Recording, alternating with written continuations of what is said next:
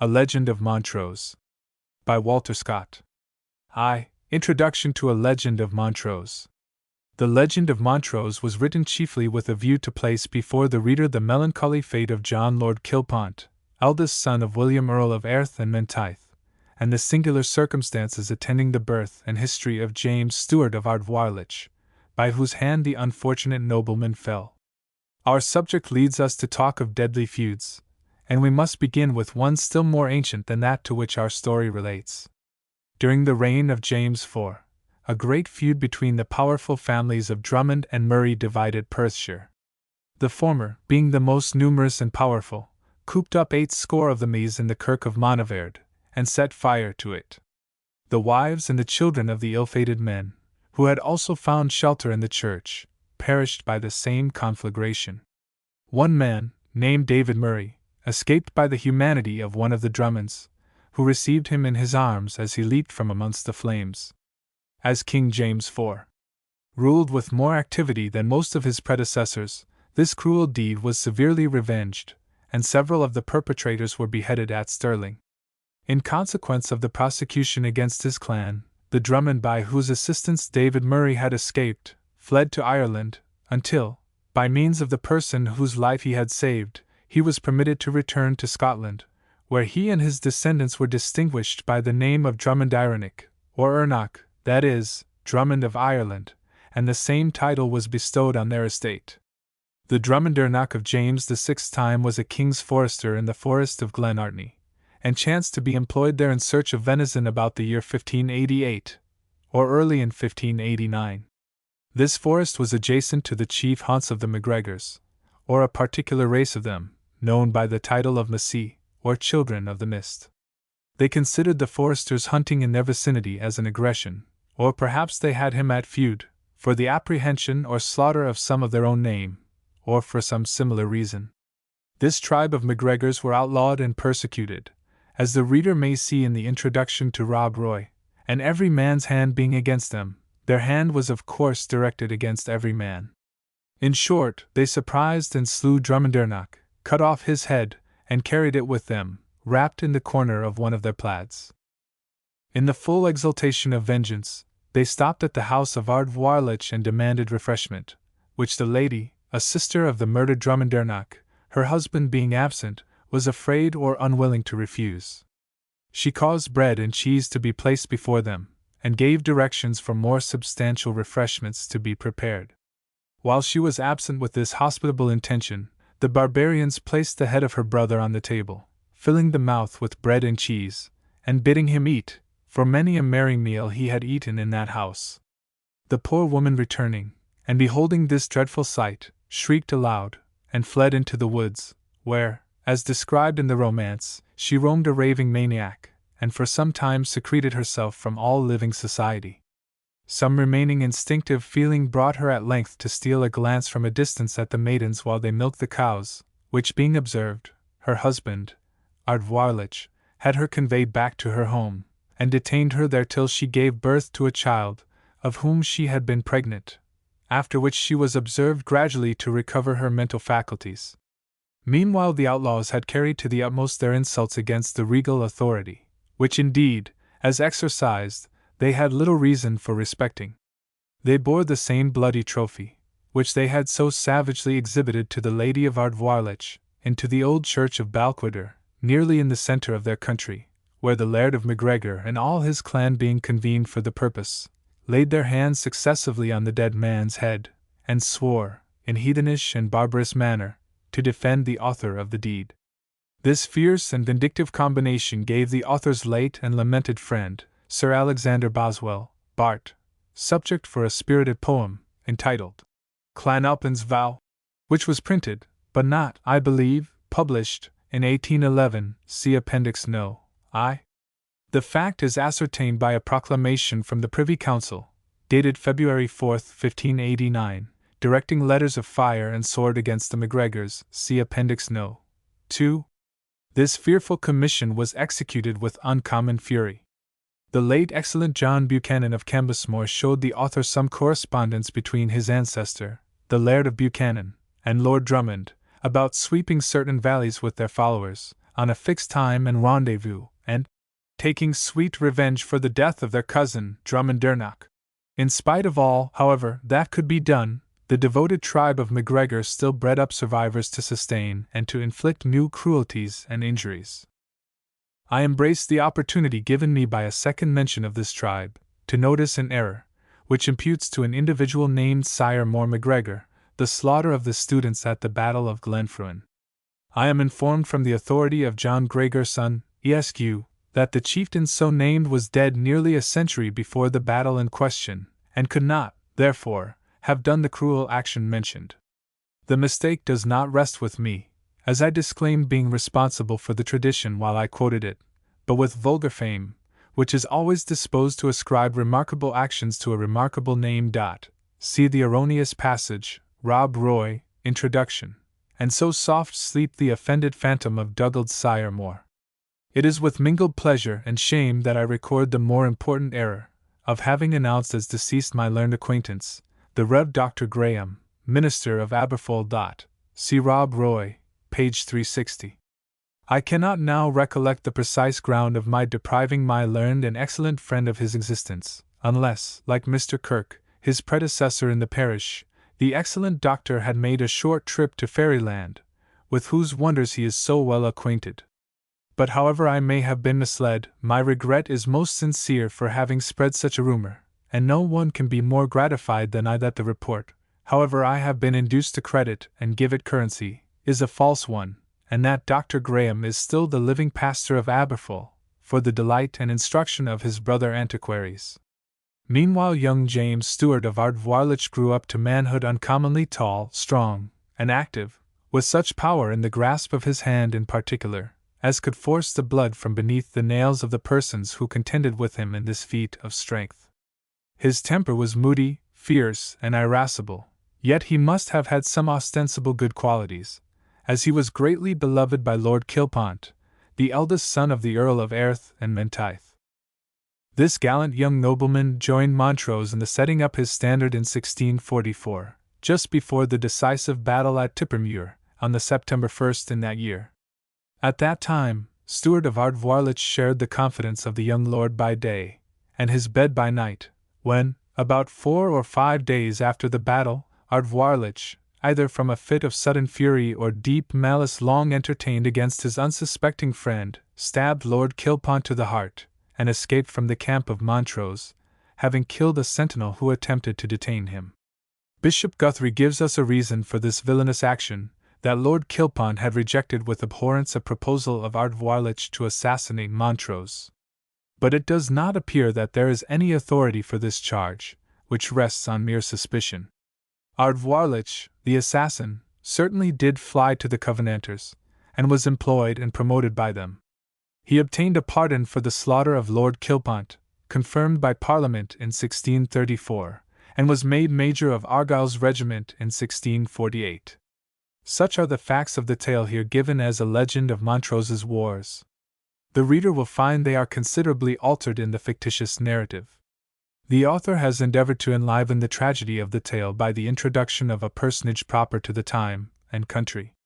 In this he has been held by excellent judges to have been in some degree successful. The contempt of commerce entertained by young men having some pretence to gentility, the poverty of the country of Scotland, the national disposition to wandering and to adventure, all conduced to lead the Scots abroad into the military service of countries which were at war with each other. They were distinguished on the continent by their bravery, but in adopting the trade of mercenary soldiers, they necessarily injured their national character. The tincture of learning, which most of them possessed, degenerated into pedantry, their good breeding became mere ceremonial, their fear of dishonor no longer kept them aloof from that which was really unworthy, but was made to depend on certain punctilious observances totally apart from that which was in itself deserving of praise. A cavalier of honor, in search of his fortune, might, for example, change his service as he would his shirt, fight, like the doughty Captain Dalgety, in one cause after another, without regard to the justice of the quarrel, and might plunder the peasantry subjected to him by the fate of war with the most unrelenting rapacity. But he must beware how he sustained the slightest reproach, even from a clergyman, if it had regard to neglect on the score of duty. The following occurrence will prove the truth of what I mean. Here I must not forget the memory of one preacher, Master William Forbes, a preacher for soldiers, and a captain in need to lead soldiers on a good occasion, being full of courage, with discretion and good conduct, beyond some captains I have known, that were not so capable as he. At this time he not only prayed for us, but went on with us, to remark, as I think, men's carriage, and having found a sergeant neglecting his duty and his honor at such a time, whose name I will not express, having chidden him, did promise to reveal him unto me, as he did after their service. The sergeant being called before me, and accused, did deny his accusation, alleging, if he were no pastor that had alleged it, he would not lie under the injury. The preacher offered to fight with him, in proof that it was truth he had spoken of him, whereupon I cashiered the sergeant, and gave his place to a worthier, called Mungo Gray, a gentleman of good worth, and of much courage. The sergeant being cashiered never called Master William to account, for which he was evil thought of, so that he retired home, and quit the wars. The above quotation is taken from a work which the author repeatedly consulted while composing the following sheets, and which is in great measure written in the humor of Captain Dougal Dalgetty. It bears the following formidable title: Monro his expedition with the worthy Scots regiment, called Mackay's Regiment, levied in August 1626, by Sir Donald Mackay Lord Rees Colonel, for His Majesty's service of Denmark, and reduced after the Battle of Nerling, in September 1634, at Worms, in the Pauls, discharged in several duties and observations of service, first, under the magnanimous King of Denmark, during his wars against the Empire, afterwards under the invincible King of Sweden, during His Majesty's lifetime, and since under the Director General, the Rex-Chancellor Oxenstern, and his generals, collected and gathered together, at spare hours, by Colonel Robert Monro, as first lieutenant under the said regiment, to the noble and worthy Captain Thomas Mackenzie of Kildon, brother to the noble Lord, the Lord Earl of Seaforth, for the use of all noble cavaliers favouring the laudable profession of arms. To which is annexed the abridgment of exercise, and divers practical observations for the younger officer, his consideration. Ending with the soldier's meditations on going on service. London, 1637. Another worthy of the same school, and nearly the same views of the military character, is Sir James Turner, a soldier of fortune, who rose to considerable rank in the reign of Charles II, had a command in Galloway and Dumfriesshire, for the suppression of conventicles, and was made prisoner by the insurgent Covenanters in that rising which was followed by the Battle of Pentland. Sir James is a person even of superior pretensions to Lieutenant Colonel Monro, having written a military treatise on the pike exercise called Pallas Armata. Moreover, he was educated at Glasgow College, though he escaped to become an ensign in the German wars, instead of taking his degree of Master of Arts at that learned seminary. In latter times he was author of several discourses on historical and literary subjects, from which the Bannatyne Club have extracted and printed such passages as concern his life and times, under the title of Sir James Turner's Memoirs. From this curious book I extract the following passage, as an example of how Captain Dalgetty might have recorded such an incident had he kept a journal, or, to give it a more just character, it is such as the genius of Defoe would have devised, to give the minute and distinguishing features of truth to a fictitious narrative.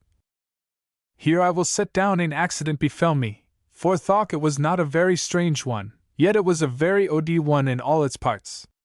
My two brigades lay in a village within half a mile of Appleby. My own quarter was in a gentleman's house, who was a rittmaster, and at that time was Sir Marmaduke. His wife kept her chamber ready to be brought to bed. The castle being over, and Lambert far enough, I resolved to go to bed every night, having had fatigue enough before. The first night I slept well enough, and rising next morning, I missed one linen stocking, one half silk one, and one bouthose, the accoutrement under a boot for one leg, either could they be found for any search. Being provided of more of the same kind, I made myself ready, and rode to the headquarters. At my return, I could hear no news of my stockings. That night I went to bed, and next morning found myself just so used, missing the 3 stockings for one leg on lie, the other 3 being left entire as they were the day before. A narrower search than the first was made, but without success. I had yet in reserve one pair of whole stockings, and a pair of boothos, greater than the former. These I put on my legs.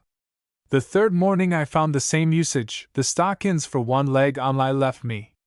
It was time for me then, and my servants too, to imagine it must be rats that had shod my stockings so inequally with me, and this the mistress of the house knew well enough, but would not tell it me. The room, which was a low parlor, being well searched with candles, the top of my great boothos was found at a hole, in which they had drawn all the rest. I went abroad and ordered the boards to be raised, to see how the rats had disposed of my movables. The mistress sent a servant of her own to be present at this action, which she knew concerned her. One board being but a little opened, a little boy of mine thrust in his hand, and fetched with him 4 and 2 old pieces of gold, and one angel. The servant of the house affirmed it appertained to his mistress. The boy bringing the gold to me, I went immediately to the gentlewoman's chamber, and told her, it was probable Lambert having quartered in that house, as indeed he had, some of his servants might have hid that gold, and if so, it was lawful mine, but if she could make it appear it belonged to her, I should immediately give it her. The poor gentlewoman told me with many tears, that her husband being none of the frugalest men, and indeed he was a spendthrift, she had hid that gold without his knowledge, to make use of it as she had occasion, especially when she lay in, and conjured me, as I loved the king, for whom her husband and she had suffered much, not to detain her gold.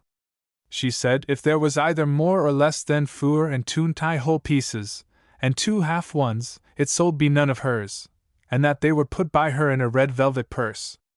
After I had given her assurance of her gold, a new search is made, the other angel is found, the velvet purse all gnawed in bits, as my stockings were, and the gold instantly restored to the gentlewoman.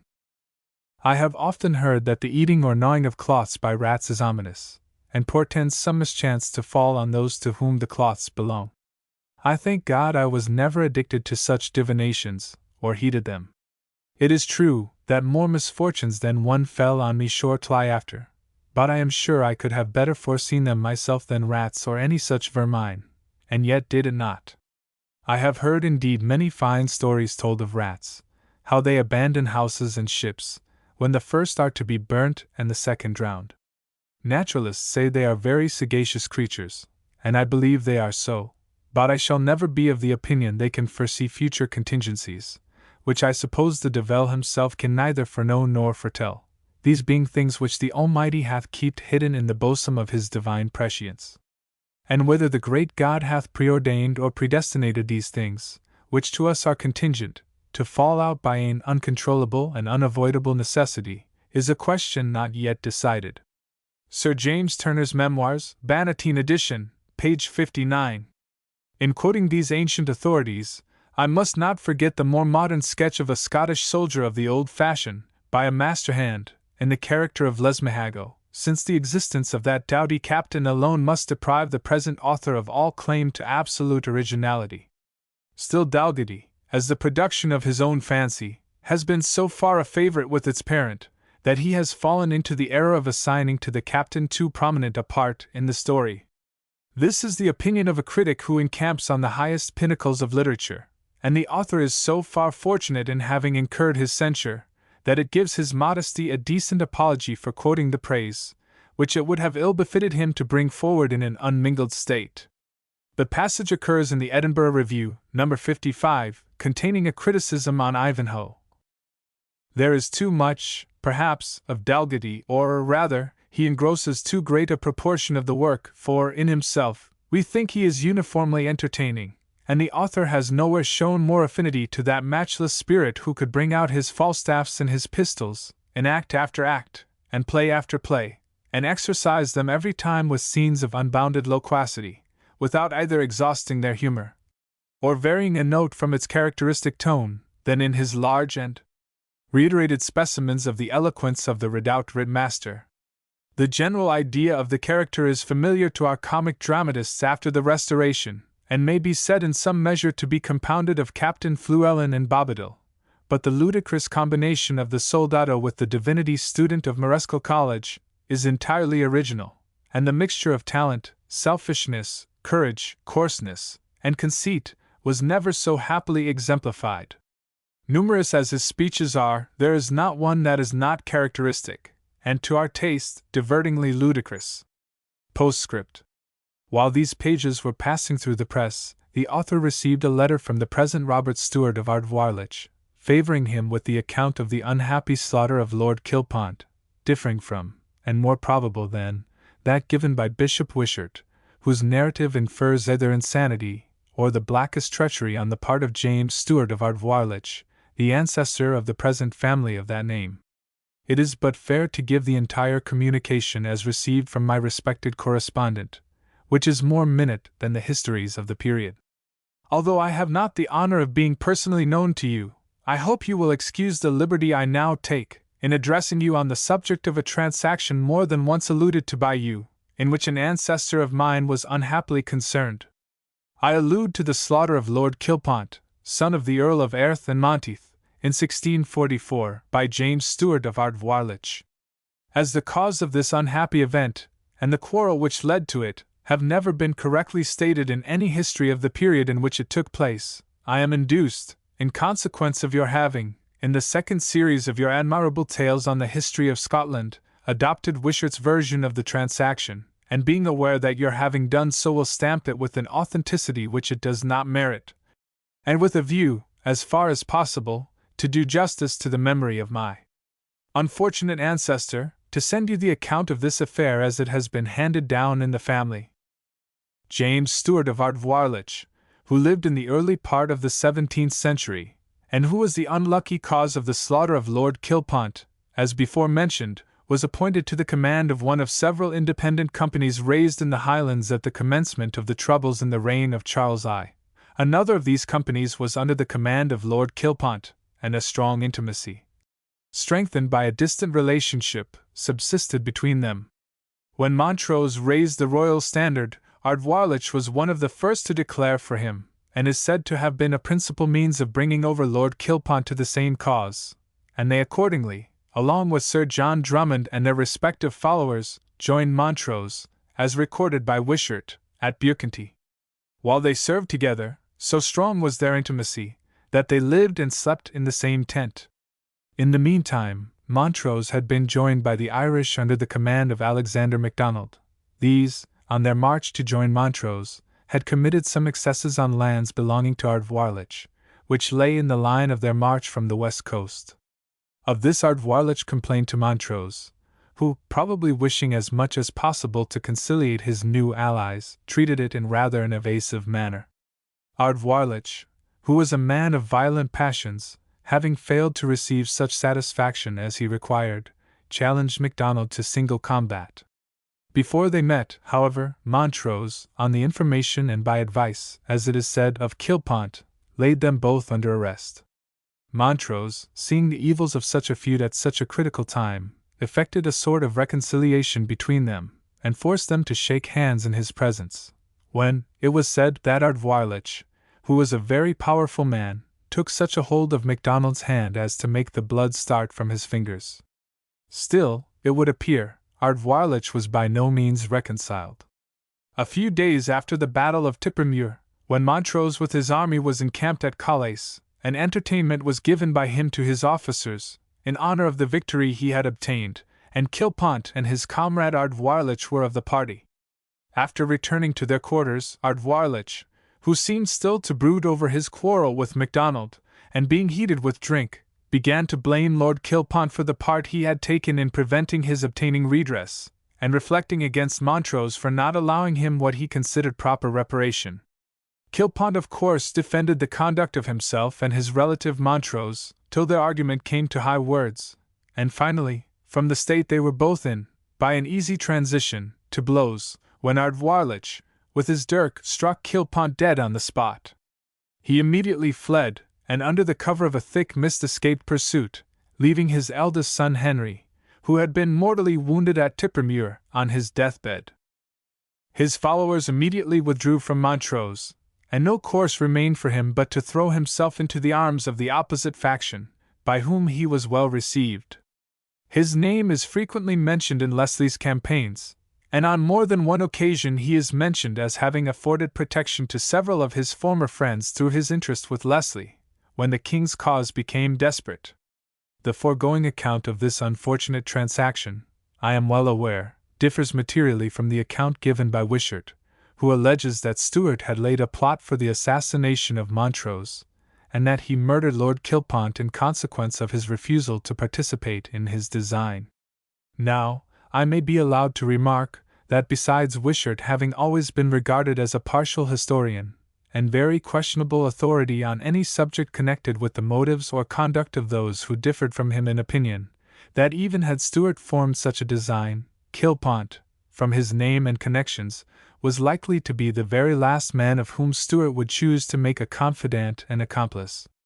On the other hand, the above account, though never, that I am aware, before hinted at, has been a constant tradition in the family, and from the comparative recent date of the transaction, and the sources from which the tradition has been derived, I have no reason to doubt its perfect authenticity. It was most circumstantially detailed as above, given to my father, Mr. Stuart, now of Ardvoirlich, many years ago, by a man nearly connected with the family, who lived to the age of 100. This man was a great-grandson of James Stuart, by a natural son John, of whom many stories are still current in this country, under his appellation of John Dhu Moore. This John was with his father at the time, and of course was a witness of the whole transaction. He lived till a considerable time after the Revolution, and it was from him that my father's informant, who was a man before his grandfather, John Dhu Moore's death, received the information as above stated. I have many apologies to offer for trespassing so long on your patience, but I felt a natural desire, if possible, to correct what I conceive to be a groundless imputation on the memory of my ancestor, before it shall come to be considered as a matter of history. That he was a man of violent passions and singular temper, I do not pretend to deny, as many traditions still current in this country amply verify, but that he was capable of forming a design to assassinate Montrose, the whole tenor of his former conduct and principles contradict. That he was obliged to join the opposite party was merely a matter of safety, while Kilpont had so many powerful friends and connections able and ready to avenge his death. I have only to add that you have my full permission to make what use of this communication you please, and either to reject it altogether, or allow it such credit as you think it deserves, and I shall be ready at all times to furnish you with any further information on this subject which you may require, and which it may be in my power to afford. Ardvoirlich, January 15, 1830. The publication of a statement so particular, and probably so correct, is a debt due to the memory of James Stuart, the victim, it would seem, of his own violent passions, but perhaps incapable of an act of premeditated treachery. Abbotsford, August 1, 1830. 2. Introduction, Supplement. Sergeant Moore Malpin was, during his residence among us, one of the most honored inhabitants of Gandercleugh. No one thought of disputing his title to the great leathern chair on the cosiest side of the chimney, in the common room of the Wallace Arms, on a Saturday evening. No less would our sexton, John Durward, have held it an unlicensed intrusion to suffer any one to induct himself into the corner of the left-hand pew nearest to the pulpit, which the sergeant regularly occupied on Sundays. There he sat, his blue invalid uniform brushed with the most scrupulous accuracy. 2 medals of merit displayed at his buttonhole, as well as the empty sleeve which should have been occupied by his right arm, bore evidence of his hard and honorable service. His weather-beaten features, his grey hair tied in a thin queue in the military fashion of former days, and the right side of his head a little turned up, the better to catch the sound of the clergyman's voice, were all marks of his profession and infirmities. Beside him sat his sister Janet, a little neat old woman, with a Highland cutch and tartan plaid, watching the very looks of her brother, to her the greatest man upon earth, and actively looking out for him, in his silver-clasped Bible, the texts which the minister quoted or expounded. I believe it was the respect that was universally paid to this worthy veteran by all ranks in Gandercleugh which induced him to choose our village for his residence, for such was by no means his original intention. He had risen to the rank of sergeant major of artillery, by hard service in various quarters of the world, and was reckoned one of the most tried and trusty men of the Scotch train. A ball, which shattered his arm in a peninsular campaign, at length procured him an honorable discharge. With an allowance from Chelsea, and a handsome gratuity from the Patriotic Fund. Moreover, Sergeant Moore M'Alpin had been prudent as well as valiant, and from prize money and savings had become master of a small sum in the 3% consols. He retired with the purpose of enjoying this income in the wild Highland glen, in which, when a boy, he had herded black cattle and goats, ere the roll of the drum had made him cock his bonnet an inch higher, and follow its music for nearly 40 years. To his recollection, this retired spot was unparalleled in beauty by the richest scenes he had visited in his wanderings. Even the happy valley of Rasselas would have sunk into nothing upon the comparison. He revisited the loved scene. It was but a sterile glen, surrounded with rude crags, and traversed by a northern torrent. This was not the worst. The fires had been quenched upon 30 hearths. Of the cottage of his fathers he could but distinguish a few rude stones. The language was almost extinguished. The ancient race from which he boasted his descent had found a refuge beyond the Atlantic. One Southland farmer, 3 grey-plaid shepherds, and 6 dogs, now tenanted the whole glen, which in his youth had maintained, in content, if not in competence, upwards of 200 inhabitants. In the house of the new tenant, Sergeant M'Alpin found, however, an unexpected source of pleasure, and a means of employing his social affections. His sister Janet had fortunately entertained so strong a persuasion that her brother would one day return, that she had refused to accompany her kinsfolk upon their emigration.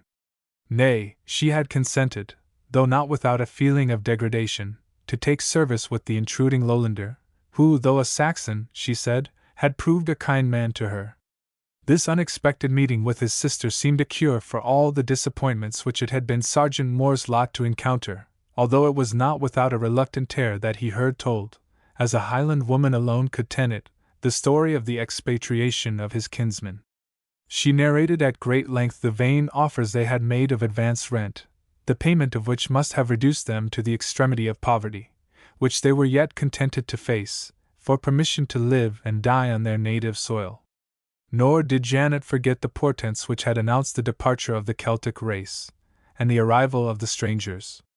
For 2 years previous to the emigration, when the night wind howled on the pass of Balacra, its notes were distinctly modelled to the tune of "Ha till me tullet, we return no more," with which the emigrants usually bid farewell to their native shores.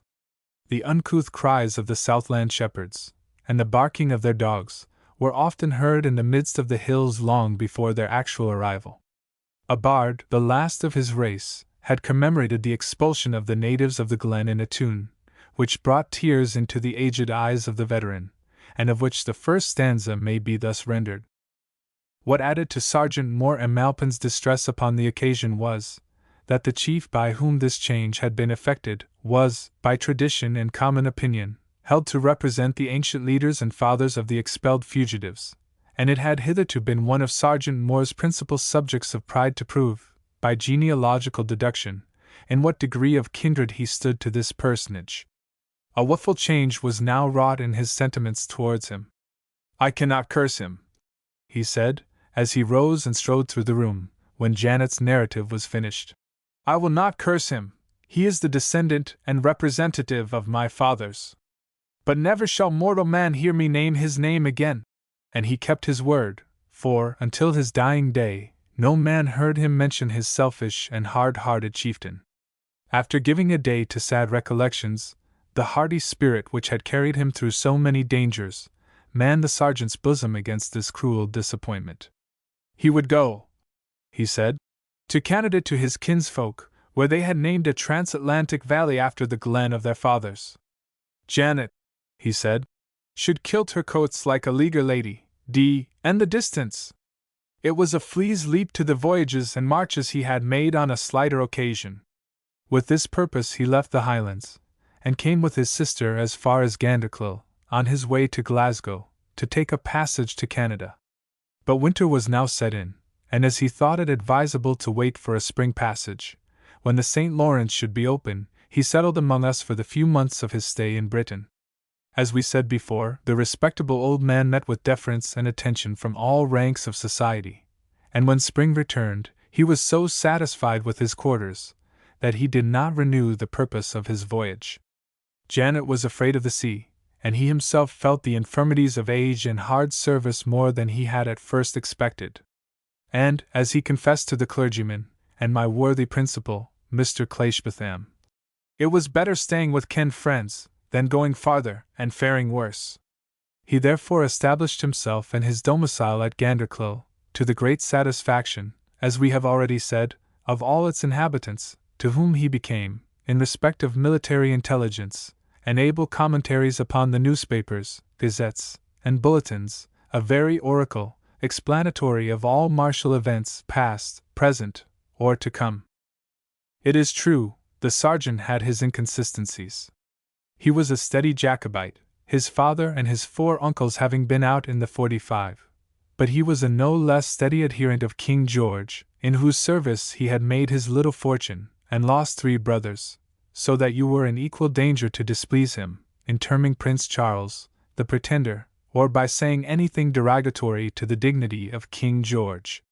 Further, it must not be denied, that when the day of receiving his dividends came round, the sergeant was apt to tarry longer at the Wallace Arms of an evening than was consistent with strict temperance, or indeed with his worldly interest, for upon these occasions, his competators sometimes contrived to flatter his partialities by singing Jacobite songs, and drinking confusion to Bonaparte and the health of the Duke of Wellington, until the sergeant was not only flattered into paying the whole reckoning, but occasionally induced to lend small sums to his interested companions. After such sprays, as he called them, were over, and his temper once more cool, he seldom failed to thank God and the Duke of York, who had made it much more difficult for an old soldier to ruin himself by his folly than had been the case in his younger days. It was not on such occasions that I made a part of Sergeant Moore Emalpin's society. But often, when my leisure would permit, I used to seek him, on what he called his morning and evening parade, on which, when the weather was fair, he appeared as regularly as if summoned by tuck of drum. His morning walk was beneath the elms in the churchyard. For Death, he said, had been his next-door neighbor for so many years, that he had no apology for dropping the acquaintance. His evening promenade was on the bleaching green by the riverside, where he was sometimes to be seen on an open bench, with spectacles on nose, conning over the newspapers to a circle of village politicians, explaining military terms, and aiding the comprehension of his hearers by lines drawn on the ground with the end of his rattan. On other occasions, he was surrounded by a bevy of schoolboys, whom he sometimes drilled to the manual, and sometimes, with less approbation on the part of their parents, instructed in the mystery of artificial fireworks. For in the case of public rejoicings, the sergeant was pyrotechnist, as the encyclopedia calls it, to the village of Gandercleugh. It was in his morning walk that I most frequently met with the veteran. And I can hardly yet look upon the village footpath, overshadowed by the row of lofty elms, without thinking I see his upright form advancing towards me with measured step, and his cane advanced, ready to pay me the military salute. But he is dead, and sleeps with his faithful Janet, under the third of those very trees, counting from the stile at the west corner of the churchyard. The delight which I had in Sergeant Emalpin's conversation related not only to his own adventures, of which he had encountered many in the course of a wandering life, but also to his recollection of numerous Highland traditions, in which his youth had been instructed by his parents, and of which he would in after life have deemed it a kind of heresy to question the authenticity. Many of these belonged to the wars of Montrose, in which some of the sergeant's ancestry had, it seems, taken a distinguished part. It has happened that, although these civil commotions reflect the highest honor upon the Highlanders, being indeed the first occasion upon which they showed themselves superior, or even equal to their low country neighbors in military encounters, they have been less commemorated among them than any one would have expected, judging from the abundance of traditions which they have preserved upon less interesting subjects. It was, therefore, with great pleasure that I extracted from my military friends some curious particulars respecting that time. They are mixed with that measure of the wild and wonderful which belongs to the period and the narrator, but which I do not in the least object to the reader's treating with disbelief, providing he will be so good as to give implicit credit to the natural events of the story, which, like all those which I have had the honor to put under his notice, actually rest upon a basis of truth. 3. A Legend of Montrose. Chapter 1. It was during the period of that great and bloody civil war which agitated Britain during the 17th century that our tale has its commencement. Scotland had as yet remained free from the ravages of intestine war, although its inhabitants were much divided in political opinions, and many of them, tired of the control of the Estates of Parliament, and disapproving of the bold measure which they had adopted, by sending into England a large army to the assistance of the Parliament, were determined on their part to embrace the earliest opportunity of declaring for the king, and making such a diversion as should at least compel the recall of General Leslie's army out of England, if it did not recover a great part of Scotland to the king's allegiance. This plan was chiefly adopted by the northern nobility, who had resisted with great obstinacy the adoption of the Solemn League and Covenant, and by many of the chiefs of the Highland clans, who conceived their interest and authority to be connected with royalty, who had, besides, a decided aversion to the Presbyterian form of religion, and who, finally, were in that half-savage state of society in which war is always more welcome than peace. Great commotions were generally expected to arise from these concurrent causes, and the trade of incursion and depredation, which the Scotch Highlanders at all times exercised upon the lowlands, began to assume a more steady, avowed, and systematic form, as part of a general military system. Those at the head of affairs were not insensible to the peril of the moment, and anxiously made preparations to meet and to repel it. They considered, however, with satisfaction that no leader or name of consequence had as yet appeared to assemble an army of royalists, or even to direct the efforts of those desultory bands, whom love of plunder, perhaps, as much as political principle, had hurried into measures of hostility. It was generally hoped that the quartering a sufficient number of troops in the lowlands adjacent to the Highland line would have the effect of restraining the mountain chieftains, while the power of various barons in the north, who had espoused the Covenant, as, for example, the Earl Mareschal, the great families of Forbes, Leslie, and Irvine, the Grants, and other Presbyterian clans, might counterbalance and bridle not only the strength of the Ogilvies and other cavaliers of Angus and Kincardine, but even the potent family of the Gordons, whose extensive authority was only equalled by their extreme dislike to the Presbyterian model. In the West Highlands the ruling party numbered many enemies, but the power of these disaffected clans was supposed to be broken, and the spirit of their chieftains intimidated, by the predominating influence of the Marquis of Argyll, upon whom the confidence of the Convention of Estates was reposed with the utmost security, and whose power in the Highlands, already exorbitant, had been still farther increased by concessions extorted from the king at the last pacification. It was indeed well known that Argyll was a man rather of political enterprise than personal courage, and better calculated to manage an intrigue of state than to control the tribes of hostile mountaineers, yet the numbers of his clan, and the spirit of the gallant gentlemen by whom it was led, might, it was supposed, atone for the personal deficiencies of their chief. And as the Campbells had already severely humbled several of the neighboring tribes, it was supposed these would not readily again provoke an encounter with a body so powerful.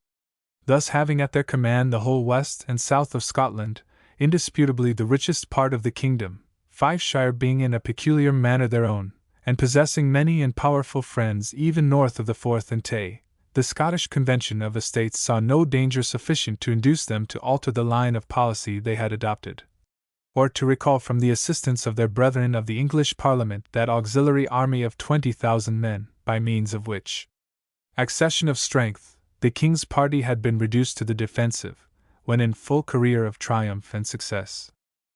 The causes which moved the Convention of Estates at this time to take such an immediate and active interest in the Civil War of England are detailed in our historians, but may be here shortly recapitulated. They had indeed no new injury or aggression to complain of at the hand of the king, and the peace which had been made between Charles and his subjects of Scotland had been carefully observed, but the Scottish rulers were well aware that this peace had been extorted from the king, as well by the influence of the parliamentary party in England, as by the terror of their own arms. It is true, King Charles had since then visited the capital of his ancient kingdom, had assented to the new organization of the Church, and had distributed honors and rewards among the leaders of the party which had shown themselves most hostile to his interests. But it was suspected that distinctions so unwillingly conferred would be resumed as soon as opportunity offered. The low state of the English Parliament was seen in Scotland with deep apprehension, and it was concluded that should Charles triumph by force of arms against his insurgent subjects of England, he would not be long in exacting from the Scotch the vengeance which he might suppose due to those who had set the example of taking up arms against him. Such was the policy of the measure which dictated the sending the auxiliary army into England, and it was avowed in a manifesto explanatory of their reasons for giving this timely and important aid to the English Parliament. The English Parliament, they said, had been already friendly to them, and might be so again, whereas the king, although he had so lately established religion among them according to their desires, had given them no ground to confide in his royal declaration, seeing they had found his promises and actions inconsistent with each other. Our conscience, they concluded, and God, who is greater than our conscience, beareth us record, that we aim altogether at the glory of God, peace of both nations, and honor of the king, in suppressing and punishing in a legal way those who are the troublers of Israel, the firebrands of hell, the Korahs, the Balaams, the Dogs, the Rabshakes, the Hamans, the Tobiahs, the Sanballats of our time, which done, we are satisfied. Neither have we begun to use a military expedition to England as a mean for compassing those our pious ends, until all other means which we could think upon have failed us, and this alone is left to us, ultimum et unicum remedium, the last and only remedy. Leaving it to casuists to determine whether one contracting party is justified in breaking a solemn treaty, upon the suspicion that, in certain future contingencies, it might be infringed by the other, we shall proceed to mention two other circumstances that had at least equal influence with the Scottish rulers and nation, with any doubts which they entertained of the king's good faith. The first of these was the nature and condition of their army, headed by a poor and discontented nobility, under whom it was officered chiefly by Scottish soldiers of fortune, who had served in the German wars until they had lost almost all distinction of political principle, and even of country, in the adoption of the mercenary faith. That a soldier's principal duty was fidelity to the state or sovereign from whom he received his pay, without respect either to the justice of the quarrel, or to their own connection with either of the contending parties. To men of this stamp, Grotius applies the severe character, nullum vitae genus et improbius, quam eram, cassine causi respecta merced conducti, militant. To these mercenary soldiers, as well as to the needy gentry with whom they were mixed in command, and who easily imbibed the same opinions, the success of the late short invasion of England in 1641 was a sufficient reason for renewing so profitable an experiment. The good pay and free quarters of England had made a feeling impression upon the recollection of these military adventurers, and the prospect of again levying £850 a day came in place of all arguments, whether of state or of morality. Another cause inflamed the minds of the nation at large, no less than the tempting prospect of the wealth of England animated the soldiery. So much had been written and said on either side concerning the form of church government, that it had become a matter of infinitely more consequence in the eyes of the multitude than the doctrines of that gospel which both churches had embraced. The Prelatists and Presbyterians of the more violent kind became as illiberal as the Papists, and would scarcely allow the possibility of salvation beyond the pale of their respective churches. It was in vain remarked to these zealots, that had the author of our holy religion considered any peculiar form of church government as essential to salvation, it would have been revealed with the same precision as under the Old Testament dispensation. Both parties continued as violent as if they could have pleaded the distinct commands of heaven to justify their intolerance. Laud, in the days of his domination, had fired the train, by attempting to impose upon the Scottish people church ceremonies foreign to their habits and opinions. The success with which this had been resisted, and the Presbyterian model substituted in its place, had endeared the latter to the nation, as the cause in which they had triumphed. The solemn league and covenant, adopted with such zeal by the greater part of the kingdom, and by them forced, at the sword's point, upon the others, bore in its bosom, as its principal object, the establishing the doctrine and discipline of the Presbyterian Church, and the putting down all error and heresy, and having attained for their own country an establishment of this golden candlestick, the Scots became liberally and fraternally anxious to erect the same in England. This they conceived might be easily attained by lending to the Parliament the effectual assistance of the Scottish forces. The Presbyterians, a numerous and powerful party in the English Parliament, had hitherto taken the lead in opposition to the king, while the Independents and other sectaries, who afterwards, under Cromwell, resumed the power of the sword, and overset the Presbyterian model both in Scotland and England, were as yet contented to lurk under the shelter of the wealthier and more powerful party. The prospect of bringing to a uniformity the kingdoms of England and Scotland in discipline and worship seemed therefore as fair as it was desirable. The celebrated Sir Henry Vane, one of the commissioners who negotiated the alliance betwixt England and Scotland, saw the influence which this bait had upon the spirits of those with whom he dealt, and although himself a violent independent, he contrived at once to gratify and to elude the eager desires of the Presbyterians, by qualifying the obligation to reform the Church of England as a change to be executed according to the Word of God, and the best reformed churches, deceived by their own eagerness, themselves entertaining no doubts on the just divinum of their own ecclesiastical establishments, and not holding it possible such doubts could be adopted by others, the Convention of Estates and the Kirk of Scotland conceived that such expressions necessarily inferred the establishment of presbytery, nor were they undeceived, until, when their help was no longer needful, the sectaries gave them to understand that the phrase might be as well applied to independency, or any other mode of worship, which those who were at the head of affairs at the time might consider as agreeable to the Word of God and the practice of the Reformed churches. Neither were the outwitted Scottish less astonished to find that the designs of the English sectaries struck against the monarchical constitution of Britain, it having been their intention to reduce the power of the king, but by no means to abrogate the office. They fared, however, in this respect, like rash physicians, who commence by over-physiquing a patient, until he is reduced to a state of weakness, from which cordials are afterwards unable to recover him. But these events were still in the womb of futurity. As yet the Scottish Parliament held their engagement with England consistent with justice, prudence, and piety, and their military undertakings seemed to succeed to their very wish. The junction of the Scottish army with those of Fairfax and Manchester enabled the parliamentary forces to besiege York, and to fight the desperate action of Long Marston Moor, in which Prince Rupert and the Marquis of Newcastle were defeated. The Scottish auxiliaries, indeed, had less of the glory of this victory than their countrymen could desire. David Leslie, with their cavalry, fought bravely, and to them, as well as to Cromwell's brigade of independents, the honour of the day belonged.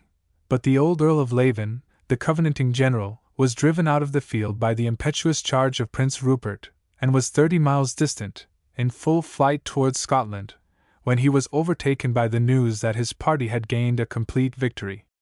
The absence of these auxiliary troops, upon this crusade for the establishment of Presbyterianism in England, had considerably diminished the power of the Convention of Estates in Scotland, and had given rise to those agitations among the anti-Covenanters, which we have noticed at the beginning of this chapter. Chapter 2. It was towards the close of a summer's evening, during the anxious period which we have commemorated, that a young gentleman of quality, well mounted and armed, and accompanied by 2 servants, one of whom led a sumpter horse, rode slowly up one of those steep passes by which the Highlands are accessible from the lowlands of Perthshire. The beautiful pass of Lenny, near Callander, in Monteith, would, in some respects, answer this description.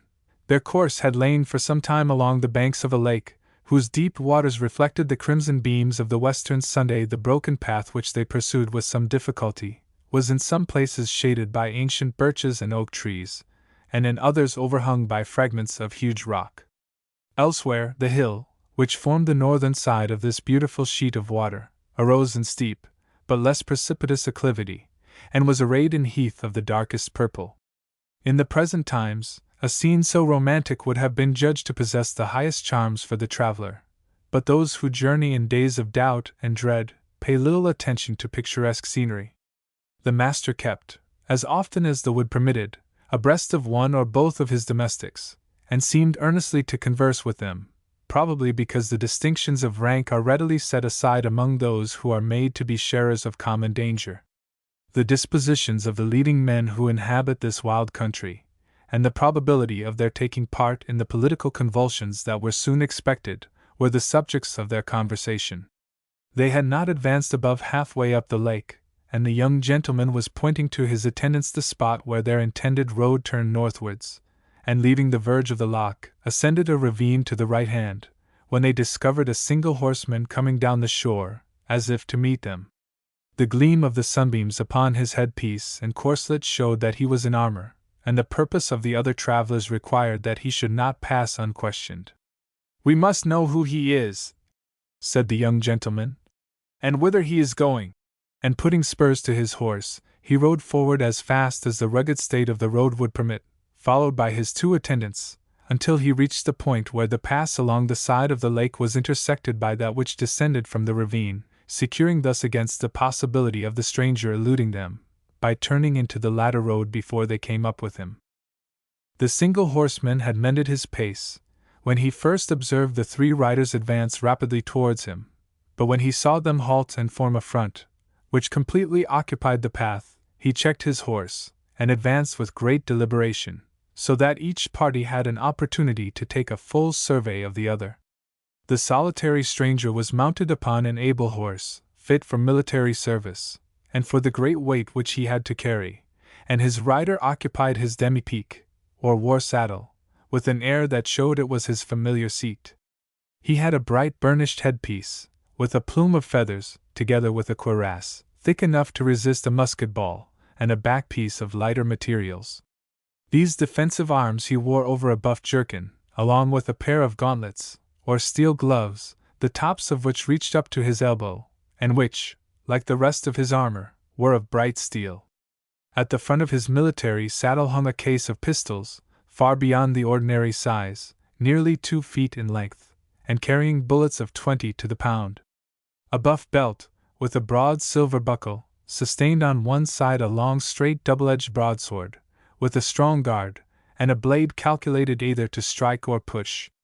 On the right side hung a dagger of about 18 inches in length. A shoulder belt sustained at his back a musketoon or blunderbuss, and was crossed by a bandolier containing his charges of ammunition. Thigh pieces of steel, then termed taslets, met the tops of his huge jackboots, and completed the equipage of a well-armed trooper of the period. The appearance of the horseman himself corresponded well with his military equipage, to which he had the air of having been long inured. He was above the middle size, and of strength sufficient to bear with ease the weight of his weapons, offensive and defensive. His age might be 40 and upwards, and his countenance was that of a resolute weather-beaten veteran, who had seen many fields, and brought away in token more than one scar. At the distance of about 30 yards he halted and stood fast, raised himself on his stirrups, as if to reconnoiter and ascertain the purpose of the opposite party, and brought his musketoon under his right arm, ready for use, if occasion should require it. In everything but numbers, he had the advantage of those who seemed inclined to interrupt his passage. The leader of the party was, indeed, well mounted and clad in a buff coat, richly embroidered, the half-military dress of the period, but his domestics had only coarse jackets of thick felt, which could scarce be expected to turn the edge of a sword, if wielded by a strong man, and none of them had any weapons, save swords and pistols, without which gentlemen, or their attendants, during those disturbed times, seldom stirred abroad. When they had stood at gaze for about a minute, the younger gentleman gave the challenge which was then common in the mouth of all strangers who met in such circumstances. "For whom are you?" "Tell me first," answered the soldier. "For whom are you? The strongest party should speak first." "We are for God and King Charles," answered the first speaker. "Now tell your faction, you know ours." "I am for God and my standard," answered the single horseman. "And for which standard?" replied the chief of the other party. "Cavalier or Roundhead, King or Convention?" "By my troth, sir," answered the soldier, "I would be loath to reply to you with an untruth, as a thing unbecoming a cavalier of fortune and a soldier. But to answer your query with beseeming veracity, it is necessary I should myself have resolved to whilk of the present divisions of the kingdom I shall ultimately adhere, being a matter whereon my mind is not as yet precisely ascertained. I should have thought, answered the gentleman, that, when loyalty and religion are at stake, no gentleman or man of honor could be long in choosing his party. Truly, sir, replied the trooper, if ye speak this in the way of vituperation, as meaning to impugn my honor or gentility, I would blithely put the same to issue, venturing in that quarrel with my single person against you three.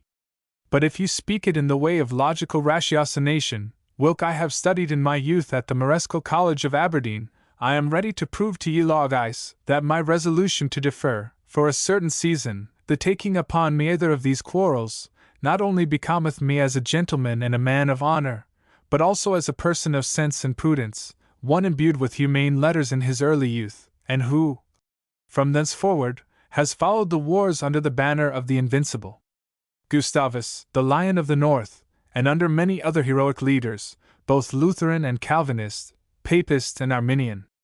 After exchanging a word or two with his domestics, the younger gentleman replied, I should be glad, sir, to have some conversation with you upon so interesting a question, and should be proud if I can determine you in favor of the cause I have myself espoused. I ride this evening to a friend's house not 3 miles distant, whither, if you choose to accompany me, you shall have good quarters for the night, and free permission to take your own road in the morning, if you then feel no inclination to join with us. Whose word am I to take for this? Answered the cautious soldier. A man must know his guarantee, or he may fall into an ambuscade. I am called, answered the younger stranger, the Earl of Menteith, and I trust you will receive my honor as a sufficient security. A worthy nobleman, answered the soldier, whose parole is not to be doubted. With one motion he replaced his musketoon at his back, and with another made his military salute to the young nobleman, and continuing to talk as he rode forward to join him. And I trust, said he, my own assurance that I will be bon camerado to your lordship in peace or in peril, during the time we shall abide together, will not be altogether vilipended in these doubtful times, when, as they say, a man's head is safer in a steel cap than in a marble palace. I assure you, sir, said Lord Menteith, that to judge from your appearance, I most highly value the advantage of your escort, but I trust we shall have no occasion for any exercise of valor, as I expect to conduct you to good and friendly quarters.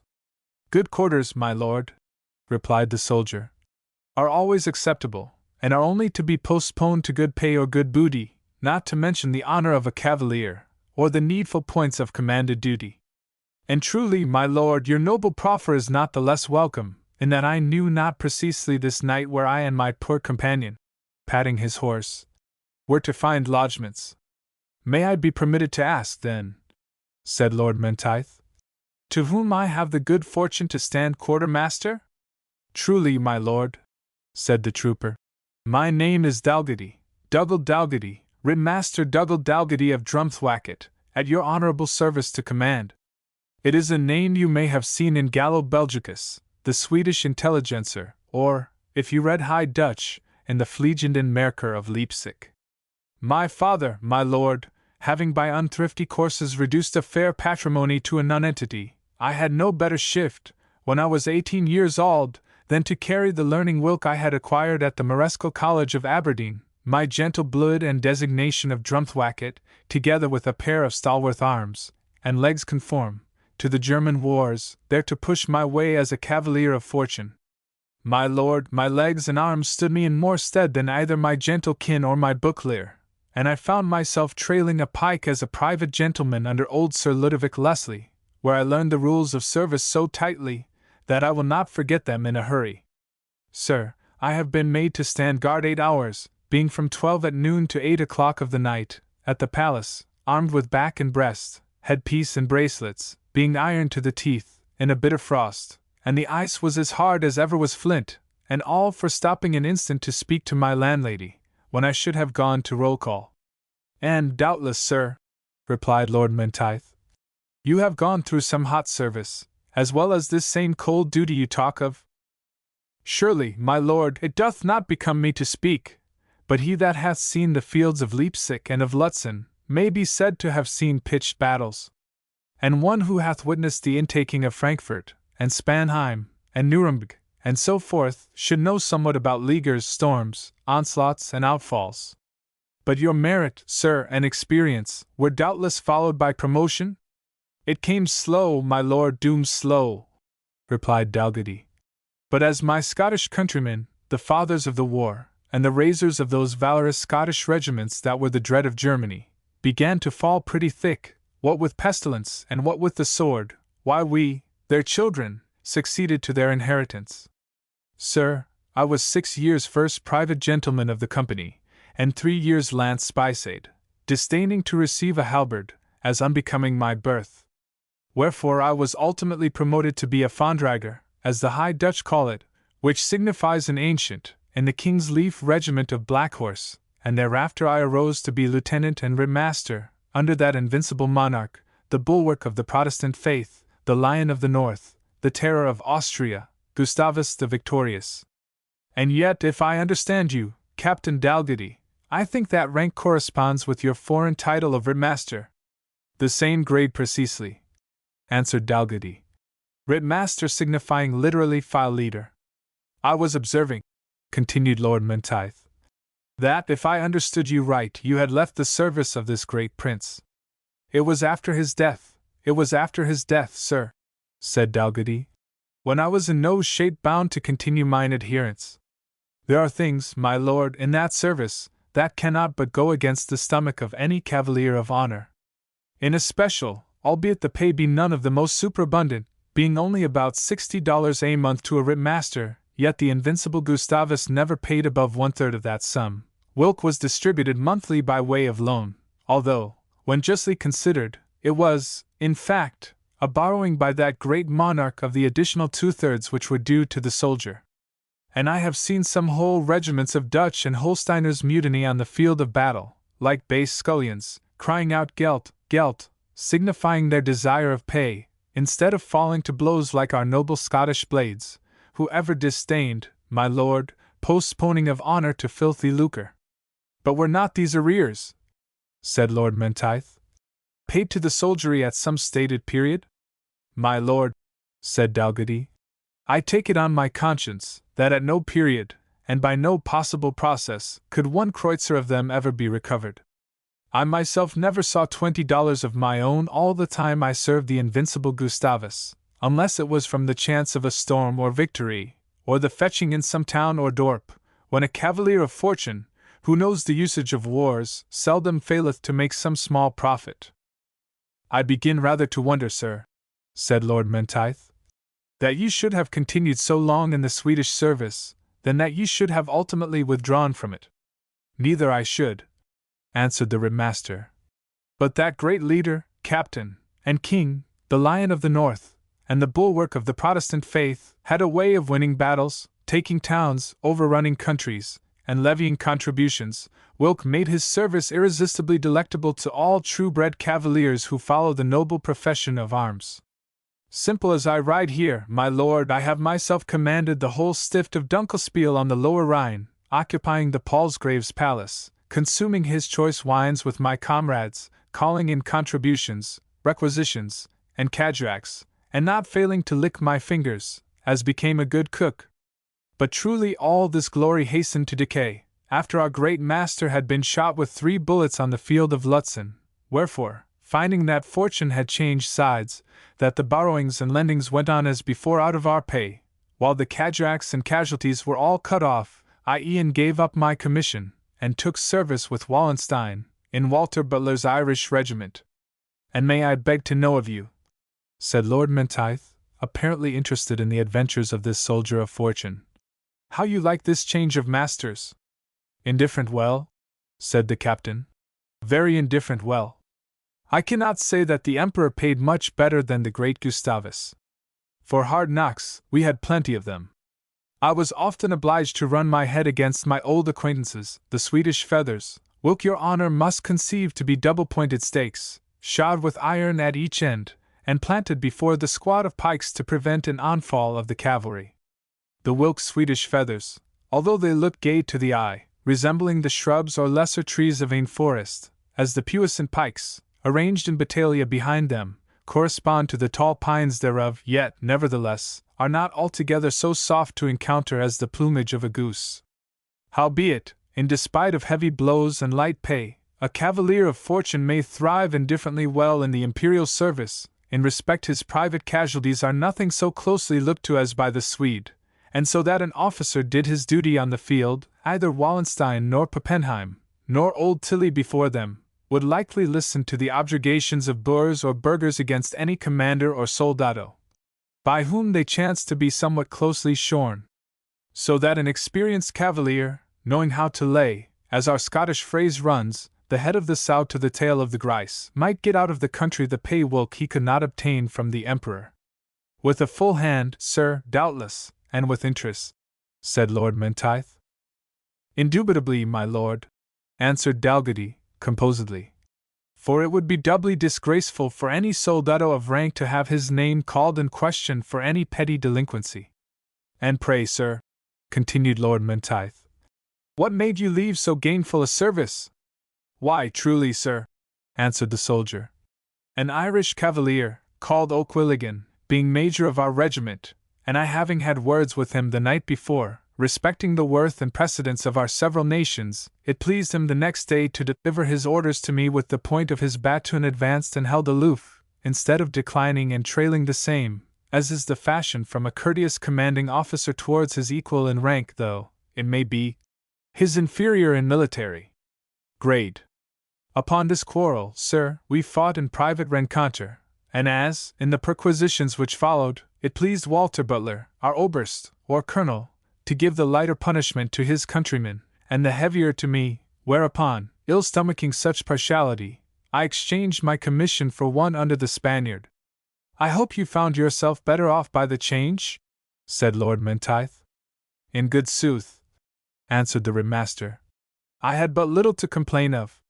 The pay was somewhat regular, being furnished by the rich Flemings and Walloons of the Low Country. The quarters were excellent. The good wheaten loaves of the Flemings were better than the Provent rye bread of the Swede, and Rhenish wine was more plenty with us than ever I saw the black beer of Rostock and Gustavus's camp. Service there was none, duty there was little, and that little we might do, or leave undone, at our pleasure, an excellent retirement for a cavalier somewhat weary of field and leaguer, who had purchased with his blood as much honor as might serve his turn, and was desirous of a little ease and good living. And may I ask, said Lord Menteith, why you, Captain, being, as I suppose, in the situation you describe, retired from the Spanish service also?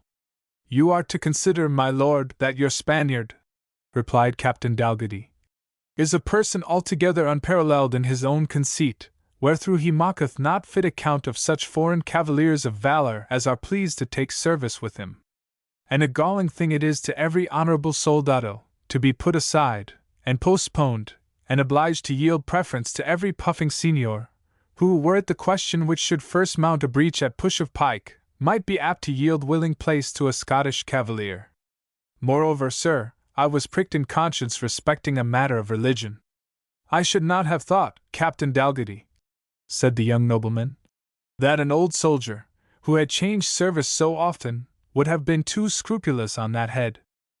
No more I am, my lord, said the captain, since I hold it to be the duty of the chaplain of the regiment to settle those matters for me, and every other brave cavalier, inasmuch as he does nothing else that I know of for his pay and allowances. But this was a particular case, my lord, a casus improvisus, as I may say, in whilk I had no chaplain of my own persuasion to act as my adviser. I found, in short, that although my being a Protestant might be winked at, in respect that I was a man of action, and had more experience than all the dons in our tertia put together, yet, when in garrison, it was expected I should go to mass with the regiment. Now, my lord, as a true Scottish man, and educated at the Marescal College of Aberdeen, I was bound to uphold the mass to be an act of blinded papistry and utter idolatry, whilk I was altogether unwilling to homologate by my presence. True it is that I consulted on the point with a worthy countryman of my own, one Father Fatsides of the Scottish Covenant in Würzburg.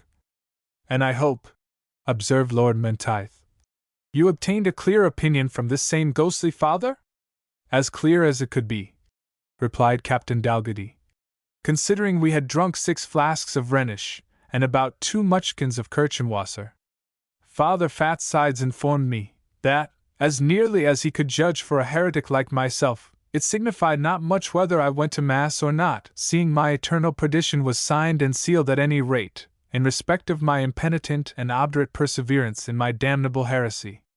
Being discouraged by this response, I applied to a Dutch pastor of the Reformed Church, who told me he thought I might lawfully go to Mass, in respect that the prophet permitted Naaman, a mighty man of valor, and an honorable cavalier of Syria, to follow his master into the house of Rimmon, a false god, or idol, to whom he had vowed service, and to bow down when the king was leaning upon his hand. But neither was this answer satisfactory to me, both because there was an unco difference between an anointed king of Syria and our Spanish colonel, whom I could have blown away like the pealing of an ingon, and chiefly because I could not find the thing was required of me by any of the articles of war, either was I proffered any consideration, either in perquisite or pay, for the wrong I might thereby do to my conscience. So you again changed your service? Said Lord Menteith.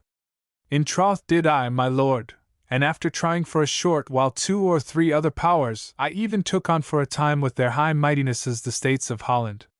And how did their service jump with your humor? Again demanded his companion. Oh, my lord, said the soldier, in a sort of enthusiasm. Their behavior on payday might be a pattern to all Europe.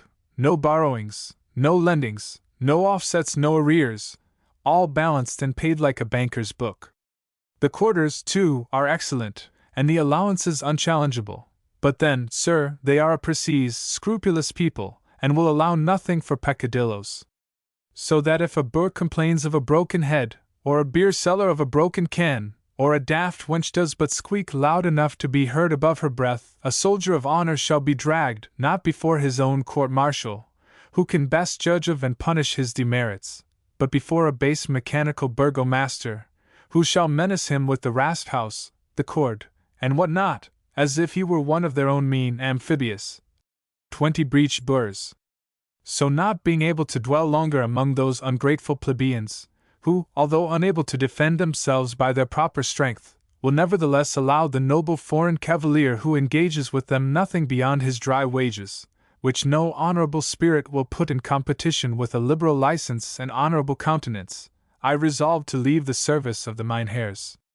And hearing at this time, to my exceeding satisfaction, that there is something to be doing this summer in my way in this my dear native country, I am come hither, as they say, like a beggar to a bridal, in order to give my loving countrymen the advantage of that experience which I have acquired in foreign parts.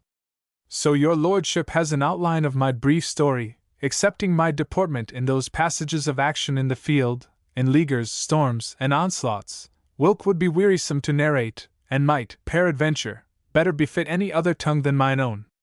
Chapter 3. The difficulty and narrowness of the road had by this time become such as to interrupt the conversation of the travellers, and Lord Menteith, reining back his horse, held a moment's private conversation with his domestics. The captain, who now led the van of the party, after about a quarter of a mile's slow and toilsome advance up a broken and rugged ascent, emerged into an upland valley, to which a mountain stream acted as a drain, and afforded sufficient room upon its greensward banks for the travellers to pursue their journey in a more social manner. Lord Menteith accordingly resumed the conversation, which had been interrupted by the difficulties of the way.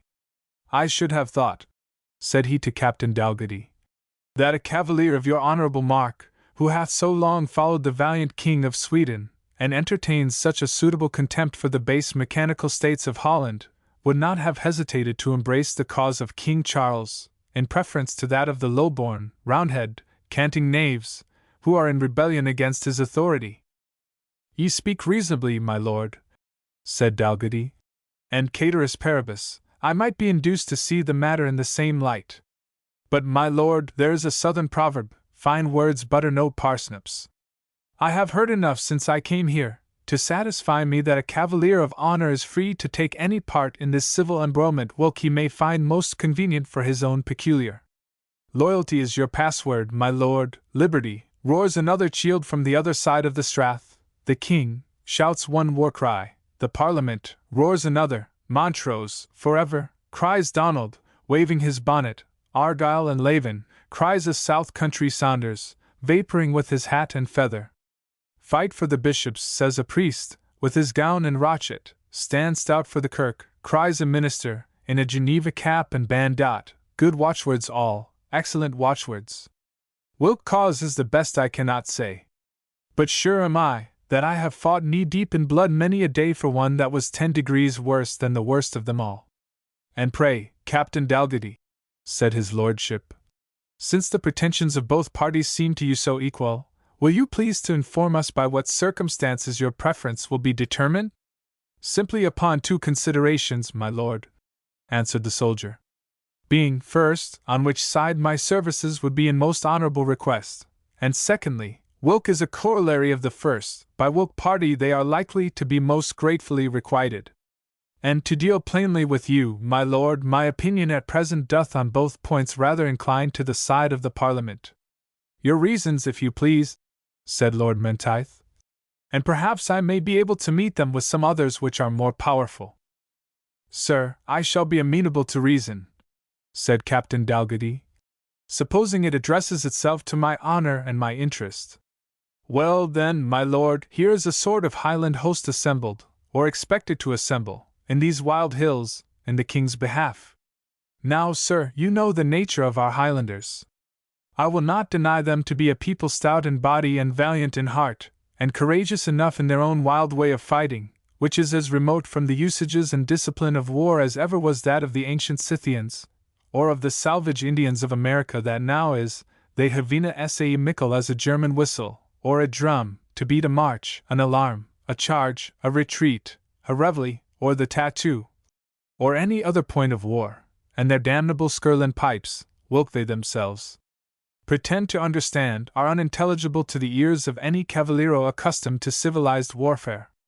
So that, were I undertaking to discipline such a breechless mob, it were impossible for me to be understood, and if I were understood, judge ye, my lord, what chance I had of being obeyed among a band of half-salvages, who are accustomed to pay to their own lairds and chiefs, alienally, that respect and obedience whilk ought to be paid to commissionate officers. If I were teaching them to form battalia by extracting the square root, that is, by forming your square battalion of equal number of men of rank and file, corresponding to the square root of the full number present, what return could I expect for communicating this golden secret of military tactic, except it may be a dirk in my wame, on placing some Alistair more Emshame or Caperfay, in the flank or rear? When he claimed to be in the van, truly, well saith Holy Writ, if ye cast pearls before swine, they will turn again and rend ye. I believe, Anderson, said Lord Menteith, looking back to one of his servants, for both were close behind him. You can assure this gentleman, we shall have more occasion for experienced officers, and be more disposed to profit by their instructions, than he seems to be aware of.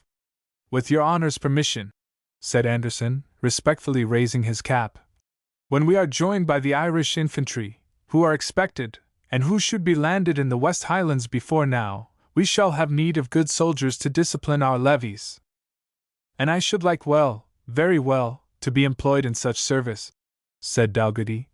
The Irish are pretty fellows, very pretty fellows. I desire to see none better in the field. I once saw a brigade of Irish, at the taking of Frankfurt upon the Oder, stand to it with sword and pike until they beat off the blue and yellow Swedish brigades, esteemed as stout as any that fought under the immortal Gustavus. And although stout Hepburn, valiant Lumsdale, courageous Monroe, with myself and other cavaliers, made entry elsewhere at point of pike, yet, had we all met with such opposition, we had returned with great loss and little profit. Wherefore these valiant Irishes, being all put to the sword, as is usual in such cases, did nevertheless gain immortal praise and honor, so that, for their sakes, I have always loved and honored those of that nation next to my own country of Scotland. A command of Irish, said Menteith. I think I could almost promise you, should you be disposed to embrace the royal cause. And yet, said Captain Dalgetty, my second and greatest difficulty remains behind, for, although I hold it a mean and sordid thing for a soldado to have nothing in his mouth but pay and gelt, like the base Colians, the German Landsknechts, whom I mentioned before, and although I will maintain it with my sword, that honor is to be preferred before pay, free quarters, and arrears, yet, ex contrario, a soldier's pay being the counterpart of his engagement of service, it becomes a wise and considerate cavalier to consider what remuneration he is to receive for his service, and from what funds it is to be paid. And truly, my lord, from what I can see and hear, the convention are the purse masters. The Highlanders, indeed, may be kept in humour, by allowing them to steal cattle, and for the Irishes, your lordship and your noble associates may, according to the practice of the wars in such cases, pay them as seldom or as little as may suit your pleasure or convenience. But the same mode of treatment doth not apply to a cavalier like me, who must keep up his horses, servants, arms, and equipage, and who neither can, nor will, go to warfare upon his own charges.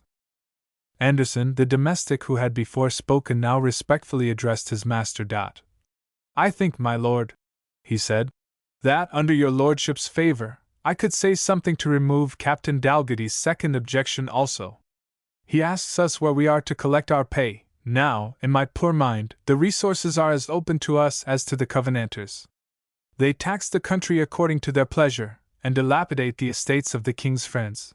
Now, were we once in the lowlands, with our Highlanders and our Irish at our backs, and our swords in our hands, we can find many a fat trader, whose ill-gotten wealth shall fill our military chest and satisfy our soldiery. Besides, confiscations will fall in thick, and in giving donations of forfeited lands to every adventurous cavalier who joins his standard, the king will at once reward his friends and punish his enemies.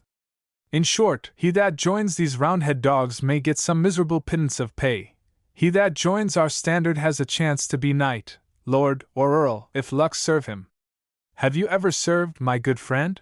Said the captain to the spokesman. A little, sir, in these our domestic quarrels, answered the man modestly. But never in Germany or the Low Countries? Said Dalgety. I never had the honor, answered Anderson. I profess, said Dalgety, addressing Lord Menteith. Your lordship's servant has a sensible, natural, pretty idea of military matters, somewhat irregular though, and smells a little too much of selling the bear's skin before he has hunted him. I will take the matter, however, into my consideration. Do so, Captain, said Lord Menteith. You will have the night to think of it, for we are now near the house, where I hope to ensure you a hospitable reception. And that is what will be very welcome, said the captain, for I have tasted no food since daybreak but a farl of oatcake, which I divided with my horse. So I have been fain to draw my sword belt 3 bores tighter for very extenuation, lest hunger and heavy iron should make the girds slip. Chapter 4. A hill was now before the travellers, covered with an ancient forest of Scottish firs, the topmost of which, flinging their scathed branches across the western horizon, gleamed ruddy in the setting sun. In the centre of this wood rose the towers, or rather the chimneys, of the house, or castle, as it was called, destined for the end of their journey. As usual at that period, 1 or 2 high-ridged narrow buildings, intersecting and crossing each other, formed the corps de logis. A protecting bartizan or two, with the addition of small turrets at the angles, much resembling pepper-boxes, had procured for Darnlinvarach the dignified appellation of a castle.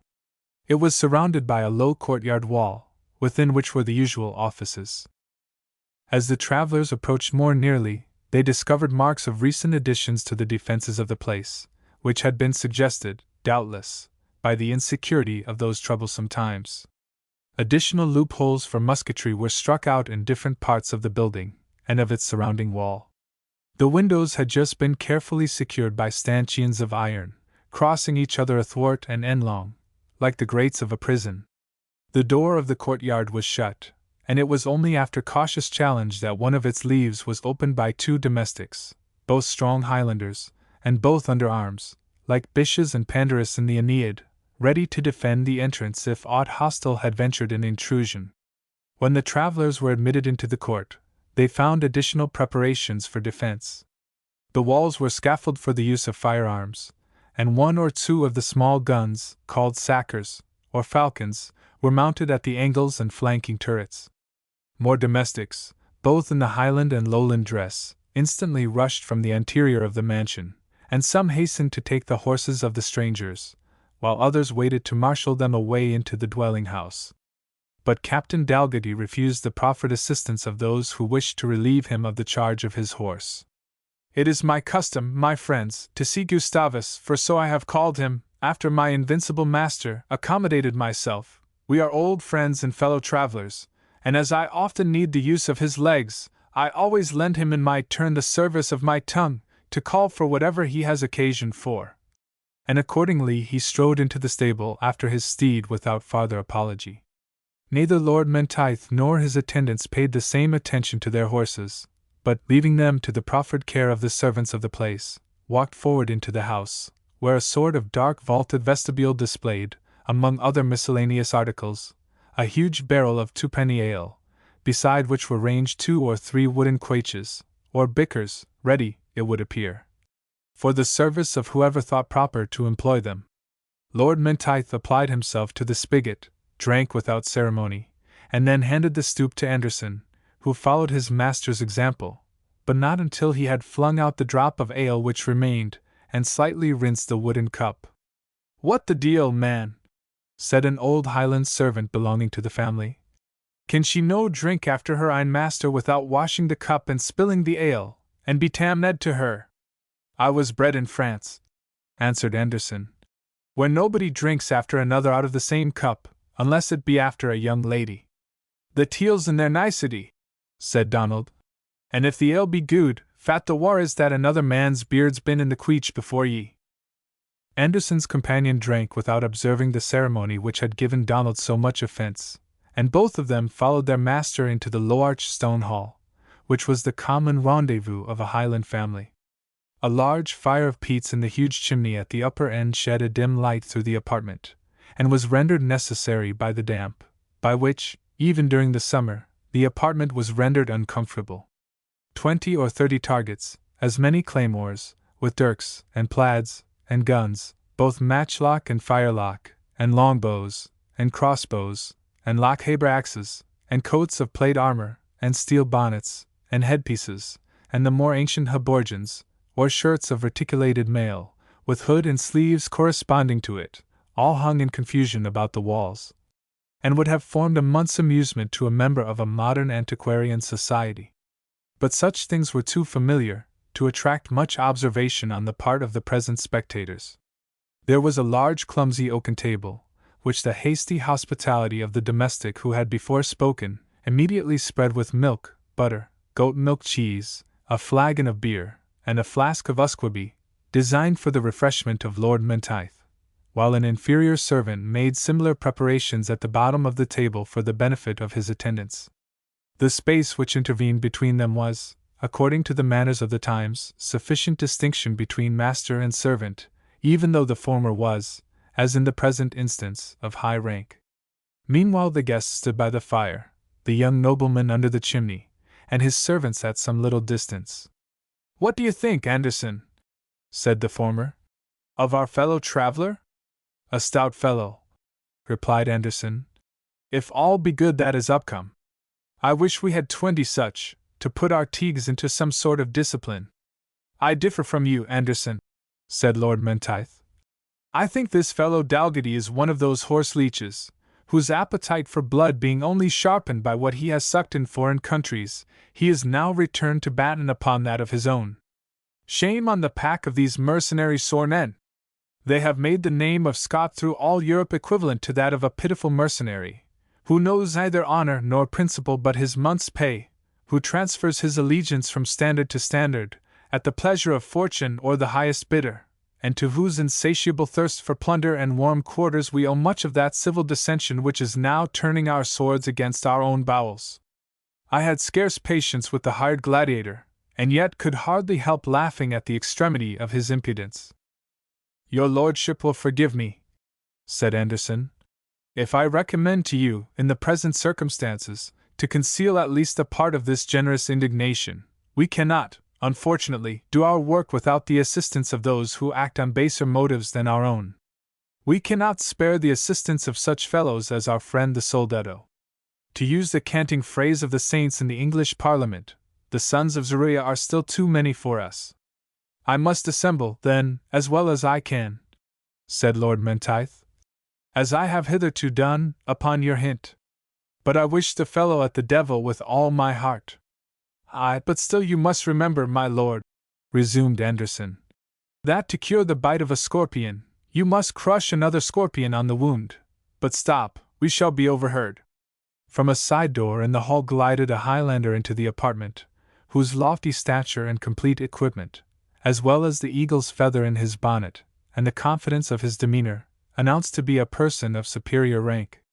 He walked slowly up to the table, and made no answer to Lord Menteith, who, addressing him by the name of Allan, asked him how he did. Ye manna speak to her e'en now, whispered the old attendant. The tall Highlander, sinking down upon the empty settle next the fire, fixed his eyes upon the red embers and the huge heap of turf, and seemed buried in profound abstraction. His dark eyes, and wild and enthusiastic features, bore the air of one who, deeply impressed with his own subjects of meditation, pays little attention to exterior objects. An air of gloomy severity, the fruit perhaps of ascetic and solitary habits, might, in a Lowlander, have been ascribed to religious fanaticism, but by that disease of the mind, then so common both in England and the lowlands of Scotland, the Highlanders of this period were rarely infected. They had, however, their own peculiar superstitions, which overclouded the mind with thick-coming fancies, as completely as the Puritanism of their neighbours. His lordship's honour, said the Highland servant sidling up to Lord Menteith, and speaking in a very low tone. His lordship manna speak to Allan even now, for the cloud is upon his mind. Lord Menteith nodded, and took no farther notice of the reserved mountaineer. Said I not? Asked the latter, suddenly raising his stately person upright, and looking at the domestic. Said I not that four were to come, and here stand but three on the hall floor? In troth did ye say sae, Allan, said the old Highlander. And here's the fourth man coming clinking in at the yet e'en now from the stable, for he's shelled like a parton, why e'en on back and breast, haunch and shanks. And am I to set her chair up near the Menteith's, or down by the honest gentleman at the foot of the table? Lord Menteith himself answered the inquirer, by pointing to a seat beside his own. And here she comes, said Donald, as Captain Dalgety entered the hall. And I hope gentlemans will all take bread and cheese, as we say in the glens, until better meat be ready, until the Tirnac comes back frae the hill why the southern gentlefolk, and then Dougald Cook will show himself why his kid and hill venison. In the meantime, Captain Dalgety had entered the apartment, and walking up to the seat placed next Lord Menteith, was leaning on the back of it with his arms folded. Anderson and his companion waited at the bottom of the table, in a respectful attitude, until they should receive permission to seat themselves, while 3 or 4 Highlanders, under the direction of old Donald, ran hither and thither to bring additional articles of food, or stood still to give attendance upon the guests. In the midst of these preparations, Allan suddenly started up, and snatching a lamp from the hand of an attendant, held it close to Dalgety's face, while he perused his features with the most heedful and grave attention. By my honour, said Dalgety, half displeased, as, mysteriously shaking his head, Allan gave up the scrutiny. I trow that lad and I will ken each other when we meet again. Meanwhile Allan strode to the bottom of the table, and having, by the aid of his lamp, subjected Anderson and his companion to the same investigation, stood a moment as if in deep reflection, then, touching his forehead, suddenly seized Anderson by the arm, and before he could offer any effectual resistance, half led and half dragged him to the vacant seat at the upper end. And having made a mute intimation that he should there place himself, he hurried the soldado with the same unceremonious precipitation to the bottom of the table. The captain, exceedingly incensed at this freedom, endeavored to shake Allan from him with violence. But powerful as he was, he proved in the struggle inferior to the gigantic mountaineer, who threw him off with such violence, that after reeling a few paces, he fell at full length, and the vaulted hall rang with the clash of his armor. When he arose, his first action was to draw his sword and to fly at Allan, who, with folded arms, seemed to await his onset with the most scornful indifference. Lord Menteith and his attendants interposed to preserve peace, while the Highlanders, snatching weapons from the wall, seemed prompt to increase the broil. He is mad, whispered Lord Menteith. He is perfectly mad. There is no purpose in quarrelling with him. If your lordship is assured that he is non compos mentis, said Captain Dalgety, the whilk his breeding and behavior seem to testify, the matter must end here, seeing that a man can neither give an affront, nor render honourable satisfaction. But, by my soul, if I had my Protestant and a bottle of Rhenish under my belt, I should have stood otherways up to him. And yet it's a pity he should be weak in the intellectuals, being a strong proper man of body, fit to handle pike, morgenstern, or any other military implement whatsoever. This was a sort of club or mace, used in the earlier part of the 17th century in the defense of breaches and walls. When the Germans insulted a Scotch regiment then besieged in Trailsund, saying they heard there was a ship come from Denmark to them laden with tobacco pipes. One of our soldiers, says Colonel Robert Munro, showing them over the work a morgenstern, made of a large stock banded with iron, like the shaft of a halberd, with a round globe at the end with cross iron pikes, saith, Here's one of the tobacco pipes, wherewith we will beat out your brains when you intend to storm us. Peace was thus restored, and the party seated themselves agreeably to their former arrangement, with which Alan, who had now returned to his settle by the fire, and seemed once more immersed in meditation, did not again interfere. Lord Menteith, addressing the principal domestic, hastened to start some theme of conversation which might obliterate all recollection of the fray that had taken place. The laird is at the hill then, Donald, I understand, and some English strangers with him? At the hill he is, and it like your honour, and 2 Saxon calaboleros are with him sure enough, and that is Sir Miles Musgrave and Christopher Hall, both from the Cumrake, as I think they call their country. Hall and Musgrave? Said Lord Menteith, looking at his attendants. The very men that we wish to see. Troth, said Donald, and I wish I had never seen them between the e'en, for they're come to harry us out o' house and ha dot. Why, Donald, said Lord Menteith, you did not use to be so churlish of your beef and ale. Southland though they be, they'll scarce eat up all the cattle that's going on the castle mains. Teal Cairn they did, said Donald, and that were the worst o't, for we have a ween canny trusmen here that wadna let us want if there was a horned beast atween this and Perth. But this is a worse job, it's nae less than a wager. A wager? Repeated Lord Menteith, with some surprise. Troth, continued Donald, to the full as eager to tell his news as Lord Menteith was curious to hear them. As your lordship is a friend and kinsman o' the house, and as ye'll hear enough o't in less than an hour, I may as weel tell ye missel. Ye sall be pleased then to know, that when our laird was up in England where he gangs oftener than his friends can wish, he was biding at the house o' this Sir Miles Musgrave, and there was put in on the table 6 candlesticks, that they tell me were twice as muckle as the candlesticks in Dunblane Kirk, and neither airn brass, nor tin, but a solid silver, nae less, up why their English pride has muckle, and kens little how to guide it.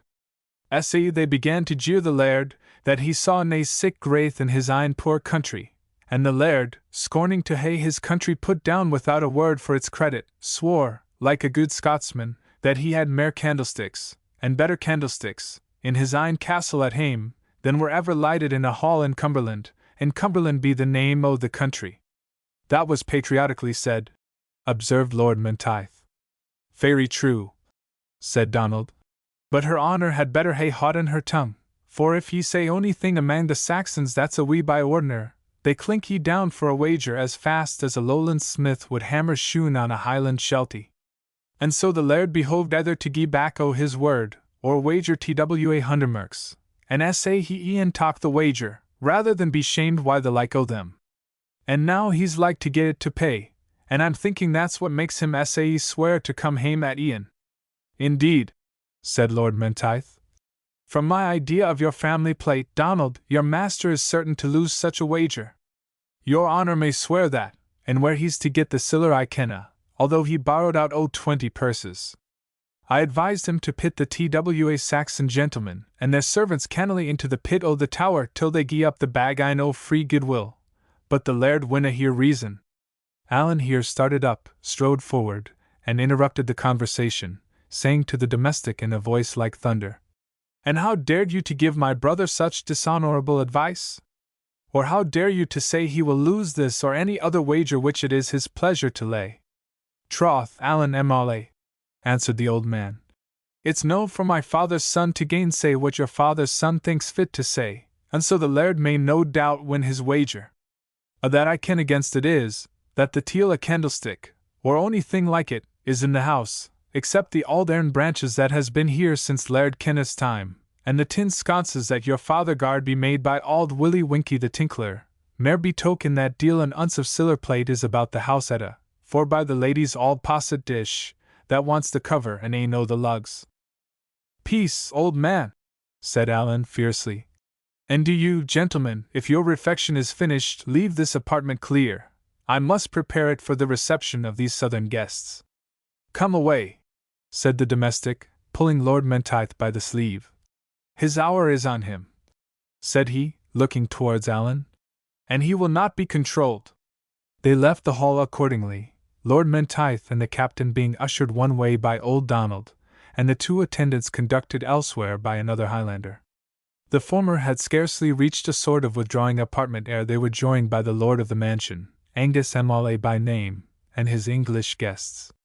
Great joy was expressed by all parties, for Lord Menteith and the English gentlemen were well known to each other, and on Lord Menteith's introduction, Captain Dalgetty was well received by the laird. But after the first burst of hospitable congratulation was over, Lord Menteith could observe that there was a shade of sadness on the brow of his Highland friend. You must have heard, said Sir Christopher Hall, that our fine undertaking in Cumberland is all blown up. The militia would not march into Scotland, and your prick-eared Covenanters have been too hard for our friends in the southern shires. And so, understanding there is some stirring work here, Musgrave and I, rather than sit idle at home, are come to have a campaign among your kilts and plaids. I hope you have brought arms, men, and money with you, said Lord Menteith, smiling. Only some dozen or two of troopers, whom we left at the last lowland village, said Musgrave. And trouble enough we had to get them so far. As for money, said his companion, we expect a small supply from our friend and host here. The laird now, colouring highly, took Menteith a little apart, and expressed to him his regret that he had fallen into a foolish blunder. I heard it from Donald, said Lord Menteith, scarce able to suppress a smile. Devil take that old man, said M'Aulay. He would tell everything, were it to cost one's life. But it's no jesting matter to you either, my lord, for I reckon on your friendly and fraternal benevolence, as a near kinsman of our house, to help me out with the money due to these pock-puddings, or else, to be plain Wisconsin the deal M'Aulay will there be at the muster, for curse me if I do not turn Covenanter rather than face these fellows without paying them, and, at the best, I shall be ill. Enough off, getting both the scathe and the scorn. You may suppose, cousin, said Lord Menteith, I am not too well equipped just now, but you may be assured I shall endeavour to help you as well as I can, for the sake of old kindred, neighbourhood, and alliance. Thank ye, reiterated M'Aulay. And as they are to spend the money in the king's service, what signifies whether you, they, or I pay it? We are a one-man's bairns, I hope. But you must help me out too with some reasonable excuse, or else I shall be for taking to Andrew Ferrara, for I like not to be treated like a liar or a braggart at my own board end, when, God knows, I only meant to support my honour, and that of my family and country. Donald, as they were speaking, entered, with rather a blither face than he might have been expected to wear, considering the impending fate of his master's purse and credit. Gentlemens, her dinner is ready, and her candles are lighted too, said Donald, with a strong guttural emphasis on the last clause of his speech. What the devil can he mean? Said Musgrave, looking to his countryman. Lord Menteith put the same question with his eyes to the laird, which M'Aulay answered by shaking his head. A short dispute about precedence somewhat delayed their leaving the apartment. Lord Menteith insisted upon yielding up that which belonged to his rank, on consideration of his being in his own country, and of his near connection with the family in which they found themselves. The two English strangers, therefore, were first ushered into the hall, where an unexpected display awaited them. The large oaken table was spread with substantial joints of meat, and seats were placed in order for the guests. Behind every seat stood a gigantic Highlander, completely dressed and armed after the fashion of his country, holding in his right hand his drawn sword, with the point turned downwards, and in the left a blazing torch made of the bog pine. This wood, found in the morasses, is so full of turpentine that, when split and dried, it is frequently used in the Highlands instead of candles. The unexpected and somewhat startling apparition was seen by the red glare of the torches, which displayed the wild features, unusual dress, and glittering arms of those who bore them, while the smoke, eddying up to the roof of the hall, over-canopied them with a volume of vapor. Ere the strangers had recovered from their surprise, Alan stepped forward, and pointing with his sheathed broadsword to the torch-bearers, said, in a deep and stern tone of voice, "Behold, gentlemen cavaliers, the chandeliers of my brother's house, the ancient fashion of our ancient name. Not one of these men knows any law but their chief's command. Would ye dare to compare to them in value the richest ore that ever was dug out of the mine? How say you, cavaliers? Is your wager won or lost?" "Lost, lost," said Musgrave gaily.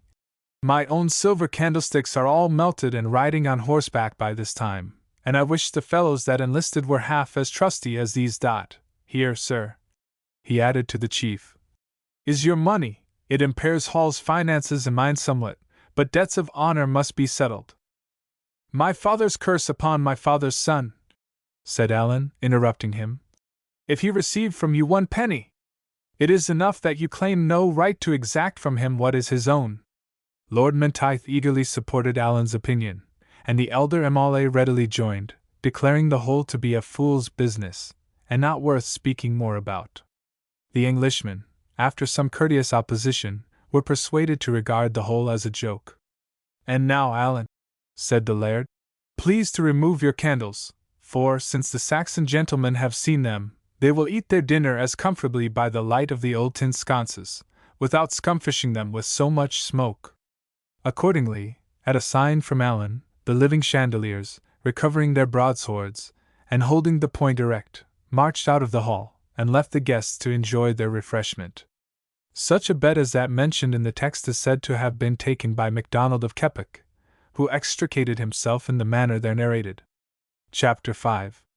Notwithstanding the proverbial epicurism of the English, proverbial, that is to say, in Scotland at the period, the English visitors made no figure whatever at the entertainment, compared with the portentous voracity of Captain Dalgetty, although that gallant soldier had already displayed much steadiness and pertinacity in his attack upon the lighter refreshments set before them at their entrance. By way of forlorn hope, he spoke to no one during the time of his meal, and it was not until the victuals were nearly withdrawn from the table that he gratified the rest of the company, who had watched him with some surprise, with an account of the reasons why he ate so very fast and so very long. "The former quality," he said, "he had acquired while he filled a place at the bursar's table at the Marescal College of Aberdeen, when," said he, "if you did not move your jaws as fast as a pair of castanets, you were very unlikely to get anything to put between them. And as for the quantity of my food, be it known to this honorable company," continued the captain, "that it's the duty of every commander of a fortress, on all occasions which offer, to secure as much munition and vivers as their magazines can possibly hold, not knowing when they may have to sustain a siege or a blockade. Upon which principle, gentlemen," said he, "when a cavalier finds that provant is good and abundant, he will, in my estimation, do wisely to victual himself for at least 3 days, as there is no knowing when he may come by another meal." The laird expressed his acquiescence in the prudence of this principle, and recommended to the veteran to add a tass of brandy and a flagon of claret to the substantial provisions he had already laid in, to which proposal the captain readily agreed. When dinner was removed, and the servants had withdrawn, excepting the laird's page, or henchman, who remained in the apartment to call for or bring whatever was wanted, or, in a word, to answer the purposes of a modern bell-wire, the conversation began to turn upon politics, and the state of the country. And Lord Menteith inquired anxiously and particularly what clans were expected to join the proposed muster of the king's friends. "That depends much, my lord, on the person who lifts the banner," said the laird. "For you know we Highlanders, when a few clans are assembled, are not easily commanded by one of our own chiefs, or, to say the truth, by any other body. We have heard a rumor, indeed, that Colkitto, that is, young Colkitto, or Alistair MacDonald, is come over the Kyle from Ireland, with the body of the Earl of Antrim's people, and that they had got as far as Ardnamurchan. They might have been here before now, but I suppose they loitered to plunder the country as they came along. Will Colkitto not serve you for a leader, then? Said Lord Menteith. Colkitto? Said Allan M'Aulay scornfully. Who talks of Colkitto? There lives but one man whom we will follow, and that is Montrose. But Montrose, sir, said Sir Christopher Hall, has not been heard of since our ineffectual attempt to rise in the north of England. It is thought he has returned to the king at Oxford for farther instructions. Returned? Said Allan, with a scornful laugh. I could tell ye, but it is not worth my while. You will know soon enough. By my honour, Allan, said Lord Menteith, you will weary out your friends with this intolerable, froward, and sullen humour. But I know the reason, added he, laughing. You have not seen Annot Lyle today. Whom did you say I had not seen? Said Allan, sternly. Annot Lyle, the fairy queen of song and minstrelsy, said Lord Menteith. Would to God I were never to see her again, said Allan, sighing. On condition the same weird were laid on you. And why on me? Said Lord Menteith, carelessly. Because, said Allan, it is written on your forehead that you are to be the ruin of each other. So saying, he rose up and left the room. Has he been long in this way? Asked Lord Menteith, addressing his brother. About 3 days, answered Angus. The fit is well nigh over, he will be better tomorrow. But come, gentlemen, don't let the tappet hen's scraw to be emptied. The king's health, King Charles's health. And may the covenanting dog that refuses it go to heaven by the road of the grass market. The health was quickly pledged, and as fast succeeded by another, and another, and another, all of a party cast, and enforced in an earnest manner. Captain Dalgety, however, thought it necessary to enter a protest. Gentlemen Cavaliers, he said, I drink these healths, primo, both out of respect to this honourable and hospitable roof tree, and secundo, because I hold it not good to be precise in such matters, inter pocula. But I protest, agreeable to the warrant granted by this honourable lord, that it shall be free to me, notwithstanding my present complaisance, to take service with the Covenanters tomorrow, providing I shall be so minded. M'Aulay and his English guest stared at this declaration, which would have certainly bred new disturbance, if Lord Menteith had not taken up the affair, and explained the circumstances and conditions. I trust, he concluded, we shall be able to secure Captain Dalgety's assistance to our own party. And if not, said the Laird, I protest, as the captain says, that nothing that has passed this evening, not even his having eaten my bread and salt, and pledged me in brandy, Bordeaux, or Usqueball, shall prejudice my cleaving him to the neckbone. You shall be heartily welcome, said the captain, providing my sword cannot keep my head, which it has done in worse dangers than your fend is likely to make for me. Here Lord Menteith again interposed, and the concord of the company being with no small difficulty restored, was cemented by some deep carouses. Lord Menteith, however, contrived to break up the party earlier than was the usage of the castle, under pretence of fatigue and indisposition. This was somewhat to the disappointment of the valiant captain, who, among other habits acquired in the Low Countries, had acquired both a disposition to drink, and a capacity to bear, an exorbitant quantity of strong liquors. Their landlord ushered them in person to a sort of sleeping gallery, in which there was a 4-post bed, with tartan curtains, and a number of cribs, or long hampers, placed along the wall, 3 of which, well stuffed with blooming heather, were prepared for the reception of guests. I need not tell your lordship, said M'Aulay to Lord Menteith, a little apart, our Highland mode of quartering. Only that, not liking you should sleep in the room alone with this German landlouper, I have caused your servants' beds to be made here in the gallery. By G.D. my lord, these are times when men go to bed with a throat hale and sound as ever swallowed brandy, and before next morning it may be gaping like an oyster shell. Lord Menteith thanked him sincerely, saying, it was just the arrangement he would have requested, for, although he had not the least apprehension of violence from Captain Dalgety, Yet Anderson was a better kind of person, a sort of gentleman, whom he always liked to have near his person. I have not seen this Anderson, said Emily. Did you hire him in England? I did so, said Lord Menteith. You will see the man tomorrow. In the meantime, I wish you good night. His host left the apartment after the evening salutation, and was about to pay the same compliment to Captain Dalgety, but observing him deeply engaged in the discussion of a huge pitcher filled with brandy posset, he thought it a pity to disturb him in so laudable an employment, and took his leave without farther ceremony. Lord Menteith's 2 attendants entered the apartment almost immediately after his departure. The good captain, who was now somewhat encumbered with his good cheer, began to find the undoing of the clasps of his armor a task somewhat difficult, and addressed Anderson in these words, interrupted by a slight hiccup. Anderson, my good friend, you may read in Scripture that he that putteth off his armor should not boast himself like he that putteth it on. I believe that is not the right word of command, but the plain truth of it is, I am like to sleep in my corslet, like many an honest fellow that never waked again, unless you unloose this buckle. Undo his armor, Sibald, said Anderson to the other servant. By St. Andrew, exclaimed the captain, turning round in great astonishment. Here's a common fellow, a stipendiary with £4 a year and a livery cloak, thinks himself too good to serve Master Dougal Dalgety of Drumthwacket, who has studied humanity at the Marescal College of Aberdeen, and served half the princes of Europe.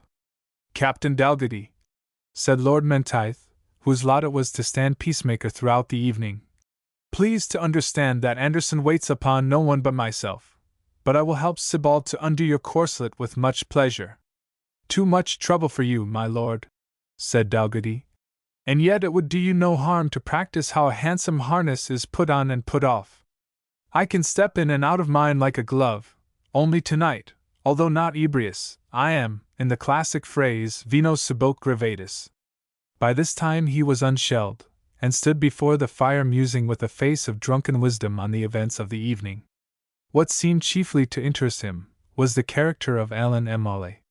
To come over the Englishman so cleverly with his Highland torch-bearers, 8 bare-breeched rories for 6 silver candlesticks, it was a masterpiece, a tour de passe, it was perfect legerdemain, and to be a madman after all, I doubt greatly, my lord, shaking his head, that I must allow him, notwithstanding his relationship to your lordship, the privileges of a rational person, and either baton him sufficiently to expiate the violence offered to my person, or else bring it to a matter of mortal arbitrament, as becometh an insulted cavalier.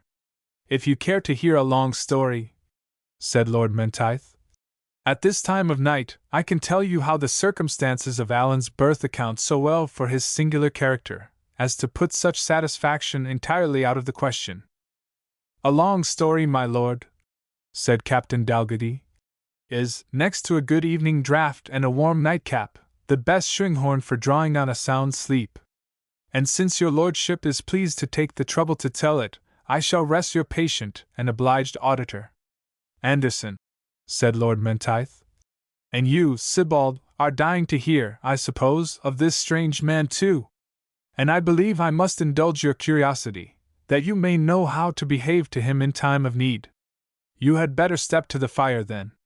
Having thus assembled an audience about him, Lord Menteith sat down upon the edge of the 4-post bed, while Captain Dalgety, wiping the relics of the posset from his beard and musticos, and repeating the first verse of the Lutheran psalm, Alleg Utergeister loben den Herrn, etc., rolled himself into one of the places of repose, and thrusting his shock-potte from between the blankets, listened to Lord Menteith's relation in a most luxurious state, between sleeping and waking. The father, said Lord Menteith, of the 2 brothers, Angus and Alan Emole, was a gentleman of consideration and family, being the chief of a Highland clan, of good account, though not numerous. His lady, the mother of these young men, was a gentlewoman of good family, if I may be permitted to say so of one nearly connected with my own.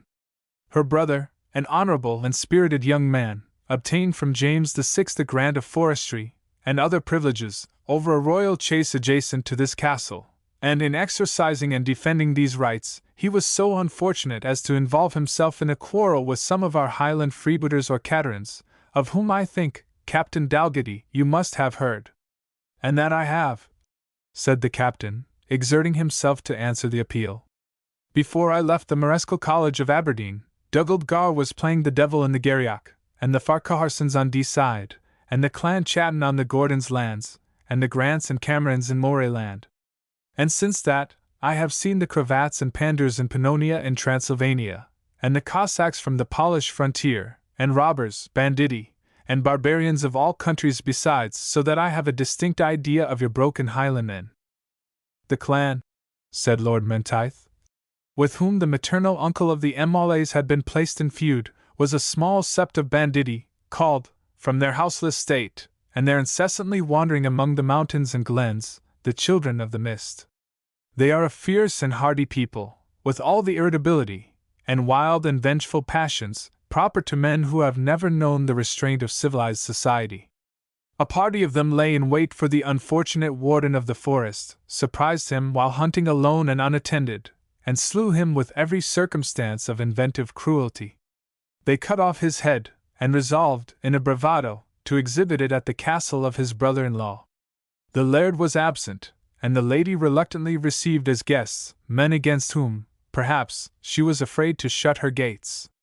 Refreshments were placed before the Children of the Mist, who took an opportunity to take the head of their victim from the plaid in which it was wrapped, placed it on the table, put a piece of bread between the lifeless jaws, bidding them do their office now, since many a good meal they had eaten at that table.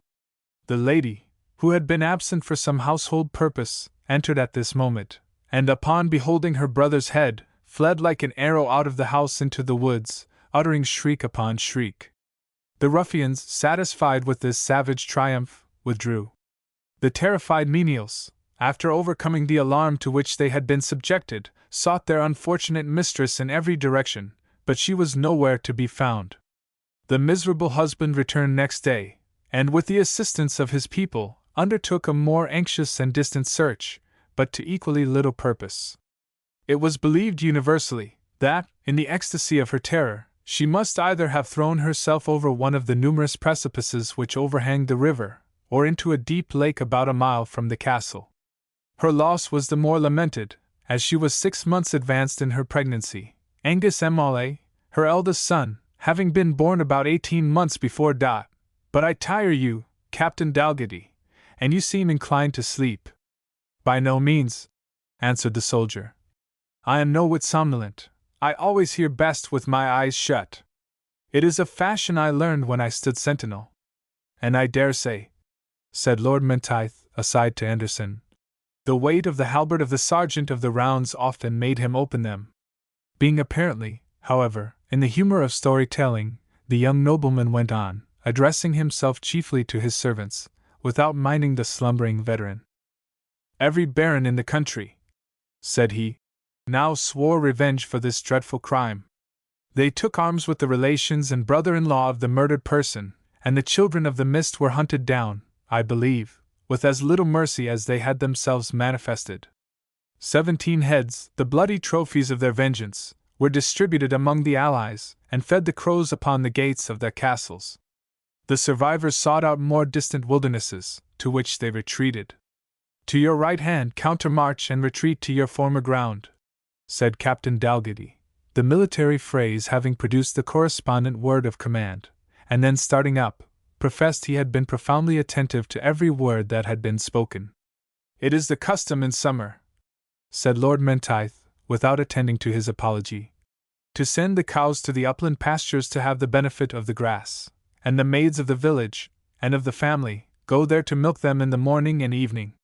While thus employed, the females of this family, to their great terror, perceived that their motions were watched at a distance by a pale, thin, meagre figure, bearing a strong resemblance to their deceased mistress, and passing, of course, for her apparition.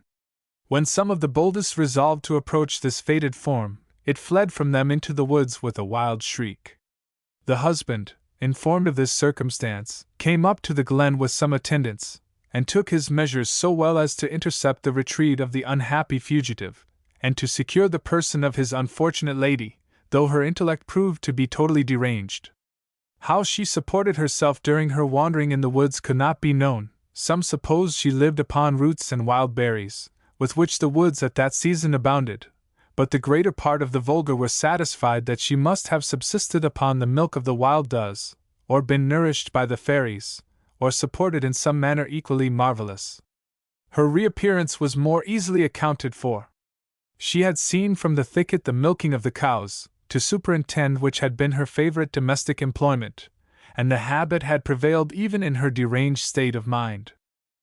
In due season the unfortunate lady was delivered of a boy, who not only showed no appearance of having suffered from his mother's calamities, but appeared to be an infant of uncommon health and strength. The unhappy mother, after her confinement, recovered her reason, at least in a great measure, but never her health and spirits. Alan was her only joy. Her attention to him was unremitting, and unquestionably she must have impressed upon his early mind many of those superstitious ideas to which his moody and enthusiastic temper gave so ready a reception. She died when he was about 10 years old. Her last words were spoken to him in private, but there is little doubt that they conveyed an injunction of vengeance upon the children of the mist, with which he has since amply complied. From this moment, the habits of Alan M'Aulay were totally changed. He had hitherto been his mother's constant companion, listening to her dreams, and repeating his own, and feeding his imagination, which, probably from the circumstances preceding his birth, was constitutionally deranged, with all the wild and terrible superstitions so common to the mountaineers, to which his unfortunate mother had become much addicted since her brother's death. By living in this manner, the boy had gotten a timid, wild, startled look, loved to seek out solitary places in the woods, and was never so much terrified as by the approach of children of the same age. I remember, although some years younger, being brought up here by my father upon a visit, nor can I forget the astonishment with which I saw this infant hermit shun every attempt I made to engage him in the sports natural to our age. I can remember his father bewailing his disposition to mine, and alleging, at the same time, that it was impossible for him to take from his wife the company of the boy, as he seemed to be the only consolation that remained to her in this world, and as the amusement which Alan's society afforded her seemed to prevent the recurrence, at least in its full force, of that fearful malady by which she had been visited. But after the death of his mother, the habits and manners of the boy seemed at once to change. It is true he remained as thoughtful and serious as before, and long fits of silence and abstraction showed plainly that his disposition, in this respect, was in no degree altered. But at other times he sought out the rendezvous of the youth of the clan, which he had hitherto seemed anxious to avoid. He took share in all their exercises, and from his very extraordinary personal strength, soon excelled his brother and other youths, whose age considerably exceeded his own. They who had hitherto held him in contempt now feared, if they did not love him, and instead of Alan's being esteemed a dreaming, womanish, and feeble-minded boy, those who encountered him in sports or military exercise now complained that, when heated by the strife, he was too apt to turn game into earnest, and to forget that he was only engaged in a friendly trial of strength. But I speak to regardless ears, said Lord Menteith, interrupting himself, for the captain's nose now gave the most indisputable signs that he was fast locked in the arms of oblivion. If you mean the ears of that snorting swine, my lord, said Anderson, they are, indeed, shut to anything that you can say. Nevertheless, this place being unfit for more private conference, I hope you will have the goodness to proceed, for Sibald's benefit and for mine. The history of this poor young fellow has a deep and wild interest in it. You must know, then, proceeded Lord Menteith, that Alan continued to increase in strength and activity, till his 15th year, about which time he assumed a total independence of character, and impatience of control, which much alarmed his surviving parent. He was absent in the woods for whole days and nights, under pretense of hunting, though he did not always bring home game. His father was the more alarmed, because several of the children of the mist, encouraged by the increasing troubles of the state, had ventured back to their old haunts, nor did he think it altogether safe to renew any attack upon them. The risk of Alan, in his wanderings, sustaining injury from these vindictive freebooters, was a perpetual source of apprehension. I was myself upon a visit to the castle when this matter was brought to a crisis. Alan had been absent since daybreak in the woods, where I had sought for him in vain. It was a dark, stormy night, and he did not return. His father expressed the utmost anxiety, and spoke of detaching a party at the dawn of morning in quest of him, when, as we were sitting at the supper table, the door suddenly opened, and Alan entered the room with a proud, firm, and confident air.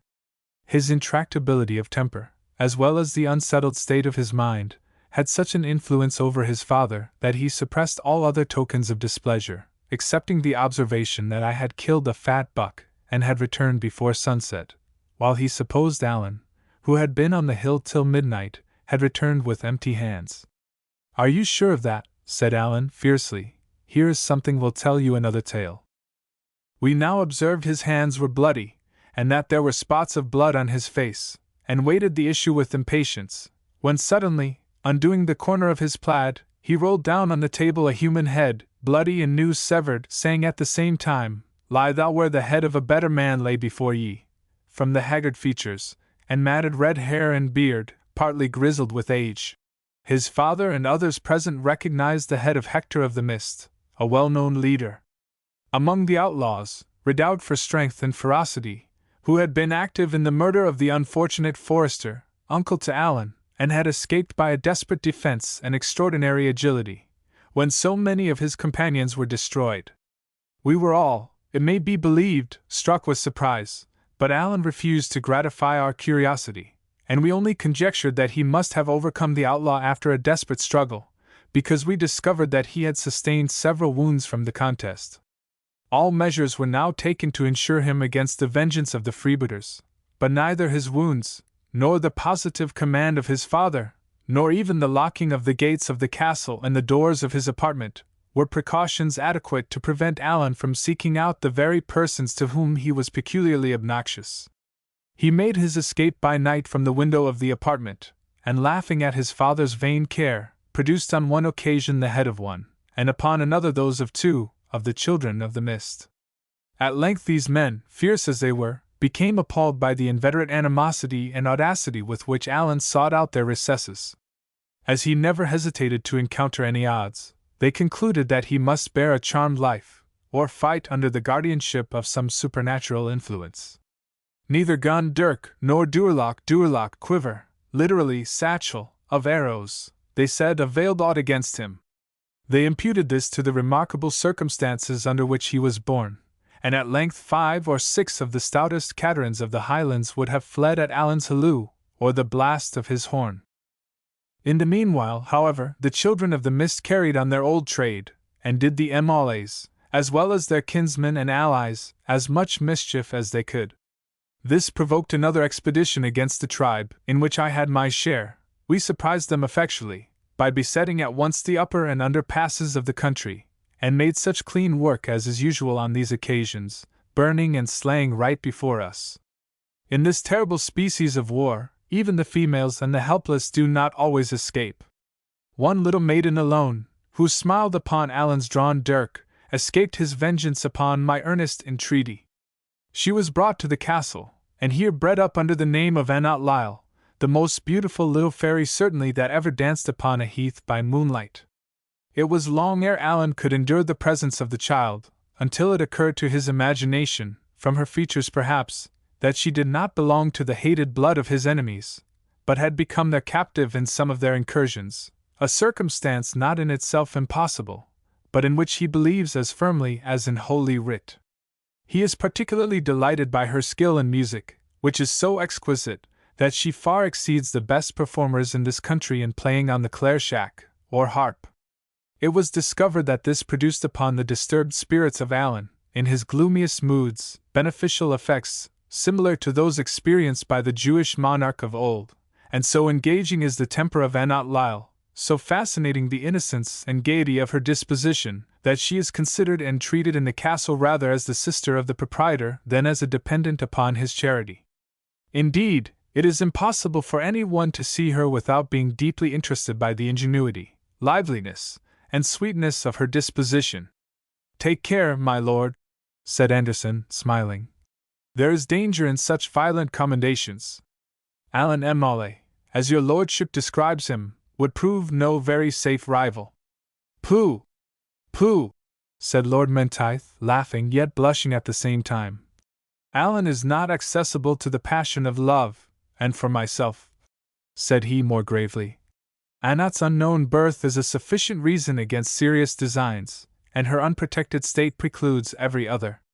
It is spoken like yourself, my lord, said Anderson. But I trust you will proceed with your interesting story. It is well nigh finished, said Lord Menteith. I have only to add that from the great strength and courage of Alan M'Aulay, from his energetic and uncontrollable disposition, and from an opinion generally entertained and encouraged by himself that he holds communion with supernatural beings, and can predict future events, the clan pay a much greater degree of deference to him than even to his brother, who is a bold-hearted rattling Highlander, but with nothing which can possibly rival the extraordinary character of his younger brother. Such a character, said Anderson, cannot but have the deepest effect on the minds of a Highland host. We must secure Alan, my lord, at all events. What between his bravery and his second sight? Hush, said Lord Menteith. That owl is awaking. Do you talk of the second sight, or deuteroscopia? Said the soldier. I remember memorable Major Munro telling me how Murdoch Mackenzie, born in Assint, a private gentleman in a company, and a pretty soldier, foretold the death of Donald Tuff, a Lochaber man, and certain other persons, as well as the hurt of the Major himself at a sudden onfall at the siege of Trailsund. I have often heard of this faculty, observed Anderson, but I have always thought those pretending to it were either enthusiasts or impostors. I should be loath, said Lord Menteith, to apply either character to my kinsman, Alan M'Aulay. He has shown on many occasions too much acuteness and sense, of which you this night had an instance, for the character of an enthusiast, and his high sense of honor and manliness of disposition free him from the charge of imposture. Your lordship, then, said Anderson, is a believer in his supernatural attributes? By no means, said the young nobleman. I think that he persuades himself that the predictions which are, in reality, the result of judgment and reflection, are supernatural impressions on his mind, just as fanatics conceive the workings of their own imagination to be divine inspiration. At least, if this will not serve you, Anderson, I have no better explanation to give, and it is time we were all asleep after the toilsome journey of the day. Chapter 6. At an early hour in the morning the guests of the castle sprung from their repose, and, after a moment's private conversation with his attendants, Lord Menteith addressed the soldier, who was seated in a corner burnishing his corslet with wrought-stone and chamois leather, while he hummed the old song in honor of the victorious Gustavus Adolphus. Captain Dalgety, said Lord Menteith, the time is come that we must part, or become comrades in service. Not before breakfast, I hope? Said Captain Dalgety. I should have thought, replied his lordship, that your garrison was victualled for 3 days at least. I have still some stowage left for beef and bannocks, said the captain, and I never miss a favorable opportunity of renewing my supplies. But, said Lord Menteith, no judicious commander allows either flags of truce or neutrals to remain in his camp longer than is prudent, and therefore we must know your mind exactly, according to which you shall either have a safe conduct to depart in peace, or be welcome to remain with us. Truly, said the captain, that being the case, I will not attempt to protract the capitulation by counterfeited parley, a thing excellently practiced by Sir James Ramsay at the siege of Hanau, in the year of God 1636, but I will frankly own, that if I like your pay as well as your provant and your company, I care not how soon I take the oath to your colours. Our pay, said Lord Menteith, must at present be small, since it is paid out of the common stock raised by the few amongst us who can command some funds. As Major and Adjutant, I dare not promise Captain Dalgety more than $half a day. The devil take all halves and quarters, said the captain. Were it in my option, I could no more consent to the having of that dollar, than the woman in the judgment of Solomon to the disseverment of the child of her bowels. The parallel will scarce hold, Captain Dalgety, for I think you would rather consent to the dividing of the dollar, than give it up entire to your competitor. However, in the way of arrears, I may promise you the other $half at the end of the campaign. Ah! These arrearages, said Captain Dalgety, that are always promised, and always go for nothing. Spain, Austria, and Sweden all sing one song. Oh! Long life to the Hogan Mogans! If they were no officers of soldiers, they were good paymasters.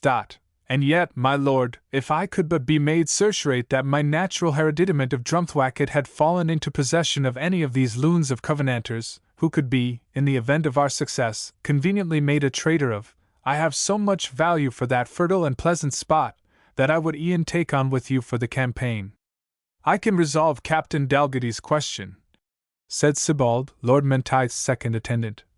For if his estate of Drumthwacket be, as I conceive, the long waste moor so called that lies 5 miles south of Aberdeen, I can tell him it was lately purchased by Elias Strachan, as rank a rebel as ever swore the Covenant. The crop-eared hound! Said Captain Dalgety in a rage. What the devil gave him the assurance to purchase the inheritance of a family of 400 years' standing, Cynthius Aurum Velit, as we used to say at Maresco College? That is to say, I will pull him out of my father's house by the ears. And so, my Lord Menteith, I am yours, hand and sword, body and soul, till death do us part, or to the end of the next campaign, whichever event shall first come to pass. And I, said the young nobleman, rivet the bargain with a month's pay in advance. That is more than necessary, said Dalgety, pocketing the money however. But now I must go down, look after my war saddle and habiliments, and see that Gustavus has his morning, and tell him we have taken new service. There goes your precious recruit, said Lord Menteith to Anderson, as the captain left the room. I fear we shall have little credit of him. He is a man of the times, however, said Anderson, and without such we should hardly be able to carry on our enterprise. Let us go down, answered Lord Menteith, and see how our muster is likely to thrive, for I hear a good deal of bustle in the castle.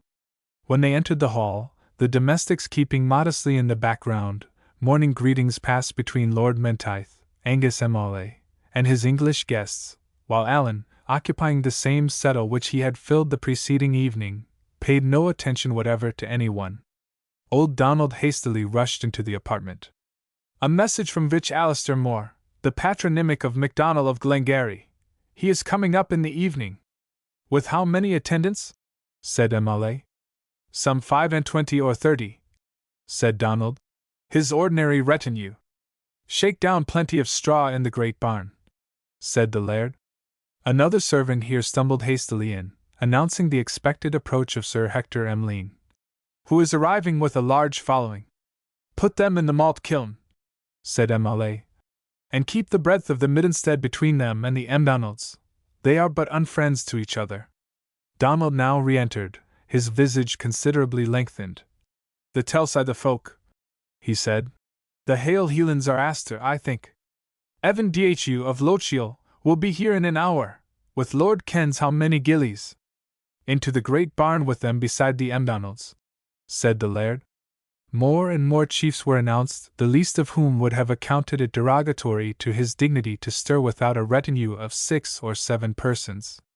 To every new annunciation, Angus M'Aulay answered by naming some place of accommodation, the stables, the loft, the cowhouse, the sheds, every domestic office, were destined for the night to some hospitable purpose or other.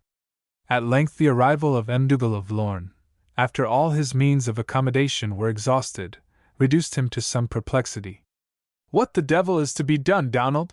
Said he.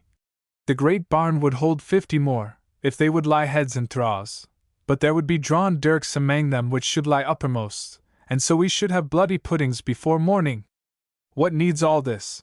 Said Alan, starting up, and coming forward with the stern abruptness of his usual manner. Are the Gael today of softer flesh or whiter blood than their fathers were? Knock the head out of a cask of usquebae, let that be their night gear, their plaids their bedclothes, the blue sky their canopy, and the heather their couch. Come 1,000 more, and they would not quarrel on the broad heath for want of room. Alan is right, said his brother. It is very odd how Alan, who, between ourselves, said he to Musgrave, is a little Wouff, i.e. crazed, seems at times to have more sense than us all put together. Observe him now. Yes, continued Alan, fixing his eyes with a ghastly stare upon the opposite side of the hall. They may well begin as they are to end. Many a man will sleep this night upon the heath, that when the Martimas wind shall blow shall lie there stark enough, and reck little of cold or lack of covering. Do not forspeak us, brother, said Angus. That is not lucky. And what luck is it then that you expect? Said Alan, and straining his eyes until they almost started from their sockets, he fell with a convulsive shudder into the arms of Donald and his brother, who, knowing the nature of his fits, had come near to prevent his fall.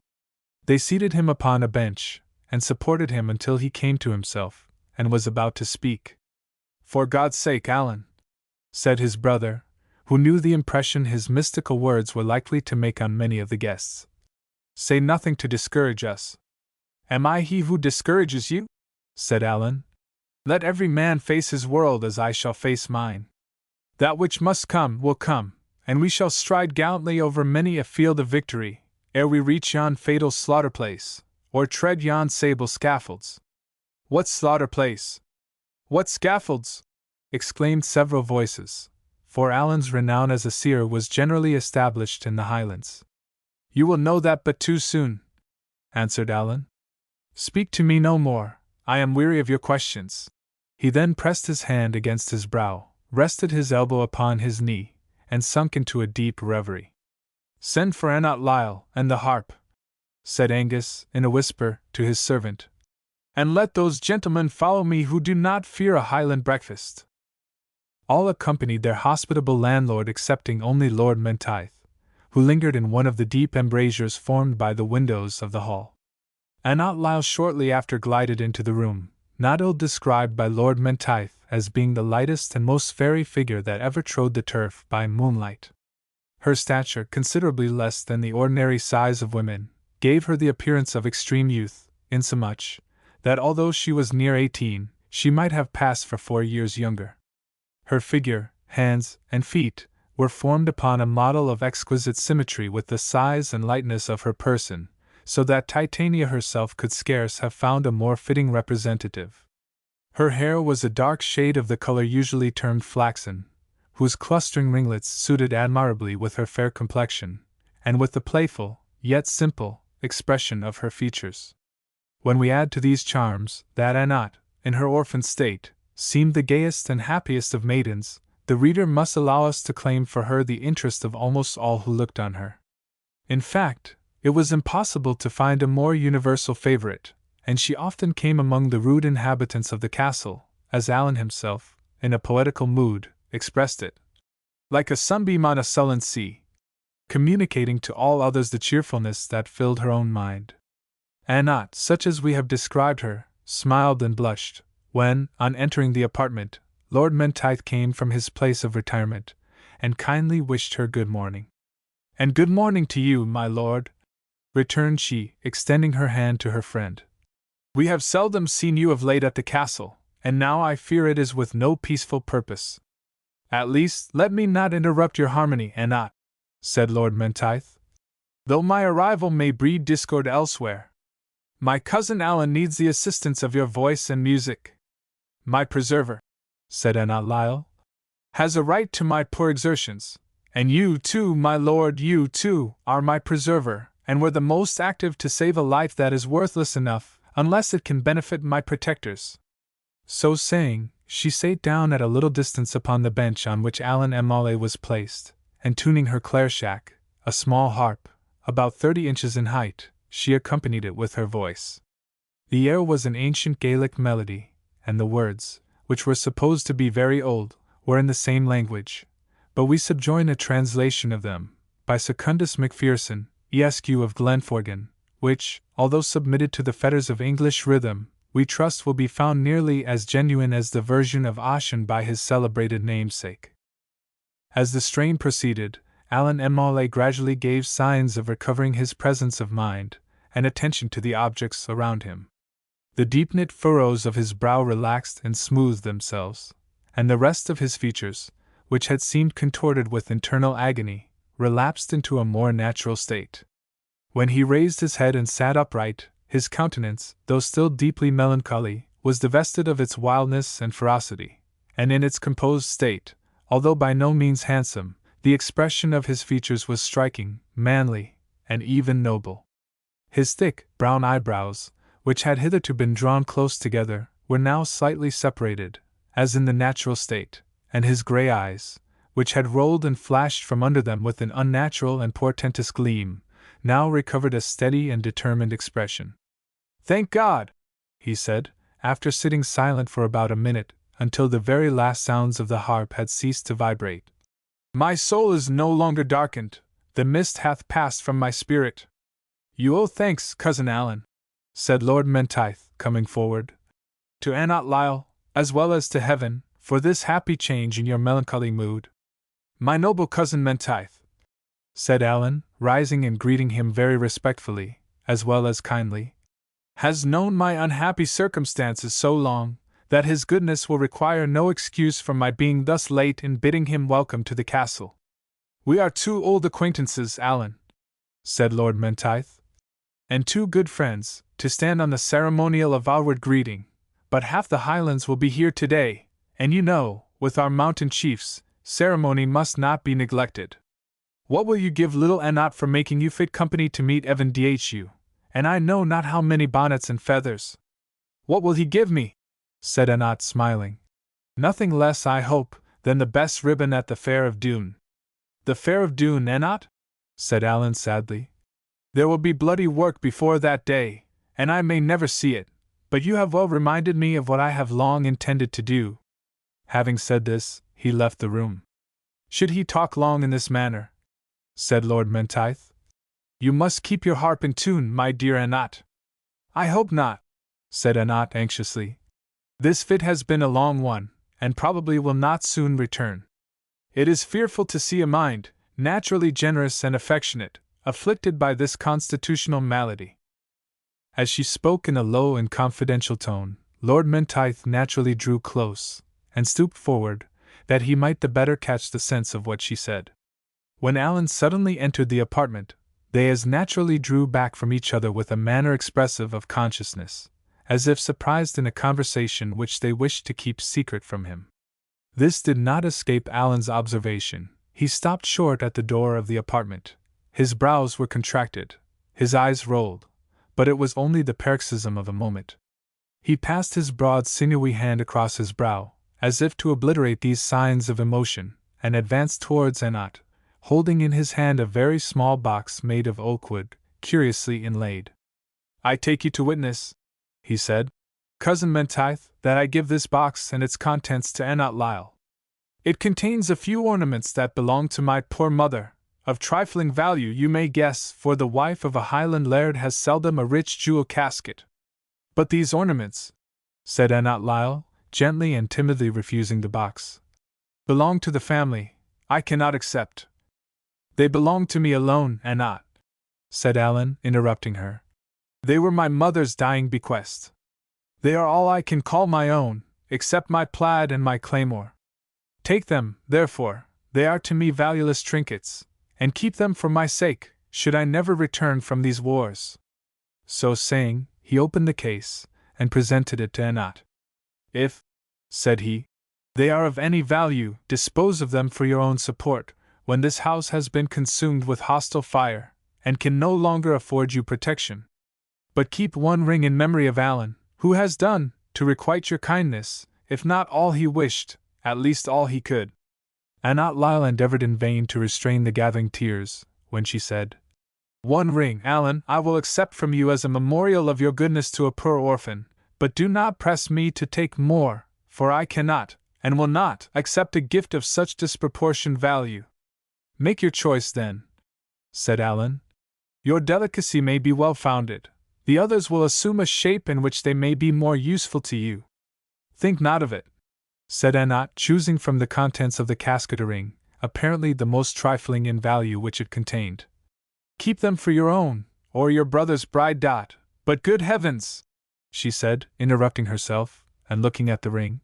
"What is this that I have chosen?" Alan hastened to look upon it, with eyes of gloomy apprehension. It bore, in enamel, a death's head above two crossed daggers. When Alan recognized the device, he uttered a sigh so deep that she dropped the ring from her hand, which rolled upon the floor. Lord Menteith picked it up, and returned it to the terrified Anat. "I take God to witness," said Alan in a solemn tone, "that your hand, young lord, and not mine, has again delivered to her this ill-omened gift. It was the mourning ring worn by my mother in memorial of her murdered brother." "I fear no omens," said Anat, smiling through her tears. "And nothing coming through the hands of my two patrons," so she was wont to call Lord Menteith and Alan, "can bring bad luck to the poor orphan." She put the ring on her finger, and turning to her harp, sung, to a lively air, the following verses of one of the fashionable songs of the period, which had found its way, marked as it was with the quaint hyperbolical taste of King Charles's time, from some court masque to the wilds of Perthshire. "She is right, Alan," said Lord Menteith, "and this end of an old song is worth all we shall gain by our attempt to look into futurity." "She is wrong, my lord," said Alan, sternly. "Though you, who treat with lightness the warnings I have given you, may not live to see the event of the omen. Laugh not so scornfully," he added, interrupting himself. "Or rather laugh on as loud and as long as you will, your term of laughter will find a pause ere long." "I care not for your visions, Alan," said Lord Menteith. "However short my span of life, the eye of no Highland seer can see its termination." "For heaven's sake," said Anat Lyle, interrupting him. "You know his nature, and how little he can endure." "Fear me not," said Alan, interrupting her. "My mind is now constant and calm. But for you, young lord," said he, turning to Lord Menteith, "my eye has sought you through fields of battle, where Highlanders and Lowlanders lay strewed as thick as ever the rooks sat on those ancient trees," pointing to a rookery which was seen from the window. "My eye sought you, but your corpse was not there. My eye sought you among a train of unresisting and disarmed captives, drawn up within the bounding walls of an ancient and rugged fortress. Flash after flash, platoon after platoon, the hostile shot fell amongst them. They dropped like the dry leaves in autumn, but you were not among their ranks. Scaffolds were prepared, blocks were arranged, sawdust was spread, the priest was ready with his book, the headsman with his axe. But there, too, mine eye found you not." "The gibbet, then, I suppose, must be my doom," said Lord Menteith. "Yet I wish they had spared me the halter, were it but for the dignity of the peerage." He spoke this scornfully, yet not without a sort of curiosity, and a wish to receive an answer, for the desire of prying into futurity frequently has some influence even on the minds of those who disavow all belief in the possibility of such predictions. "Your rank, my lord, will suffer no dishonor in your person, or by the manner of your death. 3 times have I seen a Highlander plant his dirk in your bosom, and such will be your fate." "I wish you would describe him to me," said Lord Menteith, "and I shall save him the trouble of fulfilling your prophecy, if his plaid be passable to sword or pistol." "Your weapons," said Alan, "would avail you little, nor can I give you the information you desire. The face of the vision has been ever averted from me." "So be it then," said Lord Menteith, "and let it rest in the uncertainty in which your augury has placed it.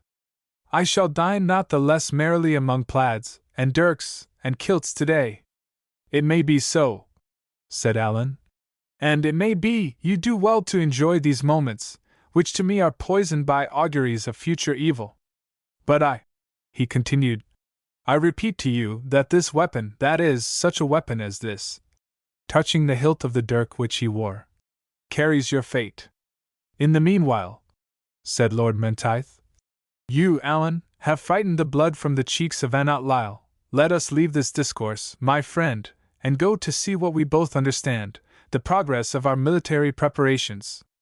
They joined Angus M'Aulay and his English guests, and in the military discussions which immediately took place, Alan showed a clearness of mind, strength of judgment, and precision of thought, totally inconsistent with the mystical light in which his character has been hitherto exhibited. Chapter 7. Whoever saw that morning the castle of Darnlinvarach beheld a busy and a gallant sight. The various chiefs, arriving with their different retinues, which, notwithstanding their numbers, formed no more than their usual equipage and bodyguard upon occasions of solemnity, saluted the lord of the castle and each other with overflowing kindness, or with haughty and distant politeness, according to the circumstances of friendship or hostility in which their clans had recently stood to each other. Each chief, however small his comparative importance, showed the full disposition to exact from the rest the deference due to a separate and independent prince, while the stronger and more powerful, divided among themselves by recent contentions or ancient feuds, were constrained in policy to use great deference to the feelings of their less powerful brethren, in order, in case of need, to attach as many well-wishers as might be to their own interest and standard. Thus the meeting of chiefs resembled not a little those ancient diets of the empire, where the smallest frygraf, who possessed a castle perched upon a barren crag, with a few hundred acres around it, claimed the state and honors of a sovereign prince, and a seat according to his rank among the dignitaries of the empire. The followers of the different leaders were separately arranged and accommodated, as room and circumstances best permitted, each retaining however his henchman, who waited close as the shadow, upon his person, to execute whatever might be required by his patron. The exterior of the castle afforded a singular scene. The Highlanders, from different islands, glens, and straths, eyed each other at a distance with looks of emulation, inquisitive curiosity, or hostile malevolence.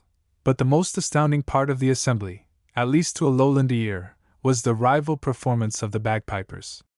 These warlike minstrels, who had the highest opinion, each, of the superiority of his own tribe, joined to the most overweening idea of the importance connected with his profession, at first, performed their various pibrochs in front each of his own clan. At length, however, as the black cocks towards the end of the season, when, in sportsmen's language, they are said to flock or crowd, attracted together by the sound of each other's triumphant crow, even so did the pipers, swelling their plaids and tartans in the same triumphant manner in which the birds ruffle up their feathers, begin to approach each other within such distance as might give to their brethren a sample of their skill. Walking within a short interval, and eyeing each other with looks in which self-importance and defiance might be traced, they strutted, puffed, and plied their screaming instruments, each playing his own favorite tune with such a din, that if an Italian musician had lain buried within 10 miles of them, he must have risen from the dead to run out of hearing. The chieftains meanwhile had assembled in close conclave in the great hall of the castle. Among them were the persons of the greatest consequence in the Highlands, some of them attracted by zeal for the royal cause, and many by aversion to that severe and general domination which the Marquis of Argyll, since his rising to such influence in the state, had exercised over his Highland neighbors. That statesman, indeed, though possessed of considerable abilities and great power, had failings which rendered him unpopular among the Highland chiefs. The devotion which he professed was of a morose and fanatical character. His ambition appeared to be insatiable, and inferior chiefs complained of his want of bounty and liberality. Add to this, that although a Highlander, and of a family distinguished for valor before and since, Gillespie Grumac, ill-favored, which, from an obliquity in his eyes, was the personal distinction he bore in the Highlands, where titles of rank are unknown, was suspected of being a better man in the cabinet than in the field. He and his tribe were particularly obnoxious to the M'Donalds and the M'Leans, two numerous septs, who, though disunited by ancient feuds, agreed in an intense dislike to the Campbells, or, as they were called, the children of Diarmid. For some time the assembled chiefs remained silent, until someone should open the business of the meeting. At length one of the most powerful of them commenced the diet by saying, "We have been summoned hither, Mole, to consult of weighty matters concerning the king's affairs, and those of the state, and we crave to know by whom they are to be explained to us." Mole, whose strength did not lie in oratory, intimated his wish that Lord Menteith should open the business of the council. With great modesty, and at the same time with spirit, that young lord said, he wished what he was about to propose had come from some person of better known and more established character. Since, however, it lay with him to be spokesman, he had to state to the chiefs assembled, that those who wished to throw off the base yoke which fanaticism had endeavored to wreath round their necks, had not a moment to lose. The Covenanters, he said, after having twice made war upon their sovereign, and having extorted from him every request, reasonable or unreasonable, which they thought proper to demand, after their chiefs had been loaded with dignities and favors, after having publicly declared, when His Majesty, after a gracious visit to the land of his nativity, was upon his return to England, that he returned a contented king from a contented people. After all this, and without even the pretext for a national grievance, the same men have, upon doubts and suspicions, equally dishonorable to the king, and groundless in themselves, detached a strong army to assist his rebels in England, in a quarrel with which Scotland had no more to do than she has with the wars in Germany. It was well, he said, that the eagerness with which this treasonable purpose was pursued had blinded the junta who now usurped the government of Scotland to the risk which they were about to incur.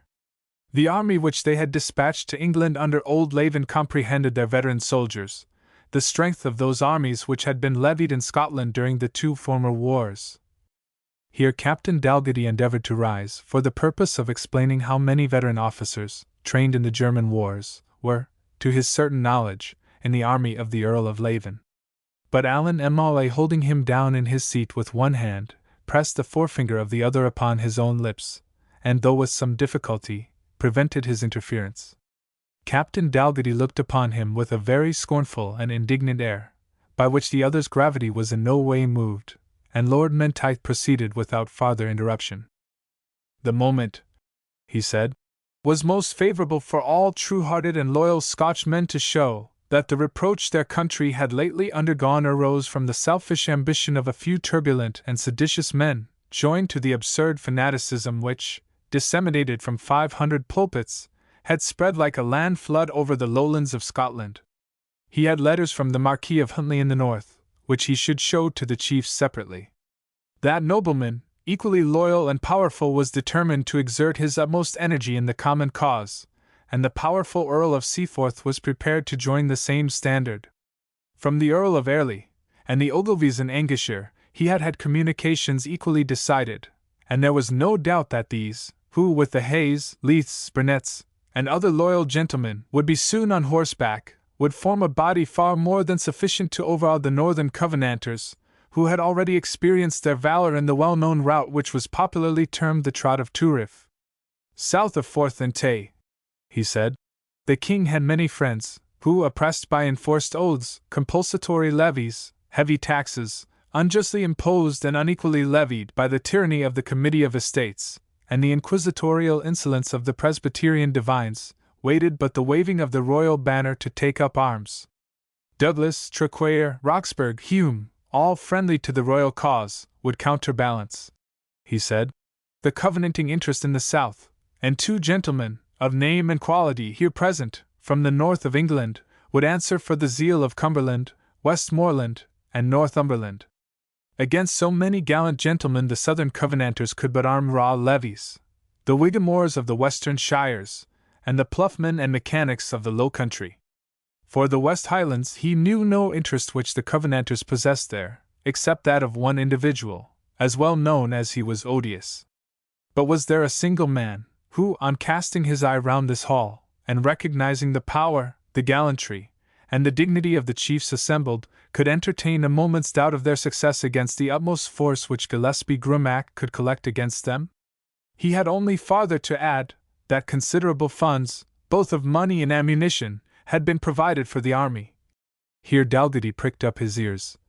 That officers of ability and experience in the foreign wars, one of whom was now present, the captain drew himself up, and looked round, had engaged to train such levies as might require to be disciplined, and that a numerous body of auxiliary forces from Ireland, having been detached from the Earl of Antrim, from Ulster, had successfully accomplished their descent upon the main land, and with the assistance of Clanranald's people, having taken and fortified the castle of Mingarry, in spite of Argyll's attempts to intercept them, were in full march to this place of rendezvous. It only remained, he said, that the noble chiefs assembled, laying aside every lesser consideration, should unite, heart and hand, in the common cause, send the fiery cross through their clans, in order to collect their utmost force, and form their junction with such celerity as to leave the enemy no time, either for preparation, or recovery from the panic which would spread at the first sound of their pibroch. He himself, he said, though either among the richest nor the most powerful of the Scottish nobility, felt that he had to support the dignity of an ancient and honourable house, the independence of an ancient and honorable nation, and to that cause he was determined to devote both life and fortune. If those who were more powerful were equally prompt, he trusted they would deserve the thanks of their king, and the gratitude of posterity.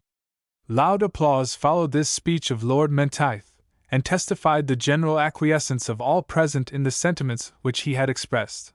But when the shout had died away, the assembled chiefs continued to gaze upon each other as if something yet remained to be settled. After some whispers among themselves, an aged man, whom his grey hairs rendered respectable, although he was not of the highest order of chiefs, replied to what had been said. "Thane of Menteith," he said, "you have well spoken, nor is there one of us in whose bosom the same sentiments do not burn like fire. But it is not strength alone that wins the fight, it is the head of the commander, as well as the arm of the soldier, that brings victory. I ask of you who is to raise and sustain the banner under which we are invited to rise and muster ourselves? Will it be expected that we should risk our children, and the flower of our kinsmen, ere we know to whose guidance they are to be entrusted? This were leading those to slaughter, whom, by the laws of God and man, it is our duty to protect. Where is the royal commission, under which the lieges are to be convocated in arms? Simple and rude as we may be deemed, we know something of the established rules of war, as well as of the laws of our country, nor will we arm ourselves against the general peace of Scotland, unless by the express commands of the king, and under a leader fit to command such men as are here assembled." "Where would you find such a leader?" said another chief, starting up. "Saving the representative of the Lord of the Isles, entitled by birth and hereditary descent to lead forth the array of every clan of the Highlands. And where is that dignity lodged, save in the house of Vich Alistair More?" "I acknowledge," said another chief, eagerly interrupting the speaker, "the truth in what has been first said, but not the inference. If Vich Alistair More desires to be held representative of the Lord of the Isles, let him first show his blood is redder than mine." "That is soon tried," said Vich Alistair More, laying his hand upon the basket hilt of his claymore. Lord Menteith threw himself between them, entreating and imploring each to remember that the interests of Scotland, the liberty of their country, and the cause of their king, ought to be superior in their eyes to any personal disputes respecting descent, rank, and precedence. Several of the Highland chiefs, who had no desire to admit the claims of either chieftain, interfered to the same purpose, and none with more emphasis than the celebrated Evan Dhu. "I have come from my lakes," he said, "as a stream descends from the hills, not to turn again, but to accomplish my course. It is not by looking back to our own pretensions that we shall serve Scotland or King Charles. My voice shall be for that general whom the king shall name, who will doubtless possess those qualities which are necessary to command men like us. High-born he must be, or we shall lose our rank in obeying him, wise and skillful, or we shall endanger the safety of our people, bravest among the brave, or we shall peril our own honor, temperate, firm, and manly, to keep us united. Such is the man that must command us. Are you prepared, Thane of Menteith, to say where such a general is to be found?" "There is but one," said Allan M'Aulay. "And here," he said, laying his hand upon the shoulder of Anderson, who stood behind Lord Menteith. "Here he stands!" The general surprise of the meeting was expressed by an impatient murmur, when Anderson, throwing back the cloak in which his face was muffled, and stepping forward, spoke thus: "I did not long intend to be a silent spectator of this interesting scene, although my hasty friend has obliged me to disclose myself somewhat sooner than was my intention. Whether I deserve the honor reposed in me by this parchment will best appear from what I shall be able to do for the King's service. It is a commission under the Great Seal, to James Graham, Earl of Montrose, to command those forces which are to be assembled for the service of His Majesty in this kingdom." A loud shout of approbation burst from the assembly.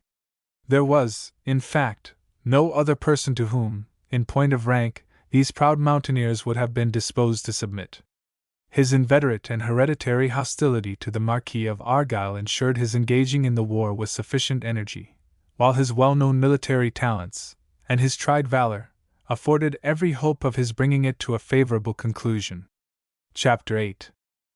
No sooner had the general acclamation of joyful surprise subsided, then silence was eagerly demanded for reading the royal commission, and the bonnets, which hitherto each chief had worn, probably because unwilling to be the first to uncover, were now at once veiled in honor of the royal warrant.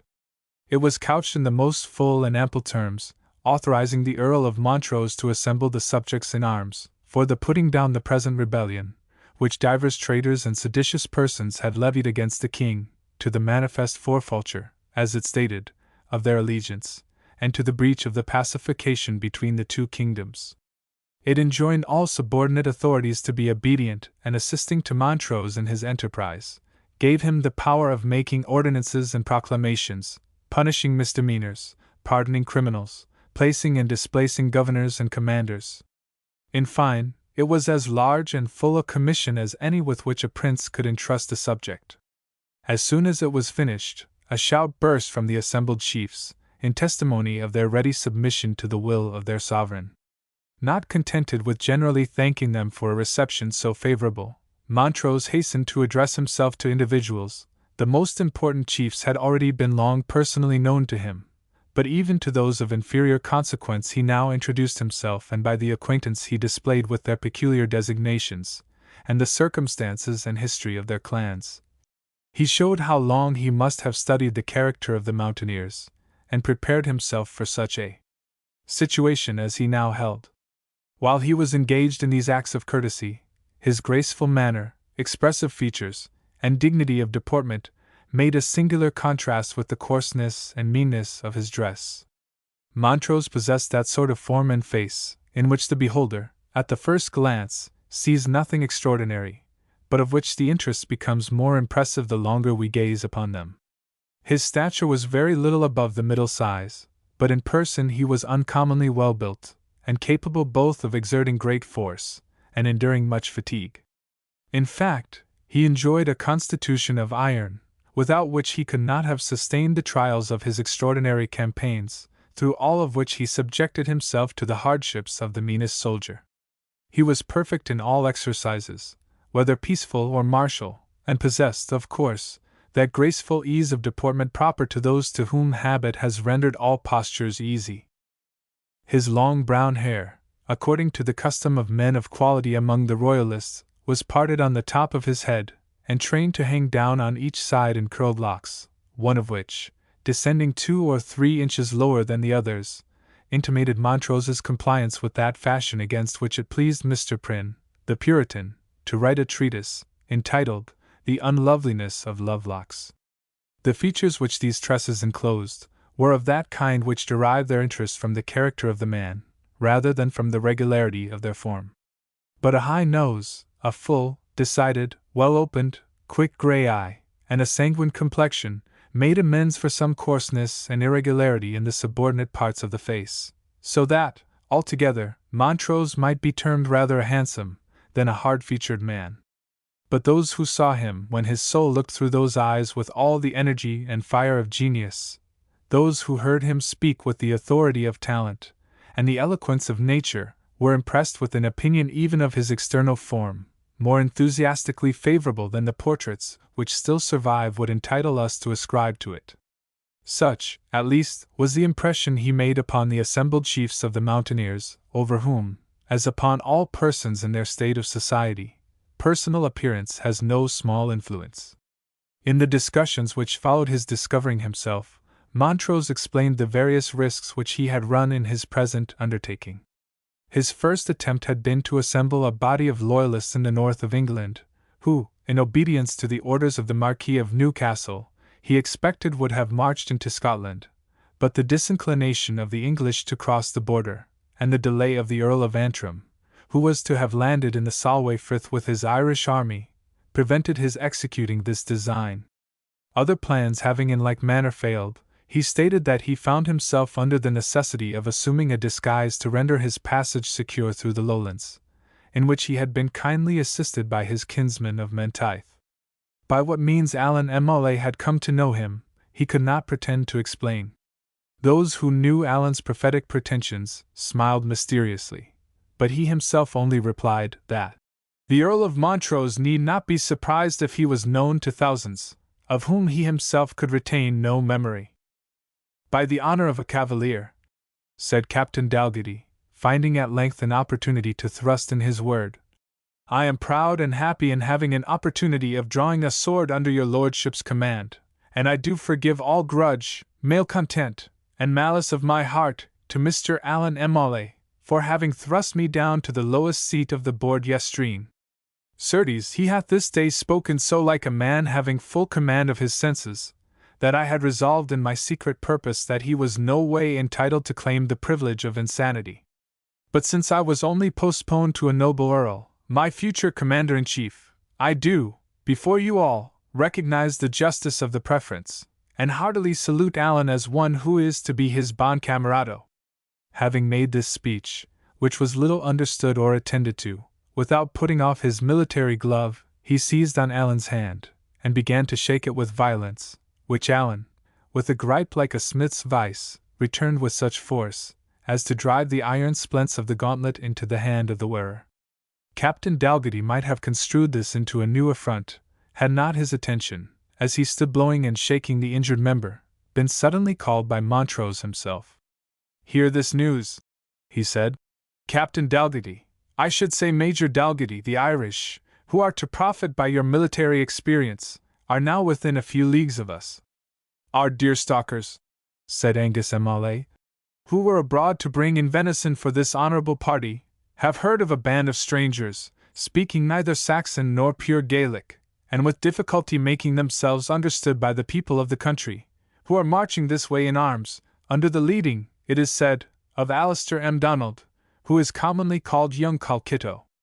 These must be our men, said Montrose. We must hasten to send messengers forward, both to act as guides and to relieve their wants. The last, said Angus M'Aulay, will be no easy matter, for I am informed that, excepting muskets and a very little ammunition, they want everything that soldiers should have, and they are particularly deficient in money, in shoes, and in raiment. There is at least no use in saying so, said Montrose, in so loud a tone. The Puritan weavers of Glasgow shall provide them plenty of broadcloth, when we make a descent from the Highlands, and if the ministers could formerly preach the old women of the Scottish boroughs out of their webs of napery, to make tents to the fellows on Dunse Law, the Covenanters encamped on Dunse Law, during the troubles of 1639, I will try whether I have not a little interest both to make these godly dames renew their patriotic gift, and the prick-eared knaves, their husbands, open their purses. And respecting arms, said Captain Dalgetty, if your lordship will permit an old cavalier to speak his mind, so that the 1/3 have muskets, my darling weapon would be the pike for the remainder, whether for resisting a charge of horse, or for breaking the infantry. A common smith will make 100 pike heads in a day. Here is plenty of wood for shafts, and I will uphold that, according to the best usages of war, a strong battalion of pikes, drawn up in the fashion of the Lion of the North, the immortal Gustavus, would beat the Macedonian phalanx, of which I used to read in the Marescal College, when I studied in the ancient town of Bonnecord, and further, I will venture to predicate. The captain's lecture upon tactics was here suddenly interrupted by Allan M'Aulay, who said hastily, "Room for an unexpected and unwelcome guest." At the same moment, the door of the hall opened, and a grey-haired man, of a very stately appearance, presented himself to the assembly. There was much dignity, and even authority, in his manner. His stature was above the common size, and his looks such as were used to command. He cast a severe, and almost stern glance upon the assembly of chiefs. Those of the higher rank among them returned it with scornful indifference, but some of the western gentlemen of inferior power looked as if they wished themselves elsewhere. "To which of this assembly," said the stranger, "am I to address myself as leader? Or have you not fixed upon the person who is to hold an office at least as perilous as it is honourable? Address yourself to me, Sir Duncan Campbell," said Montrose, stepping forward. "To you," said Sir Duncan Campbell, with some scorn. "Yes, to me," repeated Montrose. "To the Earl of Montrose, if you have forgot him." "I should now, at least," said Sir Duncan Campbell, "have had some difficulty in recognizing him in the disguise of a groom dot, and yet I might have guessed that no evil influence inferior to your lordship's, distinguished as one who troubles Israel, could have collected together this rash assembly of misguided persons? I will answer unto you, said Montrose, in the manner of your own Puritans. I have not troubled Israel, but thou and thy father's house. But let us leave an altercation, which is of little consequence but to ourselves, and hear the tidings you have brought from your chief of Argyle, for I must conclude that it is in his name that you have come to this meeting. It is in the name of the Marquis of Argyle, said Sir Duncan Campbell, in the name of the Scottish Convention of Estates, that I demand to know the meaning of this singular convocation.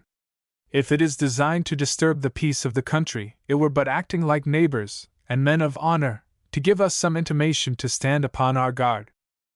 It is a singular and new state of affairs in Scotland, said Montrose, turning from Sir Duncan Campbell to the assembly, when Scottish men of rank and family cannot meet in the house of a common friend without an inquisitorial visit and demand, on the part of our rulers, to know the subject of our conference. Methinks our ancestors were accustomed to hold Highland huntings, or other purposes of meeting, without asking the leave either of the great Callum More himself, or any of his emissaries or dependents.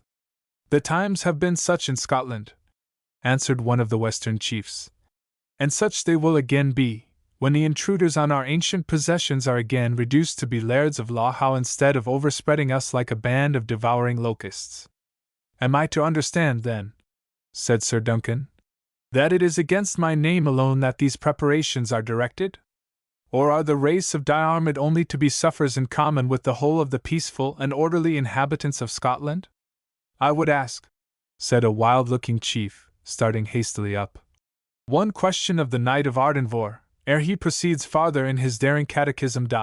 Has he brought more than one life to this castle, that he ventures to intrude among us for the purposes of insult? Gentlemen, said Montrose, let me implore your patience. A messenger who comes among us for the purpose of embassy is entitled to freedom of speech and safe conduct. And since Sir Duncan Campbell is so pressing, I care not if I inform him, for his guidance, that he is in an assembly of the King's loyal subjects, convoked by me, in His Majesty's name and authority, and as empowered by His Majesty's royal commission. We are to have, then, I presume, said Sir Duncan Campbell, a civil war in all its forms? I have been too long a soldier to view its approach with anxiety, but it would have been for my Lord of Montrose's honor, if, in this matter, he had consulted his own ambition less, and the peace of the country more. Those consulted their own ambition and self-interest, Sir Duncan, answered Montrose, who brought the country to the pass in which it now stands, and rendered necessary the sharp remedies which we are now reluctantly about to use. And what rank among these self-seekers, said Sir Duncan Campbell, we shall assign to a noble earl, so violently attached to the Covenant, that he was the first, in 1639, to cross the Tyne, wading middle deep at the head of his regiment, to charge the royal forces? It was the same, I think, who imposed the Covenant upon the burgesses and colleges of Aberdeen, at the point of sword and pike. I understand your sneer, Sir Duncan, said Montrose temperately, and I can only add that if sincere repentance can make amends for youthful error, and for yielding to the artful representation of ambitious hypocrites, I shall be pardoned for the crimes with which you taunt me. I will at least endeavor to deserve forgiveness, for I am here, with my sword in my hand, willing to spend the best blood of my body to make amends for my error, and mortal man can do no more. Well, my lord, said Sir Duncan, I shall be sorry to carry back this language to the Marquis of Argyle. I had it in farther charge from the Marquis, that, to prevent the bloody feuds which must necessarily follow a Highland war, his lordship will be contented if terms of truce could be arranged to the north of the Highland line, as there is ground enough in Scotland to fight upon, without neighbours destroying each other's families and inheritances. It is a peaceful proposal, said Montrose, smiling, such as it should be, coming from one whose personal actions have always been more peaceful than his measures. Yet if the terms of such a truce could be equally fixed, and if we can obtain security for that, Sir Duncan, is indispensable, that your Marquis will observe these terms with strict fidelity, I, for my part, should be content to leave peace behind us, since we must needs carry war before us. But, Sir Duncan, you are too old and experienced a soldier for us to permit you to remain in our leaguer, and witness our proceedings. We shall therefore, when you have refreshed yourself, recommend your speedy return to Inverary, and we shall send with you a gentleman on our part to adjust the terms of the Highland armistice, in case the Marquis shall be found serious in proposing such a measure. Sir Duncan Campbell assented by a bow. My Lord of Menteith, continued Montrose, will you have the goodness to attend Sir Duncan Campbell of Ardenvohr, while we determine who shall return with him to his chief? Amalie will permit us to request that he be entertained with suitable hospitality. I will give orders for that, said Alan Amalie, rising and coming forward. I love Sir Duncan Campbell. We have been joint sufferers in former days, and I do not forget it now. My Lord of Menteith, said Sir Duncan Campbell, I am grieved to see you, at your early age, engaged in such desperate and rebellious courses. I am young, answered Menteith, yet old enough to distinguish between right and wrong, between loyalty and rebellion, and the sooner a good course is begun, the longer and the better have I a chance of running it. And you too, my friend, Alan Amalie, said Sir Duncan, taking his hand. Must we also call each other enemies, that have been so often allied against a common foe? Then turning round to the meeting, he said, Farewell, gentlemen, there are so many of you to whom I wish well, that your rejection of all terms of mediation gives me deep affliction. May Heaven, he said, looking upwards, judge between our motives, and those of the movers of this civil commotion. Amen, said Montrose. To that tribunal we all submit us. Sir Duncan Campbell left the hall, accompanied by Alan Amalie and Lord Menteith.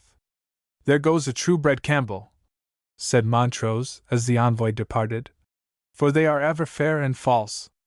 Pardon me, my lord, said Evan D'Hu.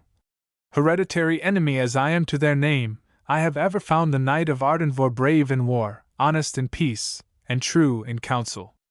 Of his own disposition, said Montrose, such he is undoubtedly, but he now acts as the organ or mouthpiece of his chief, the Marquis, the falsest man that ever drew breath. And Amalie, he continued in a whisper to his host, lest he should make some impression upon the inexperience of Menteith, or the singular disposition of your brother, you had better send music into their chamber, to prevent his inveigling them into any private conference.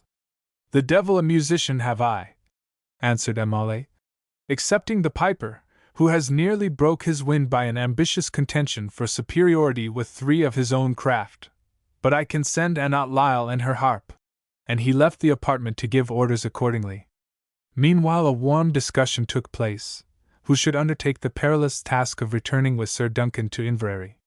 To the higher dignitaries, accustomed to consider themselves upon an equality even with Callum More, this was an office not to be proposed. Unto others who could not plead the same excuse, it was altogether unacceptable. One would have thought Inverary had been the valley of the shadow of death, the inferior chiefs showed such reluctance to approach it. After a considerable hesitation, the plain reason was at length spoken out, namely, that whatever Highlander should undertake an office so distasteful to Callum More, he would be sure to treasure the offence in his remembrance, and one day or other to make him bitterly repent of it. In this dilemma, Montrose, who considered the proposed armistice as a mere stratagem on the part of Argyle, although he had not ventured bluntly to reject it in presence of those whom it concerned so nearly, resolved to impose the danger and dignity upon Captain Dalgetty, who had neither clan nor estate in the Highlands upon which the wrath of Argyle could wreak itself. But I have a neck, though, said Dalgetty bluntly, and what if he chooses to avenge himself upon that? I have known a case where an honorable ambassador has been hanged as a spy before now. Neither did the Romans use ambassadors much more mercifully at the siege of Capua, although I read that they only cut off their hands and noses, put out their eyes, and suffered them to depart in peace.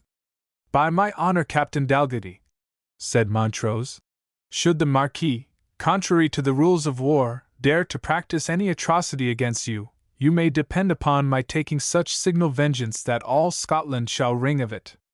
That will do but little for Dalgetty, returned the captain. But courageous, as the Spaniard says. With the land of promise full in view, the more of Drumthwacket, mea paupera regna, as we said at Maresco College, I will not refuse your Excellency's commission, being conscious it becomes a cavalier of honor to obey his commander's orders, in defiance both of gibbet and sword. Gallantly resolved, said Montrose. And if you will come apart with me, I will furnish you with the conditions to be laid before Callum More, upon which we are willing to grant him a truce for his Highland dominions. With these we need not trouble our readers. They were of an evasive nature, calculated to meet a proposal which Montrose considered to have been made only for the purpose of gaining time. When he had put Captain Dalgetty in complete possession of his instructions, and when that worthy, making his military obeisance, was near the door of his apartment, Montrose made him a sign to return. I presume, said he, I need not remind an officer who has served under the great Gustavus, that a little more is required of a person sent with a flag of truce than mere discharge of his instructions, and that his general will expect from him, on his return, some account of the state of the enemy's affairs, as far as they come under his observation. In short, Captain Dalgetty, you must be un peu clairvoyant. Aha! Your Excellency, said the captain, twisting his hard features into an inimitable expression of cunning and intelligence. If they do not put my head in a poke, which I have known practiced upon honorable soldados who have been suspected to come upon such errands as the present, your Excellency may rely on a precise narration of whatever Dougal Dalgetty shall hear or see, were it even how many turns of tune there are in Callum More's pibroch, or how many checks in the set of his plaid end. Trues. Enough, answered Montrose. Farewell, Captain Dalgetty. And as they say that a lady's mind is always expressed in her postscript, so I would have you think that the most important part of your commission lies in what I have last said to you. Dalgetty once more grinned intelligence, and withdrew to victual his charger and himself, for the fatigues of his approaching mission. At the door of the stable, for Gustavus always claimed his first care, he met Angus M'Aulay and Sir Miles Musgrave, who had been looking at his horse, and, after praising his points and carriage, both united in strongly dissuading the captain from taking an animal of such value with him upon his present very fatiguing journey. Angus painted in the most alarming colours the roads, or rather wild tracks, by which it would be necessary for him to travel into Argyllshire, and the wretched huts or bothies where he would be condemned to pass the night, and where no forage could be procured for his horse, unless he could eat the stumps of old heather. In short, he pronounced it absolutely impossible that, after undertaking such a pilgrimage, the animal could be in any case for military service. The Englishman strongly confirmed all that Angus had said, and gave himself, body and soul, to the devil, if he thought it was not an act little short of absolute murder to carry a horse worth a farthing into such a waste and inhospitable desert. Captain Dalgetty for an instant looked steadily, first at one of the gentlemen and next at the other, and then asked them, as if in a state of indecision, what they would advise him to do with Gustavus under such circumstances. By the hand of my father, my dear friend, answered M'Aulay, if you leave the beast in my keeping, you may rely on his being fed and sorted according to his worth and quality, and that upon your happy return, you will find him as sleek as an onion boiled in butter. Or, said Sir Miles Musgrave, if this worthy cavalier chooses to part with his charger for a reasonable sum, I have some part of the silver candlesticks still dancing the haze in my purse, which I shall be very willing to transfer to his. In brief, mine honourable friends, said Captain Dalgetty, again eyeing them both with an air of comic penetration, I find it would not be altogether unacceptable to either of you, to have some token to remember the old soldier by, in case it shall please Callum More to hang him up at the gate of his own castle. And doubtless it would be no small satisfaction to me, in such an event, that a noble and loyal cavalier like Sir Miles Musgrave, or a worthy and hospitable chieftain like our excellent landlord, should act as my executor. Both hastened to protest that they had no such object, and insisted again upon the impassable character of the Highland paths. Angus M'Aulay mumbled over a number of hard Gaelic names, descriptive of the difficult passes, precipices, corries, and beals, through which he said the road lay to Inverary, when old Donald, who had now entered, sanctioned his master's account of these difficulties, by holding up his hands, and elevating his eyes, and shaking his head, at every guttural which M'Aulay pronounced. But all this did not move the inflexible captain. My worthy friends, said he, Gustavus is not new to the dangers of traveling, and the mountains of Bohemia, and no disparagement to the Beals and Corys Mr. Angus is pleased to mention, and of which Sir Miles, who never saw them, confirms the horrors. These mountains may compete with the vilest roads in Europe. In fact, my horse hath a most excellent and social quality, for although he cannot pledge in my cup, yet we share our loaf between us, and it will be hard if he suffers famine where cakes or bannocks are to be found. And to cut this matter short, I beseech you, my good friends, to observe the state of Sir Duncan Campbell's palfrey, which stands in that stall before us, fat and fair, and in return for your anxiety and my account, I give you my honest asseveration that while we travel the same road, both that palfrey and his rider shall lack for food before either Gustavus or I.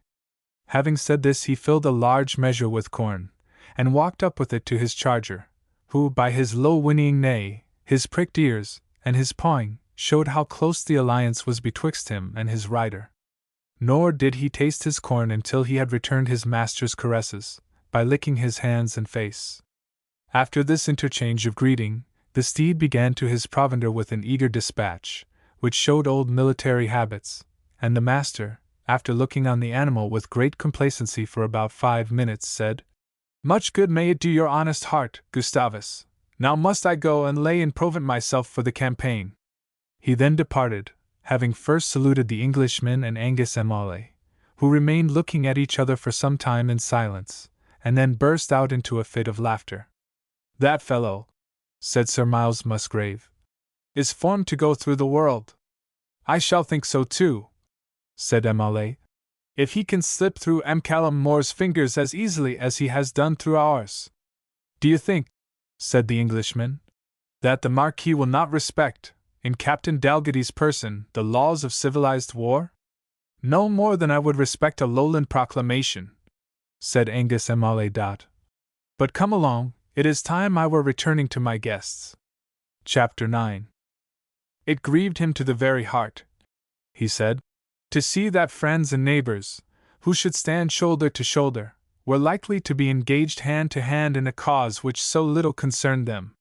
"What signifies it," he said, "to the Highland chiefs, whether king or parliament got uppermost? Were it not better to let them settle their own differences without interference, while the chiefs, in the meantime, took the opportunity of establishing their own authority in a manner not to be called in question hereafter by either king or parliament?"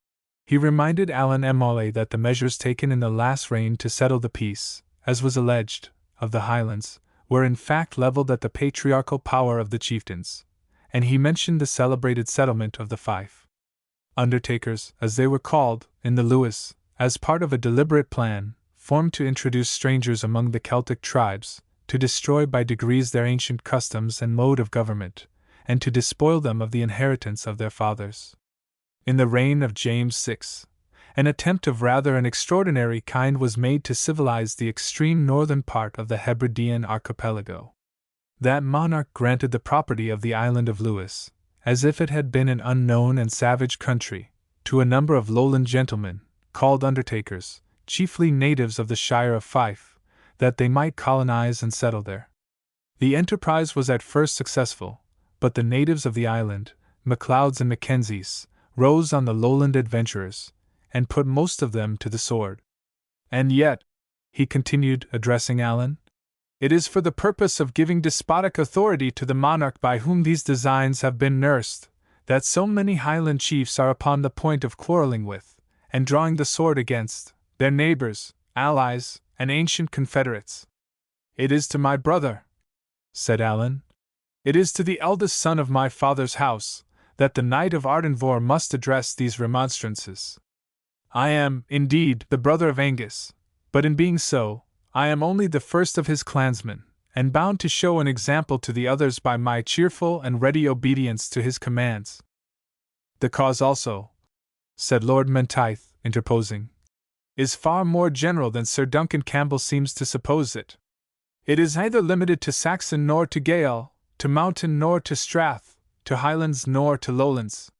The question is, if we will continue to be governed by the unlimited authority assumed by a set of persons in no respect superior to ourselves, instead of returning to the natural government of the prince against whom they have rebelled.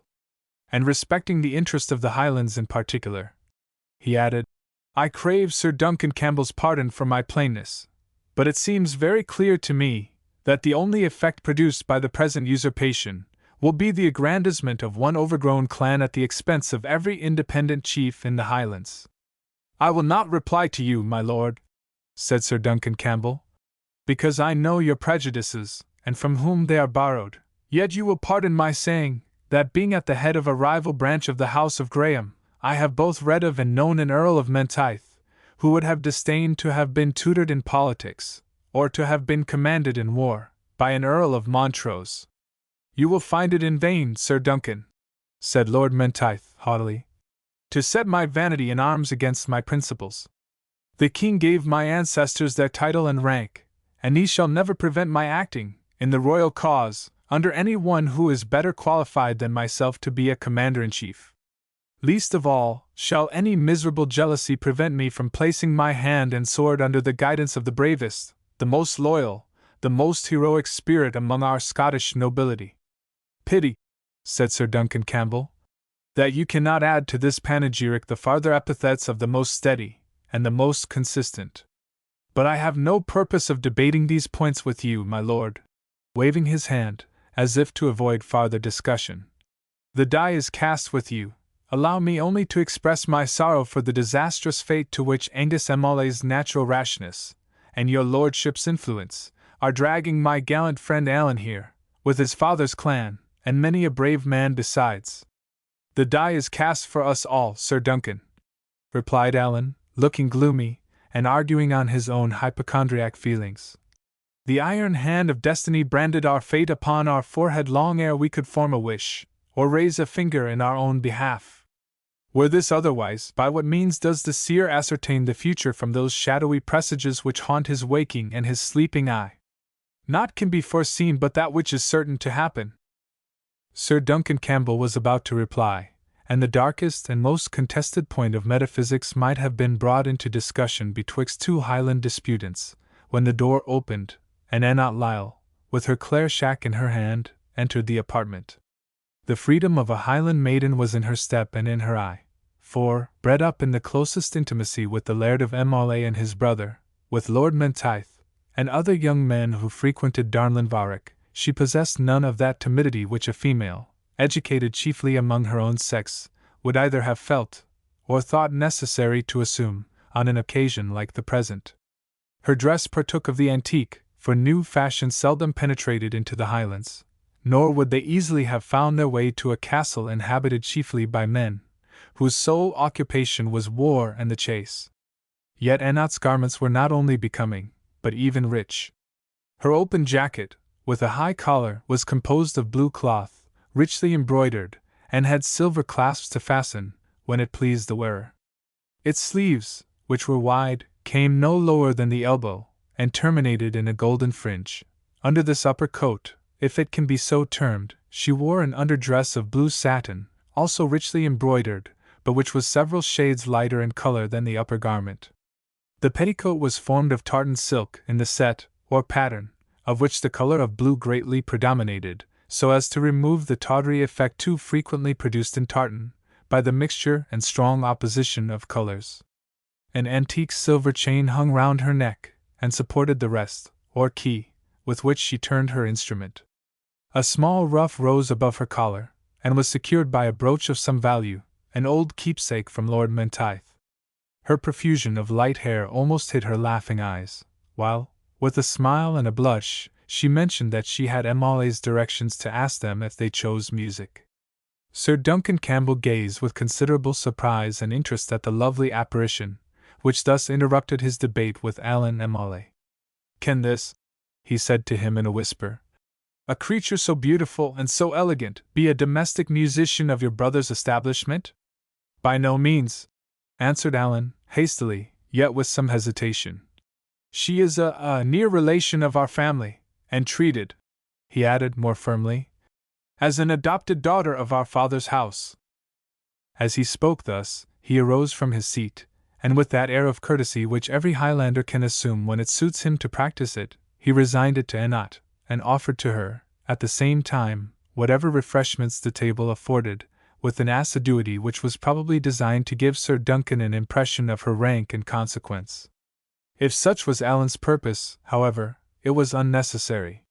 Sir Duncan kept his eyes fixed upon Anat with an expression of much deeper interest than could have arisen from any impression that she was a person of consequence. Anat even felt embarrassed under the old knight's steady gaze, and it was not without considerable hesitation that, tuning her instrument, and receiving an assenting look from Lord Menteith and Alan, she executed the following ballad, which our friend, Mr. Secundus Macpherson, whose goodness we had before to acknowledge, has thus translated into the English tongue. The Orphan Maid. The admirers of pure Celtic antiquity, notwithstanding the elegance of the above translation, may be desirous to see a literal version from the original Gaelic, which we therefore subjoin, and have only to add that the original is deposited with Mr. Jedediah Cleishbotham. Literal translation. While the song proceeded, Lord Menteith observed, with some surprise, that it appeared to produce a much deeper effect upon the mind of Sir Duncan Campbell than he could possibly have anticipated from his age and character. He well knew that the Highlanders of that period possessed a much greater sensibility both for tale and song than was found among their lowland neighbours, but even this, he thought, hardly accounted for the embarrassment with which the old man withdrew his eyes from the songstress, as if unwilling to suffer them to rest on an object so interesting. Still less was it to be expected that features which express pride, stern common sense, and the austere habit of authority should have been so much agitated by so trivial a circumstance. As the chief's brow became clouded, he drooped his large shaggy grey eyebrows until they almost concealed his eyes, on the lids of which something like a tear might be seen to glisten. He remained silent and fixed in the same posture for a minute or two, after the last note had ceased to vibrate. He then raised his head, and having looked at Anat Lyle, as if purposing to speak to her, he has suddenly changed that purpose, and was about to address Alan, when the door opened, and the lord of the castle made his appearance. Chapter 10. Angus M'Aulay was charged with a message which he seemed to find some difficulty in communicating, for it was not till after he had framed his speech several different ways, and blundered them all, that he succeeded in letting Sir Duncan Campbell know that the cavalier who was to accompany him was waiting in readiness, and that all was prepared for his return to Inverary. Sir Duncan Campbell rose up very indignantly, the affront which this message implied immediately driving out of his recollection the sensibility which had been awakened by the music. "I little expected this," he said, looking indignantly at Angus M'Aulay. "I little thought that there was a chief in the West Highlands, who, at the pleasure of a Saxon, would have bid the Knight of Ardenvohr leave his castle, when the sun was declining from the meridian, and ere the second cup had been filled. But farewell, sir, the food of a churl does not satisfy the appetite. When I next revisit Darnlinvarach, it shall be with a naked sword in one hand, and a firebrand in the other. And if you so come," said Angus, "I pledge myself to meet you fairly, though you brought 500 Campbells at your back, and to afford you and them such entertainment, that you shall not again complain of the hospitality of Darnlinvarach." "Threatened men," said Sir Duncan, "live long. Your turn for gasconading, Laird of M'Aulay, is too well known, that men of honour should regard your vaunts. To you, my lord, and to Alan, who have supplied the place of my churlish host, I leave my thanks. And to you, pretty mistress," he said, addressing Anat Lyle, "this little token, for having opened a fountain which hath been dry for many a year." So saying, he left the apartment, and commanded his attendants to be summoned. Angus M'Aulay, equally embarrassed and incensed at the charge of inhospitality, which was the greatest possible affront to a Highlander, did not follow Sir Duncan to the courtyard, where, mounting his palfrey, which was in readiness, followed by 6 mounted attendants, and accompanied by the noble Captain Dalgety, who had also awaited him, holding Gustavus ready for action. Though he did not draw his girths and mount till Sir Duncan appeared, the whole cavalcade left the castle. The journey was long and toilsome, but without any of the extreme privations which the Laird of M'Aulay had prophesied. In truth, Sir Duncan was very cautious to avoid those nearer and more secret paths, by means of which the county of Argyll was accessible from the eastward, for his relation and chief, the Marquis, was used to boast that he would not for 100,000 crowns any mortal should know the passes by which an armed force could penetrate into his country. Sir Duncan Campbell, therefore, rather shunned the Highlands, and falling into the low country, made for the nearest seaport in the vicinity, where he had several half-decked galleys, or burlings, as they were called, at his command. In one of these they embarked, with Gustavus and company, who was so seasoned to adventure that land and sea seemed as indifferent to him as to his master. The wind being favorable, they pursued their way rapidly with sails and oars, and early the next morning it was announced to Captain Dalgetty, then in a small cabin beneath the hull-deck, that the galley was under the walls of Sir Duncan Campbell's castle. Ardenvohr, accordingly, rose high above him, when he came upon the deck of the galley. It was a gloomy square tower, of considerable size and great height, situated upon a headland projecting into the salt water lake, or arm of the sea, which they had entered on the preceding evening. A wall, with flanking towers at each angle, surrounded the castle to landward, but towards the lake, it was built so near the brink of the precipice as only to leave room for a battery of 7 guns, designed to protect the fortress from any insult from that side, although situated too high to be of any effectual use according to the modern system of warfare. The eastern sun, rising behind the old tower, flung its shadow far on the lake, darkening the deck of the galley, on which Captain Dalgetty now walked, waiting with some impatience the signal to land. Sir Duncan Campbell, as he was informed by his attendants, was already within the walls of the castle, but no one encouraged the captain's proposal of following him ashore, until, as they stated, they should receive the direct permission or order of the Knight of Ardenvohr. In a short time afterwards the mandate arrived, while a boat, with a piper in the bow, bearing the Knight of Ardenvohr's crest in silver upon his left arm, and playing with all his might the family march, entitled, "The Campbells are coming," approached to conduct the envoy of Montrose to the castle of Ardenvohr.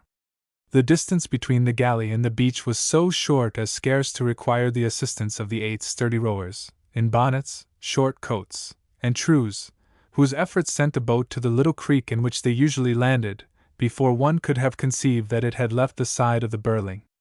2 of the boatmen, in spite of Dalgetty's resistance, horsed the captain on the back of a 3rd Highlander, and wading through the surf with him, landed him high and dry upon the beach beneath the castle rock. In the face of this rock there appeared something like the entrance of a low-browed cavern, towards which the assistants were preparing to hurry our friend Dalgetty, when, shaking himself loose from them with some difficulty, he insisted upon seeing Gustavus safely landed before he proceeded one step farther. The Highlanders could not comprehend what he meant, until one who had picked up a little English, or rather Lowland Scotch, exclaimed, "Houts! It's about her horse, ta useless baste." Farther remonstrance on the part of Captain Dalgetty was interrupted by the appearance of Sir Duncan Campbell himself, from the mouth of the cavern which we have described, for the purpose of inviting Captain Dalgetty to accept of the hospitality of Ardenvohr, pledging his honor, at the same time, that Gustavus should be treated as became the hero from whom he derived his name, not to mention the important person to whom he now belonged. Notwithstanding this satisfactory guarantee, Captain Dalgetty would still have hesitated, such was his anxiety to witness the fate of his companion Gustavus, had not 2 Highlanders seized him by the arms, 2 more pushed him on behind, while a 5th exclaimed, "Hout owa, why the daft Sassenach!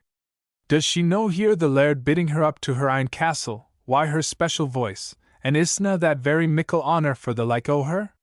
Thus impelled, Captain Dalgetty could only for a short space keep a reverted eye towards the galley in which he had left the partner of his military toils.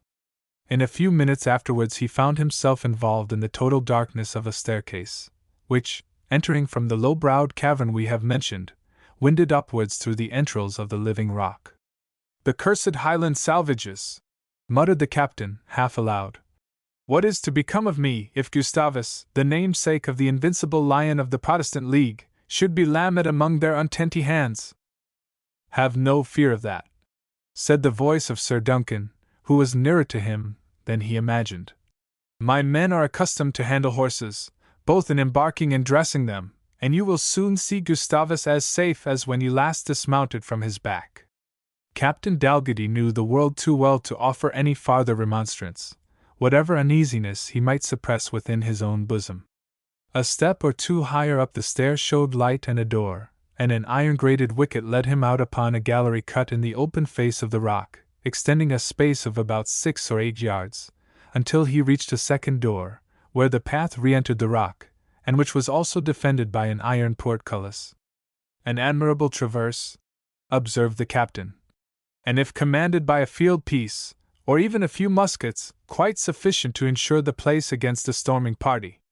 Sir Duncan Campbell made no answer at the time, but the moment afterwards, when they had entered the second cavern, he struck with the stick which he had in his hand, first on the one side, and then on the other of the wicket, and the sullen ringing sound which replied to the blows, made Captain Dalgetty sensible that there was a gun placed on each side, for the purpose of raking the gallery through which they had passed, although the embrasures, through which they might be fired on occasion, were masked on the outside with sods and loose stones.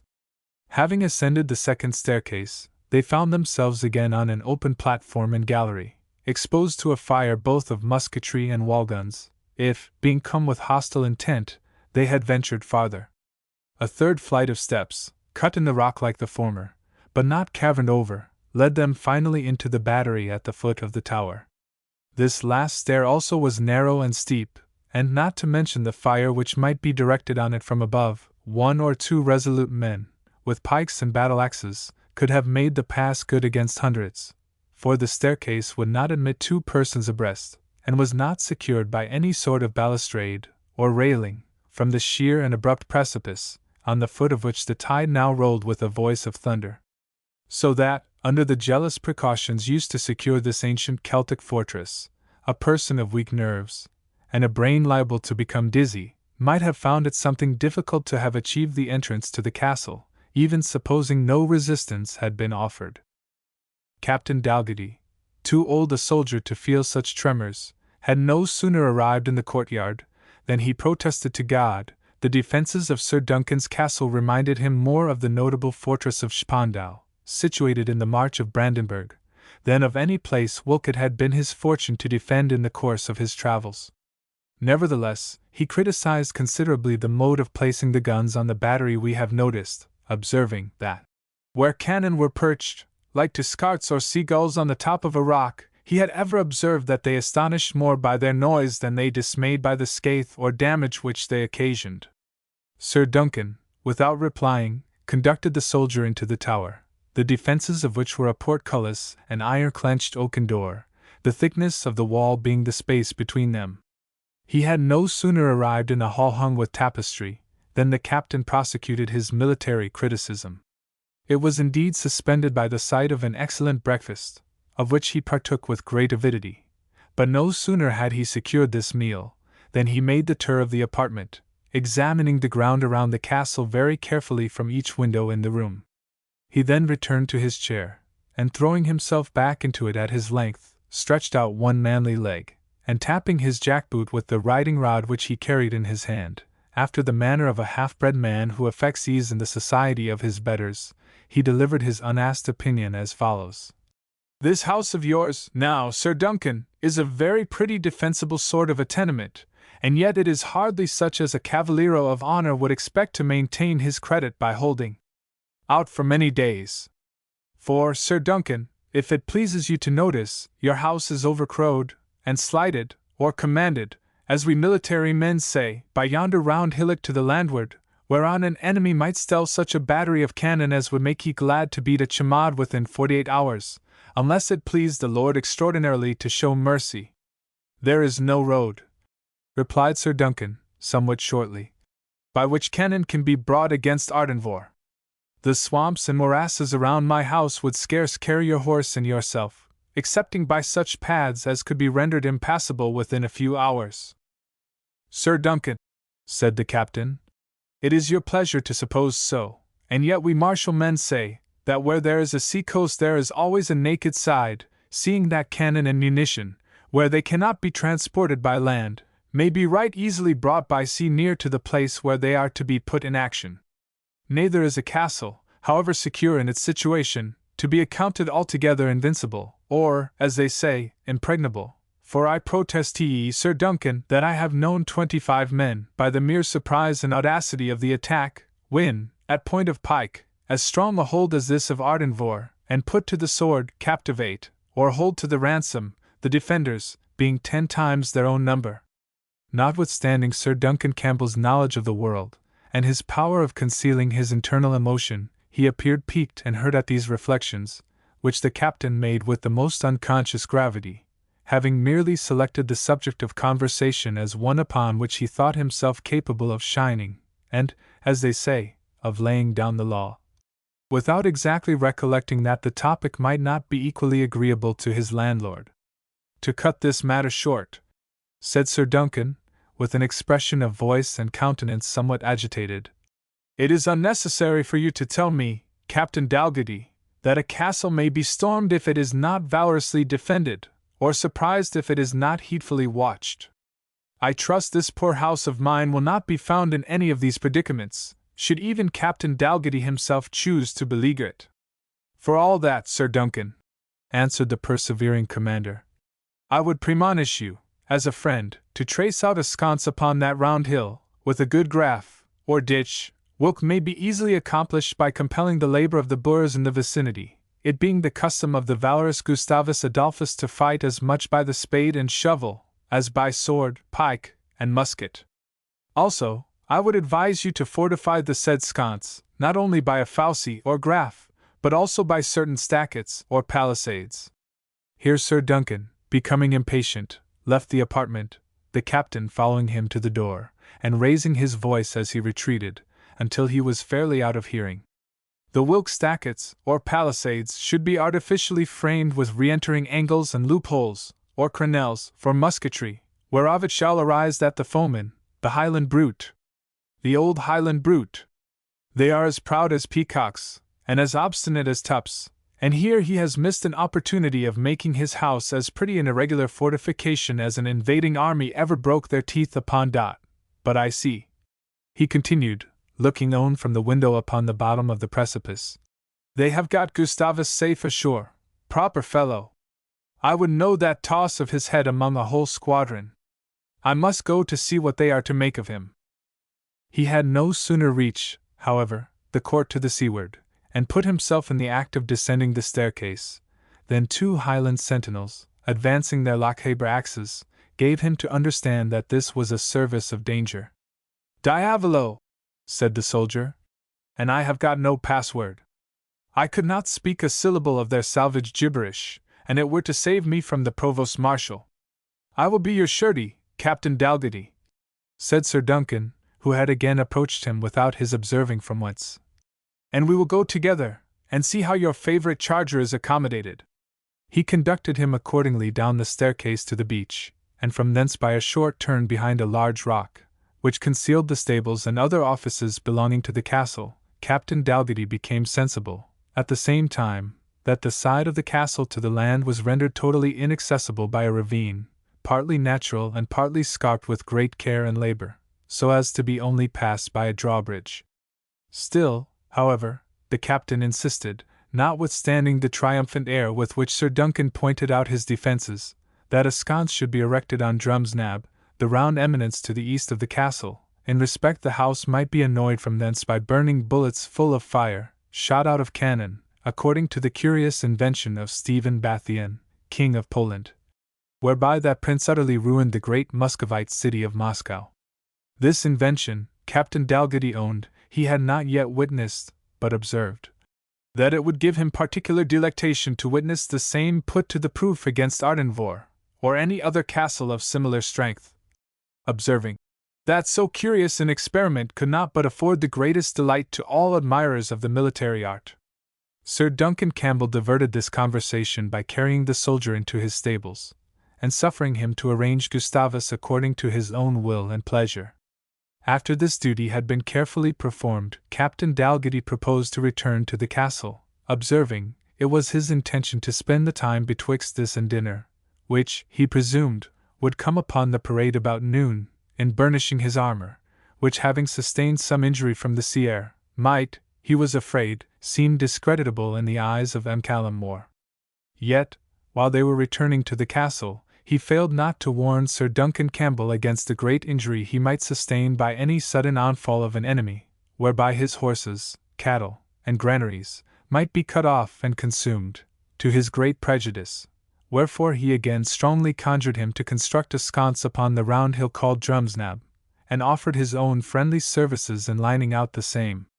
To this disinterested advice Sir Duncan only replied by ushering his guest to his apartment, and informing him that the tolling of the castle bell would make him aware when dinner was ready. Chapter 11. The gallant ritmaster would willingly have employed his leisure in studying the exterior of Sir Duncan's castle, and verifying his own military ideas upon the nature of its defences. But a stout sentinel, who mounted guard with a lock-haybrax at the door of his apartment, gave him to understand by very significant signs that he was in a sort of honourable captivity. It is strange, thought the ritmaster to himself, how well these salvages understand the rules and practique of war. Who should have presupposed their acquaintance with the maxim of the great and godlike Gustavus Adolphus, that a flag of truce should be half a messenger half a spy, and having finished burnishing his arms, he sate down patiently to compute how much $50 per diem would amount to at the end of a 6 months' campaign, and, when he had settled that problem, proceeded to the more abstruse calculations necessary for drawing up a brigade of 2,000 men on the principle of extracting the square root. From his musings, he was roused by the joyful sound of the dinner bell, on which the Highlander, lately his guard, became his gentleman usher, and marshalled him to the hall, where a table with 4 covers bore ample proofs of Highland hospitality. Sir Duncan entered, conducting his lady, a tall, faded, melancholy female, dressed in deep mourning.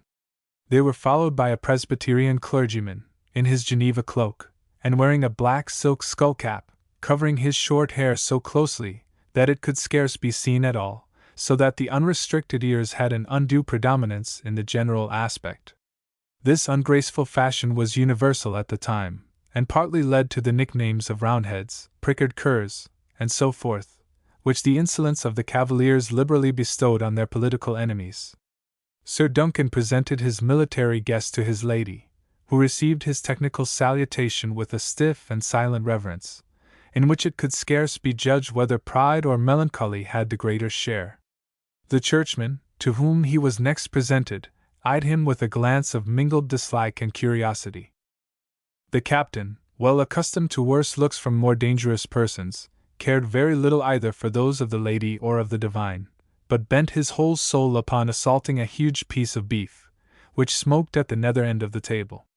But the onslaught, as he would have termed it, was delayed, until the conclusion of a very long grace, betwixt every section of which Dalgety handled his knife and fork, as he might have done his musket or pike when going upon action, and as often resigned them unwillingly when the prolix chaplain commenced another clause of his benediction. Sir Duncan listened with decency, though he was supposed rather to have joined the Covenanters out of devotion to his chief, than real respect for the cause either of liberty or of presbytery. His lady alone attended to the blessing, with symptoms of deep acquiescence. The meal was performed almost in Carthusian silence, for it was none of Captain Dalgety's habits to employ his mouth in talking, while it could be more profitably occupied. Sir Duncan was absolutely silent, and the lady and churchman only occasionally exchanged a few words, spoken low and indistinctly. But when the dishes were removed, and their place supplied by liquors of various sorts, Captain Dalgety no longer had, himself, the same weighty reasons for silence, and began to tire of that of the rest of the company. He commenced a new attack upon his landlord, upon the former ground. Touching that round monticle, or hill, or eminence termed Drumsnab, I would be proud to hold some dialogue with you, Sir Duncan, on the nature of the sconce to be there constructed, and whether the angles thereof should be acute or obtuse. Anent whilk I have heard the great Veltmarescal Bannier hold a learned argument with General Tiefenbach during a still stand of arms. Captain Dalgety, answered Sir Duncan very dryly, it is not our Highland usage to debate military points with strangers. This castle is like to hold out against a stronger enemy than any force which the unfortunate gentlemen we left at Darnlinvarach are able to bring against it. A deep sigh from the lady accompanied the conclusion of her husband's speech, which seemed to remind her of some painful circumstance. He who gave, said the clergyman, addressing her in a solemn tone, hath taken away. May you, honourable lady, be long enabled to say, Blessed be his name! To this exhortation, which seemed intended for her sole behoof, the lady answered by an inclination of her head, more humble than Captain Dalgetty had yet observed her make. Supposing he should now find her in a more conversable humor, he proceeded to accost her. It is indubitably very natural that your ladyship should be downcast at the mention of military preparations, whilk I have observed to spread perturbation among women of all nations, and almost all conditions. Nevertheless, Penthesilea, in ancient times, and also Joan of Arc, and others, were of a different kidney. And, as I have learned while I served the Spaniard, the Duke of Alva in former times had the leaguer lasses who followed his camp marshalled into tertius, whilk me call regiments, and officered and commanded by those of their own feminine gender, and regulated by a commander-in-chief, called in German Heerwebler, or, as we would say vernacularly, captain of the queens. True it is, they were persons not to be named as parallel to your ladyship, being such quae questum corporibus facebant, as we said of Jean Drochiels at Marescal College, the same whom the French term courtesans, and we in Scottish. The lady will spare you the trouble of further exposition, Captain Dalgetty, said his host somewhat sternly, to which the clergyman added, that such discourse better befitted a watchtower guarded by profane soldiery than the board of an honourable person, and the presence of a lady of quality. Craving your pardon, Dominie, or Doctor, aut quocunc alio nomini gods, for I would have you to know I have studied polite letters, said the unabashed envoy, filling a great cup of wine. I see no ground for your reproof, seeing I did not speak of those terps personae, as if their occupation or character was a proper subject of conversation for this lady's presence, but simply par accidens, as illustrating the matter in hand, namely, their natural courage and audacity, much enhanced, doubtless, by the desperate circumstances of their condition. Captain Dalgetty, said Sir Duncan Campbell, to break short this discourse, I must acquaint you that I have some business to dispatch tonight, in order to enable me to ride with you tomorrow towards Inverary, and therefore, to ride with this person tomorrow, exclaimed his lady. Such cannot be your purpose, Sir Duncan, unless you have forgotten that the morrow is a sad anniversary, and dedicated to as sad a solemnity. I had not forgotten, answered Sir Duncan. How is it possible I can ever forget? But the necessity of the times requires I should send this officer onward to Inverary, without loss of time. Yet, surely, not that you should accompany him in person? Inquired the lady. It were better I did, said Sir Duncan. Yet I can write to the Marquis, and follow on the subsequent day.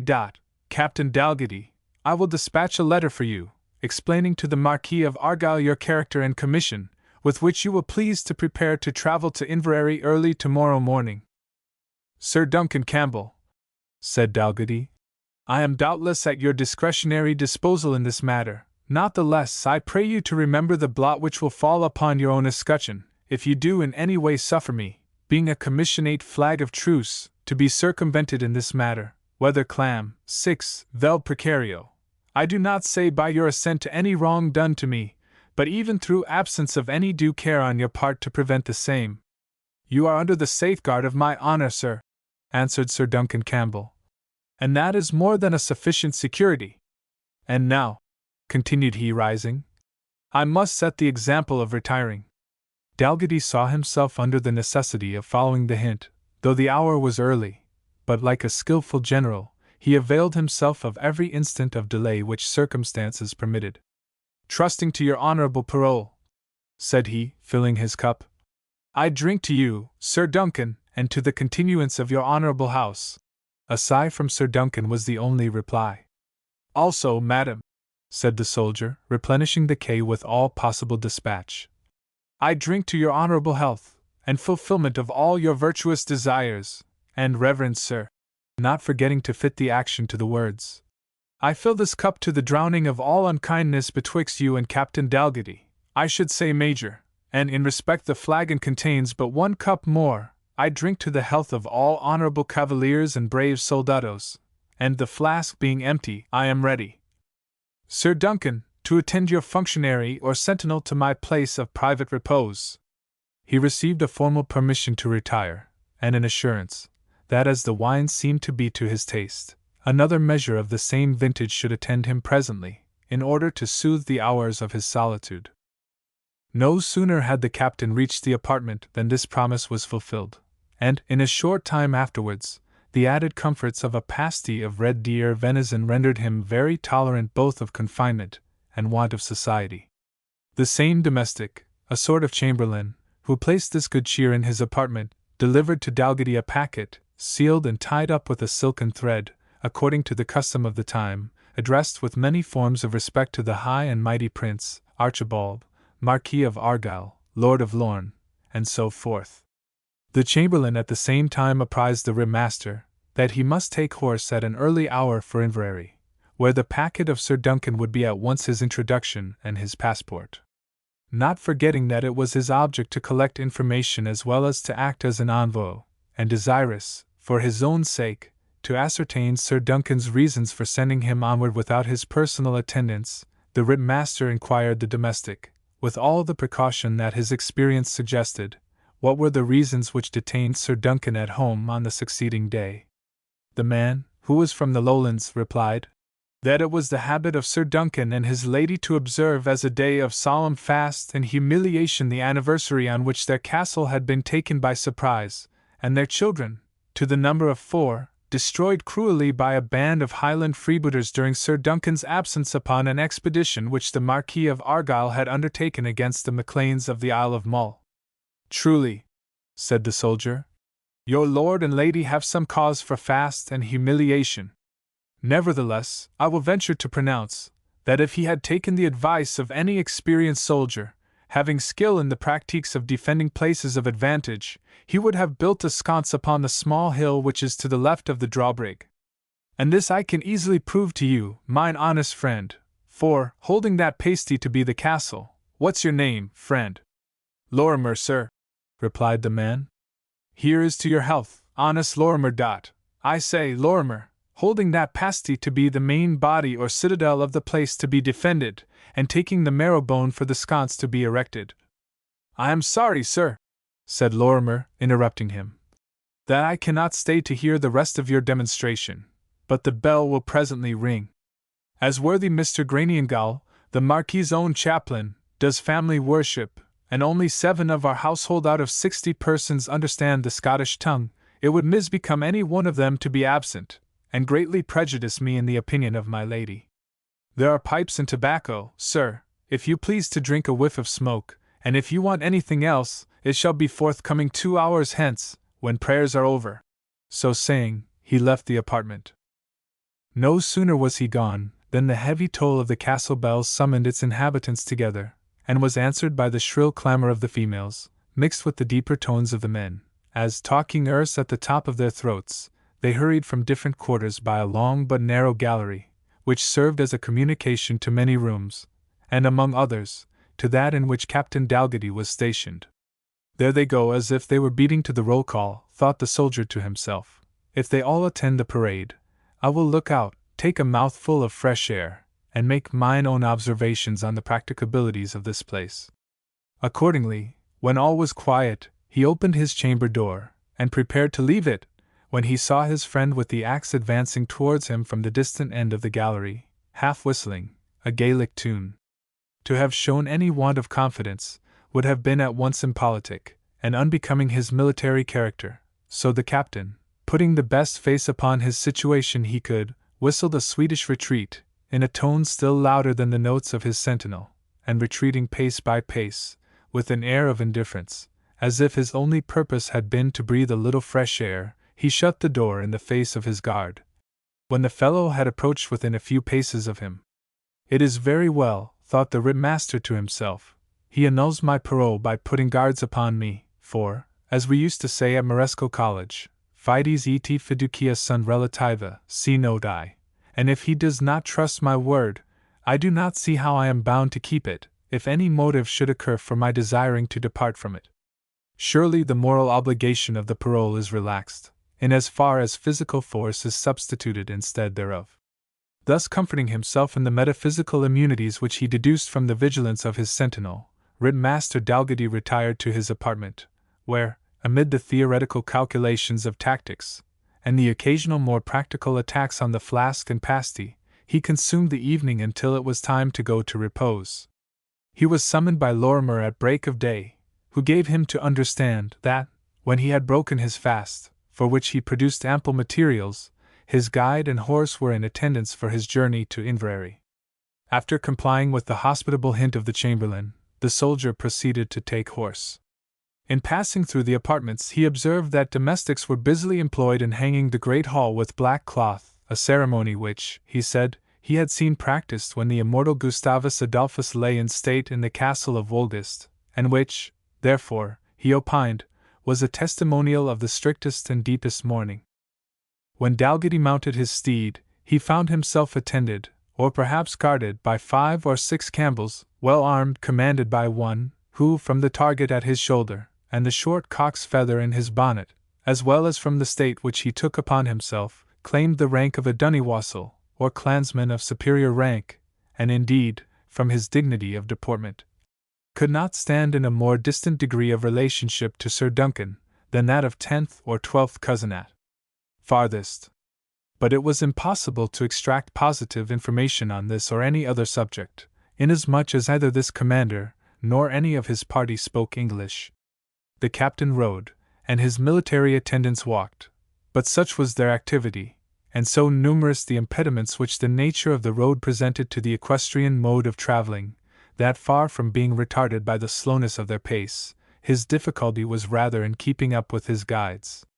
He observed that they occasionally watched him with a sharp eye, as if they were jealous of some effort to escape, and once, as he lingered behind at crossing a brook, one of the gillies began to blow the match of his piece, giving him to understand that he would run some risk in case of an attempt to part company. Dalgety did not augur much good from the close watch thus maintained upon his person, but there was no remedy, for an attempt to escape from his attendants in an impervious and unknown country would have been little short of insanity. He therefore plodded patiently on through a waste and savage wilderness, treading paths which were only known to the shepherds and cattle drivers, and passing with much more of discomfort than satisfaction many of those sublime combinations of mountainous scenery which now draw visitors from every corner of England, to feast their eyes upon Highland grandeur, and mortify their palates upon Highland fare.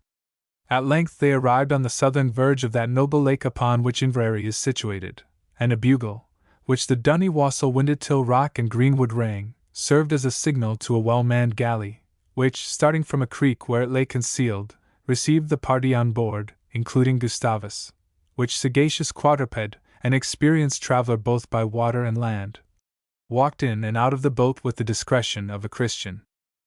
Embarked on the bosom of Loch Fyne, Captain Dalgety might have admired one of the grandest scenes which nature affords.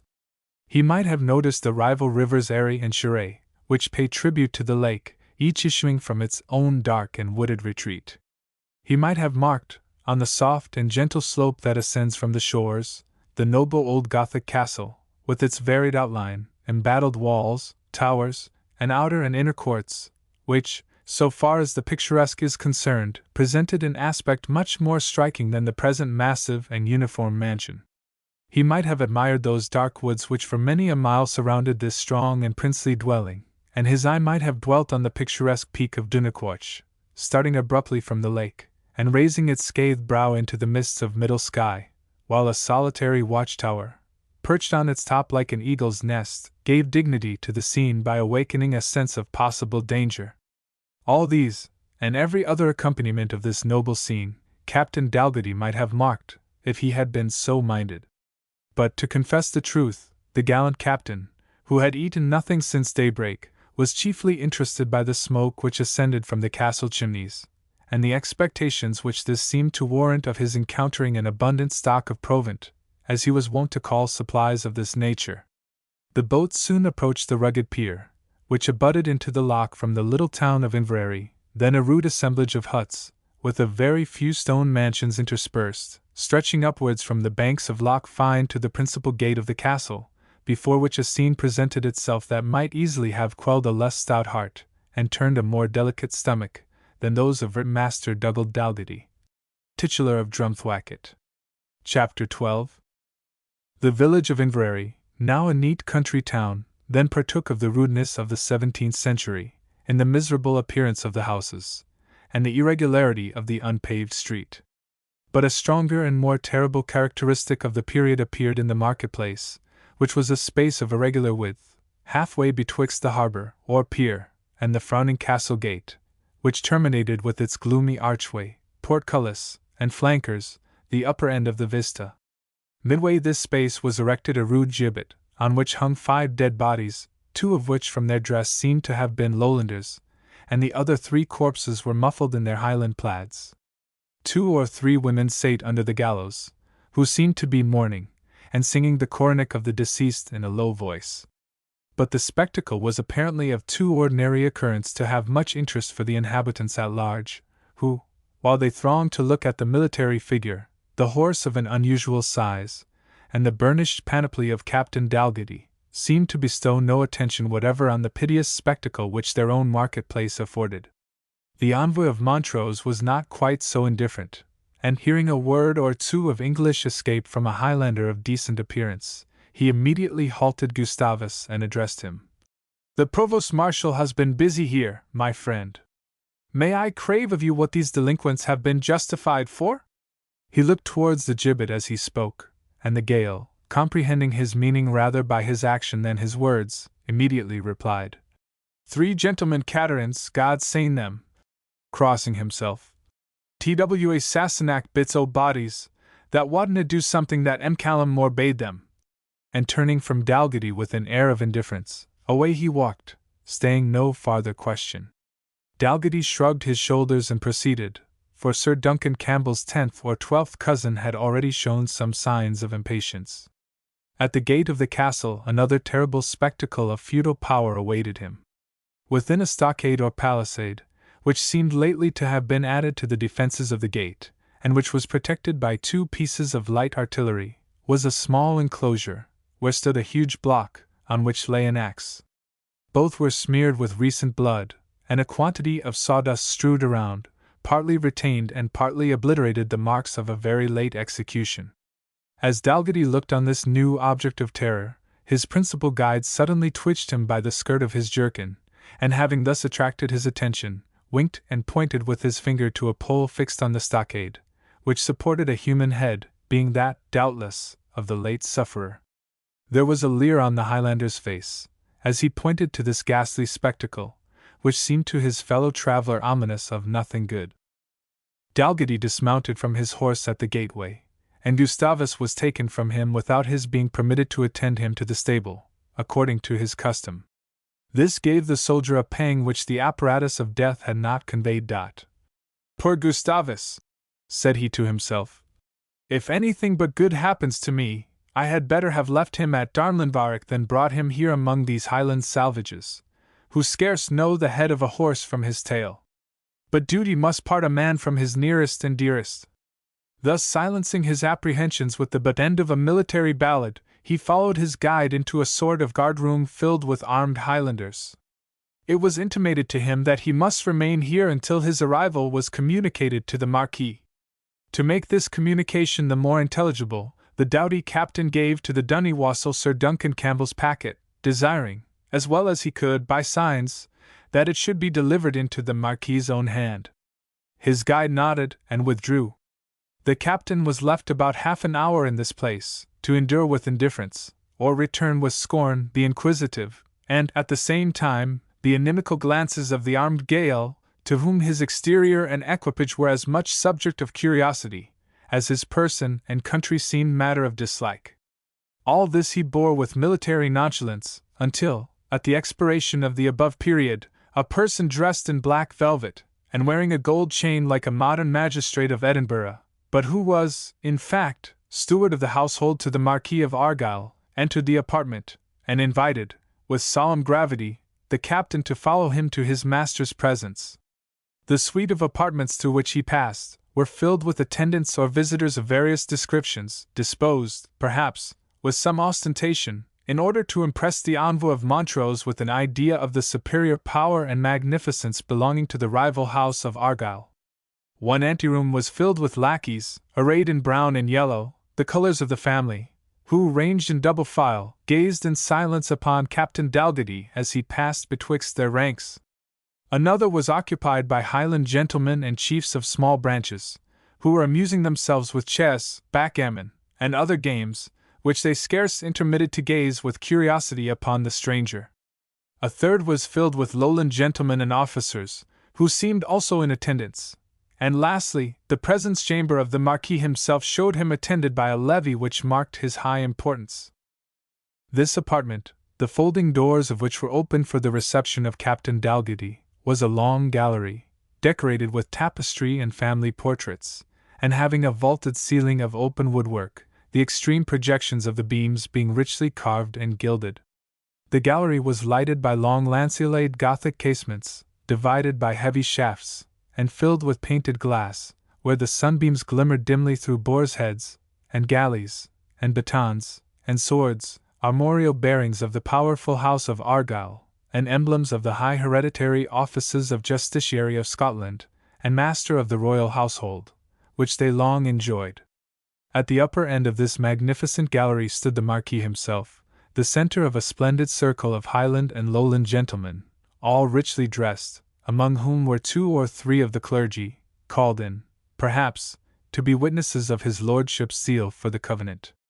The Marquis himself was dressed in the fashion of the period, which Van Dyck has so often painted, but his habit was sober and uniform in colour, and rather rich than gay. His dark complexion, furrowed forehead, and downcast look, gave him the appearance of one frequently engaged in the consideration of important affairs, and who has acquired, by long habit, an air of gravity and mystery, which he cannot shake off even where there is nothing to be concealed. The cast with his eyes, which had procured him in the Highlands the nickname of Gillespie Grumac, or the Grim, was less perceptible when he looked downward, which perhaps was one cause of his having adopted that habit. In person he was tall and thin, but not without that dignity of deportment and manners, which became his high rank. Something there was cold in his address, and sinister in his look, although he spoke and behaved with the usual grace of a man of such quality. He was adored by his own clan, whose advancement he had greatly studied, although he was in proportion disliked by the Highlanders of other septs, some of whom he had already stripped of their possessions, while others conceived themselves in danger from his future schemes, and all dreaded the height to which he was elevated. We have already noticed that in displaying himself amidst his councillors, his officers of the household, and his train of vassals, allies, and dependents, the Marquis of Argyll probably wished to make an impression on the nervous system of Captain Dougald Dalgetty. But that doughty person had fought his way, in one department or another, through the greater part of the 30 Years' War in Germany, a period when a brave and successful soldier was a companion for princes. The King of Sweden, and after his example, even the haughty princes of the Empire, had found themselves fain, frequently to compound with their dignity and silence, when they could not satisfy the pecuniary claims of their soldiers, by admitting them to unusual privileges and familiarity. Captain Dougald Dalgetty had it to boast that he had sate with princes at feasts made for monarchs, and therefore was not a person to be browbeat even by the dignity which surrounded Callum More. Indeed, he was naturally by no means the most modest man in the world, but, on the contrary, had so good an opinion of himself, that into whatever company he chanced to be thrown, he was always proportionally elevated in his own conceit, so that he felt as much at ease in the most exalted society as among his own ordinary companions. In this high opinion of his own rank, he was greatly fortified by his ideas of the military profession, which, in his phrase, made a valiant cavalier a camarade to an emperor. When introduced, therefore, into the Marquis's presence chamber, he advanced to the upper end with an air of more confidence than grace, and would have gone close up to Argyll's person before speaking, had not the latter waved his hand, as a signal to him to stop short. Captain Dalgetty did so accordingly, and having made his military congee with easy confidence, he thus accosted the Marquis. "Give you good morrow, my lord, or rather I should say, good even, beso a usted los manos, as the Spaniard says." "Who are you, sir, and what is your business?" demanded the Marquis, in a tone which was intended to interrupt the offensive familiarity of the soldier. "That is a fair interrogative, my lord," answered Dalgety. Which I shall forthwith answer as becomes a cavalier, and that peremptory, as we used to say at Moresco College. See who or what he is, Neil, said the Marquis sternly, to a gentleman who stood near him. I will save the honourable gentleman the labour of investigation, continued the captain. I am Dougal Dalgety of Drumthwacket, that should be, late writ master in various services, and now major of I know not what or whose regiment of Irishes, and I am come with a flag of truce from a high and powerful lord, James Earl of Montrose, and other noble persons now in arms for his majesty. And so, God save King Charles!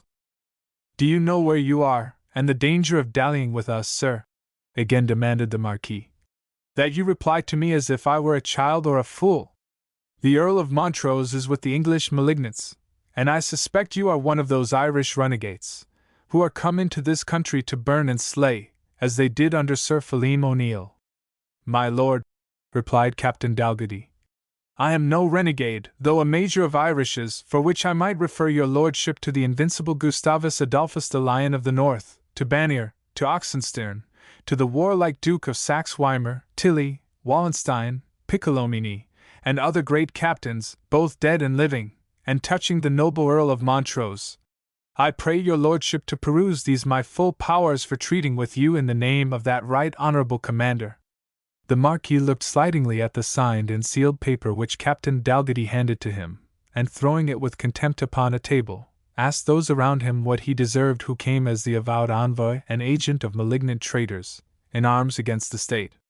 A high gallows and a short shrift, was the ready answer of one of the bystanders. I will crave of that honourable cavalier who hath last spoken, said Dalgety, to be less hasty in forming his conclusions, and also of your lordship to be cautelous in adopting the same, in respect such threats are to be held out only to base bisognos, and not to men of spirit and action, who are bound to peril themselves as freely in services of this nature, as upon sieges, battles, or onslaughts of any sort. And albeit I have not with me a trumpet, or a white flag, in respect our army is not yet equipped with its full appointments, yet the honourable cavaliers and your lordship must concede unto me, that the sanctity of an envoy who cometh on matter of truth or parle, consisteth not in the fanfare of a trumpet, whilk is but a sound, or in the flap of a white flag, whilk is but an old rag in itself, but in the confidence reposed by the party sending, and the party sent, in the honour of those to whom the message is to be carried, and their full reliance that they will respect the just gentium, as well as the law of arms, in the person of the commissionate. You are not come hither to lecture us upon the law of arms, sir, said the Marquis, which neither does nor can apply to rebels and insurgents, but to suffer the penalty of your insolence and folly for bringing a traitorous message to the Lord Justice General of Scotland, whose duty calls upon him to punish such an offence with death. Gentlemen, said the captain, who began much to dislike the turn which his mission seemed about to take, I pray you to remember that the Earl of Montrose will hold you and your possessions liable for whatever injury my person, or my horse, shall sustain by these unseemly proceedings, and that he will be justified in executing retributive vengeance on your persons and possessions. This menace was received with a scornful laugh, while one of the Campbells replied, It is a far cry to law how, proverbial expression of the tribe, meaning that their ancient hereditary domains lay beyond the reach of an invading enemy. But, gentlemen, further urged the unfortunate captain, who was unwilling to be condemned, without at least the benefit of a full hearing. Although it is not for me to say how far it may be to law how, in respect I am a stranger to these parts, yet, what is more to the purpose, I trust you will admit that I have the guarantee of an honourable gentleman of your own name, Sir Duncan Campbell of Ardenvohr, for my safety on this mission, and I pray you to observe, that in breaking the truce towards me, you will highly prejudicate his honour and fair fame. This seemed to be new information to many of the gentlemen, for they spoke aside with each other, and the Marquis's face, notwithstanding his power of suppressing all external signs of his passions, showed impatience and vexation. Does Sir Duncan of Ardenvohr pledge his honour for this person's safety, my lord? Said one of the company, addressing the Marquis. I do not believe it, answered the Marquis. But I have not yet had time to read his letter. We will pray your lordship to do so, said another of the Campbells. Our name must not suffer discredit through the means of such a fellow as this. A dead fly, said a clergyman, mocketh the ointment of the apothecary to stink. Reverend sir, said Captain Dalgety, in respect of the use to be derived, I forgive you the unsavoriness of your comparison, and also remit to the gentleman in the red bonnet the disparaging epithet of fellow, which he has discourteously applied to me, who am no way to be distinguished by the same, unless in so far as I have been called fellow soldier by the great Gustavus Adolphus, the Lion of the North, and other choice commanders, both in Germany and the Low Countries. But touching Sir Duncan Campbell's guarantee of my safety, I will gage my life upon his making my words good therein, when he comes hither tomorrow. If Sir Duncan be soon expected, my lord, said one of the intercessors, it would be a pity to anticipate matters with this poor man. Besides that, said another, your lordship, I speak with reverence, should, at least, consult the Knight of Ardenvohr's letter, and learn the terms on which this Major Dalgety, as he calls himself, has been sent hither by him. They closed around the Marquis, and conversed together in a low tone, both in Gaelic and English. The patriarchal power of the chiefs was very great, and that of the Marquis of Argyll, armed with all his grants of hereditary jurisdiction, was particularly absolute. But there interferes some check of one kind or other even in the most despotic government. That which mitigated the power of the Celtic chiefs was the necessity which they lay under of conciliating the kinsmen who, under them, led out the lower orders to battle, and who formed a sort of council of the tribe in time of peace. The Marquis on this occasion thought himself under the necessity of attending to the remonstrances of this Senate, or more properly Curultai, of the name of Campbell, and slipping out of the circle, gave orders for the prisoner to be removed to a place of security. Prisoner! Exclaimed Dalgety, exerting himself with such force as well nigh to shake off two Highlanders, who for some minutes past had waited the signal to seize him, and kept for that purpose close at his back. Indeed, the soldier had so nearly attained his liberty, that the Marquis of Argyll changed colour, and stepped back 2 paces, laying, however, his hand on his sword, while several of his clan, with ready devotion, threw themselves betwixt him and the apprehended vengeance of the prisoner. But the Highland Guards were too strong to be shaken off, and the unlucky captain, after having had his offensive weapons taken from him, was dragged off and conducted through several gloomy passages to a small side door grated with iron, within which was another of wood. These were opened by a grim old Highlander with a long white beard, and displayed a very steep and narrow flight of steps leading downward.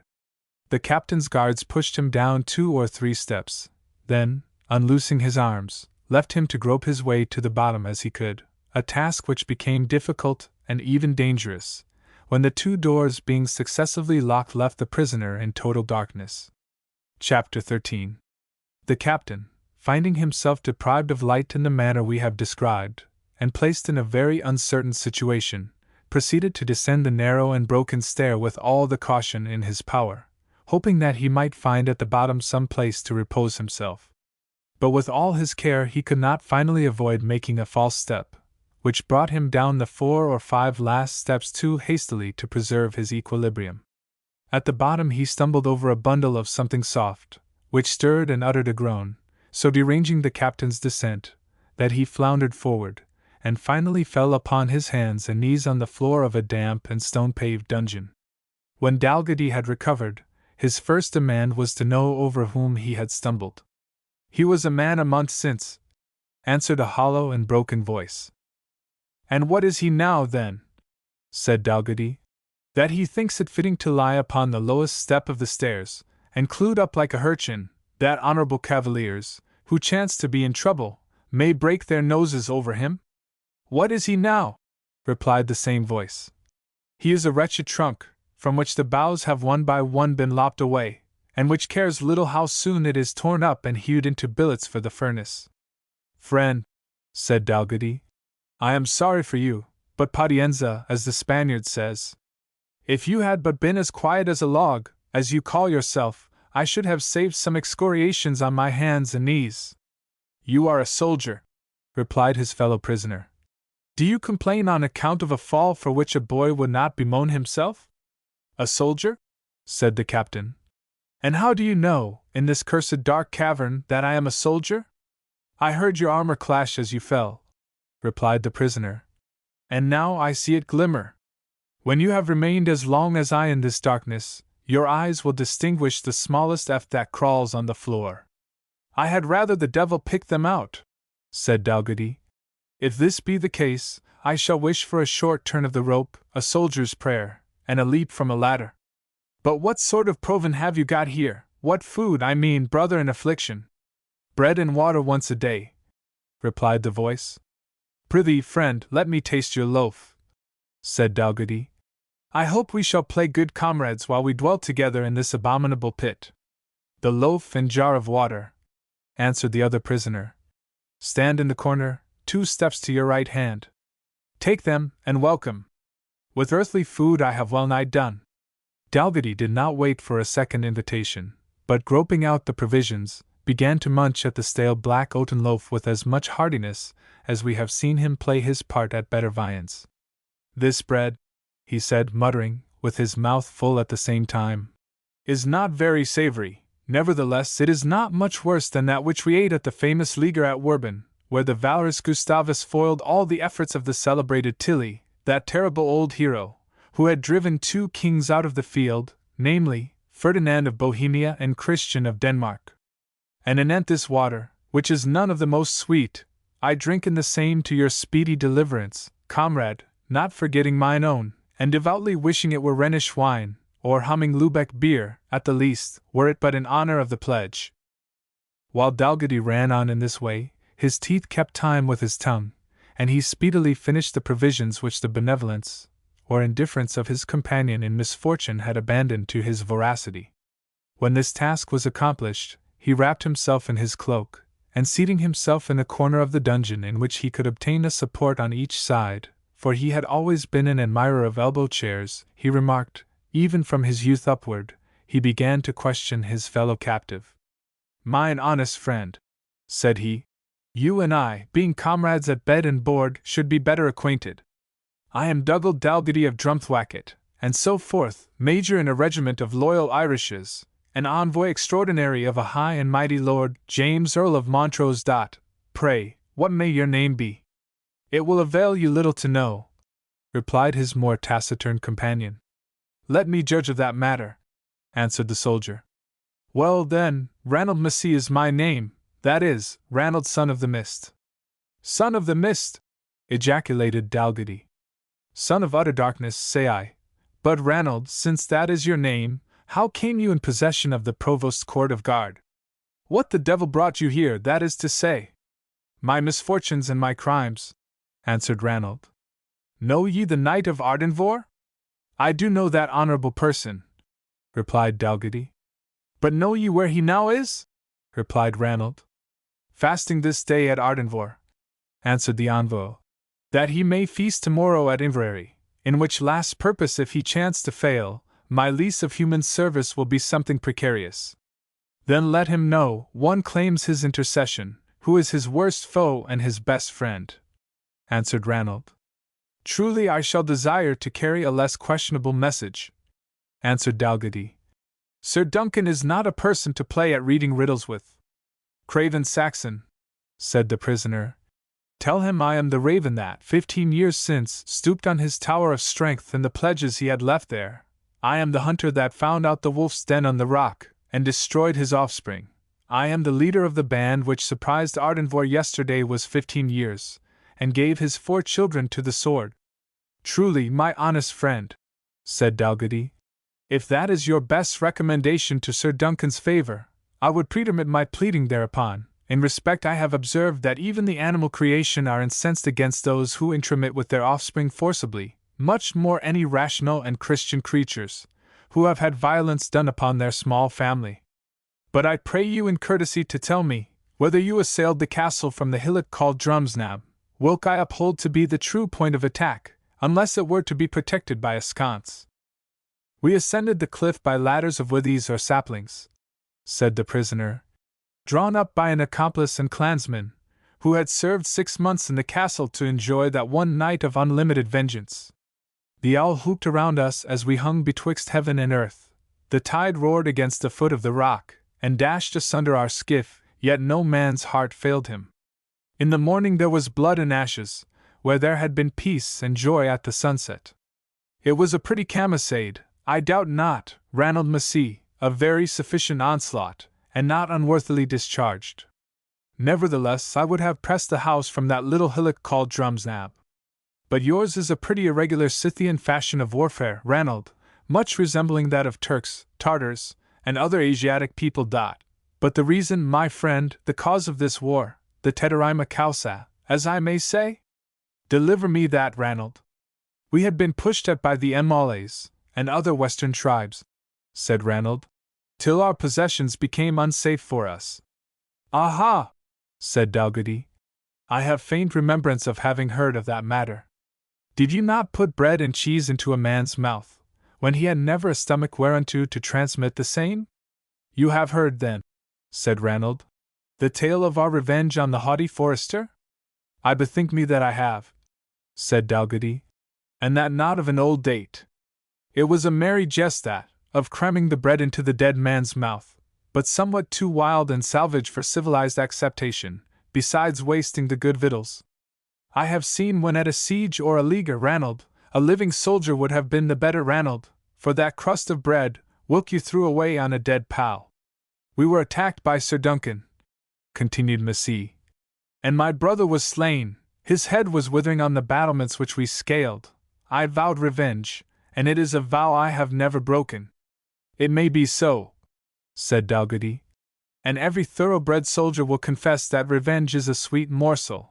But in what manner this story will interest Sir Duncan in your justification, unless it should move him to intercede with the Marquis to change the manner thereof from hanging, or simple suspension, to breaking your limbs on the roue or wheel, with the coulter of a plough, or otherwise putting you to death by torture, surpasses my comprehension. Were I you, Ranald, I would be for miskenning Sir Duncan, keeping my own secret, and departing quietly by suffocation, like your ancestors before you.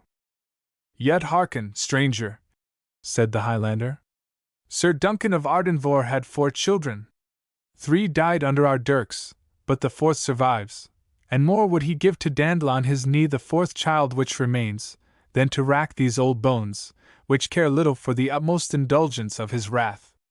One word, if I list to speak it, could turn his day of humiliation and fasting into a day of thankfulness and rejoicing, and breaking of bread. Oh, I know it by my own heart. Dearer to me is the child Kenneth, who chouseth the butterfly on the banks of the Avon, than 10 sons who are mouldering in earth, or are preyed on by the fowls of the air. I presume, Ranald, continued Dalgety, that the 3 pretty fellows whom I saw yonder in the market-place, strung up by the head like rizzard haddocks, claimed some interest in you. There was a brief pause ere the Highlander replied, in a tone of strong emotion.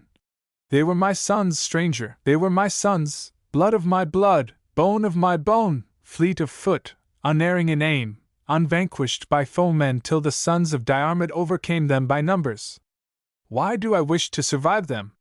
The old trunk will less feel the rending up of its roots, than it has felt the lopping off of its graceful boughs. But Kenneth must be trained to revenge, the young eagle must learn from the old how to stoop on his foes. I will purchase for his sake my life and my freedom, by discovering my secret to the Knight of Ardenvohr. You may attain your end more easily, said a third voice, mingling in the conference, by entrusting it to me. All Highlanders are superstitious. The enemy of mankind is among us, said Ranald Massey, springing to his feet.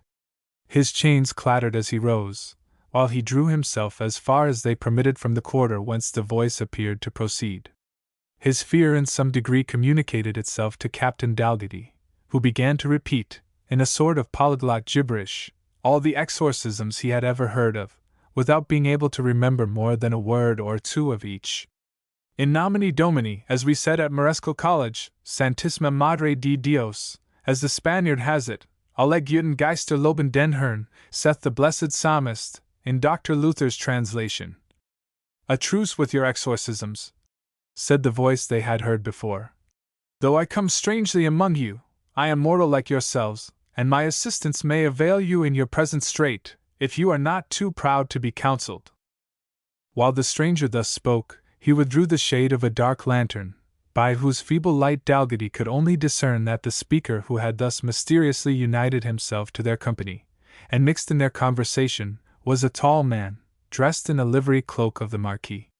His first glance was to his feet, but he saw neither the cloven foot which Scottish legends assign to the foul fiend, nor the horse's hoof by which he is distinguished in Germany. His first inquiry was, how the stranger had come among them. "For," said he, "the creak of these rusty bars would have been heard had the door been made patent, and if you passed through the keyhole, truly, sir, put what face you will on it, you are not fit to be enrolled in a regiment of living men." "I reserve my secret," answered the stranger, "until you shall merit the discovery by communicating to me some of yours. It may be that I shall be moved to let you out where I myself came in." "It cannot be through the keyhole, then," said Captain Dalgety, "for my corselet would stick in the passage, were it possible that my headpiece could get through. As for secrets, I have none of my own, and but few appertaining to others. But impart to us what secrets you desire to know, or, as Professor Snufflegreek used to say at the Moresco College, Aberdeen, speak that I may know thee." "It is not with you I have first to do," replied the stranger, turning his light full on the mild and wasted features, and the large limbs of the Highlander, Ranald Massey, who, close drawn up against the walls of the dungeon, seemed yet uncertain whether his guest was a living being. "I have brought you something, my friend," said the stranger, in a more soothing tone, "to mend your fare. If you are to die tomorrow, it is no reason wherefore you should not live tonight."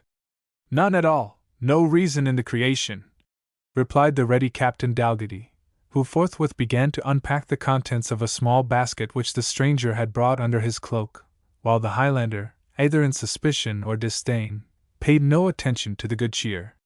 "Here's to thee, my friend," said the captain, who, having already dispatched a huge piece of roasted kid, was now taking a pull at the wine flask. "What is thy name, my good friend?" "Murdoch Campbell, sir," answered the servant, "a lackey of the Marquis of Argyll, and occasionally acting as under-warden." "Then here is to thee once more, Murdoch," said Dalgety, "drinking to you by your proper name for the better luck's sake. This wine I take to be Calcavella. Well, honest Murdoch, I take it on me to say, thou deservest to be upper warden, since thou showest thyself 20 times better acquainted with the way of victualling honest gentlemen that are under misfortune, than thy principal. Bread and water? Out upon him!" It was enough, Murdoch, to destroy the credit of the Marquis's dungeon. "But I see you would converse with my friend, Ranald Massey here. Never mind my presence, I'll get me into this corner with the basket, and I will warrant my jaws make noise enough to prevent my ears from hearing you."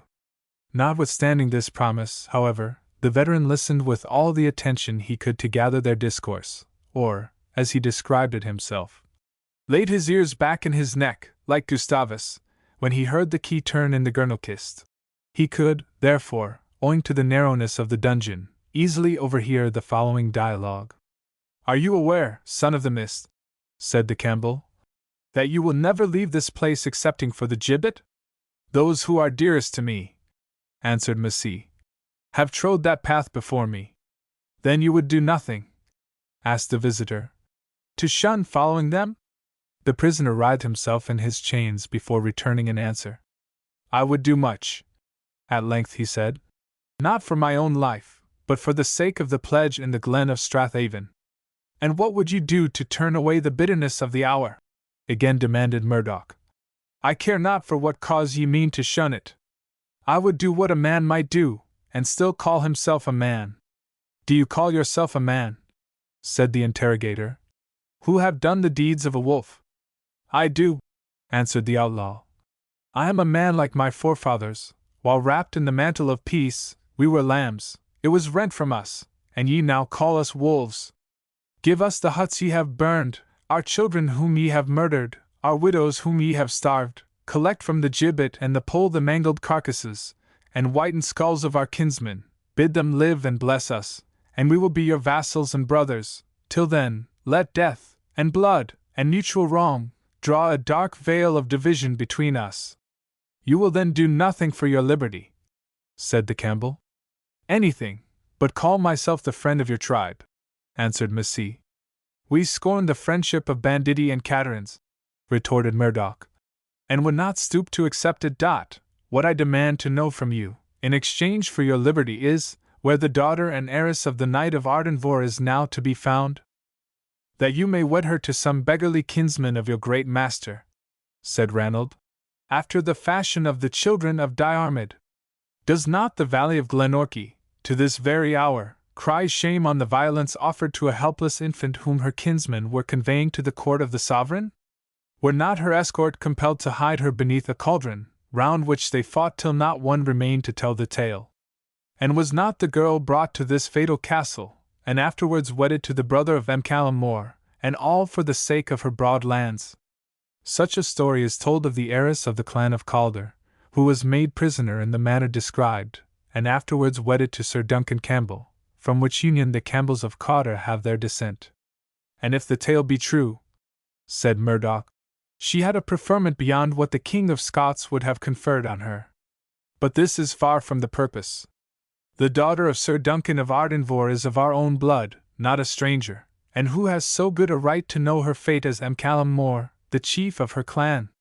It is on his part, then, that you demand it, said the outlaw. The domestic of the Marquis assented. And you will practice no evil against the maiden. I have done her wrong enough already. No evil, upon the word of a Christian man, replied Murdoch. And my guerdon is to be life and liberty? Said the Child of the Mist. Such is our pact, Ion, replied the Campbell.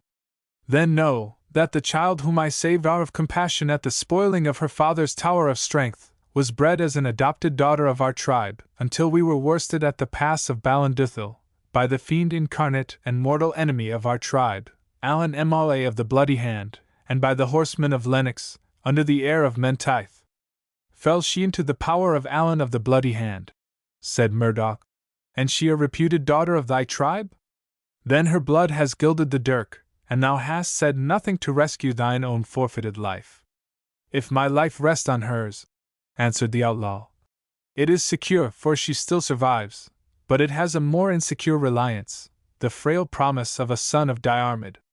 That promise shall not fail you, said the Campbell, if you can assure me that she survives, and where she is to be found.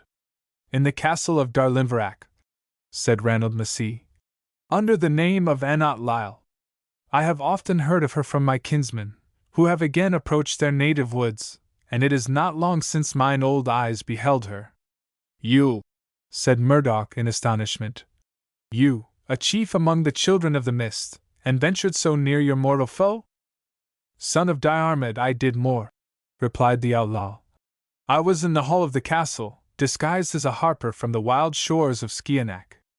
My purpose was to have plunged my dirk in the body of the M'Aulay with the Bloody Hand, before whom our race trembles, and to have taken thereafter what fate God should send me. But I saw Annot Lyle, even when my hand was on the hilt of my dagger. She touched her clairshach, harp, to a song of the children of the mist, which she had learned when her dwelling was amongst us. The woods in which we had dwelled pleasantly rustled their green leaves in the song, and our streams were there with the sound of all their waters.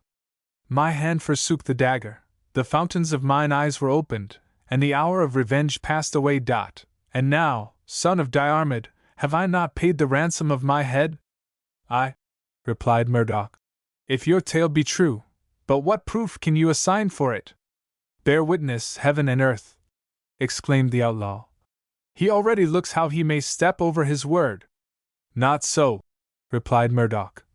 Every promise shall be kept to you when I am assured you have told me the truth. But I must speak a few words with your companion in captivity. Fair and false, ever fair and false, muttered the prisoner, as he threw himself once more on the floor of his dungeon. Meanwhile, Captain Dalgety, who had attended to every word of this dialogue, was making his own remarks on it in private. What the henker can this sly fellow have to say to me? I have no child either of my own, so far as I know, or of any other person, to tell him a tale about. But let him come on, he will have some maneuvering ere he turn the flank of the old soldier. Accordingly, as if he had stood pike in hand to defend a breach, he waited with caution, but without fear, the commencement of the attack. You are a citizen of the world, Captain Dalgetty, said Murdoch Campbell, and cannot be ignorant of our old Scotch proverb, GIF, in Old English, ka me ka thee, i.e. mutually serving each other, which goes through all nations and all services. Then I should know something of it, said Dalgetty, for, except the Turks, there are few powers in Europe whom I have not served, and I have sometimes thought of taking a turn either with Bethlem Gabor or with the Janissaries. A man of your experience and unprejudiced ideas, then, will understand me at once, said Murdoch. When I say, I mean that your freedom shall depend on your true and upright answer to a few trifling questions respecting the gentlemen you have left, their state of preparation, the number of their men, and nature of their appointments, and as much as you chance to know about their plan of operations. Just to satisfy your curiosity, said Dalgetty, and without any farther purpose? None in the world, replied Murdoch. What interest should a poor devil like me take in their operations? Make your interrogations, then, said the captain, and I will answer them peremptory. How many Irish may be on their march to join James Graham the delinquent? Probably 10,000, said Captain Dalgetty. 10,000, replied Murdoch angrily. We know that scarce 2,000 landed at Ardnamurchan. Then you know more about them than I do, answered Captain Dalgetty, with great composure. I never saw them mustered yet, or even under arms. And how many men of the clans may be expected? Demanded Murdoch. As many as they can make, replied the captain. You are answering from the purpose, sir, said Murdoch. Speak plainly, will there be 5,000 men? There and thereabouts, answered Dalgetty. You are playing with your life, sir, if you trifle with me, replied the catechist. One whistle of mine, and in less than 10 minutes your head hangs on the drawbridge. But to speak candidly, Mr. Murdoch, replied the captain, do you think it is a reasonable thing to ask me after the secrets of our army, and I engaged to serve for the whole campaign? If I taught you how to defeat Montrose, what becomes of my pay, arrears, and chance of booty? I tell you, said Campbell, that if you be stubborn, your campaign shall begin and end in a march to the block at the castle gate, which stands ready for such landloafers. But if you answer my questions faithfully, I will receive you into the service of Callum More. Does the service afford good pay? Said Captain Dalgetty. He will double yours if you will return to Montrose and act under his direction. I wish I had seen you, sir, before taking on with him, said Dalgetty, appearing to meditate. On the contrary, I can afford you more advantageous terms now, said the Campbell. Always supposing that you are faithful. Faithful, that is, to you, and a traitor to Montrose, answered the captain. Faithful to the cause of religion and good order, answered Murdoch, which sanctifies any deception you may employ to serve it. And the Marquis of Argyll, should I incline to enter his service, is he a kind master? Demanded Dalgetty. Never man kinder, quoth Campbell. And bountiful to his officers? Pursued the captain. The most open hand in Scotland, replied Murdoch. True and faithful to his engagements, continued Dalgetty. As honourable a nobleman as breathes, said the clansman. I never heard so much good of him before, said Dalgetty. You must know the Marquis well, or rather you must be the Marquis himself, Lord of Argyll, he added, throwing himself suddenly on the disguised nobleman. I arrest you in the name of King Charles as a traitor. If you venture to call for assistance, I will wrench round your neck. The attack which Dalgetty made upon Argyll's person was so sudden and unexpected that he easily prostrated him on the floor of the dungeon, and held him down with one hand, while his right, grasping the Marquis's throat, was ready to strangle him on the slightest attempt to call for assistance. Lord of Argyll, he said, it is now my turn to lay down the terms of capitulation. If you list to show me the private way by which you entered the dungeon, you shall escape, on condition of being my locum tenens, as we said at the Marescal College, until your warder visits his prisoners. But if not, I will first strangle you. I learned the art from a Polonian Hayduck, who had been a slave in the Ottoman seraglio, and then seek out a mode of retreat. Villain! You would not murder me for my kindness, murmured Argyll. Not for your kindness, my lord, replied Dalgety, but first, to teach your lordship the just gentium towards cavaliers who come to you under safe conduct, and secondly, to warn you of the danger of proposing dishonorable terms to any worthy soldado, in order to tempt him to become false to his standard during the term of his service. Spare my life, said Argyle, and I will do as you require. Dalgety maintained his gripe upon the Marquis's throat, compressing it a little while he asked questions, and relaxing it so far as to give him the power of answering them. Where is the secret door into the dungeon? He demanded. Hold up the lantern to the corner on your right hand, you will discern the iron which covers the spring, replied the Marquis. So far so good. Where does the passage lead to? To my private apartment behind the tapestry, answered the prostrate nobleman. From thence how shall I reach the gateway? Through the grand gallery, the anteroom, the lackeys' waiting hall, the grand guardroom. All crowded with soldiers, factionaries, and attendants? That will never do for me, my lord. Have you no secret passage to the gate, as you have to your dungeons? I have seen such in Germany. There is a passage through the chapel, said the Marquis, opening from my apartment. And what is the password at the gate?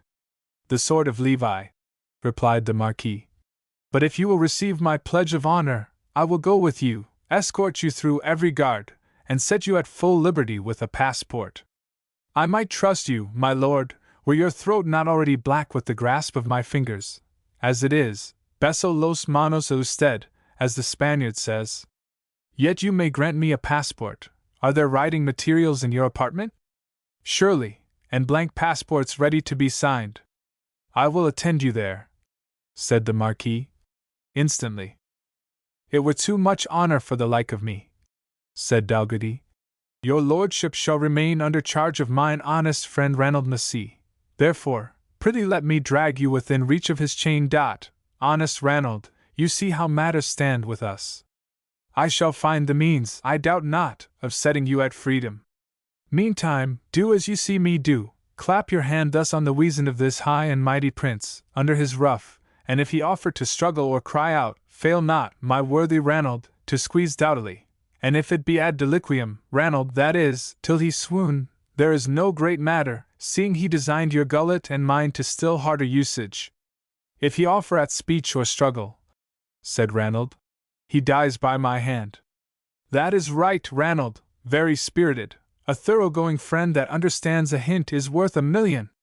Thus resigning the charge of the Marquis to his new confederate, Dalgety pressed the spring, by which the secret door flew open, though so well were its hinges polished and oiled, that it made not the slightest noise in revolving. The opposite side of the door was secured by very strong bolts and bars, beside which hung 1 or 2 keys, designed apparently to undo fetterlocks. A narrow staircase, ascending up through the thickness of the castle wall, landed, as the Marquis had truly informed him, behind the tapestry of his private apartment. Such communications were frequent in old feudal castles, as they gave the lord of the fortress, like a second Dionysius, the means of hearing the conversation of his prisoners, or, if he pleased, of visiting them in disguise, an experiment which had terminated so unpleasantly on the present occasion for Gillespie Grimac. Having examined previously whether there was any one in the apartment, and finding the coast clear, the captain entered, and hastily possessing himself of a blank passport, several of which lay on the table, and of writing materials, securing, at the same time, the Marquis's dagger, and a silk cord from the hangings, he again descended into the cavern, where, listening a moment at the door, he could hear the half-stifled voice of the Marquis making great proffers to Massey, on condition he would suffer him to give an alarm. Not for a forest of deer, not for 1,000 head of cattle, answered the freebooter. Not for all the lands that ever called a son of Diarmid master, will I break the troth I have plighted to him of the iron garment. He of the iron garment, said Dalgety, entering, is bounden unto you, Massey, and this noble lord shall be bounden also, but first he must fill up this passport with the names of Major Dougal Dalgety and his guide, or he is like to have a passport to another world. The Marquis subscribed, and wrote, by the light of the dark lantern, as the soldier prescribed to him. And now, Ranald, said Dalgety, strip thy upper garment, thy plaid I mean, Ranald, and in it will I muffle the Callum More, and make of him, for the time, a child of the mist.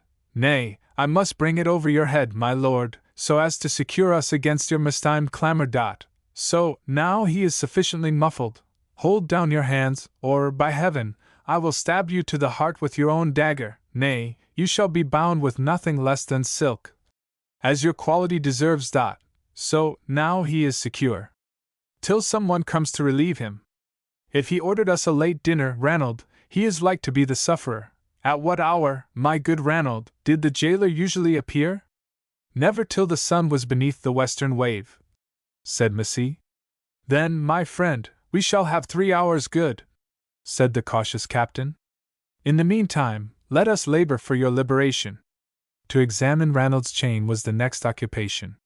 It was undone by means of one of the keys which hung behind the private door, probably deposited there, that the Marquis might, if he pleased, dismiss a prisoner, or remove him elsewhere without the necessity of summoning the warden.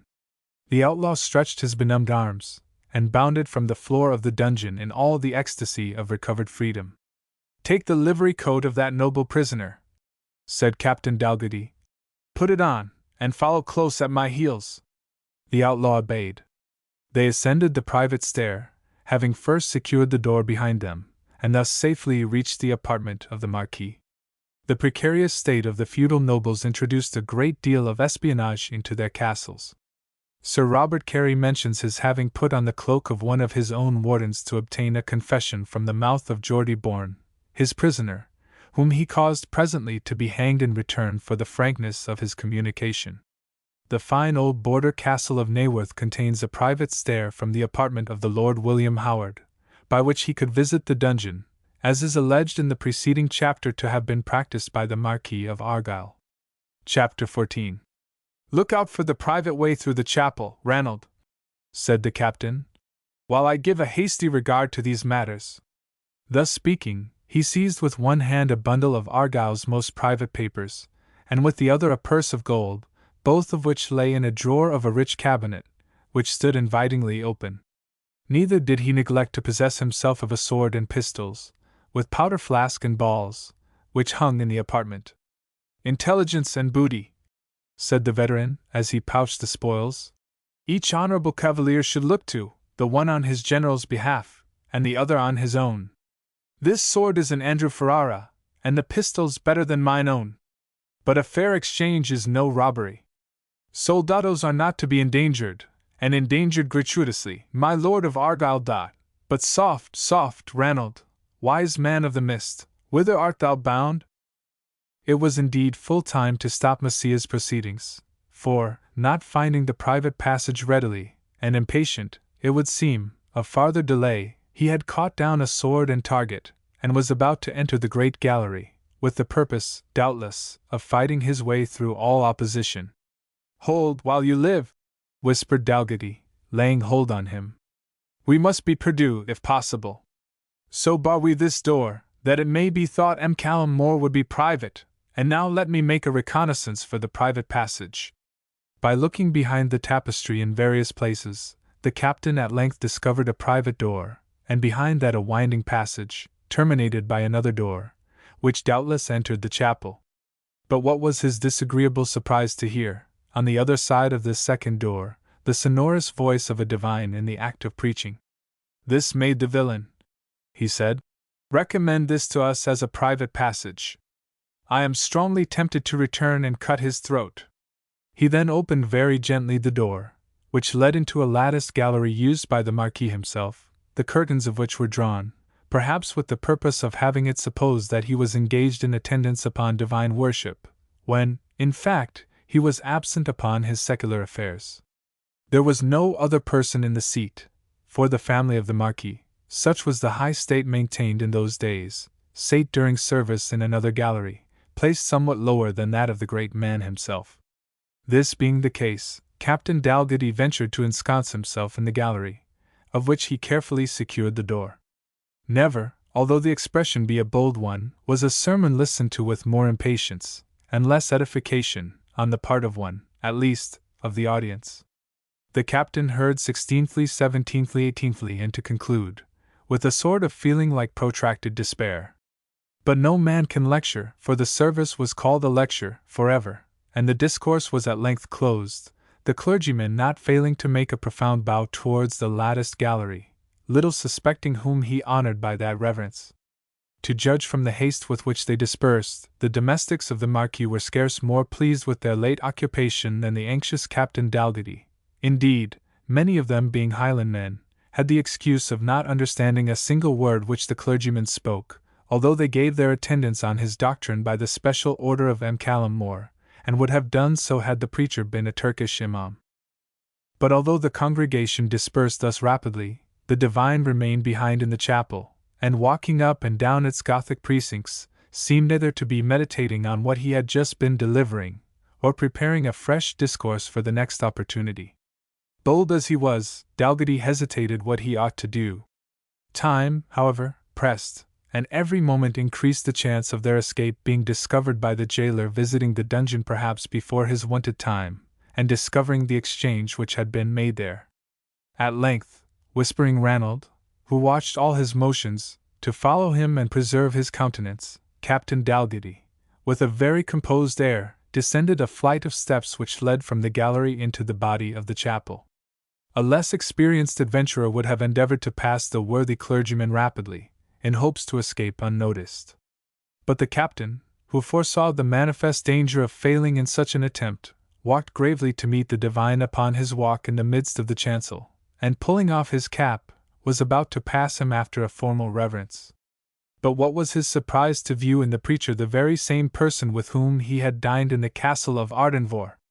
Yet he speedily recovered his composure, and ere the clergyman could speak, was the first to address him. "I could not," he said, "leave this mansion without bequeathing to you, my very reverend sir, my humble thanks for the homily with which you have this evening favored us." "I did not observe, sir," said the clergyman, "that you were in the chapel." "It pleased the honorable Marquis," said Dalgety modestly, "to grace me with a seat in his own gallery." The divine bowed low at this intimation, knowing that such an honor was only vouchsafed to persons of very high rank. "It has been my fate, sir," said the captain, "in the sort of wandering life which I have led, to have heard different preachers of different religions, as for example, Lutheran, Evangelical, Reformed, Calvinistical, and so forth, but never have I listened to such a homily as yours." "Call it a lecture, worthy sir," said the divine. "Such is the phrase of our church." "Lecture or homily," said Dalgety. "It was, as the High Germans say, ganz vertrefflich, and I could not leave this place without testifying unto you what inward emotions I have undergone during your edifying prelection, and how I am touched to the quick, that I should yesterday, during the refection, have seemed to infringe on the respect due to such a person as yourself." "Alas! my worthy sir," said the clergyman, "we meet in this world as in the valley of the shadow of death, not knowing against whom we may chance to encounter. In truth, it is no matter of marvel, if we sometimes jostle those to whom, if known, we would yield all respect. Surely, sir, I would rather have taken you for a profane malignant than for such a devout person as you prove, who reverences the great master even in the meanest of his servants." "It is always my custom to do so, learned sir," answered Dalgety, "for in the service of the immortal Gustavus, but I detained you from your meditations, his desire to speak of the King of Sweden being for once overpowered by the necessity of his circumstances." "By no means, my worthy sir," said the clergyman. "What was, I pray you, the order of that great prince, whose memory is so dear to every Protestant bosom?" "Sir, the drums beat to prayers morning and evening, as regularly as for parade, and if a soldier passed without saluting the chaplain, he had an hour's ride on the wooden mare for his pains. Sir, I wish you a very good evening. I am obliged to depart the castle under Callum More's passport." "Stay one instant, sir," said the preacher. "Is there nothing I can do to testify my respect for the pupil of the great Gustavus, and so admirable a judge of preaching?" "Nothing, sir," said the captain, "but to shew me the nearest way to the gate, and if you would have the kindness," he added with great effrontery, "to let a servant bring my horse with him, the dark grey gelding, call him Gustavus, and he will prick up his ears, for I know not where the castle stables are situated, and my guide," he added, looking at Ranald, "speaks no English." "I hasten to accommodate you," said the clergyman. "Your way lies through that cloistered passage." "Now, heaven's blessing upon your vanity," said the captain to himself. "I was afraid I would have had to march off without Gustavus." In fact, so effectually did the chaplain exert himself in behalf of so excellent a judge of composition, that while Dalgety was parleying with the sentinels at the drawbridge, showing his passport, and giving the watchword, a servant brought him his horse, ready saddled for the journey. In another place, the captain's sudden appearance at large after having been publicly sent to prison might have excited suspicion and inquiry, but the officers and domestics of the Marquis were accustomed to the mysterious policy of their master, and never supposed aught else than that he had been liberated and entrusted with some private commission by their master. In this belief, and having received the parole, they gave him free passage. Dalgety rode slowly through the town of Inverary, the outlaw attending upon him like a foot-page at his horse's shoulder. As they passed the gibbet, the old man looked on the bodies and wrung his hands. The look and gesture was momentary, but expressive of indescribable anguish. Instantly recovering himself, Ranald, in passing, whispered somewhat to one of the females, who, like Rizpah the daughter of Aya, seemed engaged in watching and mourning the victims of feudal injustice and cruelty. The woman started at his voice, but immediately collected herself and returned for answer a slight inclination of the head. Dalgety continued his way out of the town, uncertain whether he should try to seize or hire a boat and cross the lake, or plunge into the woods, and there conceal himself from pursuit. In the former event he was liable to be instantly pursued by the galleys of the Marquis, which lay ready for sailing, their long yardarms pointing to the wind, and what hope could he have in an ordinary Highland fishing boat to escape from them? If he made the latter choice, his chance either of supporting or concealing himself in those waste and unknown wildernesses was in the highest degree precarious. The town lay now behind him, yet what hand to turn to for safety he was unable to determine, and began to be sensible that in escaping from the dungeon at Inverary, desperate as the matter seemed, he had only accomplished the easiest part of a difficult task. If retaken, his fate was now certain, for the personal injury he had offered to a man so powerful and so vindictive could be atoned for only by instant death. While he pondered these distressing reflections, and looked around with a countenance which plainly expressed indecision, Ranald Massey suddenly asked him which way he intended to journey? "And that, honest comrade," answered Dalgety, "is precisely the question which I cannot answer you. Truly I begin to hold the opinion, Ranald, that we had better have stuck by the brown loaf and water pitcher until Sir Duncan arrived, who, for his own honor, must have made some fight for me." "Saxon," answered Massey, "do not regret having exchanged the foul breath of yonder dungeon for the free air of heaven. Above all, repent not that you have served a son of the mist. Put yourself under my guidance, and I will warrant your safety with my head. Can you guide me safe through these mountains, and back to the army of Montrose?" said Dalgety. "I can," answered Massey. "There lives not a man to whom the mountain passes, the caverns, the glens, the thickets, and the corries are known, as they are to the children of the mist. While others crawl on the level ground, by the sides of lakes and streams, ours are the steep hollows of the inaccessible mountains, the birthplace of the desert springs. Not all the bloodhounds of Argyll can trace the fastnesses through which I can guide you." "Say'st thou so, honest Ranald?" replied Dalgety. "Then have on with thee, for of a surety I shall never save the ship by my own pilotage." The outlaw accordingly led the way into the wood, by which the castle is surrounded for several miles, walking with so much dispatch as kept Gustavus at a round trot, and taking such a number of cross cuts and turns, that Captain Dalgety speedily lost all idea where he might be, and all knowledge of the points of the compass. At length the path, which had gradually become more difficult, altogether ended among thickets and underwood. The roaring of a torrent was heard in the neighborhood, the ground became in some places broken, in others boggy, and everywhere unfit for riding. "What the foul fiend," said Dalgety, "is to be done here? I must part with Gustavus, I fear." "Take no care for your horse," said the outlaw. He shall soon be restored to you.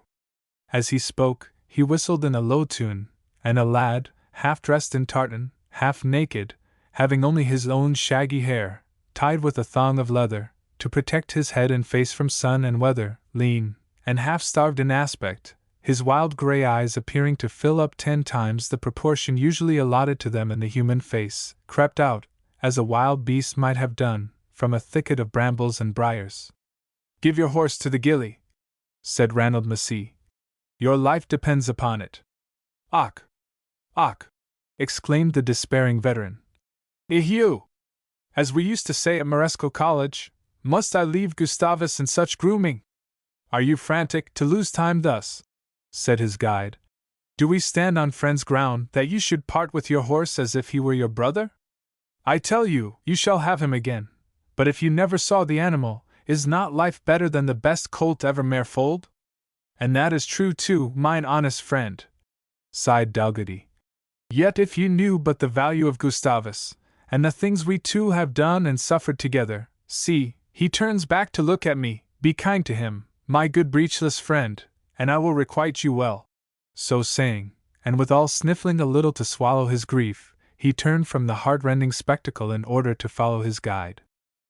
To follow his guide was no easy matter, and soon required more agility than Captain Dalgety could master.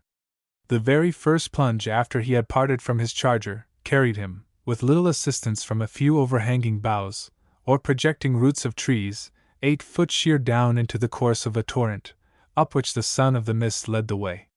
Huge stones, over which they scrambled, thickets of them and brambles, through which they had to drag themselves, rocks which were to be climbed on the one side with much labor and pain, for the purpose of an equally precarious descent upon the other, all these, and many such interruptions, were surmounted by the light-footed and half-naked mountaineer with an ease and velocity which excited the surprise and envy of Captain Dalgety, who, encumbered by his headpiece, corselet, and other armor, not to mention his ponderous jack-boots, found himself at length so much exhausted by fatigue and the difficulties of the road, that he sate down upon a stone in order to recover his breath, while he explained to Ranald Massey the difference betwixt travelling expeditus and impeditus, as these two military phrases were understood at Maresco College, Aberdeen.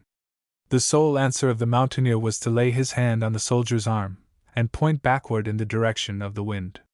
Dalgety could spy nothing, for evening was closing fast, and they were at the bottom of a dark ravine. But at length he could distinctly hear at a distance the sullen toll of a large bell. "That," said he, "must be the alarm, the storm clock, as the Germans call it." "It strikes the hour of your death," answered Ranald, "unless you can accompany me a little farther. For every toll of that bell a brave man has yielded up his soul." "Truly, Ranald, my trusty friend," said Dalgety, "I will not deny that the case may be soon my own, for I am so forfond, being, as I explained to you, impeditus, for had I been expeditus, I might not pedestrian exercise the flourish of a fife, that I think I had better ensconce myself in one of these bushes, and even lie quiet there to abide what fortune God shall send me. I entreat you, mine honest friend Ranald, to shift for yourself, and leave me to my fortune, as the Lion of the North, the immortal Gustavus Adolphus, my never-to-be-forgotten master, whom you must surely have heard of, Ranald, though you may have heard of no one else, said to Francis Albert, Duke of Saxe-Lauenburg, when he was mortally wounded on the plains of Lutzen. Neither despair altogether of my safety, Ranald, seeing I have been in as great pinches as this in Germany. More especially, I remember me, that at the fatal battle of Nerlingen, after which I changed service. If you would save your father's son's breath to help his child out of trouble, instead of wasting it upon the tales of Siannikes, said Ranald, who now grew impatient of the captain's loquacity, or if your feet could travel as fast as your tongue, you might yet lay your head on an unbloody pillow tonight. Something there is like military skill in that, replied the captain, although wantonly and irreverently spoken to an officer of rank. But I hold it good to pardon such freedoms on a march, in respect of the Saturnalian license indulged in such cases to the troops of all nations.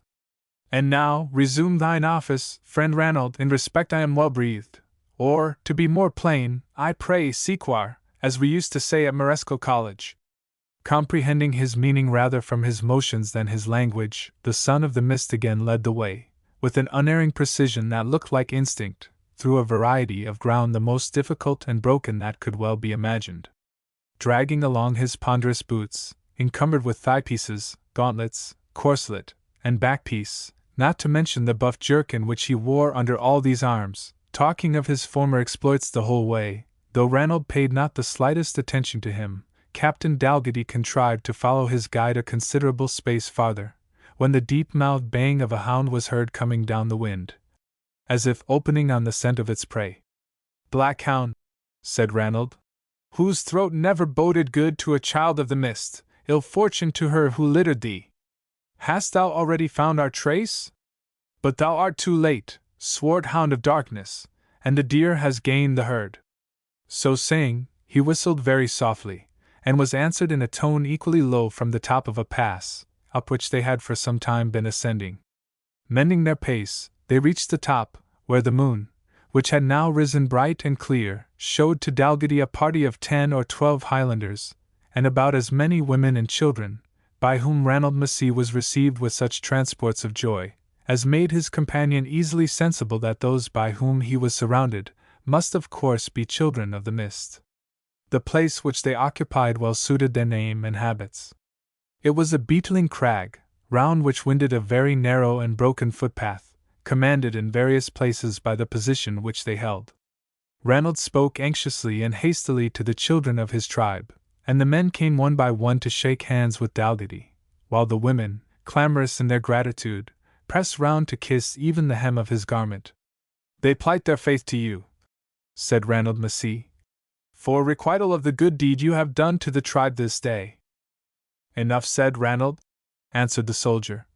"Enough said. Tell them I love not this shaking of hands, it confuses ranks and degrees in military service, and as to kissing of gauntlets, pauldrons, and the like, I remember that the immortal Gustavus, as he rode through the streets of Nuremberg being thus worshipped by the Polish, being doubtless far more worthy of it than a poor though honorable cavalier like myself, did say unto them, in the way of rebuke, 'If you idolize me thus like a god, who shall assure you that the vengeance of heaven will not soon prove me to be immortal?' And so here, I suppose you intend to make a stand against your followers, Ranald, voto a Dios, as the Spaniard says, a very pretty position, as pretty a position for a small peloton of men as I have seen in my service. No enemy can come towards it by the road without being at the mercy of cannon and musket. But then, Ranald, my trusty comrade, you have no cannon, I dare to aver. And I do not see that any of these fellows have muskets either. So with what artillery you propose making good the pass, before you come to hand blows, truly, Ranald, it passeth my apprehension." "With the weapons and with the courage of our fathers," said Massey, and made the captain observe that the men of his party were armed with bows and arrows. "Bows and arrows!" exclaimed Dalgety. "Ha! Ha! Ha! Have we Robin Hood and Little John back again? Bows and arrows! Why, the sight has not been seen in civilized war for 100 years. Bows and arrows! And why not weavers' beams, as in the days of Goliath? Ah! That Dougal Dalgety of Drumthwacket should live to see men fight with bows and arrows. The immortal Gustavus would never have believed it, nor Wallenstein, nor Butler, nor old Tilly. Well, Ranald, a cat can have but its claws, since bows and arrows are the word, and let us make the best of it. Only, as I do not understand the scope and range of such old-fashioned artillery, you must make the best disposition you can out of your own head for my taking the command. What I would have gladly done had you been to fight with any Christian weapons, is out of the question, when you are to combat like quivered Numidians. I will, however, play my part with my pistols in the approaching melee. In respect my carabine unhappily remains at Gustavus's saddle. My service and thanks to you," he continued, addressing a mountaineer who offered him a bow.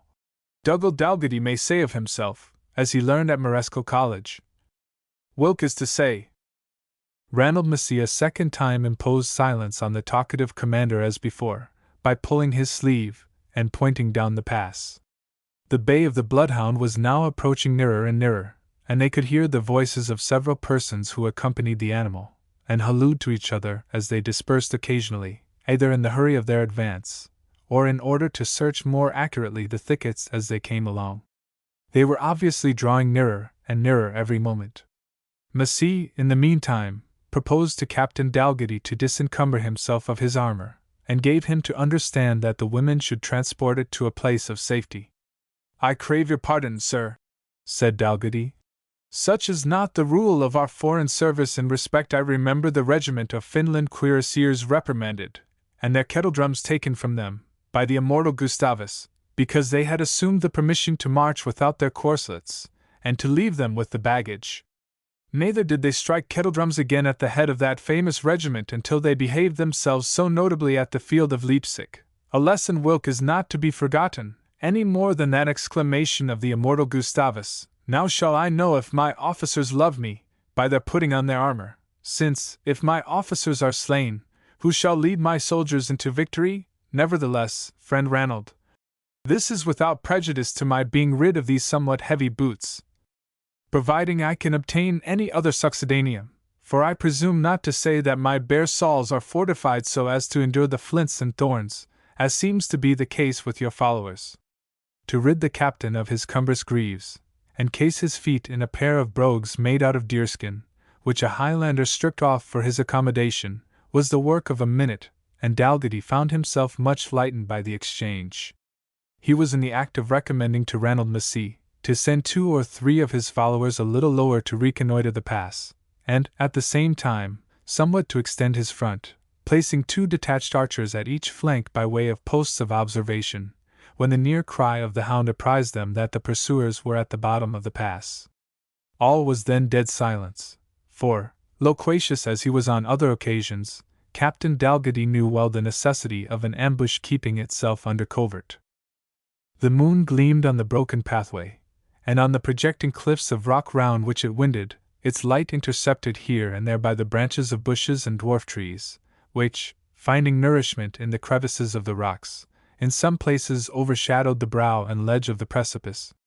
Below, a thick copsewood lay in deep and dark shadow, somewhat resembling the billows of a half-seen ocean.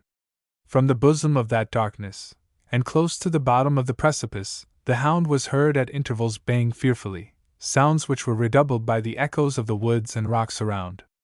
At intervals, these sunk into deep silence, interrupted only by the plashing noise of a small runnel of water, which partly fell from the rock, partly found a more silent passage to the bottom along its projecting surface.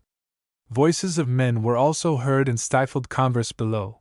It seemed as if the pursuers had not discovered the narrow path which led to the top of the rock, or that, having discovered it, the peril of the ascent, joined to the imperfect light, and the uncertainty whether it might not be defended, made them hesitate to attempt it. At length a shadowy figure was seen, which raised itself up from the abyss of darkness below, and emerging into the pale moonlight, began cautiously and slowly to ascend the rocky path. The outline was so distinctly marked that Captain Dalgety could discover not only the person of a Highlander, but the long gun which he carried in his hand, and the plume of feathers which decorated his bonnet. "Towsen Tieflin! That I should say so, and so like to be near my latter end!" ejaculated the captain, but under his breath. "What will become of us, now they have brought musketry to encounter our archers?" But just as the pursuer had attained a projecting piece of rock about halfway up the ascent, and pausing, made a signal for those who were still at the bottom to follow him, an arrow whistled from the bow of one of the children of the mist, and transfixed him with so fatal a wound, that, without a single effort to save himself, he lost his balance, and fell headlong from the cliff on which he stood, into the darkness below. The crash of the boughs which received him, and the heavy sound of his fall from thence to the ground, was followed by a cry of horror and surprise, which burst from his followers. The children of the mist, encouraged in proportion to the alarm this first success had caused among the pursuers, echoed back the clamor with a loud and shrill yell of exultation, and showing themselves on the brow of the precipice, with wild cries and vindictive gestures, endeavored to impress on their enemies a sense at once of their courage, their numbers, and their state of defense. Even Captain Dalgety's military prudence did not prevent his rising up, and calling out to Ranald, more loud than prudence warranted, "Caraco, comrade, as the Spaniard says. The long bow forever! In my poor apprehension now, were you to order a file to advance and take position. The Sassenach! Cried a voice from beneath. Mark the Sassenach Sidier! I see the glitter of his breastplate. At the same time 3 muskets were discharged, and while one ball rattled against the corselet of proof, to the strength of which our valiant captain had been more than once indebted for his life, another penetrated the armor which covered the front of his left thigh, and stretched him on the ground. Ranald instantly seized him in his arms, and bore him back from the edge of the precipice, while he dolefully ejaculated, I always told the immortal Gustavus, Wallenstein, Tilly, and other men of the sword that, in my poor mind, taslets ought to be made musket-proof. With 2 or 3 earnest words in Gaelic, Massey commended the wounded man to the charge of the females, who were in the rear of his little party, and was then about to return to the contest. But Dalgetty detained him, grasping a firm hold of his plaid dot. I know not how this matter may end, but I request you will inform Montrose that I died like a follower of the immortal Gustavus, and I pray you, take heed how you quit your present strength, even for the purpose of pursuing the enemy, if you gain any advantage, and Here Dalgetty's breath and eyesight began to fail him through loss of blood, and Massey, availing himself of this circumstance, extricated from his grasp the end of his own mantle, and substituted that of a female, by which the captain held stoutly, thereby securing, as he conceived, the outlaw's attention to the military instructions which he continued to pour forth while he had any breath to utter them, though they became gradually more and more incoherent. And, comrade, you will be sure to keep your musketeers in advance of your stand of pikes, lock-habraxes, and 2-handed swords, stand fast, dragoons, on the left flank, where was I, and Ranald, if ye be minded to retreat, leave some lighted matches burning on the branches of the trees, it shows as if they were lined with shot, but I forget, ye have no matchlocks nor habergeons, only bows and arrows, Ha! Ha! Ha! Here the captain sunk back in an exhausted condition, altogether unable to resist the sense of the ludicrous which, as a modern man-at-arms, he connected with the idea of these ancient weapons of war. It was a long time ere he recovered his senses, and in the meantime, we leave him in the care of the Daughters of the Mist, nurses as kind and attentive, in reality, as they were wild and uncouth in outward appearance. Chapter 15. We must now leave, with whatever regret, the valiant Captain Dalgetty, to recover of his wounds or otherwise as fate shall determine, in order briefly to trace the military operations of Montrose, worthy as they are of a more important page, and a better historian. By the assistance of the chieftains whom we have commemorated, and more especially by the junction of the Mees, Stuarts, and other clans of Athole, which were peculiarly zealous in the royal cause, he soon assembled an army of 2,000 or 3,000 Highlanders, to whom he successfully united the Irish under Colkitto. This last leader, who, to the great embarrassment of Milton's commentators, is commemorated in one of that great poet's sonnets, was properly named Alistair, or Alexander Emdanel, by birth a Scottish Islesman, and related to the Earl of Antrim, to whose patronage he owed the command assigned him in the Irish troops. In many respects he merited this distinction. He was brave to intrepidity, and almost to insensibility, very strong and active in person, completely master of his weapons, and always ready to show the example in the extremity of danger. To counterbalance these good qualities, it must be recorded that he was inexperienced in military tactics, and of a jealous and presumptuous disposition, which often lost to Montrose the fruits of Colkitto's gallantry. Yet such is the predominance of outward personal qualities in the eyes of a mild people, that the feats of strength and courage shown by this champion seem to have made a stronger impression upon the minds of the Highlanders than the military skill and chivalrous spirit of the great Marquis of Montrose. Numerous traditions are still preserved in the Highland glens concerning Alistair Emdanel, though the name of Montrose is rarely mentioned among them.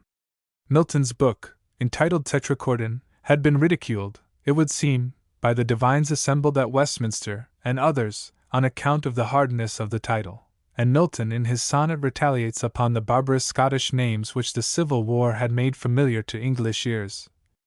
We may suppose, says Bishop Newton, That these were persons of note among the Scotch ministers, who were for pressing and enforcing the covenant. Whereas Milton only intends to ridicule the barbarism of Scottish names in general, and quotes, indiscriminately, that of Gillespie, one of the apostles of the covenant, and those of Colkitto and Emdanel, both belonging to one person, one of its bitterest enemies.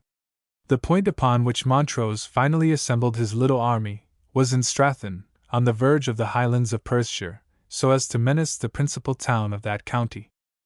His enemies were not unprepared for his reception. Argyll, at the head of his Highlanders, was dogging the steps of the Irish from the west to the east, and by force, fear, or influence, had collected an army nearly sufficient to have given battle to that under Montrose. The Lowlands were also prepared, for reasons which we assigned at the beginning of this tale. A body of 6,000 infantry, and 6,000 or 7,000 cavalry, which profanely assumed the title of God's army, had been hastily assembled from the shires of Fife, Angus, Perth, Stirling, and the neighbouring counties. A much less force in former times, nay, even in the preceding reign, would have been sufficient to have secured the Lowlands against a more formidable descent of Highlanders than those united under Montrose, but times had changed strangely within the last half-century. Before that period the Lowlanders were as constantly engaged in war as the mountaineers, and were incomparably better disciplined and armed. The favourite Scottish order of battle somewhat resembled the Macedonian phalanx. Their infantry formed a compact body, armed with long spears, impenetrable even to the men-at-arms of the age, though well mounted, and arrayed in complete proof. It may easily be conceived, therefore, that their ranks could not be broken by the disorderly charge of Highland infantry armed for close combat only, with swords, and ill-furnished with missile weapons, and having no artillery whatever. This habit of fight was in a great measure changed by the introduction of muskets into the Scottish Lowland service, which, not being as yet combined with the bayonet, was a formidable weapon at a distance, but gave no assurance against the enemy who rushed on to close quarters.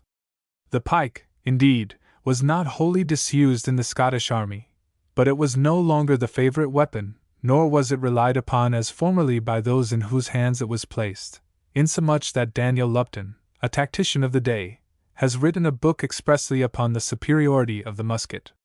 This change commenced as early as the wars of Gustavus Adolphus, whose marches were made with such rapidity that the pike was very soon thrown aside in his army, and exchanged for firearms.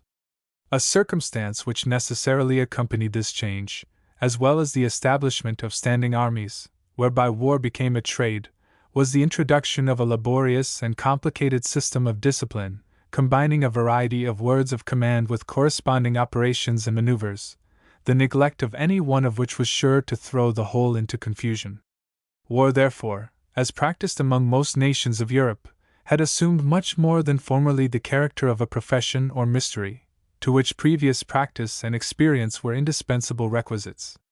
Such was the natural consequence of standing armies, which had almost everywhere, and particularly in the long German wars, superseded what may be called the natural discipline of the feudal militia.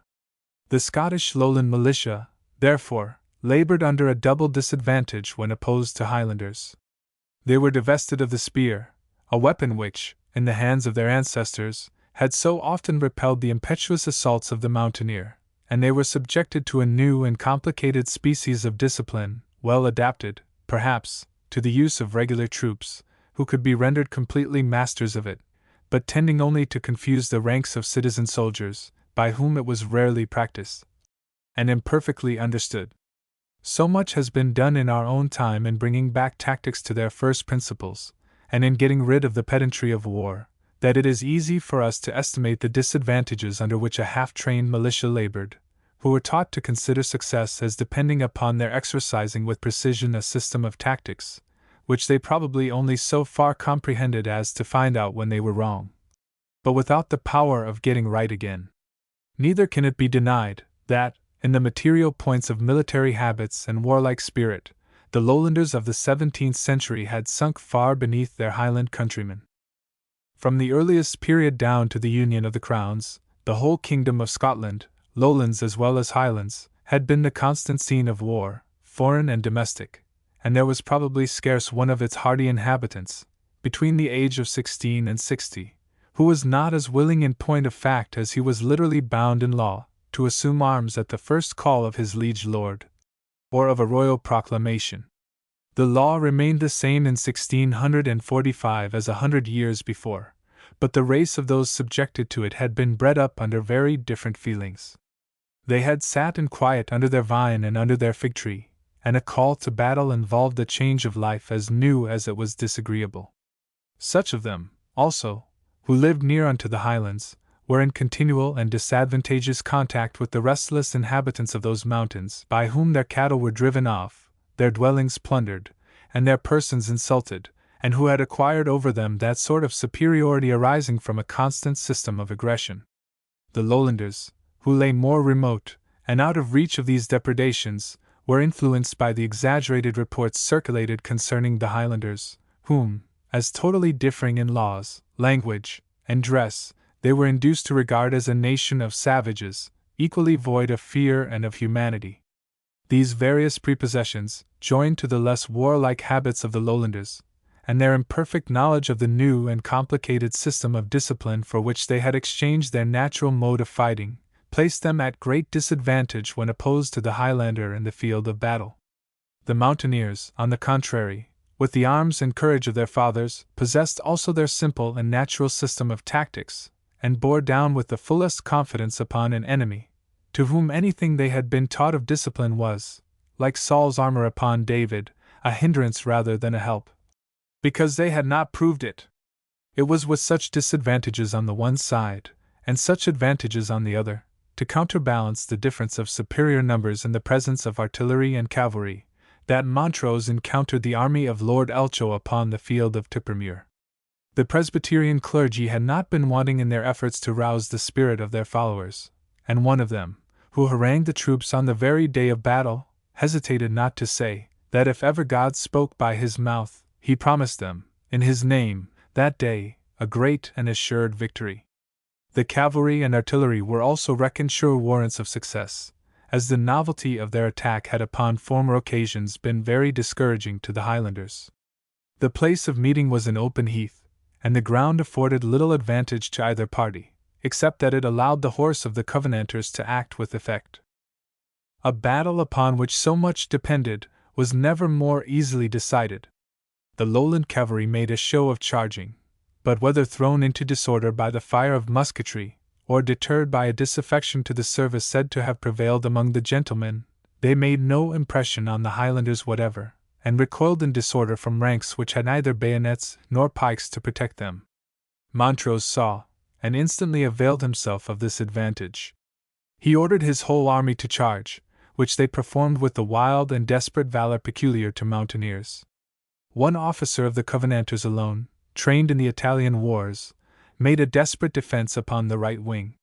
In every other point their line was penetrated at the first onset, and this advantage once obtained, the Lowlanders were utterly unable to contend at close quarters with their more agile and athletic enemies. Many were slain on the Held, and such a number in the pursuit, that above 1/3 of the Covenanters were reported to have fallen, in which number, however, must be computed a great many fat burgesses who broke their wind in the flight, and thus died without stroke of sword. We choose to quote our authority for a fact so singular. A great many burgesses were killed, 25 householders in St. Andrews, many were bursten in the flight, and died without stroke. See Bailey's Letters, Volume 2. Page 92. The victors obtained possession of Perth, and obtained considerable sums of money, as well as ample supplies of arms and ammunition. But those advantages were to be balanced against an almost insurmountable inconvenience that uniformly attended a Highland army. The clans could be in no respect induced to consider themselves as regular soldiers, or to act as such. Even so late as the year 1745-6, when the Chevalier Charles Edward, by way of making an example, caused a soldier to be shot for desertion, the Highlanders, who composed his army, were affected as much by indignation as by fear. They could not conceive any principle of justice upon which a man's life could be taken, for merely going home when it did not suit him to remain longer with the army. Such had been the uniform practice of their fathers. When a battle was over, the campaign was, in their opinion, ended. If it was lost, they sought safety in their mountains. If won, they returned there to secure their booty. At other times they had their cattle to look after, and their harvests to sow or reap, without which their families would have perished for want. In either case, there was an end of their services for the time, and though they were easily enough recalled by the prospect of fresh adventures and more plunder, yet the opportunity of success was, in the meantime, lost, and could not afterwards be recovered. This circumstance serves to show, even if history had not made us acquainted with the same fact, that the Highlanders had never been accustomed to make war with the view of permanent conquest, but only with the hope of deriving temporary advantage, or deciding some immediate quarrel. It also explains the reason why Montrose, with all his splendid successes, never obtained any secure or permanent footing in the lowlands, and why even those lowland noblemen and gentlemen, who were inclined to the royal cause, showed diffidence and reluctance to join an army of a character so desultory and irregular, as might lead them at all times to apprehend that the Highlanders, securing themselves by a retreat to their mountains, would leave whatever lowlanders might have joined them to the mercy of an offended and predominant enemy. The same consideration will also serve to account for the sudden marches which Montrose was obliged to undertake, in order to recruit his army in the mountains, and for the rapid changes of fortune, by which we often find him obliged to retreat from before those enemies over whom he had recently been victorious. If there should be any who read these tales for any further purpose than that of immediate amusement, they will find these remarks not unworthy of their recollection. It was owing to such causes, the slackness of the lowland loyalists, and the temporary desertion of his Highland followers, that Montrose found himself, even after the decisive victory of Tippermuir, in no condition to face the second army with which Argyll advanced upon him from the westward. In this emergency, supplying by velocity the want of strength, he moved suddenly from Perth to Dundee, and being refused admission into that town, fell northward upon Aberdeen, where he expected to be joined by the Gordons and other loyalists. But the zeal of these gentlemen was, for the time, effectually bridled by a large body of Covenanters, commanded by the Lord Burleigh, and supposed to amount to 3,000 men. These Montrose boldly attacked with half their number. The battle was fought under the walls of the city, and the resolute valor of Montrose's followers was again successful against every disadvantage. But it was the fate of this great commander, always to gain the glory, but seldom to reap the fruits of victory. He had scarcely time to repose his small army in Aberdeen, ere he found, on the one hand, that the Gordons were likely to be deterred from joining him, by the reasons we have mentioned, with some others peculiar to their chief, the Marquis of Hunley; on the other hand, Argyll, whose forces had been augmented by those of several lowland noblemen, advanced towards Montrose at the head of an army much larger than he had yet had to cope with. These troops moved, indeed, with slowness, corresponding to the cautious character of their commander, but even that caution rendered Argyll's approach formidable, since his very advance implied that he was at the head of an army irresistibly superior. There remained one mode of retreat open to Montrose, and he adopted it. He threw himself into the Highlands, where he could set pursuit at defiance, and where he was sure, in every glen, to recover those recruits who had left his standard to deposit their booty in their native fastnesses. It was thus that the singular character of the army which Montrose commanded, while, on the one hand, it rendered his victory in some degree nugatory, enabled him, on the other, under the most disadvantageous circumstances, to secure his retreat, recruit his forces, and render himself more formidable than ever to the enemy, before whom he had lately been unable to make a stand. On the present occasion he threw himself into Badenoch, and rapidly traversing that district, as well as the neighboring country of Athole, he alarmed the Covenanters by successive attacks upon various unexpected points, and spread such general dismay, that repeated orders were dispatched by the Parliament to Argyll, their commander, to engage and disperse Montrose at all rates. These commands from his superiors neither suited the haughty spirit, nor the temporizing and cautious policy of the noblemen to whom they were addressed. He paid, accordingly, no regard to them, but limited his efforts to intrigues among Montrose's few lowland followers, many of whom had become disgusted with the prospect of a Highland campaign, which exposed their persons to intolerable fatigue, and left their estates at the Covenanters' mercy. Accordingly, several of them left Montrose's camp at this period. He was joined, however, by a body of forces of more congenial spirit, and far better adapted to the situation in which he found himself. This reinforcement consisted of a large body of Highlanders, whom Colkitto, dispatched for that purpose, had levied in Argyllshire. Among the most distinguished was John of Moidart, called the captain of Clan Ranald, with the Stuarts of Appin, the Clan Gregor, the Clan Emnab, and other tribes of inferior distinction. By these means, Montrose's army was so formidably increased that Argyll cared no longer to remain in the command of that opposed to him, but returned to Edinburgh, and there threw up his commission, under pretence that his army was not supplied with reinforcements and provisions in the manner in which they ought to have been. From thence the Marquis returned to Inverary, there, in full security, to govern his feudal vassals and patriarchal followers, and to repose himself in safety on the faith of the clan proverb already quoted. It is a far cry to Law How. Chapter 16. Montrose had now a splendid career in his view, provided he could obtain the consent of his gallant, but desultory troops, and their independent chieftains. The Lowlands lay open before him without an army adequate to check his career, for Argyll's followers had left the Covenanters' host when their master threw up his commission, and many other troops, tired of the war, had taken the same opportunity to disband themselves. By descending Strathtay, therefore, one of the most convenient passes from the Highlands, Montrose had only to present himself in the Lowlands, in order to rouse the slumbering spirit of chivalry and of loyalty which animated the gentlemen to the north of the Forth. The possession of these districts, with or without a victory, would give him the command of a wealthy and fertile part of the kingdom, and would enable him, by regular pay, to place his army on a permanent footing, to penetrate as far as the capital, perhaps from thence to the border, where he deemed it possible to communicate with the yet unsubdued forces of King Charles. Such was the plan of operations by which the truest glory was to be acquired, and the most important success ensured for the royal cause. Accordingly, it did not escape the ambitious and daring spirit of him whose services had already acquired him the title of the Great Marquis. But other motives actuated many of his followers, and perhaps were not without their secret and unacknowledged influence upon his own feelings. The western chiefs in Montrose's army, almost to a man, regarded the Marquis of Argyll as the most direct and proper object of hostilities.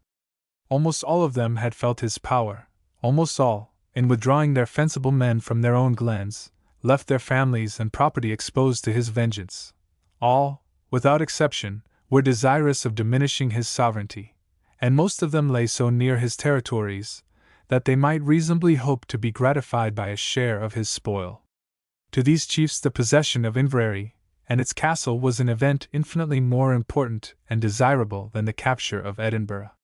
The latter event could only afford their clansmen a little transitory pay or plunder, the former ensured to the chiefs themselves indemnity for the past, and security for the future. Besides these personal reasons, the leaders, who favored this opinion, plausibly urged that though, at his first descent into the Lowlands, Montrose might be superior to the enemy, yet every day's march he made from the hills must diminish his own forces, and expose him to the accumulated superiority of any army which the Covenanters could collect from the lowland levies and garrisons. On the other hand, by crushing Argyll effectually, he would not only permit his present western friends to bring out that proportion of their forces which they must otherwise leave at home for protection of their families, but farther, he would draw to his standard several tribes already friendly to his cause, but who were prevented from joining him by fear of M'Callum. These arguments, as we have already hinted, found something responsive in Montrose's own bosom, not quite consonant with the general heroism of his character. The houses of Argyll and Montrose had been in former times repeatedly opposed to each other in war and in politics, and the superior advantages acquired by the former had made them the subject of envy and dislike to the neighboring family, who, conscious of equal desert, had not been so richly rewarded. This was not all. The existing heads of these rival families had stood in the most marked opposition to each other since the commencement of the present troubles. Montrose, conscious of the superiority of his talents, and of having rendered great service to the Covenanters at the beginning of the war, had expected from that party the supereminence of counsel and command, which they judged it safer to entrust to the more limited faculties and more extensive power of his rival Argyll. The having awarded this preference was an injury which Montrose never forgave the Covenanters, and he was still less likely to extend his pardon to Argyll, to whom he had been postponed. He was therefore stimulated by every feeling of hatred which could animate a fiery temper in a fierce age, to seek for revenge upon the enemy of his house and person, and it is probable that these private motives operated not a little upon his mind, when he found the principal part of his followers determined rather to undertake an expedition against the territories of Argyll than to take the far more decisive step of descending at once into the lowlands. Yet whatever temptation Montrose found to carry into effect his attack upon Argyllshire, he could not easily bring himself to renounce the splendid achievement of a descent upon the lowlands. He held more than one council with the principal chiefs, combating, perhaps, his own secret inclination as well as theirs. He laid before them the extreme difficulty of marching even a Highland army from the eastward into Argyllshire, through passes scarcely practicable for shepherds and deer-stalkers, and over mountains, with which even the clans lying nearest to them did not pretend to be thoroughly acquainted. These difficulties were greatly enhanced by the season of the year, which was now advancing towards December, when the mountain passes, in themselves so difficult, might be expected to be rendered utterly impassable by snowstorms. These objections neither satisfied nor silenced the chiefs, who insisted upon their ancient mode of making war, by driving the cattle, which, according to the Gaelic phrase, fed upon the grass of their enemy. The council was dismissed late at night, and without coming to any decision, excepting that the chiefs, who supported the opinion that Argyll should be invaded, promised to seek out among their followers those who might be most capable of undertaking the office of guides upon the expedition. Montrose had retired to the cabin which served him for a tent, and stretched himself upon a bed of dry fern, the only place of repose which it afforded. But he courted sleep in vain, for the visions of ambition excluded those of Morphus. In one moment he imagined himself displaying the royal banner from the reconquered castle of Edinburgh, detaching assistance to a monarch whose crown depended upon his success, and receiving in requital all the advantages and preferments which could be heaped upon him whom a king delighteth to honor. At another time this dream, splendid as it was, faded before the vision of gratified vengeance, and personal triumph over a personal enemy.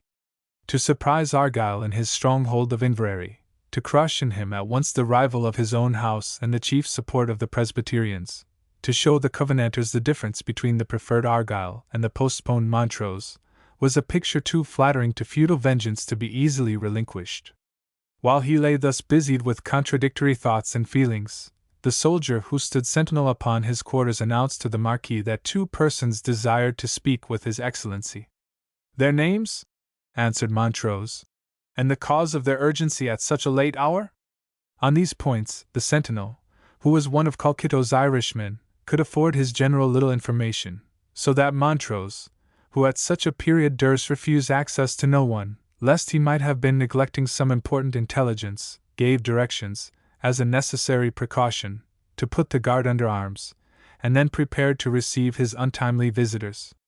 His groom of the chambers had scarce lighted a pair of torches, and Montrose himself had scarce risen from his couch, when two men entered, one wearing a lowland dress, of chamois leather worn almost to tatters, the other a tall upright old Highlander, of a complexion which might be termed iron-grey, wasted and worn by frost and tempest. "What may be your commands with me, my friends?" said the Marquis, his hand almost unconsciously seeking the butt of one of his pistols, for the period, as well as the time of night, warranted suspicions which the good mien of his visitors was not by any means calculated to remove. "I pray leave to congratulate you," said the Lowlander, "my most noble general, and right honorable lord, upon the great battles which you have achieved since I had the fortune to be detached from you. It was a pretty affair that Tulsi at Tippermuir. Nevertheless, if I might be permitted to counsel." "Before doing so," said the Marquis, "will you be pleased to let me know who is so kind as to favor me with his opinion?" "Truly, my lord," replied the man, "I should have hoped that was unnecessary, seeing it is not so long since I took on in your service, under promise of a commission as major, with $50 of daily pay and $50 of arrears, and I am to trust your lordship has not forgotten my pay as well as my person. My good friend, Major Dalgetty, said Montrose, who by this time perfectly recollected his man. You must consider what important things have happened to put my friends' faces out of my memory, besides this imperfect light. But all conditions shall be kept. And what news from Argyllshire, my good Major? We have long given you up for lost, and I was now preparing to take the most signal vengeance upon the old fox who infringed the law of arms in your person. Truly, my noble lord, said Dalgetty, I have no desire that my return should put any stop to so proper and becoming an intention. Verily it is in no shape in the Earl of Argyll's favour or mercy that I now stand before you, and I shall be no intercessor for him. But my escape is, under heaven, and the excellent dexterity which, as an old and accomplished cavalier, I displayed in effecting the same, I say, under these, it is owing to the assistance of this old Highlander, whom I venture to recommend to your lordship's special favour, as the instrument of saving your lordship's to command, Dougal Dalgetty of Drumthwacket. A thankworthy service, said the Marquis gravely, which shall certainly be requited in the manner it deserves. Kneel down, Ranald, said Major Dalgetty, as we must now call him. Kneel down, and kiss His Excellency's hand. The prescribed form of acknowledgment not being according to the custom of Ranald's country, he contented himself with folding his arms on his bosom, and making a low inclination of his head. This poor man, my lord, said Major Dalgetty, continuing his speech with a dignified air of protection towards Ranald Emig, has strained all his slender means to defend my person from mine enemies, although having no better weapons of a missile sort than bows and arrows, whilk your lordship will hardly believe. You will see a great many such weapons in my camp, said Montrose, and we find them serviceable. In fact, for the admirers of archery it may be stated, not only that many of the Highlanders in Montrose's army used these antique missiles, but even in England the bow and quiver, once the glory of the bold yeomen of that land, were occasionally used during the great civil wars. Serviceable, my lord, said Dalgetty. I trust your lordship will permit me to be surprised. Bows and arrows, I trust you will forgive my recommending the substitution of muskets, the first convenient opportunity. But besides defending me, this honest Highlander also was at the pains of curing me, in respect that I had got a touch of the wars in my retreat, which merits my best requital in this special introduction of him to your lordship's notice and protection. What is your name, my friend? Said Montrose, turning to the Highlander. It may not be spoken, answered the mountaineer. That is to say, interpreted Major Dalgetty, he desires to have his name concealed, in respect he hath in former days taken a castle, slain certain children, and done other things, whilk, as your good lordship knows, are often practiced in wartime, but excite no benevolence towards the perpetrator and the friends of those who sustain injury. I have known, in my military experience, many brave cavaliers put to death by the Boers, simply for having used military license upon the country. I understand, said Montrose. This person is at feud with some of our followers. Let him retire to the court of guard, and we will think of the best mode of protecting him. You hear, Ranald, said Major Dalgetty, with an air of superiority. His Excellency wishes to hold privy council with me. You must go to the court of guard. He does not know where that is, poor fellow. He is a young soldier for so old a man. I will put him under the charge of a sentinel, and return to your lordship incontinent. He did so, and returned accordingly. Montrose's first inquirer respected the embassy to Inverary, and he listened with attention to Dalgetty's reply, notwithstanding the prolixity of the Major's narrative. It required an effort from the Marquis to maintain his attention, but no one better knew that where information is to be derived from the report of such agents as Dalgetty, it can only be obtained by suffering them to tell their story in their own way. Accordingly, the Marquis's patience was at length rewarded. Among other spoils which the captain thought himself at liberty to take, was a packet of Argyll's private papers. These he consigned to the hands of his general, a humour of accounting, however, which went no farther, for I do not understand that he made any mention of the purse of gold which he had appropriated at the same time that he made seizure of the papers aforesaid. Snatching a torch from the wall, Montrose was in an instant deeply engaged in the perusal of these documents, in which it is probable he found something to animate his personal resentment against his rival Argyle. "Does he not fear me?" said he. "Then he shall feel me. Will he fire my castle of Murdoch? Inverary shall raise the first smoke. Oh, for a guide through the skirts of Strathfillan!" Whatever might be Dalgety's personal conceit, he understood his business sufficiently to guess at Montrose's meaning. He instantly interrupted his own prolix narration of the skirmish which had taken place, and the wound he had received in his retreat, and began to speak to the point which he saw interested his general. "If," said he, "Your Excellency wishes to make an infall into Argyllshire, this poor man, Ranald, of whom I told you, together with his children and companions, know every pass into that land, both leading from the east and from the north." "Indeed," said Montrose. "What reason have you to believe their knowledge so extensive?" "So please your Excellency," answered Dalgety. "During the weeks that I remained with them for cure of my wound, they were repeatedly obliged to shift their quarters, in respect of Argyle's repeated attempts to repossess himself of the person of an officer who was honored with your Excellency's confidence, so that I had occasion to admire the singular dexterity and knowledge of the face of the country with which they alternately achieved their retreat and their advance. And when, at length, I was able to repair to your Excellency's standard, this honest simple creature, Ranald Massey, guided me by paths which my steed Gustavus, which your lordship may remember, trode with perfect safety, so that I said to myself, that where guides, spies, or intelligencers, were required in a Highland campaign in that western country, more expert persons than he and his attendants could not possibly be desired." "And can you answer for this man's fidelity?" said Montrose. "What is his name and condition?" "He is an outlaw and robber by profession, something also of a homicide or murderer," answered Dalgety. "And by name, called Ranald Massey. Wilk signifies Ranald, the son of the mist." "I should remember something of that name," said Montrose, pausing. "Did not these children of the mist perpetrate some act of cruelty upon the Emmalays?"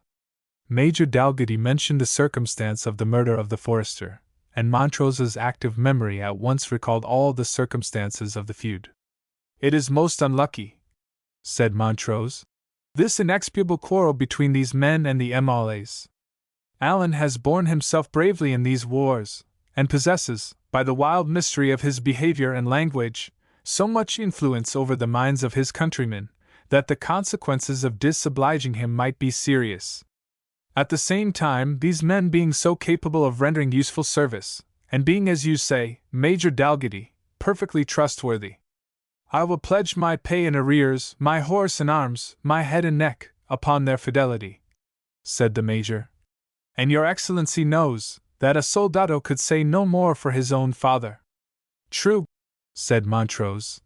"But as this is a matter of particular moment, I would willingly know the grounds of so positive an assurance." "Concisely then, my lord," said the Major. "Not only did they disdain to profit by a handsome reward which Argyle did me the honor to place upon this poor head of mine, and not only did they abstain from pillaging my personal property, Wilk was to an amount that would have tempted regular soldiers in any service of Europe, and not only did they restore me my horse, Wilk your Excellency knows to be of value, but I could not prevail on them to accept one stiver doit, or maravedi for the trouble and expenses of my sick bed. They actually refused my coin money when freely offered, a tale seldom to be told in a Christian land. I admit," said Montrose, after a moment's reflection, "that their conduct towards you is good evidence of their fidelity. But how to secure against the breaking out of this feud?" He paused, and then suddenly added, "I had forgot I have supped, while you, Major, have been traveling by moonlight." He called to his attendants to fetch a stoup of wine and some refreshments. Major Dalgety, who had the appetite of a convalescent returned from Highland quarters, needed not any pressing to partake of what was set before him, but proceeded to dispatch his food with such alacrity, that the Marquis, filling a cup of wine, and drinking to his health, could not help remarking, that coarse as the provisions of his camp were, he was afraid Major Dalgety had fared much worse during his excursion into Argyllshire. "Your Excellency may take your corporal oath upon that," said the worthy Major, speaking with his mouth full. For Argyle's bread and water are yet stale and mouldy in my recollection, and though they did their best, yet the viands that the children of the mist procured for me, poor helpless creatures as they were so unrefreshful to my body, that when enclosed in my armor, whilk I was fain to leave behind me for expedition's sake, I rattled therein like the shriveled kernel in a nut. That hath been kept on to a second Halloween. You must take the due means to repair these losses, Major Dalgetty. In troth, answered the soldier, I shall hardly be able to compass that, unless my arrears are to be exchanged for present pay, for I protest to your Excellency, that the 3 stone weight which I have lost were simply raised upon the regular accountings of the States of Holland. In that case, said the Marquis, you are only reduced to good marching order. As for the pay, let us once have victory, Major, and your wishes, and all our wishes, shall be amply fulfilled. Meantime, help yourself to another cup of wine. To your Excellency's health, said the Major, filling a cup to the brim, to show the zeal with which he drank the toast. And victory over all our enemies, and particularly over Argyle. I hope to twitch another handful from his board myself. I have had one pluck at it already. Very true, answered Montrose. But to return to those men of the mist. You understand, Dalgetty, that their presence here, and the purpose for which we employ them, is a secret between you and me? Delighted, as Montrose had anticipated, with this mark of his general's confidence, the Major laid his hand upon his nose, and nodded intelligence. How many may there be of Ranald's followers? Continued the Marquis. They are reduced, so far as I know, to some 8 or 10 men, answered Major Dalgetty. And a few women and children. Where are they now? Demanded Montrose. In a valley at 3 miles' distance, answered the soldier. Awaiting your Excellency's command, I judged it not fit to bring them to your leaguer without your Excellency's orders. You judge very well, said Montrose. It would be proper that they remain where they are, or seek some more distant place of refuge. I will send them money, though it is a scarce article with me at present. It is quite unnecessary, said Major Dalgetty. Your Excellency has only to hint that the MLAs are going in that direction, and my friends of the mist will instantly make volte-face, and go to the right about. That were scarce courteous, said the Marquis. Better send them a few dollars to purchase them some cattle for the support of the women and children. They know how to come by their cattle at a far cheaper rate, said the Major. But let it be as your Excellency wills. Let Ranald Massey, said Montrose, select 1 or 2 of his followers, men whom he can trust, and who are capable of keeping their own secret and ours. These, with their chief for Scout-Master General, shall serve for our guides. Let them be at my tent tomorrow at daybreak, and see, if possible, that they either guess my purpose, nor hold any communication with each other in private. This old man, has he any children? They have been killed or hanged, answered the Major, to the number of a round dozen, as I believe, but he hath left 1 grandchild, a smart and hopeful youth, whom I have noted to be never without a pebble in his plaid nook, to fling at whatsoever might come in his way, being a symbol, that, like David, who was accustomed to sling smooth stones taken from the brook, he may afterwards prove an adventurous warrior. That boy, Major Dalgetty, said the Marquis, I will have to attend upon my own person. I presume he will have sense enough to keep his name secret? Your Excellency need not fear that, answered Dalgetty. These Highland imps, from the moment they chip the shell. Well, interrupted Montrose, that boy shall be pledged for the fidelity of his parent, and if he prove faithful, the child's preferment shall be his reward. And now, Major Dalgetty, I will license your departure for the night. Tomorrow you will introduce this Massey, under any name or character he may please to assume. I presume his profession has rendered him sufficiently expert in all sort of disguises, or we may admit John of Moidit into our schemes, who has sense, practicability, and intelligence, and will probably allow this man for a time to be disguised as one of his followers. For you, Major, my groom of the chambers will be your quartermaster for this evening.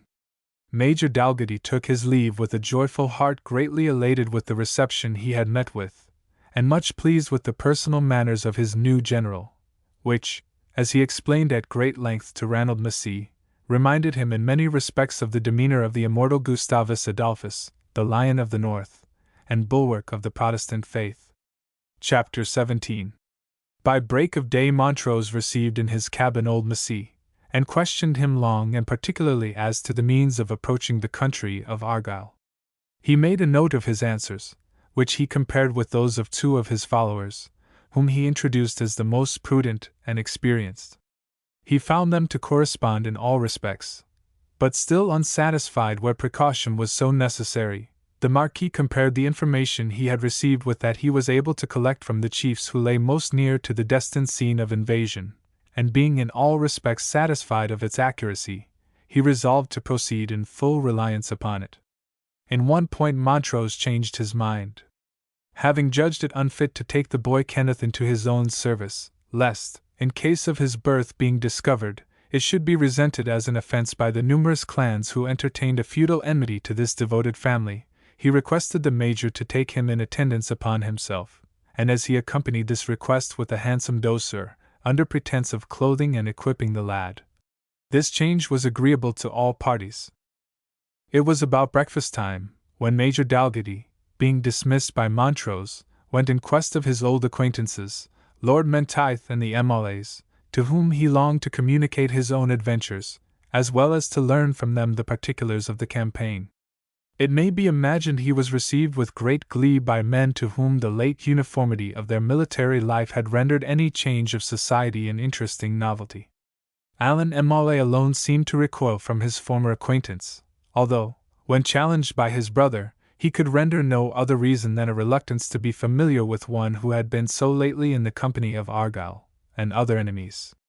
Major Dalgetty was a little alarmed by this sort of instinctive consciousness which Allan seemed to entertain respecting the society he had been lately keeping. He was soon satisfied, however, that the perceptions of the seer in this particular were not infallible. As Ranald Massey was to be placed under Major Dalgetty's protection and superintendence, it was necessary he should present him to those persons with whom he was most likely to associate. The dress of the old man had, in the meantime, been changed from the tartan of his clan to a sort of clothing peculiar to the men of the distant isles, resembling a waistcoat with sleeves, and a petticoat, all made in one piece. This dress was laced from top to bottom in front, and bore some resemblance to that called polonaise, still worn by children in Scotland of the lower rank. The tartan hose and bonnet completed the dress, which old men of the last century remembered well to have seen worn by the distant Islesmen who came to the Earl of Mar's standard in the year 1715. Major Dalgetty, keeping his eye on Allan as he spoke, introduced Ranald Massey under the fictitious name of Ranald MacGillahuron in Benbecula, who had escaped with him out of Argyll's prison. He recommended him as a person skilful in the arts of the harper and the senachie, and by no means contemptible in the quality of a second-sighted person or seer. While making this exposition, Major Dalgetty stammered and hesitated in a way so unlike the usual glib forwardness of his manner, that he could not have failed to have given suspicion to Allan M'Aulais, had not that person's whole attention been engaged in steadily perusing the features of the person thus introduced to him. This steady gaze so much embarrassed Ranald Massey, that his hand was beginning to sink down towards his dagger, in expectation of a hostile assault, when Allan, suddenly crossing the floor of the hut, extended his hand to him in the way of friendly greeting. They sat down side by side, and conversed in a low mysterious tone of voice. Menteith and Angus M'Aulais were not surprised at this, for there prevailed among the Highlanders who pretended to the second sight, a sort of Freemasonry, which generally induced them, upon meeting, to hold communication with each other on the nature and extent of their visionary experiences. "Does the sight come gloomy upon your spirits?" said Allan to his new acquaintance. "As dark as the shadow upon the moon," replied Ranald, "when she is darkened in her mid-course in heaven, and prophets foretell of evil times." "Come hither," said Allan. "Come more this way, I would converse with you apart. For men say that in your distant islands the sight is poured forth with more clearness and power than upon us, who dwell near the Sassenach." While they were plunged into their mystic conference, the two English cavaliers entered the cabin in the highest possible spirits, and announced to Angus and Molly that orders had been issued that all should hold themselves in readiness for an immediate march to the westward. Having delivered themselves of their news with much glee, they paid their compliments to their old acquaintance Major Dalgetty, whom they instantly recognized, and inquired after the health of his charger, Gustavus. "I humbly thank you, gentlemen," answered the soldier. "Gustavus is well, though, like his master, somewhat barer on the ribs than when you offered to relieve me of him at Darnlinvarach, and let me assure you, that before you have made one or two of those marches which you seem to contemplate with so much satisfaction in prospect, you will leave, my good knights, some of your English beef, and probably an English horse or two, behind you." Both exclaimed that they cared very little what they found or what they left, provided the scene changed from dogging up and down Angus and Aberdeenshire, in pursuit of an enemy who would neither fight nor run away.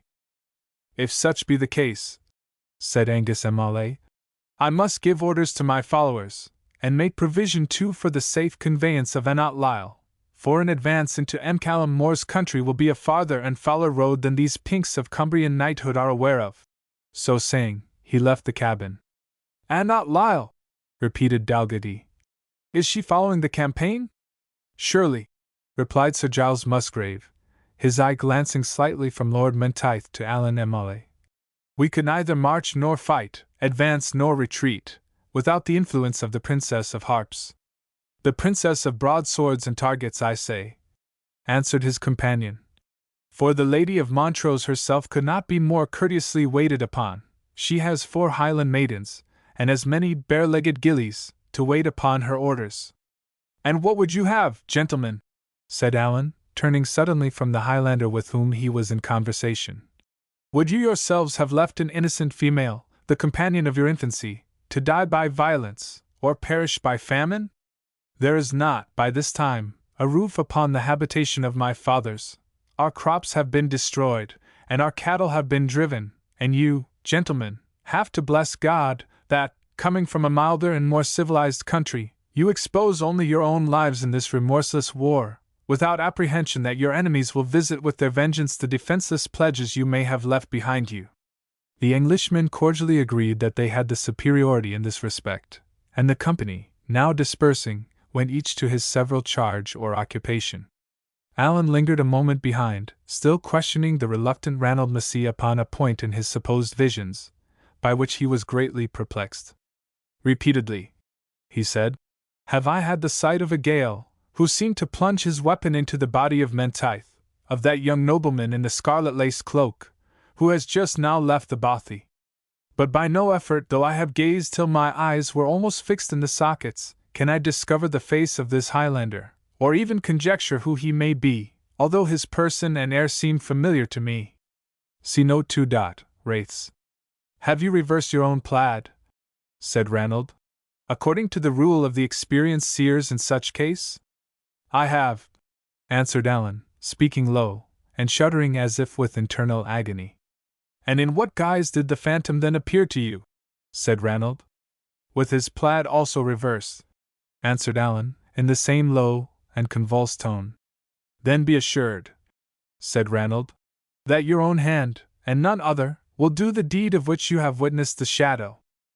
"So has my anxious soul 100 times surmised," replied Alan. "But it is impossible.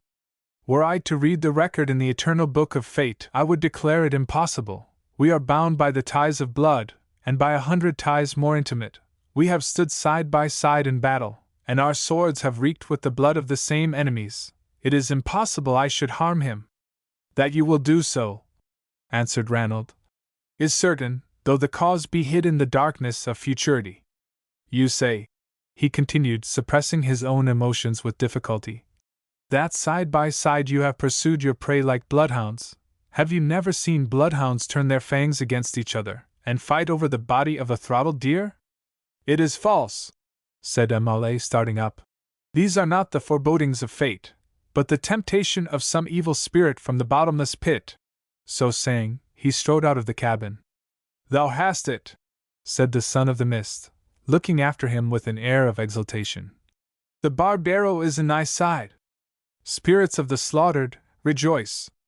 Soon shall your murderous swords be dyed in each other's blood."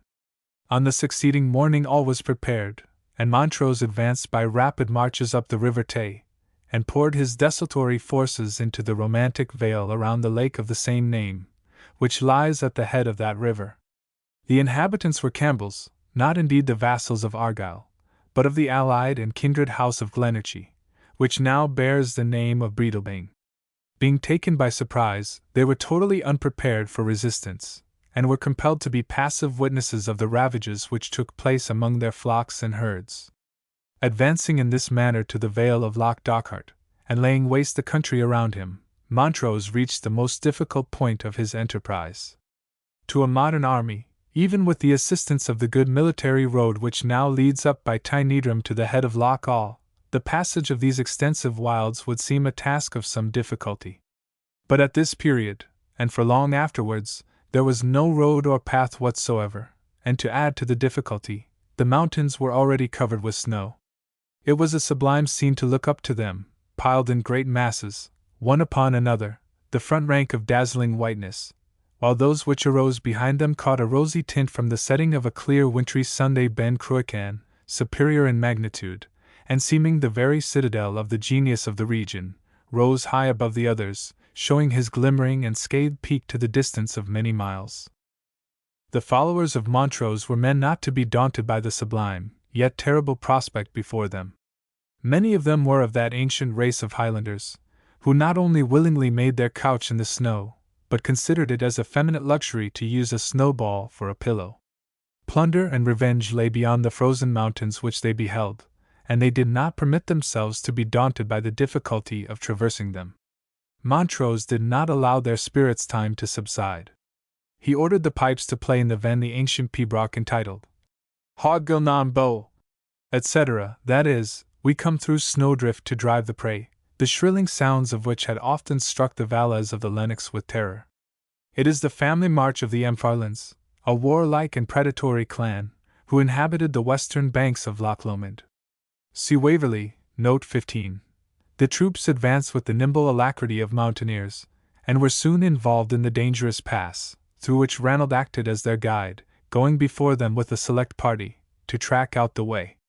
The power of man at no time appears more contemptible than when it is placed in contrast with scenes of natural terror and dignity. The victorious army of Montrose, whose exploits had struck terror into all Scotland, when ascending up this terrific pass, seemed a contemptible handful of stragglers, in the act of being devoured by the jaws of the mountain, which appeared ready to close upon them. Even Montrose half repented the boldness of his attempt, as he looked down from the summit of the first eminence which he attained, upon the scattered condition of his small army. The difficulty of getting forward was so great, that considerable gaps began to occur in the line of march, and the distance between the van, centre, and rear, was each moment increased in a degree equally incommodious and dangerous.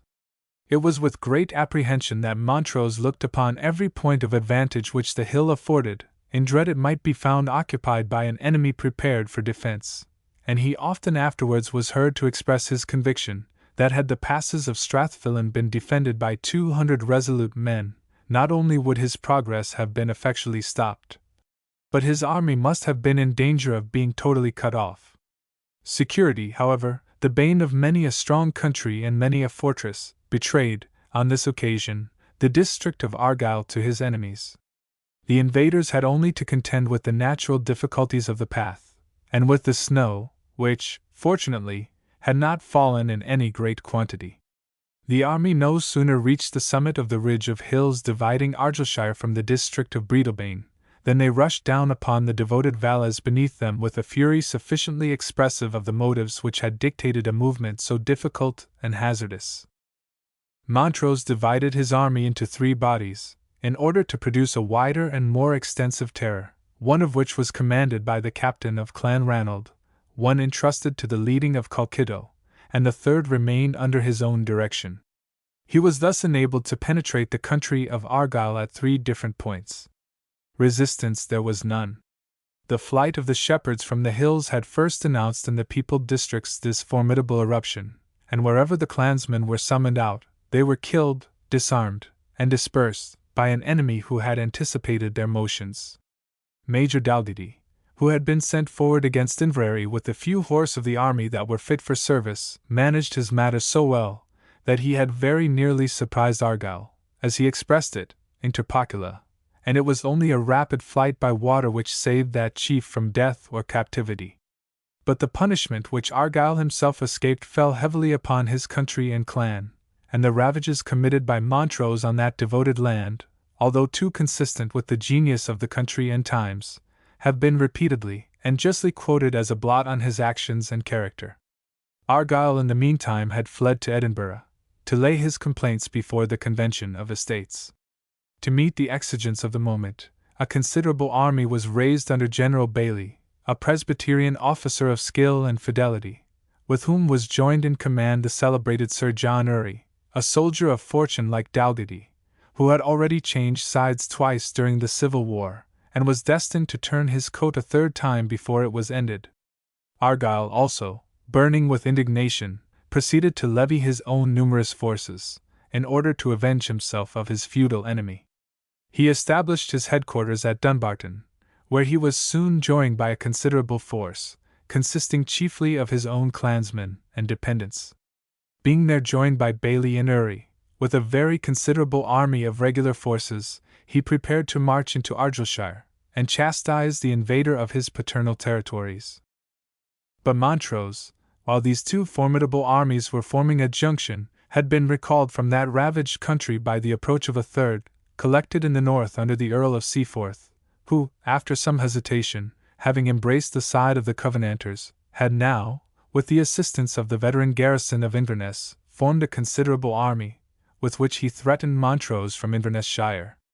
Enclosed in a wasted and unfriendly country, and menaced on each side by advancing enemies of superior force, it might have been supposed that Montrose's destruction was certain.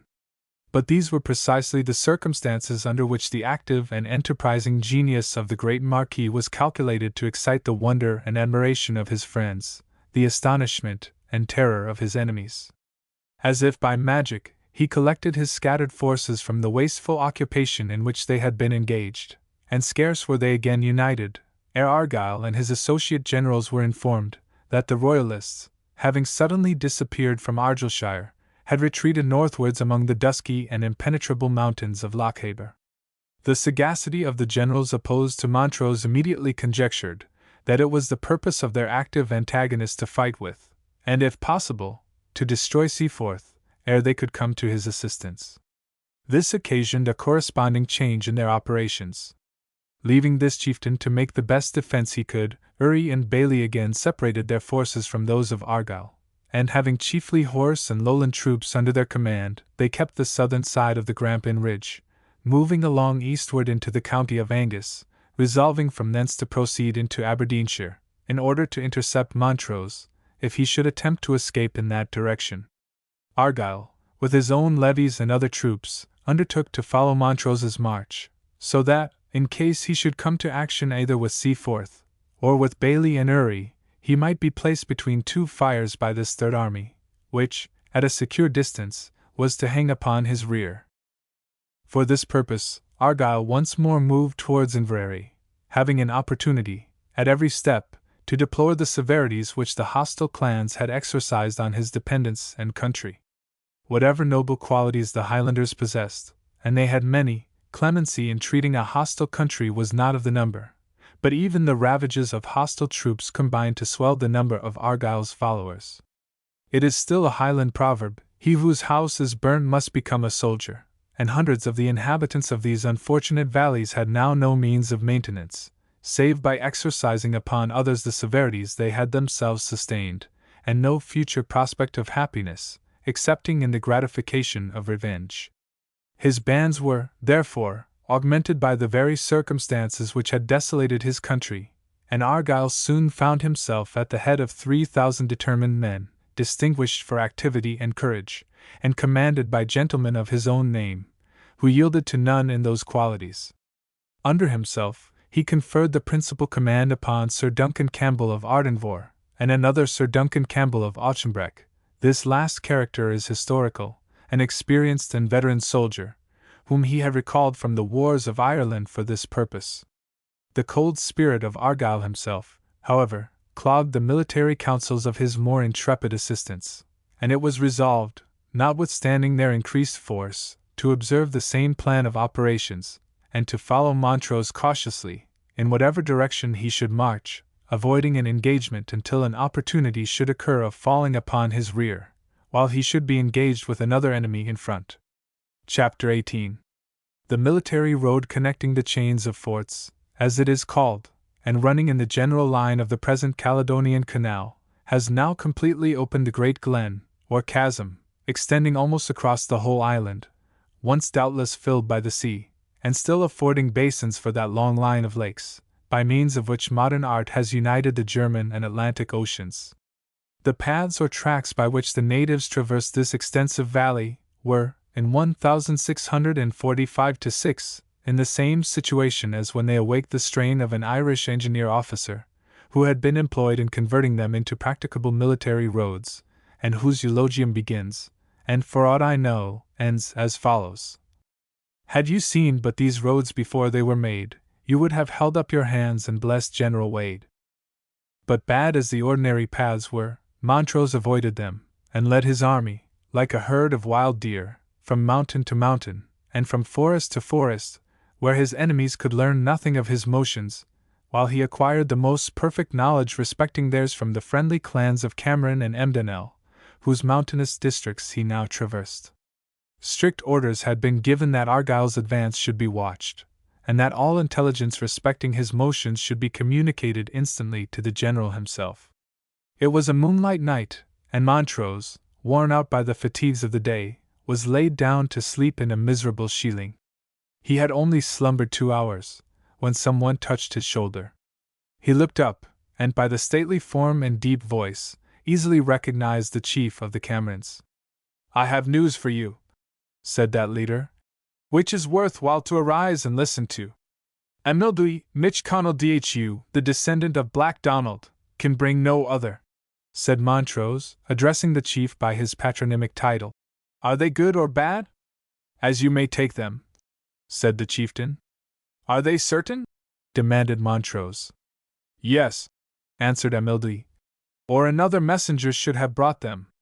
Know that, tired with the task imposed upon me of accompanying that unhappy Dalgety and his handful of horse, who detained me for hours on the march at the pace of a crippled badger, I made a stretch of 4 miles with 6 of my people in the direction of Inverlochie, and there met with Ian of Glenroy, who had been out for intelligence. Argyle is moving upon Inverlochie with 3,000 chosen men, commanded by the flower of the sons of Diarmid Dot. These are my news, they are certain. It is for you to construe their purport." "Their purport must be good," answered Montrose, readily and cheerfully. The voice of Amildui is ever pleasant in the ears of Montrose, and most pleasant when it speaks of some brave enterprise at hand. "What are our musters?" He then called for light, and easily ascertained that a great part of his followers having, as usual, dispersed to secure their booty, he had not with him above 12 or 1,400 men. "Not much above a third," said Montrose, pausing, "of Argyle's force, and Highlanders opposed to Highlanders. With the blessing of God upon the royal cause, I would not hesitate were the odds but 1 to 2. "Then do not hesitate," said Cameron, "for when your trumpets shall sound to attack Callum More, not a man of these glens will remain deaf to the summons. Glengarry, Keppoch, I myself, would destroy, with fire and sword, the wretch who should remain behind under any pretense whatsoever. Tomorrow, or the next day, shall be a day of battle to all who bear the name of Emdenel or Cameron, whatever be the event." "It is gallantly said, my noble friend," said Montrose, grasping his hand, "and I were worse than a coward did I not do justice to such followers, by entertaining the most indubitable hopes of success. We will turn back on this Callum More, who follows us like a raven to devour the relics of our army, should we meet braver men who may be able to break its strength. Let the chiefs and leaders be called together as quickly as possible, and you, who have brought us the first news of this joyful event, for such it shall be, you, Amildui, shall bring it to a joyful issue, by guiding us the best and nearest road against our enemy." "That will I willingly do," said Amildui. "If I have shown you paths by which to retreat through these dusky wilds, With far more readiness will I teach you how to advance against your foe. A general bustle now prevailed, and the leaders were everywhere startled from the rude couches on which they had sought temporary repose. I never thought, said Major Dalgety, when summoned up from a handful of rugged heather roots, to have parted from a bed as hard as a stable broom with such bad will. But, indubitably, having but one man of military experience in his army, His Excellency the Marquis may be vindicated in putting him upon hard duty. So saying, he repaired to the council, where, notwithstanding his pedantry, Montrose seemed always to listen to him with considerable attention, partly because the Major really possessed military knowledge and experience, and often made suggestions which were found of advantage, and partly because it relieved the General from the necessity of deferring entirely to the opinion of the Highland chiefs, and gave him additional ground for disputing it when it was not agreeable to his own. On the present occasion, Dalgety joyfully acquiesced in the proposal of marching back and confronting Argyll, which he compared to the valiant resolution of the great Gustavus, who moved against the Duke of Bavaria, and enriched his troops by the plunder of that fertile country, although menaced from the northward by the large army which Wallenstein had assembled in Bohemia. The chiefs of Glengarry, Keppoch, and Lochiel, whose clans, equal in courage and military fame to any in the Highlands, lay within the neighborhood of the scene of action, dispatched the fiery cross through their vassals, to summon every one who could bear arms to meet the king's lieutenant, and to join the standards of their respective chiefs, as they marched towards Inverlochy. As the order was emphatically given, it was speedily and willingly obeyed. Their natural love of war, their zeal for the royal cause, for they viewed the king in the light of a chief whom his clansmen had deserted, as well as their implicit obedience to their own patriarch, drew into Montrose's army not only all in the neighborhood who were able to bear arms, but some who, in age at least, might have been esteemed past the use of them. During the next day's march, which, being directed straight through the mountains of Lochaber, was unsuspected by the enemy, his forces were augmented by handfuls of men issuing from each glen, and ranging themselves under the banners of their respective chiefs. This was a circumstance highly inspiriting to the rest of the army, who, by the time they approached the enemy, found their strength increased considerably more than 1/4, as had been prophesied by the valiant leader of the Camerons. While Montrose executed this countermarch, Argyll had, at the head of his gallant army, advanced up the southern side of Lochiel, and reached the river Lochy, which combines that lake with Loch Lochy. The ancient castle of Inverlochy, once, as it is said, a royal fortress, and still, although dismantled, a place of some strength and consideration, offered convenient headquarters, and there was ample room for Argyll's army to encamp around him in the valley, where the Lochy joins Lochiel.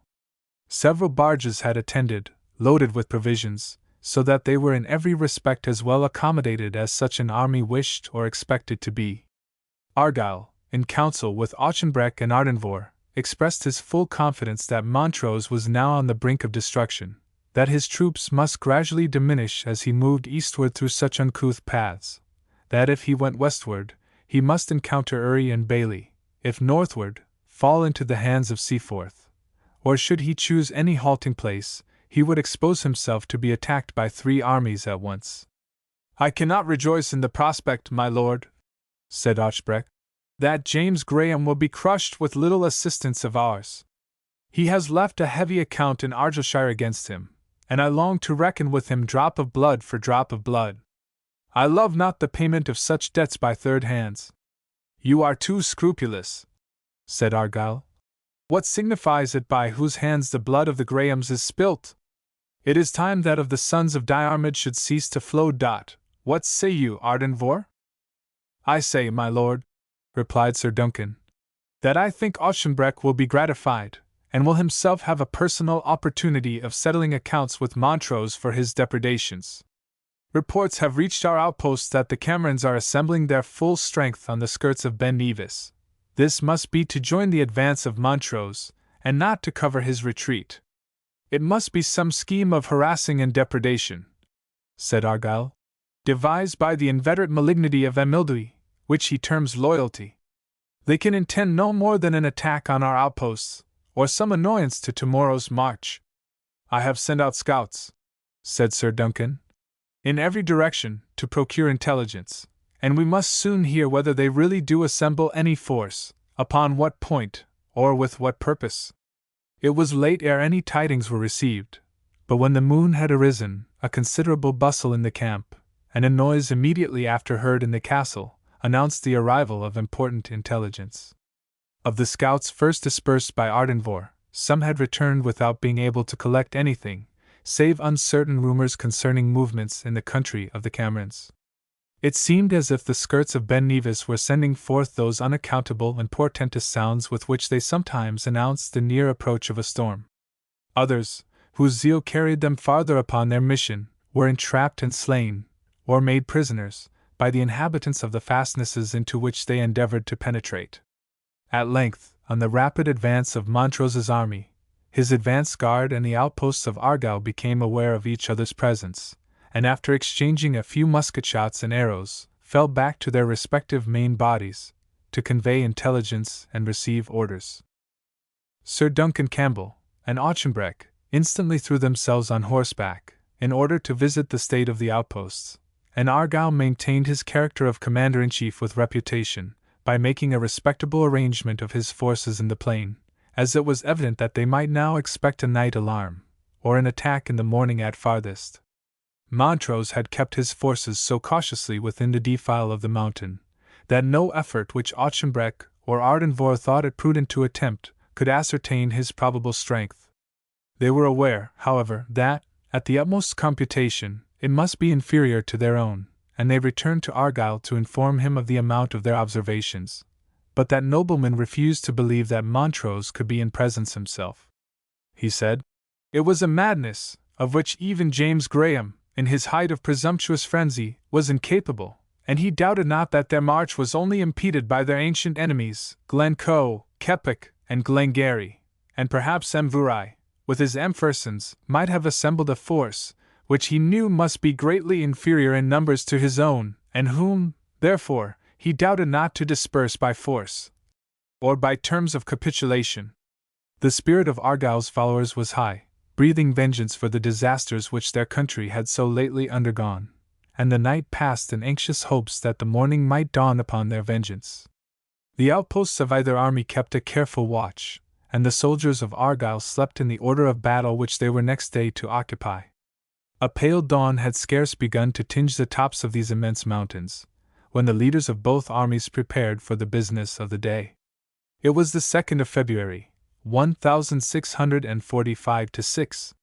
The clansmen of Argyll were arranged in 2 lines, not far from the angle between the river and the lake, and made an appearance equally resolute and formidable. Auchenbreck would willingly have commenced the battle by an attack on the outposts of the enemy, but Argyll, with more cautious policy, preferred receiving to making the onset. Signals were soon heard that they would not long wait for it in vain. The Campbells could distinguish, in the gorge of the mountains, the war tunes of various clans as they advanced to the onset. That of the Camerons, which bears the ominous words, addressed to the wolves and ravens, "Come to me, and I will give you flesh," was loudly re-echoed from their native glens. In the language of the Highland bards, the war voice of Glengarry was not silent, and the gathering tunes of other tribes could be plainly distinguished, as they successively came up to the extremity of the passes from which they were to descend into the plain. "You see," said Argyll to his kinsman, "it is as I said, we have only to deal with our neighbors. James Graham has not ventured to show us his banner." At this moment there resounded from the gorge of the pass a lively flourish of trumpets, in that note with which it was the ancient Scottish fashion to salute the royal standard. "You may hear, my lord, from yonder signal," said Sir Duncan Campbell, "that he who pretends to be the king's lieutenant must be in person among these men." "And has probably horse with him," said Auchenbreck, "which I could not have anticipated. But shall we look pale for that, my lord, when we have foes to fight, and wrongs to revenge?" Argyll was silent, and looked upon his arm, which hung in a sash, owing to a fall which he had sustained in a preceding march. "It is true," interrupted Ardenvohr eagerly. "My lord of Argyll, you are disabled from using either sword or pistol. You must retire on board the galleys. Your life is precious to us as a head, your hand cannot be useful to us as a soldier." "No," said Argyll, pride contending with irresolution. "It shall never be said that I fled before Montrose. If I cannot fight, I will at least die in the midst of my children." Several other principal chiefs of the Campbells, with one voice, conjured and opposed their chieftain to leave them for that day to the leading of Ardenvohr and Auchenbreck, and to behold the conflict from a distance and in safety. We dare not stigmatize Argyll with poltroonry, for, though his life was marked by no action of bravery, yet he behaved with so much composure and dignity in the final and closing scene, that his conduct upon the present and similar occasions should be rather imputed to indecision than to want of courage. But when the small still voice within a man's own breast, which tells him that his life is of consequence to himself, is seconded by that of numbers around him, who assure him that it is of equal advantage to the public, history affords many examples of men more habitually daring than Argyll, who have consulted self-preservation when the temptations to it were so powerfully increased. "See him on board, if you will, Sir Duncan," said Auchenbreck to his kinsman. "It must be my duty to prevent this spirit from spreading farther among us." So saying, he threw himself among the ranks, entreating, commanding, and conjuring the soldiers to remember their ancient fame and their present superiority, the wrongs they had to revenge, if successful, and the fate they had to dread, if vanquished, and imparting to every bosom a portion of the fire which glowed in his own. Slowly, meanwhile, and apparently with reluctance, Argyll suffered himself to be forced by his officious kinsman to the verge of the lake, and was transported on board of a galley, from the deck of which he surveyed with more safety than credit the scene which ensued. Sir Duncan Campbell of Ardenvohr, notwithstanding the urgency of the occasion, stood with his eyes riveted on the boat which bore his chieftain from the field of battle. There were feelings in his bosom which could not be expressed, for the character of a chief was that of a father, and the heart of a clansman durst not dwell upon his failings with critical severity as upon those of other men. Argyll, too, harsh and severe to others, was generous and liberal among his kinsmen, and the noble heart of Ardenvohr was wrung with bitter anguish, when he reflected to what interpretation his present conduct might subject him. "It is better it should be so," said he to himself, devouring his own emotion. "But, of his line of 100 sires, I know not one who would have retired while the banner of Diarmid waved in the wind, in the face of its most inveterate foes." A loud shout now compelled him to turn, and to hasten with all dispatch to his post, which was on the right flank of Argyll's little army. The retreat of Argyll had not passed unobserved by his watchful enemy, who, occupying the superior ground, could mark every circumstance which passed below. The movement of 3 or 4 horsemen to the rear showed that those who retreated were men of rank. "They are going," said Dalgety, "to put their horses out of danger, like prudent cavaliers. Yonder goes Sir Duncan Campbell, riding a brown bay gelding, which I had marked for my own second charger." "You are wrong, Major," said Montrose, with a bitter smile. "They are saving their precious chief. Give the signal for assault instantly. Send the word through the ranks. Gentlemen, noble chiefs, Glengarry, Keppoch, and Vurai, upon them instantly. Ride to Emildwy, Major Dalgety, and tell him to charge as he loves Lochaber. Return and bring our handful of horse to my standard. They shall be placed with the Irish as a reserve." Chapter 19.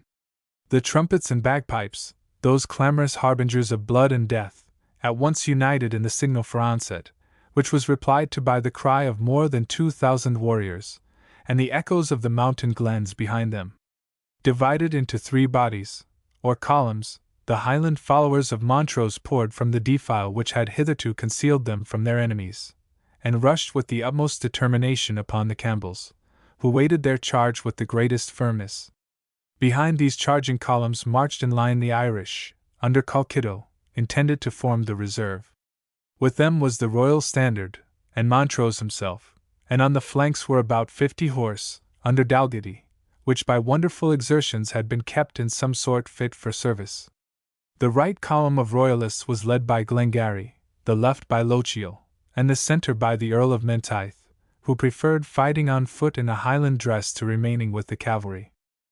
The Highlanders poured on with the proverbial fury of their country, firing their guns, and discharging their arrows, at a little distance from the enemy, who received the assault with the most determined gallantry. Better provided with musketry than their enemies, stationary also, and therefore taking the more decisive aim, the fire of Argyll's followers was more destructive than that which they sustained. The royal clans, perceiving this, rushed to close quarters, and succeeded on 2 points in throwing their enemies into disorder.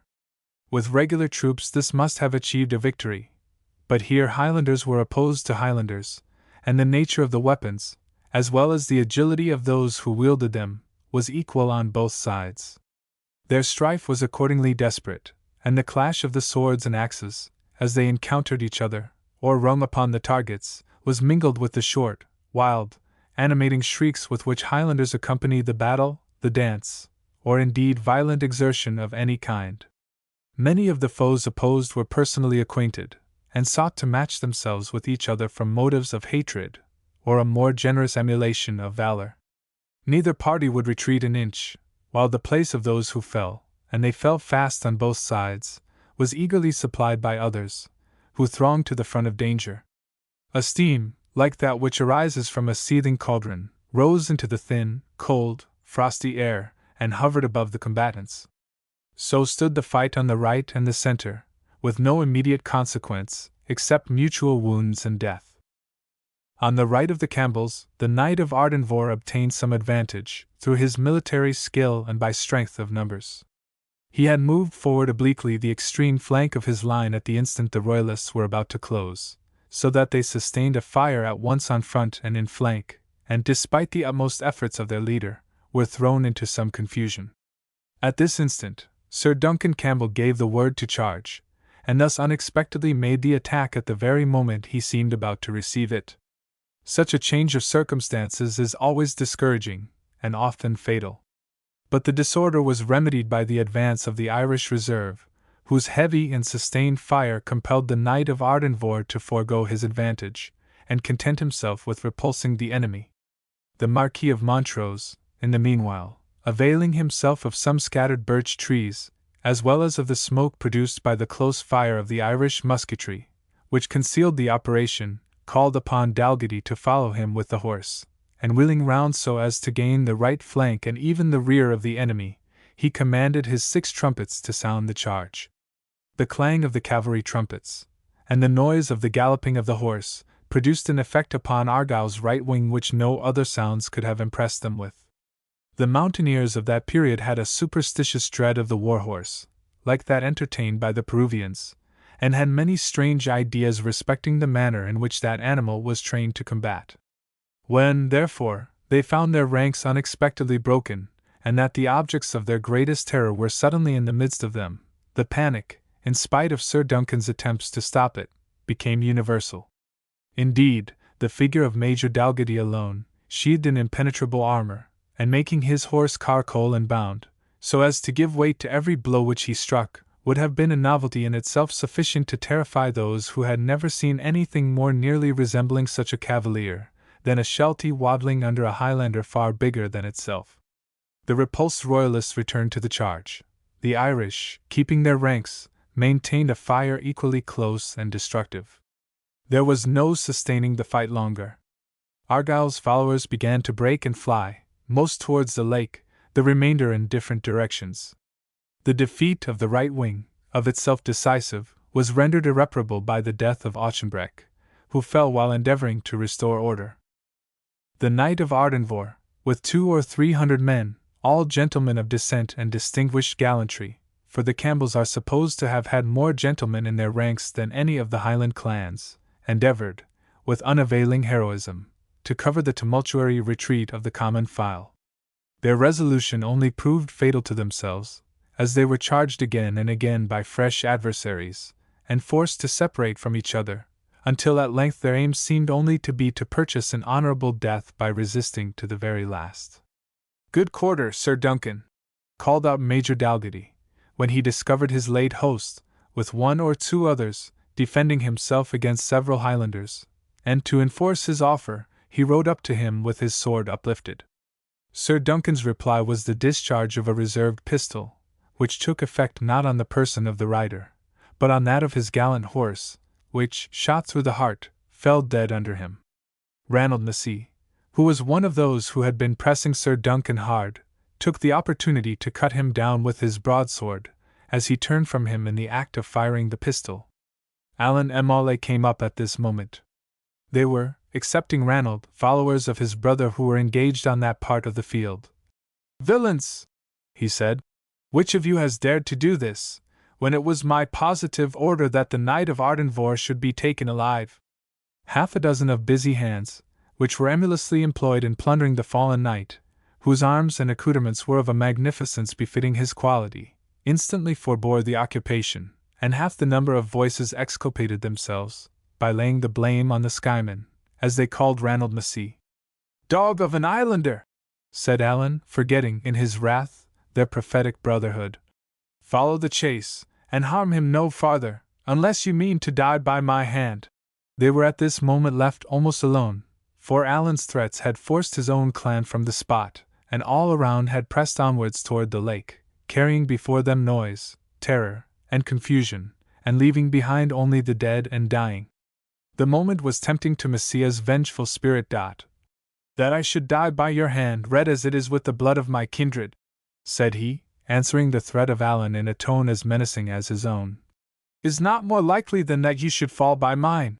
With that, he struck at Molle with such unexpected readiness, that he had scarce time to intercept the blow with his target. "Villain!" said Allan, in astonishment. "What means this?" "I am Ranald of the Mist," answered the Islesman, repeating the blow, and with that word, they engaged in close and furious conflict. It seemed to be decreed that in Allan and Molle had arisen the avenger of his mother's wrongs upon this wild tribe, as was proved by the issue of the present, as well as of former combats. After exchanging a few blows, Ranald Massey was prostrated by a deep wound on the skull, and Molle, setting his foot on him, was about to pass the broadsword through his body, when the point of the weapon was struck up by a third party, who suddenly interposed. This was no other than Major Dalgetty, who, stunned by the fall, and encumbered by the dead body of his horse, had now recovered his legs and his understanding. "Hold up your sword," said he to Molle, "and prejudice this person no farther, in respect that he is here in my safe conduct, and in his Excellency's service, and in regard that no honorable cavalier is at liberty, by the law martial, to avenge his own private injuries, flagranti bello, multo magis flagranti prelio." "Fool!" said Allan. "Stand aside, and dare not to come between the tiger and his prey." But far from quitting his point, Dalgetty stepped across the fallen body of Massey, and gave Allan to understand that if he called himself a tiger, he was likely, at present, to find a lion in his path. There required no more than the gesture and tone of defiance to turn the whole rage of the military seer against the person who was opposing the course of his vengeance, and blows were instantly exchanged without farther ceremony. The strife betwixt Allan and Massey had been unnoticed by the stragglers around, for the person of the latter was known to few of Montrose's followers. But the scuffle betwixt Dalgetty and him, both so well known, attracted instant attention, and fortunately, among others, that of Montrose himself, who had come for the purpose of gathering together his small body of horse, and following the pursuit down Lochile. Aware of the fatal consequences of dissension in his little army, he pushed his horse up to the spot, and seeing Massey on the ground, and Dalgetty in the attitude of protecting him against Molle, his quick apprehension instantly caught the cause of quarrel, and as instantly devised means to stop it. "For shame," he said. "Gentlemen cavaliers, brawling together in so glorious a field of victory, are you mad? Or are you intoxicated with the glory which you have both this day gained?" "It is not my fault, so please your Excellency," said Dalgetty. "I have been known a bonus socius, a bon camerado, in all the services of Europe, but he that touches a man under my safeguard." "And he," said Allan, speaking at the same time, "who dares to bar the course of my just vengeance." "For shame, gentlemen," again repeated Montrose. "I have other business for you both, business of deeper importance than any private quarrel, which you may easily find a more fitting time to settle. For you, Major Dalgetty, kneel down." "Kneel," said Dalgetty. "I have not learned to obey that word of command, saving when it is given from the pulpit. In the Swedish discipline, the front rank do indeed kneel, but only when the regiment is drawn up 6 file deep. Nevertheless, repeated Montrose, kneel down, in the name of King Charles and of his representative. When Dalgety reluctantly obeyed, Montrose struck him lightly on the neck with the flat of his sword, saying, In reward of the gallant service of this day, and in the name and authority of our sovereign, King Charles, I dub thee knight. Be brave, loyal, and fortunate. And now, Sir Dougal Dalgety, to your duty.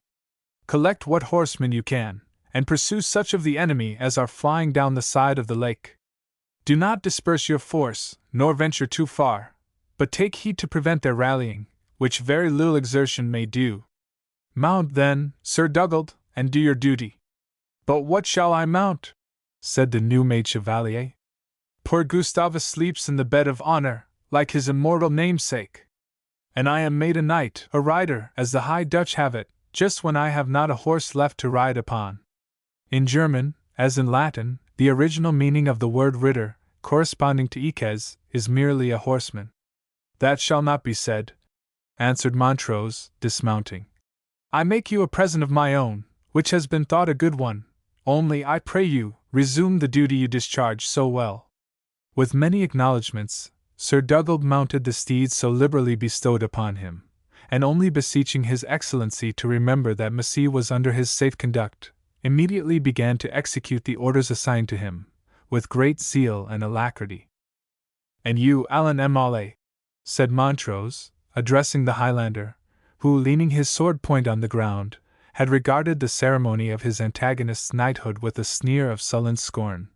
You, who are superior to the ordinary men led by the paltry motives of plunder, and pay, and personal distinction, you, whose deep knowledge renders you so valuable a counselor, is it you whom I find striving with a man like Dalgety, for the privilege of trampling the remains of life out of so contemptible an enemy as lies there? Come, my friend, I have other work for you. This victory, skillfully improved, shall win Seaforth to our party. It is not disloyalty, but despair of the good cause, that has induced him to take arms against us.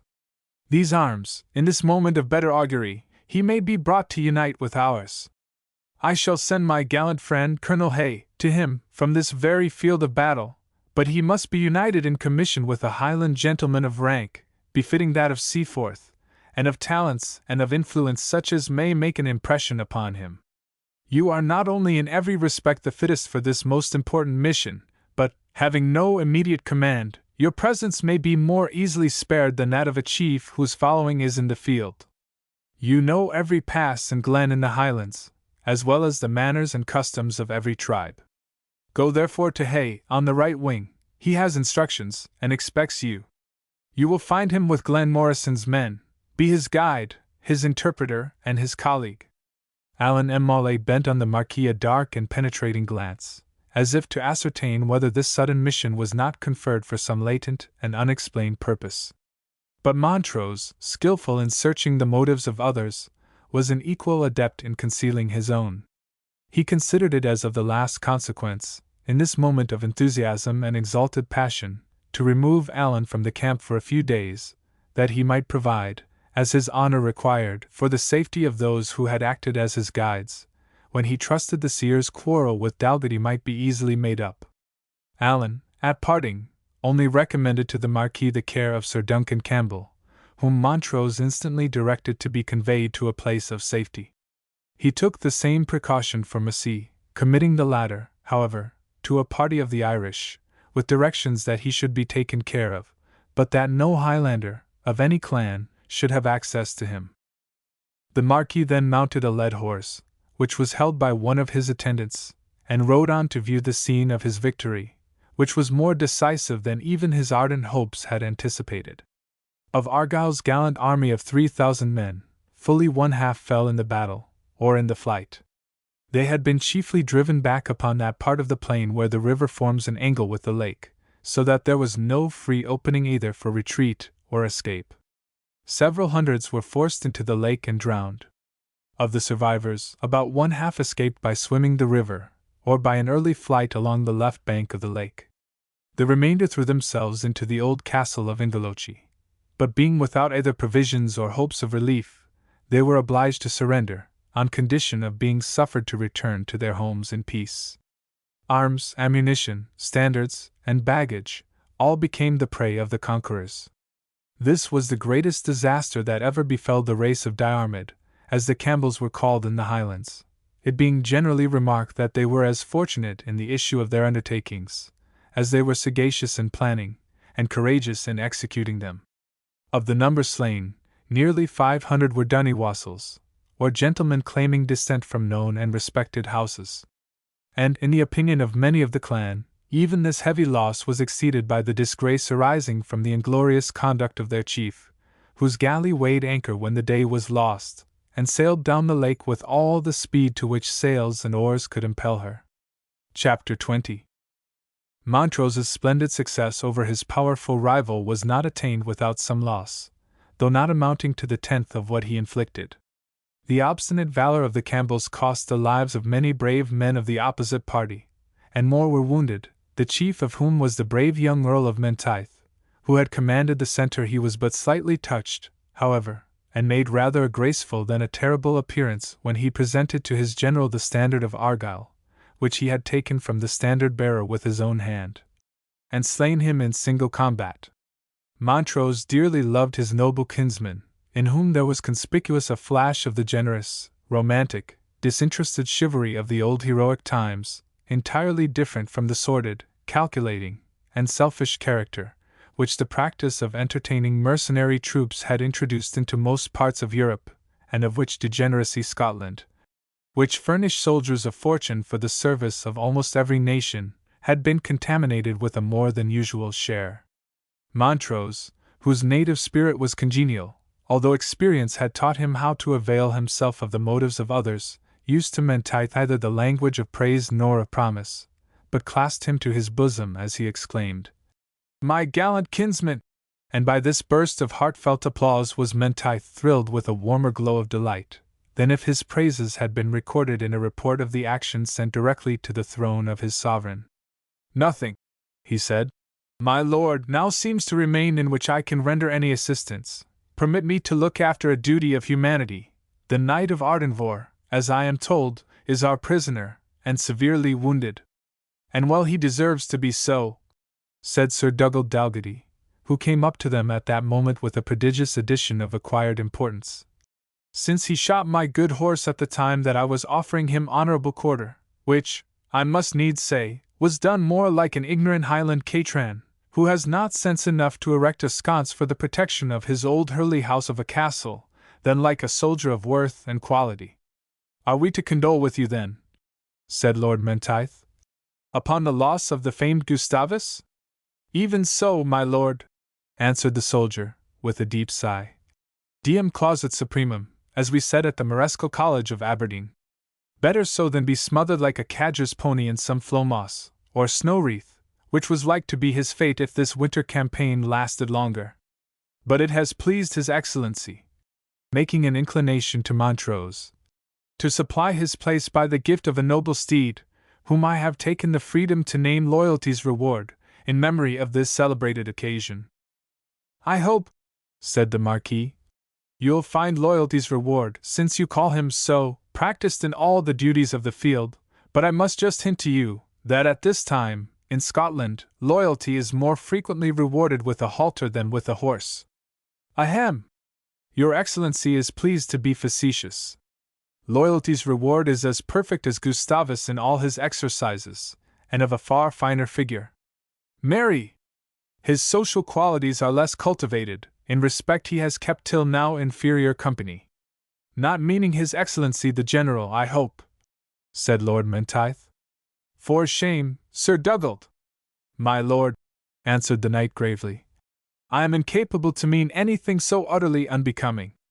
What I asseverate is, that His Excellency, having the same intercourse with his horse during his exercise that he hath with his soldiers when training them, may form and break either to every feat of war which he chooses to practice, and accordingly that this noble charger is admirably managed. But as it is the intercourse of private life that formeth the social character, so I do not apprehend that of the single soldier to be much polished by the conversation of the corporal or the sergeant, or that of Loyalty's Reward to have been much dulcified, or ameliorated, by the society of His Excellency's grooms, who bestow more oaths, and kicks, and thumps, than kindness or caresses upon the animals entrusted to their charge, whereby many a generous quadruped, rendered as it were misanthropic, manifests during the rest of his life a greater desire to kick and bite his master than to love and to honor him.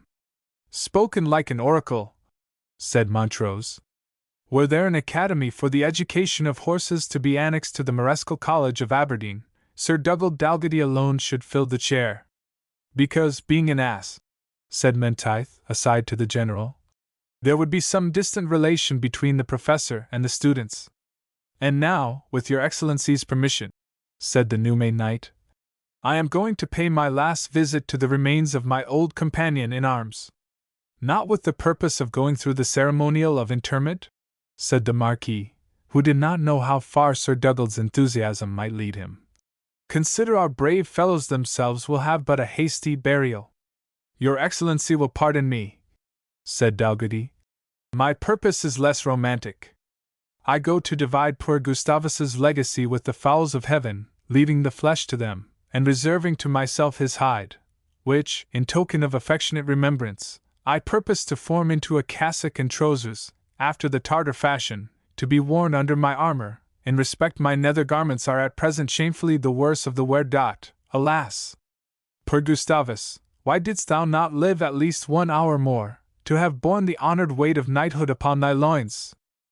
He was now turning away, when the Marquis called after him.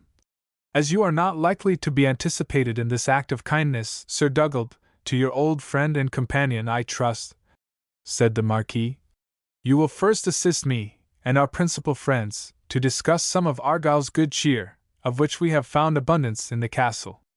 Most willingly, please your Excellency, said Sir Dugald, as meat and mass never hinder work. Nor, indeed, am I afraid that the wolves or eagles will begin an onslaught on Gustavus tonight. In regard there is so much better cheer lying all around.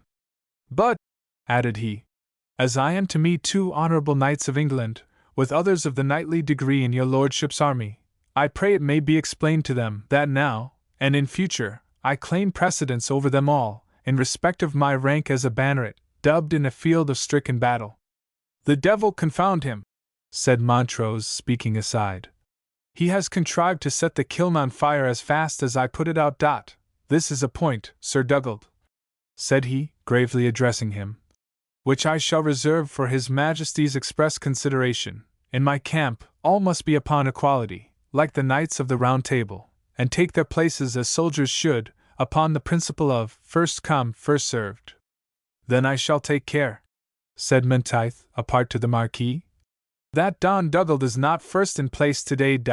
Sir Dugald, added he, raising his voice, as you say your wardrobe is out of repair, had you not better go to the enemy's baggage yonder, over which there is a guard placed? I saw them take out an excellent buff suit, embroidered in front in silk and silver. Voto a Dios, as the Spaniard says, exclaimed the Major, and some beggarly gilly may get it while I stand prating here. The prospect of booty having at once driven out of his head both Gustavus and the Provant, he set spurs to Loyalty's reward, and rode off through the field of battle. There goes the hound, said Menteith, breaking the face, and trampling on the body, of many a better man than himself, and as eager on his sordid spoil as a vulture that stoops upon carrion. Yet this man the world calls a soldier, and you, my lord, select him as worthy of the honours of chivalry, if such they can at this day be termed. You have made the collar of knighthood the decoration of a mere bloodhound. What could I do? Said Montrose. I had no half-picked bones to give him, and bribed in some manner he must be. I cannot follow the chase alone. Besides, the dog has good qualities. If nature has given him such, said Menteith, habit has converted them into feelings of intense selfishness. He may be punctilious concerning his reputation, and brave in the execution of his duty, but it is only because without these qualities he cannot rise in the service. Nay, his very benevolence is selfish. He may defend his companion while he can keep his feet, but the instant he is down, Sir Dugald will be as ready to ease him of his purse, as he is to convert the skin of Gustavus into a buff jerkin. And yet, if all this were true, cousin, answered Montrose, there is something convenient in commanding a soldier, upon whose motives and springs of action you can calculate to a mathematical certainty. A fine spirit like yours, my cousin, alive to 1,000 sensations to which this man's is as impervious as his corslet, it is for such that thy friend must feel, while he gives his advice. Then, suddenly changing his tone, he asked Menteith when he had seen Annot Lyle. The young Earl colored deeply, and answered, "Not since last evening, excepting," he added with hesitation, "for one moment, about half an hour before the battle began." "My dear Menteith," said Montrose, very kindly, "were you one of the gay cavaliers of Whitehall, who are, in their way, as great self-seekers as our friend Dalgetty, should I need to plague you with inquiring into such an amourette as this? It would be an intrigue only to be laughed at. But this is the land of enchantment, where nets strong as steel are wrought out of ladies' tresses, and you are exactly the destined knight to be so fettered. This poor girl is exquisitely beautiful, and has talents formed to captivate your romantic temper. You cannot think of injuring her, you cannot think of marrying her?" "My lord," replied Menteith, "you have repeatedly urged this jest, for so I trust it is meant, somewhat beyond bounds. Annot Lyle is of unknown birth, a captive, the daughter, probably, of some obscure outlaw, a dependent on the hospitality of the M'Aulets." "Do not be angry, Menteith," said the Marquis, interrupting him. "You love the classics, though not educated at Moresco College, and you may remember how many gallant hearts captive beauty has subdued. In a word, I am seriously anxious about this. I should not have time, perhaps," he added very gravely, "to trouble you with my lectures on the subject, were your feelings, and those of Annot, alone interested, but you have a dangerous rival in Alan M'Aulay, and there is no knowing to what extent he may carry his resentment. It is my duty to tell you that the king's service may be much prejudiced by dissensions betwixt you." "My lord," said Menteith, "I know what you mean is kind and friendly. I hope you will be satisfied when I assure you that Alan M'Aulay and I have discussed this circumstance, and that I have explained to him that it is utterly remote from my character to entertain dishonorable views concerning this unprotected female. So, on the other hand, the obscurity of her birth prevents my thinking of her upon other terms. I will not disguise from your lordship, what I have not disguised from M'Aulay, that if Annot Lyle were born a lady, she should share my name and rank. As matters stand, it is impossible. This explanation, I trust, will satisfy your lordship, as it has satisfied a less reasonable person." Montrose shrugged his shoulders. "And, like true champions in romance," he said, "you have agreed that you are both to worship the same mistress, as idolaters do the same image, and that neither shall extend his pretensions farther?" "I did not go so far, my lord," answered Menteith. "I only said in the present circumstances, and there is no prospect of their being changed, I could, in duty to myself and family, stand in no relation to Annot Lyle, but as that of friend or brother. But your lordship must excuse me. I have," said he, looking at his arm, round which he had tied his handkerchief, "a slight hurt to attend to." "A wound?" said Montrose anxiously. "Let me see it. Alas!" he said, "I should have heard nothing of this, had I not ventured to tent and sound another more secret and more rankling one. Menteith, I am sorry for you. I too have known, but what avails it to awake sorrows which have long slumbered?" So saying, he shook hands with his noble kinsman, and walked into the castle. Annot Lyle, as was not unusual for females in the Highlands, was possessed of a slight degree of medical and even surgical skill. It may readily be believed that the profession of surgery, or medicine, as a separate art, was unknown, and the few rude rules which they observed were entrusted to women, or to the aged, whom constant casualties afforded too much opportunity of acquiring experience. The care and attention, accordingly, of Annot Lyle, her attendants, and others acting under her direction, had made her services extremely useful during this wild campaign. And most readily had these services been rendered to friend and foe, wherever they could be most useful. She was now in an apartment of the castle, anxiously superintending the preparation of vulnerary herbs, to be applied to the wounded, receiving reports from different females respecting those under their separate charge, and distributing what means she had for their relief, when Alan M'Aulay suddenly entered the apartment. She started, for she had heard that he had left the camp upon a distant mission, and however accustomed she was to the gloom of his countenance, it seemed at present to have even a darker shade than usual. He stood before her perfectly silent, and she felt the necessity of being the first to speak. "I thought," she said with some effort, "you had already set out." "My companion awaits me," said Alan. "I go instantly."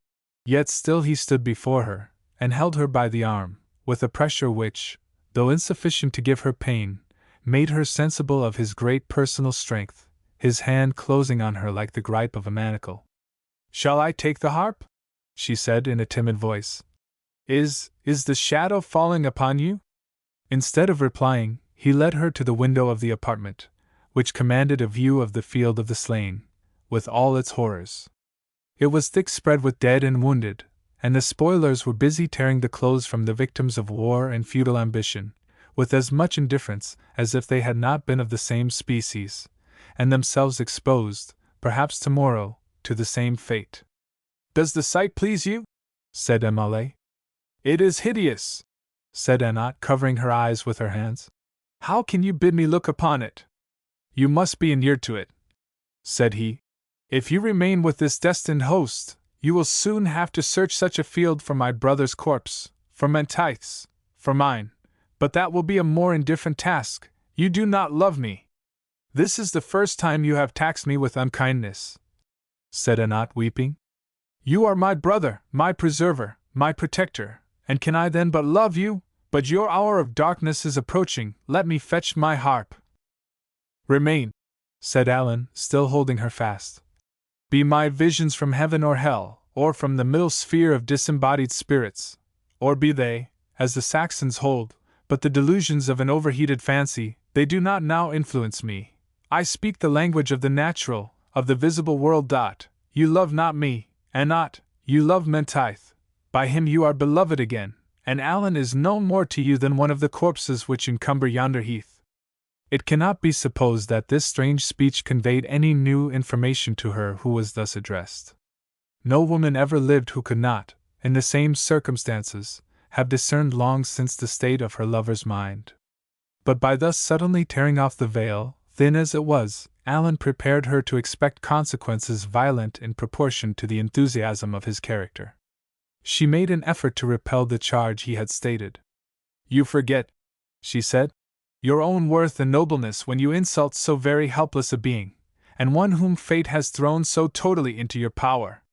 You know who and what I am, and how impossible it is that Menteith or you can use language of affection to me, beyond that of friendship. You know from what unhappy race I have too probably derived my existence." "I will not believe it," said Alan impetuously. "Never flowed crystal drop from a polluted spring." "Yet the very doubt," pleaded Anat, "should make you forbear to use this language to me." "I know," said M'Aulay. "It places a bar between us, but I know also that it divides you not so inseparably from Menteith. Hear me, my beloved Anat, leave this scene of terrors and danger, go with me to Kintail. I will place you in the house of the noble Lady of Seaforth, or you shall be removed in safety to Icolmkill, where some women yet devote themselves to the worship of God, after the custom of our ancestors." "You consider not what you ask of me," replied Anat. "To undertake such a journey under your sole guardianship were to show me less scrupulous than maiden ought. I will remain here, Alan, here under the protection of the noble Montrose, and when his motions next approach the lowlands, I will contrive some proper means to relieve you of one, who has, she knows not how, become an object of dislike to you." Alan stood as if uncertain whether to give way to sympathy with her distress, or to anger at her resistance. "Anat," he said, "you know too well how little your words apply to my feelings towards you, but you avail yourself of your power, and you rejoice in my departure, as removing a spy upon your intercourse with Menteith. But beware both of you," he added in a stern tone. "For when was it ever heard that an injury was offered to Alan M'Aulay, for which he exacted not tenfold vengeance?" So saying, he pressed her arm forcibly, pulled the bonnet over his brows, and strode out of the apartment. Chapter 21. Annot Lyle had now to contemplate the terrible gulf which Alan Emalé's declaration of love and jealousy had made to open around her. It seemed as if she was tottering on the very brink of destruction, and was at once deprived of every refuge, and of all human assistance. She had long been conscious that she loved Menteith dearer than a brother. Indeed, how could it be otherwise, considering their early intimacy, the personal merit of the young nobleman, his assiduous attentions, and his infinite superiority in gentleness of disposition and grace of manners over the race of rude warriors with whom she lived. But her affection was of that quiet, timid, meditative character, which sought rather a reflected share in the happiness of the beloved object, than formed more presumptuous or daring hopes. A little Gaelic song, in which she expressed her feelings, has been translated by the ingenious and unhappy Andrew M. Donald, and we willingly transcribe the lines. The furious declaration of Alan had destroyed the romantic plan which she had formed, of nursing in secret her pensive tenderness, without seeking any other requital. Long before this, she had dreaded Alan, as much as gratitude, and a sense that he softened towards her a temper so haughty and so violent could permit her to do. But now she regarded him with unalloyed terror, which a perfect knowledge of his disposition, and of his preceding history, too well authorized her to entertain. Whatever was in other respects the nobleness of his disposition, he had never been known to resist the wilfulness of passion. He walked in the house, and in the country of his fathers, like a tamed lion, whom no one dared to contradict, lest they should awaken his natural vehemence of passion. So many years had elapsed since he had experienced contradiction, or even expostulation, that probably nothing but the strong good sense, which, on all points, his mysticism excepted, formed the ground of his character, prevented his proving an annoyance and terror to the whole neighborhood. But Annot had no time to dwell upon her fears, being interrupted by the entrance of Sir Dugald Dalgetty. It may well be supposed that the scenes in which this person had passed his former life had not much qualified him to shine in female society. He himself felt a sort of consciousness that the language of the barrack, guard-room, and parade was not proper to entertain ladies. The only peaceful part of his life had been spent at Marescot College, Aberdeen, and he had forgot the little he had learned there, except the arts of darning his own hose, and dispatching his commons with unusual celerity, both which had since been kept in good exercise by the necessity of frequent practice. Still it was from an imperfect recollection of what he had acquired during this pacific period, that he drew his sources of conversation when in company with women. In other words, his language became pedantic when it ceased to be military. "Mistress Annot Lyle," said he, upon the present occasion, "I am just now like the half-pike, or spontoon of Achilles, one end of which could wound and the other cure, a property belonging neither to Spanish pike, brown bill, partisan, halberd, lock-habrax, or indeed any other modern staff weapon whatever." This compliment he repeated twice. But as Annot scarce heard him the first time, and did not comprehend him the second, he was obliged to explain. "I mean," he said, "Mistress Annot Lyle, that having been the means of an honorable knight receiving a severe wound in this day's conflict, he having pistoled, somewhat against the law of arms, my horse, which was named after the immortal King of Sweden, I am desirous of procuring him such solacement as you, madam, can supply, you being like the heathen god Aesculapius," meaning possibly Apollo, "skillful not only in song and in music, but in the more noble art of chirurgery opifert per orbum dicer." "If you would have the goodness to explain," said Annot, too sick at heart to be amused by Sir Dugald's airs of pedantic gallantry. "That, madam," replied the knight, "may not be so easy, as I am out of the habit of construing, but we shall try. Dicer supply ego, I am called Opifer? Opifer, I remember signifer and furcifer, but I believe Opifer stands in this place for M.D., that is, Doctor of Physic. This is a busy day with us all," said Annot. "Will you say at once what you want with me?" "Merely," replied Sir Dugald, "that you will visit my brother knight, and let your maiden bring some medicaments for his wound, which threatens to be what the learned call a damnum fatale." Annot Lyle never lingered in the cause of humanity. She informed herself hastily of the nature of the injury, and interesting herself for the dignified old chief whom she had seen at Darnlinvarach, and whose presence had so much struck her, she hastened to lose the sense of her own sorrow for a time, in the attempt to be useful to another. Sir Dugald with great form ushered Anne Outlisle to the chamber of her patient, in which, to her surprise, she found Lord Menteith. She could not help blushing deeply at the meeting, but to hide her confusion, proceeded instantly to examine the wound of the Knight of Ardenvohr, and easily satisfied herself that it was beyond her skill to cure it. As for Sir Dugald, he returned to a large outhouse, on the floor of which, among other wounded men, was deposited the person of Ranald of the Mist. "Mine old friend," said the knight, "as I told you before, I would willingly do anything to pleasure you, in return for the wound you have received while under my safe conduct. I have, therefore, according to your earnest request, sent Mrs. Anne Outlisle to attend upon the wound of the Knight of Ardenvohr, though wherein her doing so should benefit you, I cannot imagine. I think you once spoke of some blood relationship between them, but a soldado, in command and charge like me, has other things to trouble his head with than Highland genealogies." And indeed, to do the worthy Major justice, he never inquired after, listened to, or recollected, the business of other people, unless it either related to the art military, or was somehow or other connected with his own interest, in either of which cases his memory was very tenacious. "And now, my good friend of the Miss," said he, "can you tell me what has become of your hopeful grandson, as I have not seen him since he assisted me to disarm after the action, a negligence which deserveth the strap ado?" "He is not far from hence," said the wounded outlaw. "Lift not your hand upon him, for he is man enough to pay a yard of leathern scourge with a foot of tempered steel." "A most improper vaunt," said Sir Dugald. "But I owe you some favours, Ranald, and therefore shall let it pass. And if you think you owe me anything," said the outlaw, "it is in your power to requite me by granting me a boon." "Friend Ranald," answered Dalgetty, "I have read of these boons in silly story books, whereby simple knights were drawn into engagements to their great prejudice.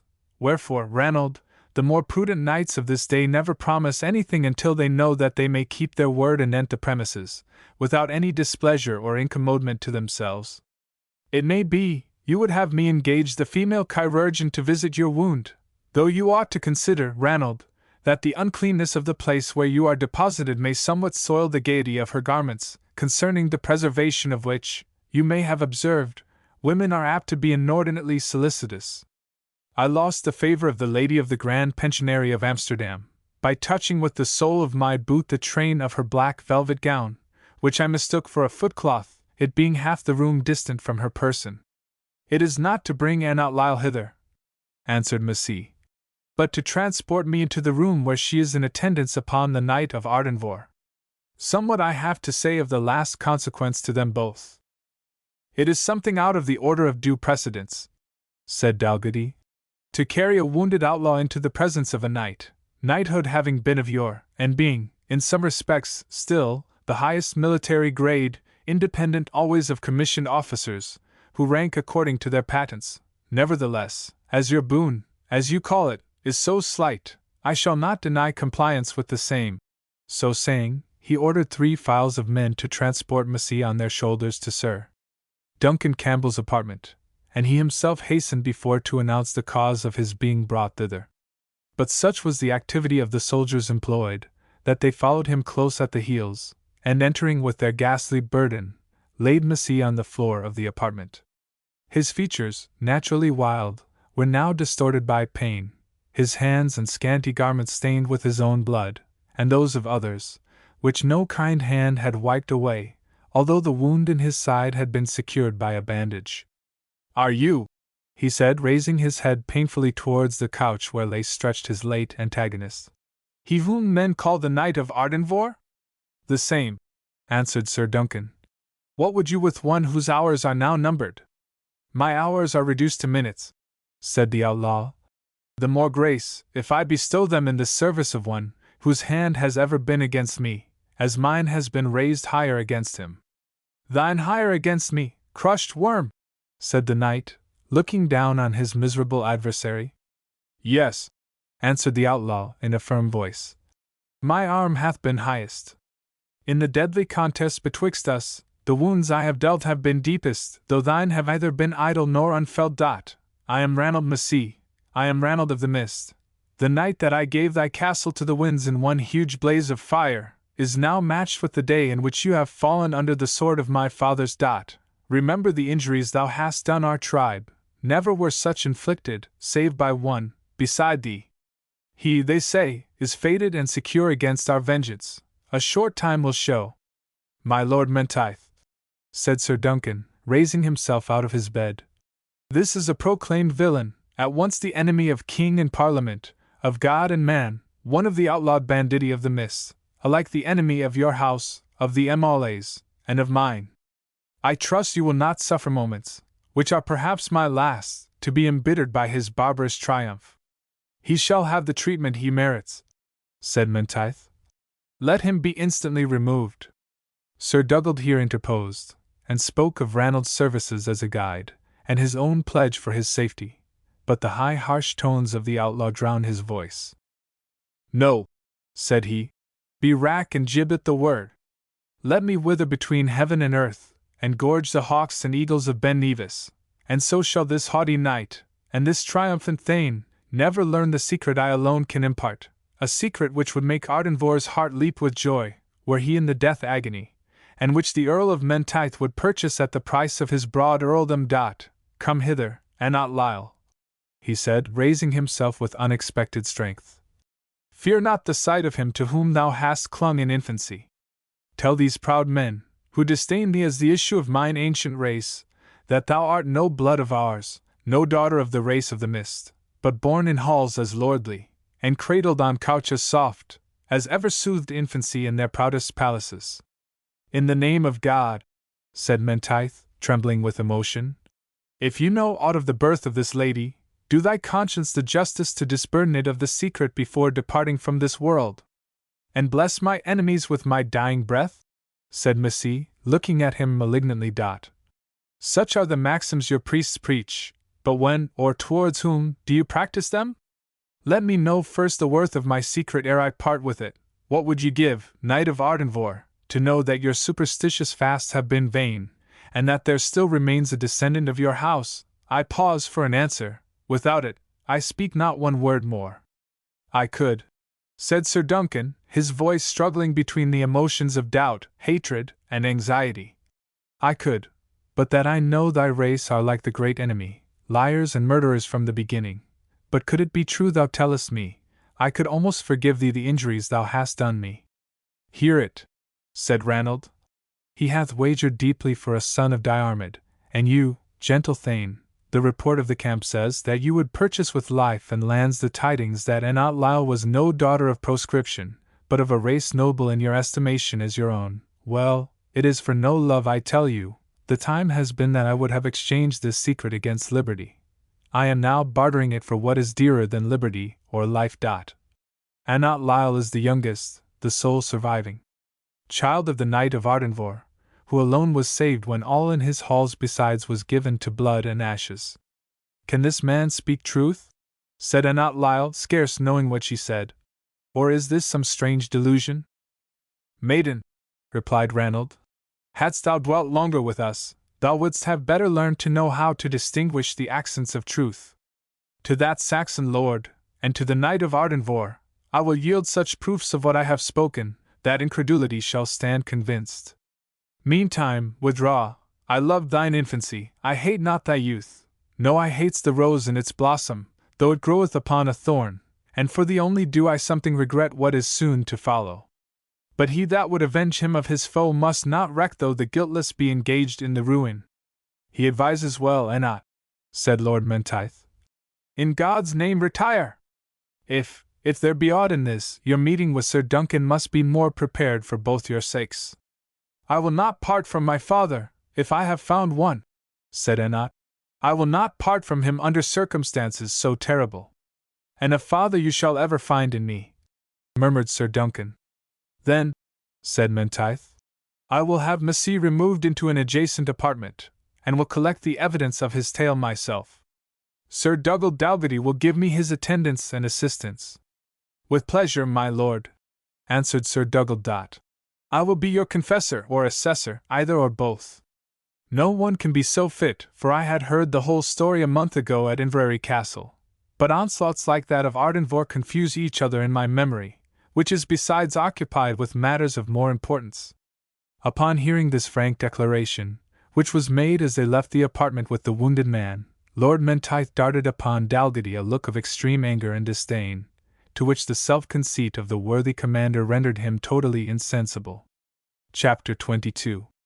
The Earl of Menteith, as he had undertaken, so he proceeded to investigate more closely the story told by Ranald of the Mist, which was corroborated by the examination of his 2 followers, who had assisted in the capacity of guides. These declarations he carefully compared with such circumstances concerning the destruction of his castle and family as Sir Duncan Campbell was able to supply, and it may be supposed he had forgotten nothing relating to an event of such terrific importance. It was of the last consequence to prove that this was no invention of the outlaws, for the purpose of passing an impostor as the child and heiress of Ardenvohr. Perhaps Menteith, so much interested in believing the tale, was not altogether the fittest person to be entrusted with the investigation of its truth, but the examinations of the children of the mist were simple, accurate, and in all respects consistent with each other. A personal mark was referred to, which was known to have been borne by the infant child of Sir Duncan, and which appeared upon the left shoulder of Annot Lyle. It was also well remembered that when the miserable relics of the other children had been collected, those of the infant had nowhere been found. Other circumstances of evidence, which it is unnecessary to quote, brought the fullest conviction not only to Menteith, but to the unprejudiced mind of Montrose, that in Annot Lyle, an humble dependent, distinguished only by beauty and talent, they were in future to respect the heiress of Ardenvohr. While Menteith hastened to communicate the result of these inquiries to the persons most interested, the outlaw demanded to speak with his grandchild, whom he usually called his son. He would be found, he said, in the outer apartment in which he himself had been originally deposited. Accordingly, the young savage, after a close search, was found lurking in a corner, coiled up among some rotten straw, and brought to his grandsire. Kenneth, said the old outlaw, hear the last words of the sire of thy father. A Saxon soldier, and Alan of the Red Hand, left this camp within these few hours, to travel to the country to Caberfae. Pursue them as the bloodhound pursues the herd deer, swim the lake, climb the mountain, thread the forest, tarry not until you join them. And then the countenance of the lad darkened as his grandfather spoke, and he laid his hand upon a knife which stuck in the thong of leather that confined his scanty plaid. No, said the old man, it is not by thy hand he must fall. They will ask the news from the camp. Say to them that Annot Lyle of the Harp is discovered to be the daughter of Duncan of Ardenvohr, that the Thane of Menteith is to wed her before the priest, and that you are sent to bid guests to the bridal. Tarry not their answer, but vanish like the lightning when the black cloud swallows a dot, and now depart, beloved son of my best beloved. I shall never more see thy face, nor hear the light sound of thy footstep, yet tarry an instant, and hear my last charge. Remember the fate of our race, and quit not the ancient manners of the children of the mist. We are now a straggling handful, driven from every vale by the sword of every clan, who rule in the possessions where their forefathers hewed the wood, and drew the water for ours. But in the thicket of the wilderness, and in the midst of the mountain, Kenneth, son of Eracht, keep thou unsoiled the freedom which I leave thee as a birthright. Barter it not neither for the rich garment, nor for the stone roof, nor for the covered board, nor for the couch of down, on the rock or in the valley, in abundance or in famine, in the leafy summer, and in the days of the iron winter, son of the mist. Be free as thy forefathers. Own no lord, receive no law, take no hire, give no stipend, build no hut, enclose no pasture, sow no grain. Let the deer of the mountain be thy flocks and herds. If these fail thee, prey upon the goods of our oppressors, of the Saxons, and of such Gael as are Saxons in their souls, valuing herds and flocks more than honor and freedom. Well for us that they do so, it affords the broader scope for our revenge. Remember those who have done kindness to our race, and pay their services with thy blood, should the hour require it. If a Machian shall come to thee with the head of the king's son in his hand, shelter him, though the avenging army of the Father were behind him, for in Glencoe and Ardnamurchan we have dwelt in peace in the years that have gone by. The sons of Diarmid, the race of Darnlinvarich, the riders of Menteith, my curse on thy head, child of the mist, if thou spare one of those names, when the time shall offer for cutting them off.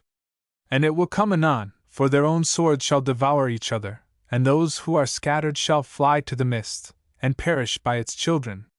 Once more, begone, shake the dust from thy feet against the habitations of men, whether banded together for peace or for war. Farewell, beloved! And mayst thou die like thy forefathers, ere infirmity, disease, or age shall break thy spirit. Begone, begone, live free, requite kindness, avenge the injuries of thy race. The young savage stooped, and kissed the brow of his dying parent, but accustomed from infancy to suppress every exterior sign of emotion, he parted without tear or adieu, and was soon far beyond the limits of Montrose's camp. Sir Dugald Dalgetty, who was present during the latter part of this scene, was very little edified by the conduct of Massey upon the occasion. "I cannot think, my friend Ranald," said he, "that you are in the best possible road for a dying man. Storms, onslaughts, massacres, the burning of suburbs, are indeed a soldier's daily work, and are justified by the necessity of the case, seeing that they are done in the course of duty. For burning of suburbs, in particular, it may be said that they are traitors and cutthroats to all fortified towns. Hence it is plain that a soldier is a profession peculiarly favored by heaven, seeing that we may hope for salvation, although we daily commit actions of so great violence. But then, Ranald, in all services of Europe, it is the custom of the dying soldier not to vaunt him of such doings, or to recommend them to his fellows, but, on the contrary, to express contrition for the same, and to repeat, or have repeated to him, some comfortable prayer, which, if you please, I will intercede with His Excellency's chaplain to prefer on your account. It is otherwise no point of my duty to put you in mind of those things, only it may be for the ease of your conscience to depart more like a Christian, and less like a Turk, than you seem to be in a fair way of doing." The only answer of the dying man, for as such Ranald Massey might now be considered, was a request to be raised to such a position that he might obtain a view from the window of the castle. The deep frost mist, which had long settled upon the top of the mountains, was now rolling down each rugged glen and gully, where the craggy ridges showed their black and irregular outline, like desert islands rising above the ocean of vapor. "Spirit of the mist," said Ranald Massey, "called by our race our father, and our preserver, receive into thy tabernacle of clouds, when this pang is over, him whom in life thou hast so often sheltered." So saying, he sunk back into the arms of those who upheld him, spoke no further word, but turned his face to the wall for a short space. "I believe," said Dalgetty, "my friend Ranald will be found in his heart to be little better than a heathen." And he renewed his proposal to procure him the assistance of Dr. Wishart, Montrose's military chaplain. "A man," said Sir Dugald, "very clever in his exercise, and who will do execution on your sins in less time than I could smoke a pipe of tobacco." "Saxon," said the dying man, "speak to me no more of thy priest, I die contented. Hadst thou ever an enemy against whom weapons were of no avail, whom the ball missed, and against whom the arrow shivered, and whose bare skin was as impenetrable to sword and dirk as thy steel garment, heardst thou ever of such a foe?" "Very frequently, when I served in Germany," replied Sir Dugald. "There was such a fellow at Ingolstadt. He was proof both against lead and steel. The soldiers killed him with the butts of their muskets." "This impassable foe," said Ranald, without regarding the Major's interruption, "who has the blood dearest to me upon his hands, to this man I have now bequeathed agony of mind, jealousy, despair, and sudden death, or a life more miserable than death itself. Such shall be the lot of Alan of the Red Hand, when he learns that Anat weds Menteith, and I ask no more than the certainty that it is so, to sweeten my own bloody end by his hand." "If that be the case," said the Major, "there's no more to be said, but I shall take care as few people see you as possible, for I cannot think your mode of departure can be at all creditable or exemplary to a Christian army." So saying, he left the apartment, and the son of the mist soon after breathed his last. Menteith, in the meanwhile, leaving the newfound relations to their mutual feelings of mingled emotion, was eagerly discussing with Montrose the consequences of this discovery. "I should now see," said the Marquis, "even had I not before observed it, that your interest in this discovery, my dear Menteith, has no small reference to your own happiness.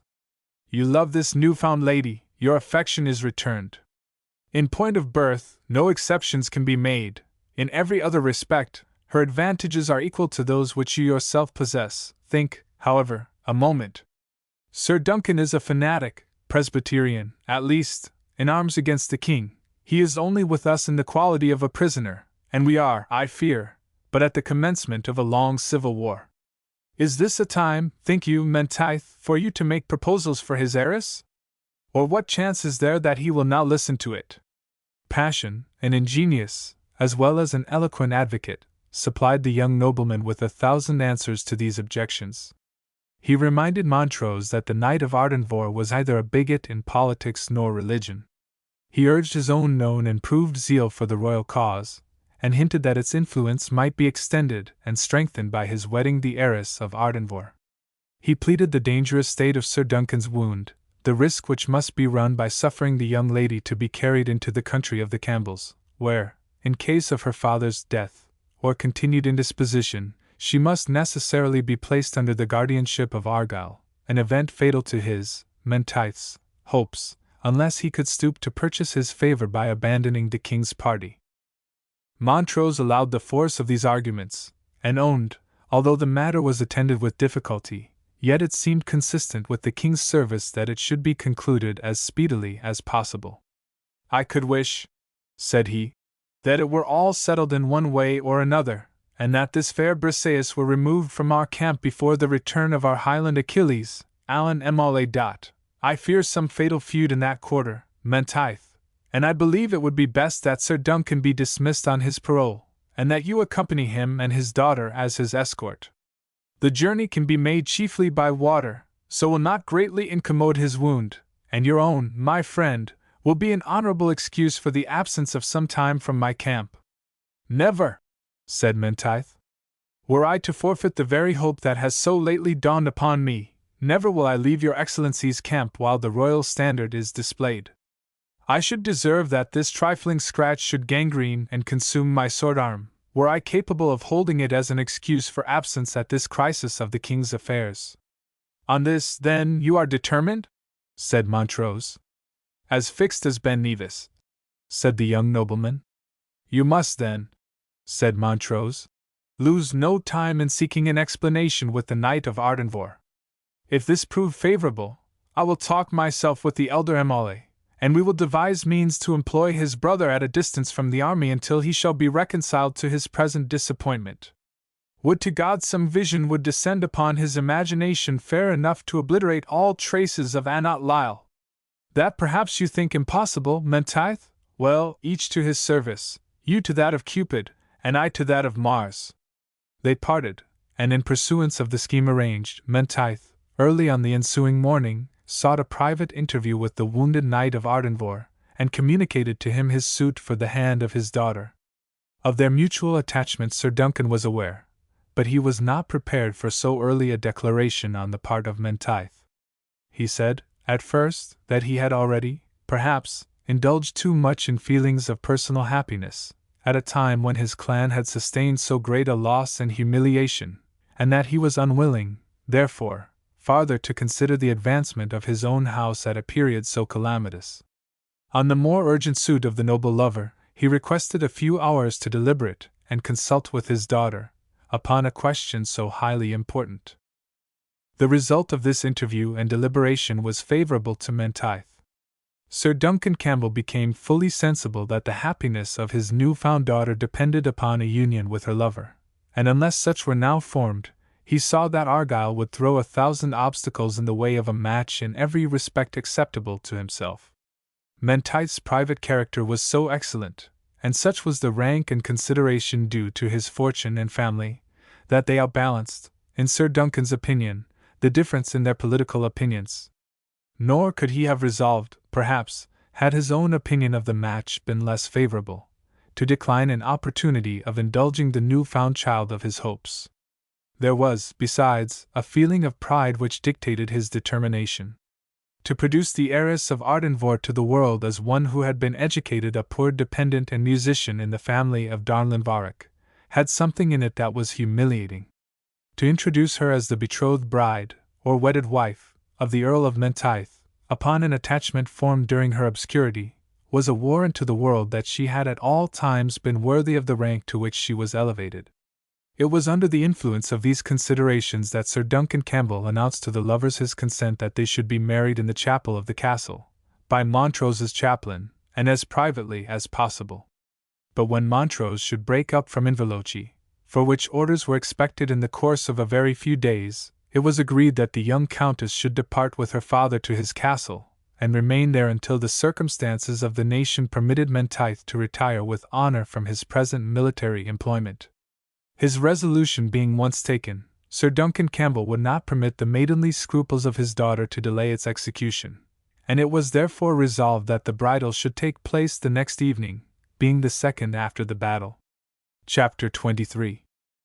It was necessary, for many reasons, that Angus M'Aulay, so long the kind protector of Annot Lyle, should be made acquainted with the change in the fortunes of his late protégé, and Montrose, as he had undertaken, communicated to him these remarkable events.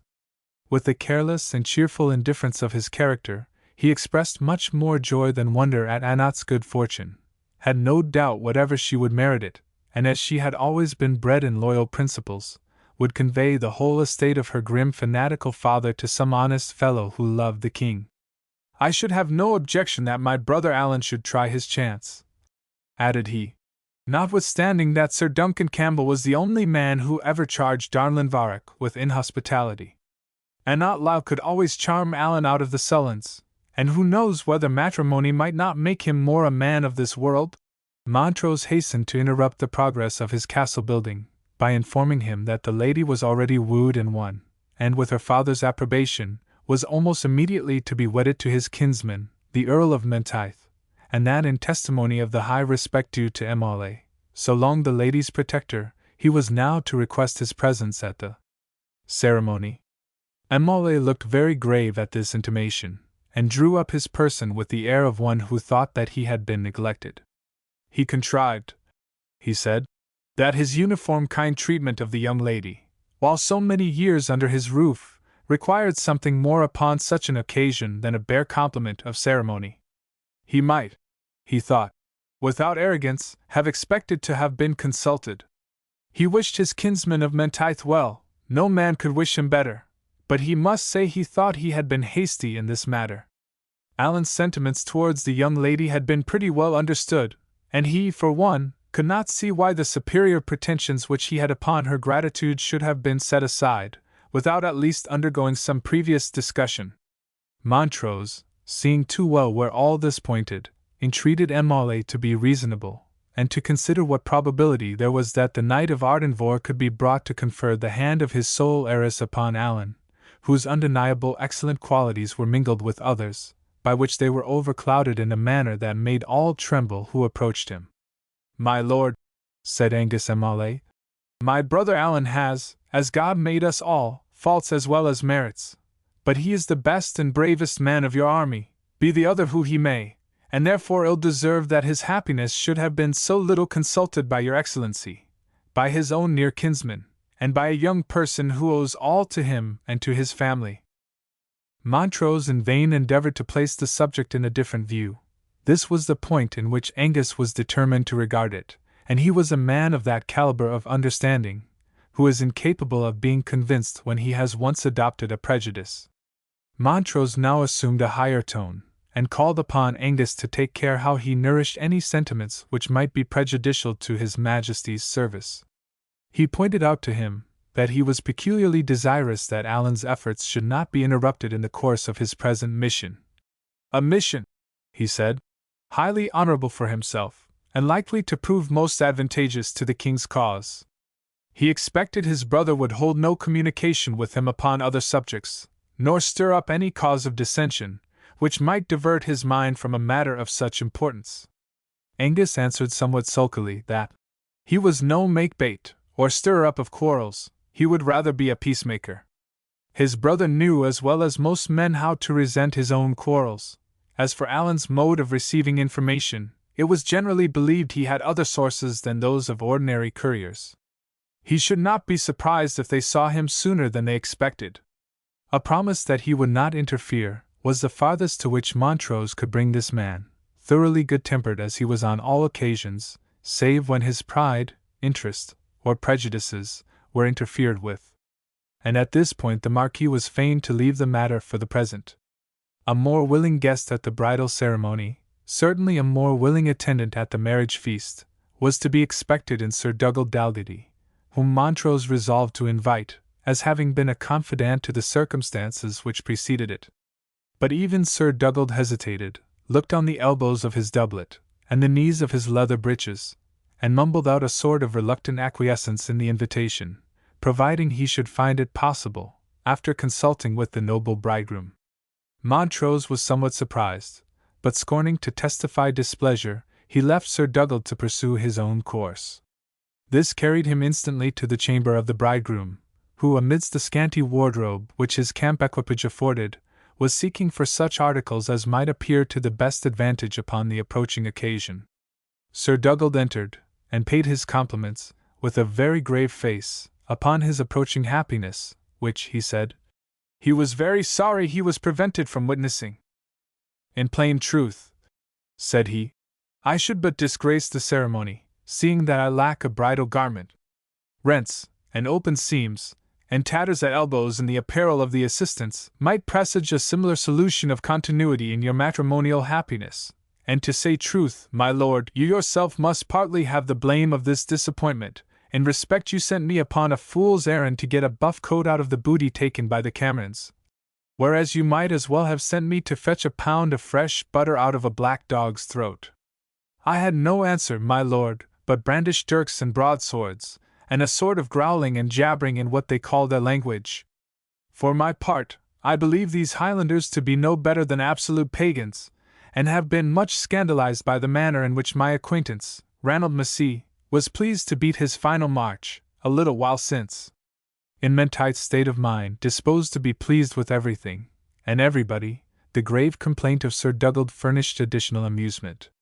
He requested his acceptance of a very handsome buff dress which was lying on the floor.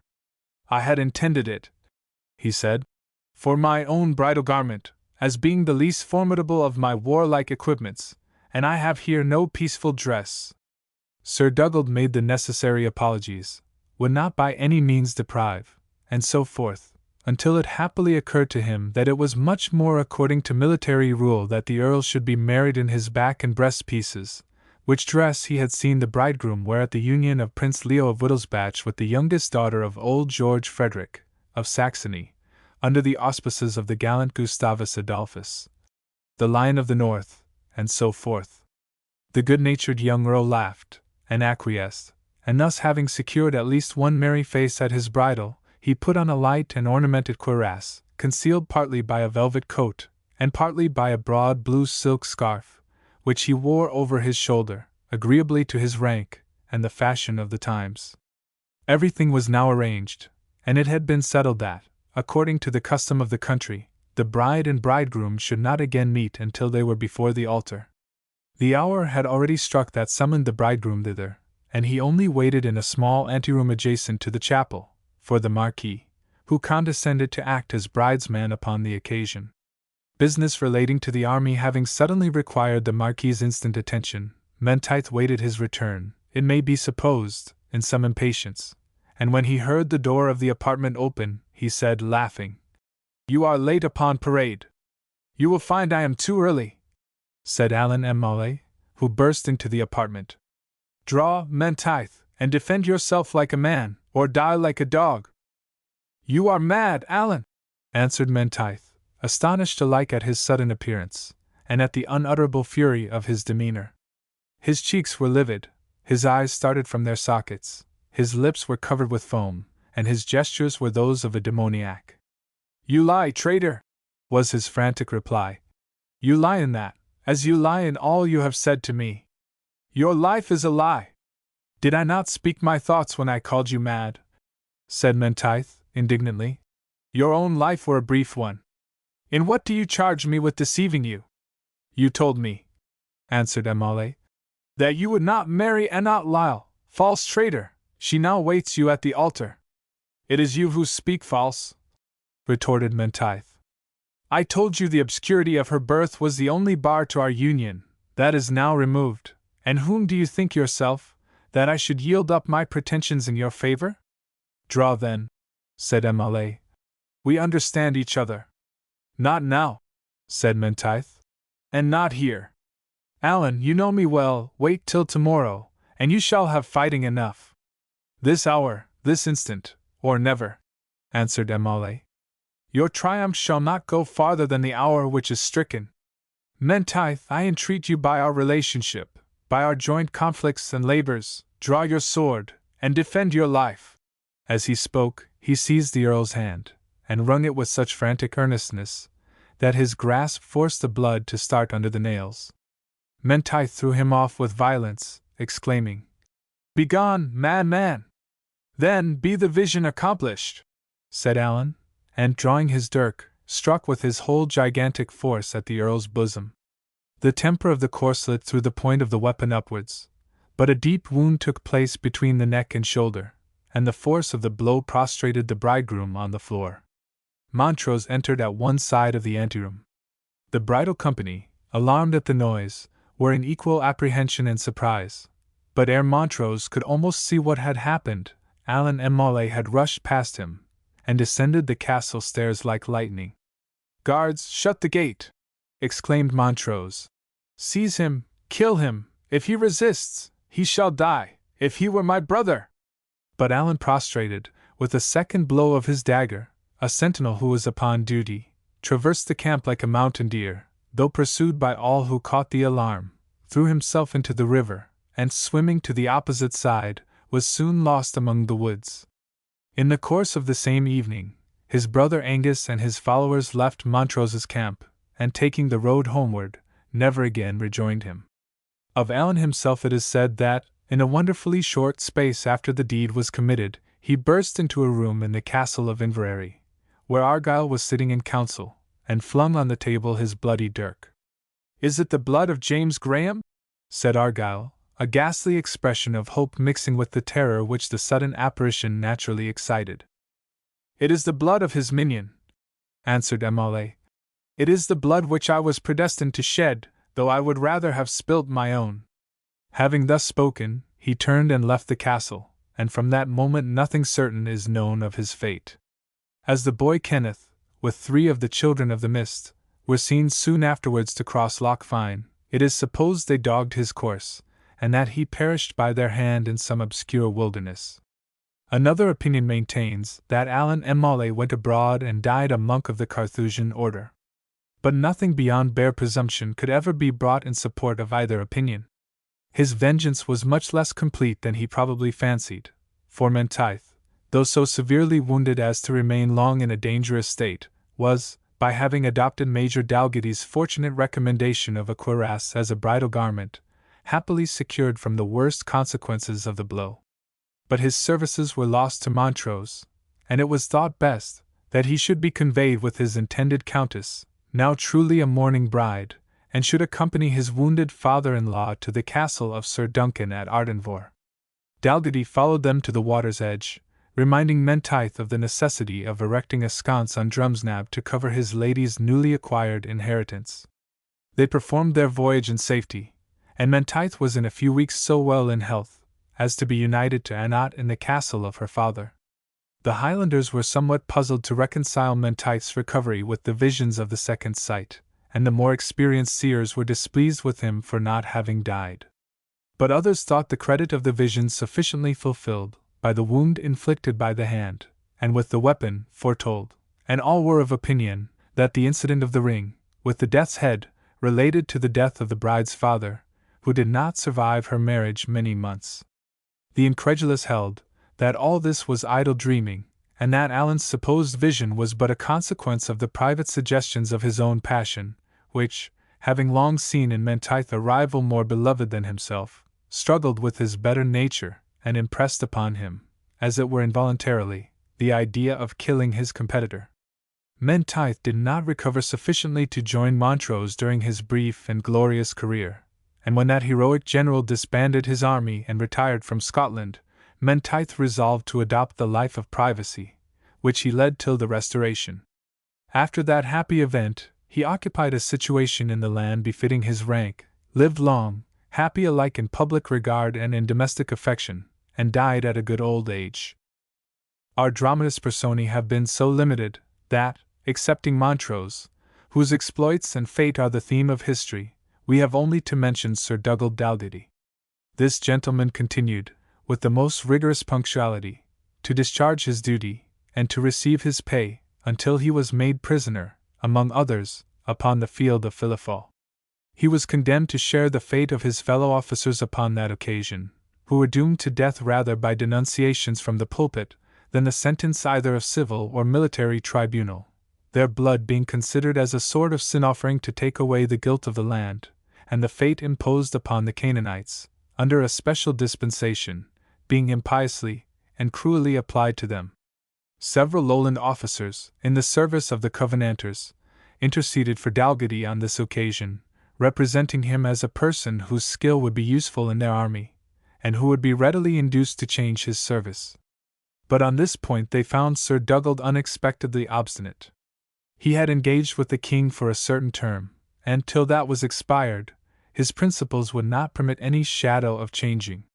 The Covenanters, again, understood no such nice distinction, and he was in the utmost danger of falling a martyr, not to this or that political principle, but merely to his own strict ideas of a military enlistment. Fortunately, his friends discovered by computation that there remained but a fortnight to elapse of the engagement he had formed, and to which, though certain it was never to be renewed, no power on earth could make him false. With some difficulty they procured a reprieve for this short space, after which they found him perfectly willing to come under any engagements they chose to dictate. He entered the service of the Estates accordingly, and wrought himself forward to be major in Gilbert Kerr's corps, commonly called the Kirk's Own Regiment of Horse. Of his farther history we know nothing, until we find him in possession of his paternal estate of Drumthwacket, which he acquired, not by the sword, but by a pacific intermarriage with Hannah Strachan, a matron somewhat stricken in years, the widow of the Aberdeenshire Covenanter. Sir Dugald is supposed to have survived the Revolution, as traditions of no very distant date represent him as cruising about in that country, very old, very deaf, and very full of interminable stories about the immortal Gustavus Adolphus, the Lion of the North, and the bulwark of the Protestant faith. Reader! The tales of my landlord are now finally closed, and it was my purpose to have addressed thee in the vein of Jedediah Cleishbotham, but, like Horam the son of Asmar, and all other imaginary storytellers, Jedediah has melted into thin air. Mr. Cleishbotham bore the same resemblance to Ariel, as he at whose voice he rose doth to the sage Prospero, and yet, so fond are we of the fictions of our own fancy, that at part with him, and all his imaginary localities, with idle reluctance. I am aware this is a feeling in which the reader will little sympathize, but he cannot be more sensible than I am, that sufficient varieties have now been exhibited of the Scottish character, to exhaust one individual's powers of observation, and that to persist would be useless and tedious. I have the vanity to suppose that the popularity of these novels has shown my countrymen, and their peculiarities, in lights which were new to the southern reader, and that many, hitherto indifferent upon the subject, have been induced to read Scottish history, from the allusions to it in these works of fiction. I retire from the field, conscious that there remains behind not only a large harvest, but laborers capable of gathering it in. More than one writer has of late displayed talents of this description, and if the present author, himself a phantom, may be permitted to distinguish a brother, or perhaps a sister's shadow, he would mention, in particular, the author of the very lively work entitled Marriage.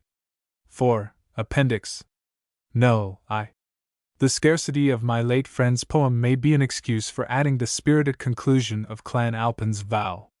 The Clan Gregor has met in the ancient church of Balquhidder. The head of Drummondernock is placed on the altar, covered for a time with the banner of the tribe. The chief of the tribe advances to the altar. No, 2. It has been disputed whether the children of the mist were actual MacGregors, or whether they were not outlaws named MacDonald, belonging to Ardnamurchan. The following act of the Privy Council seems to decide the question.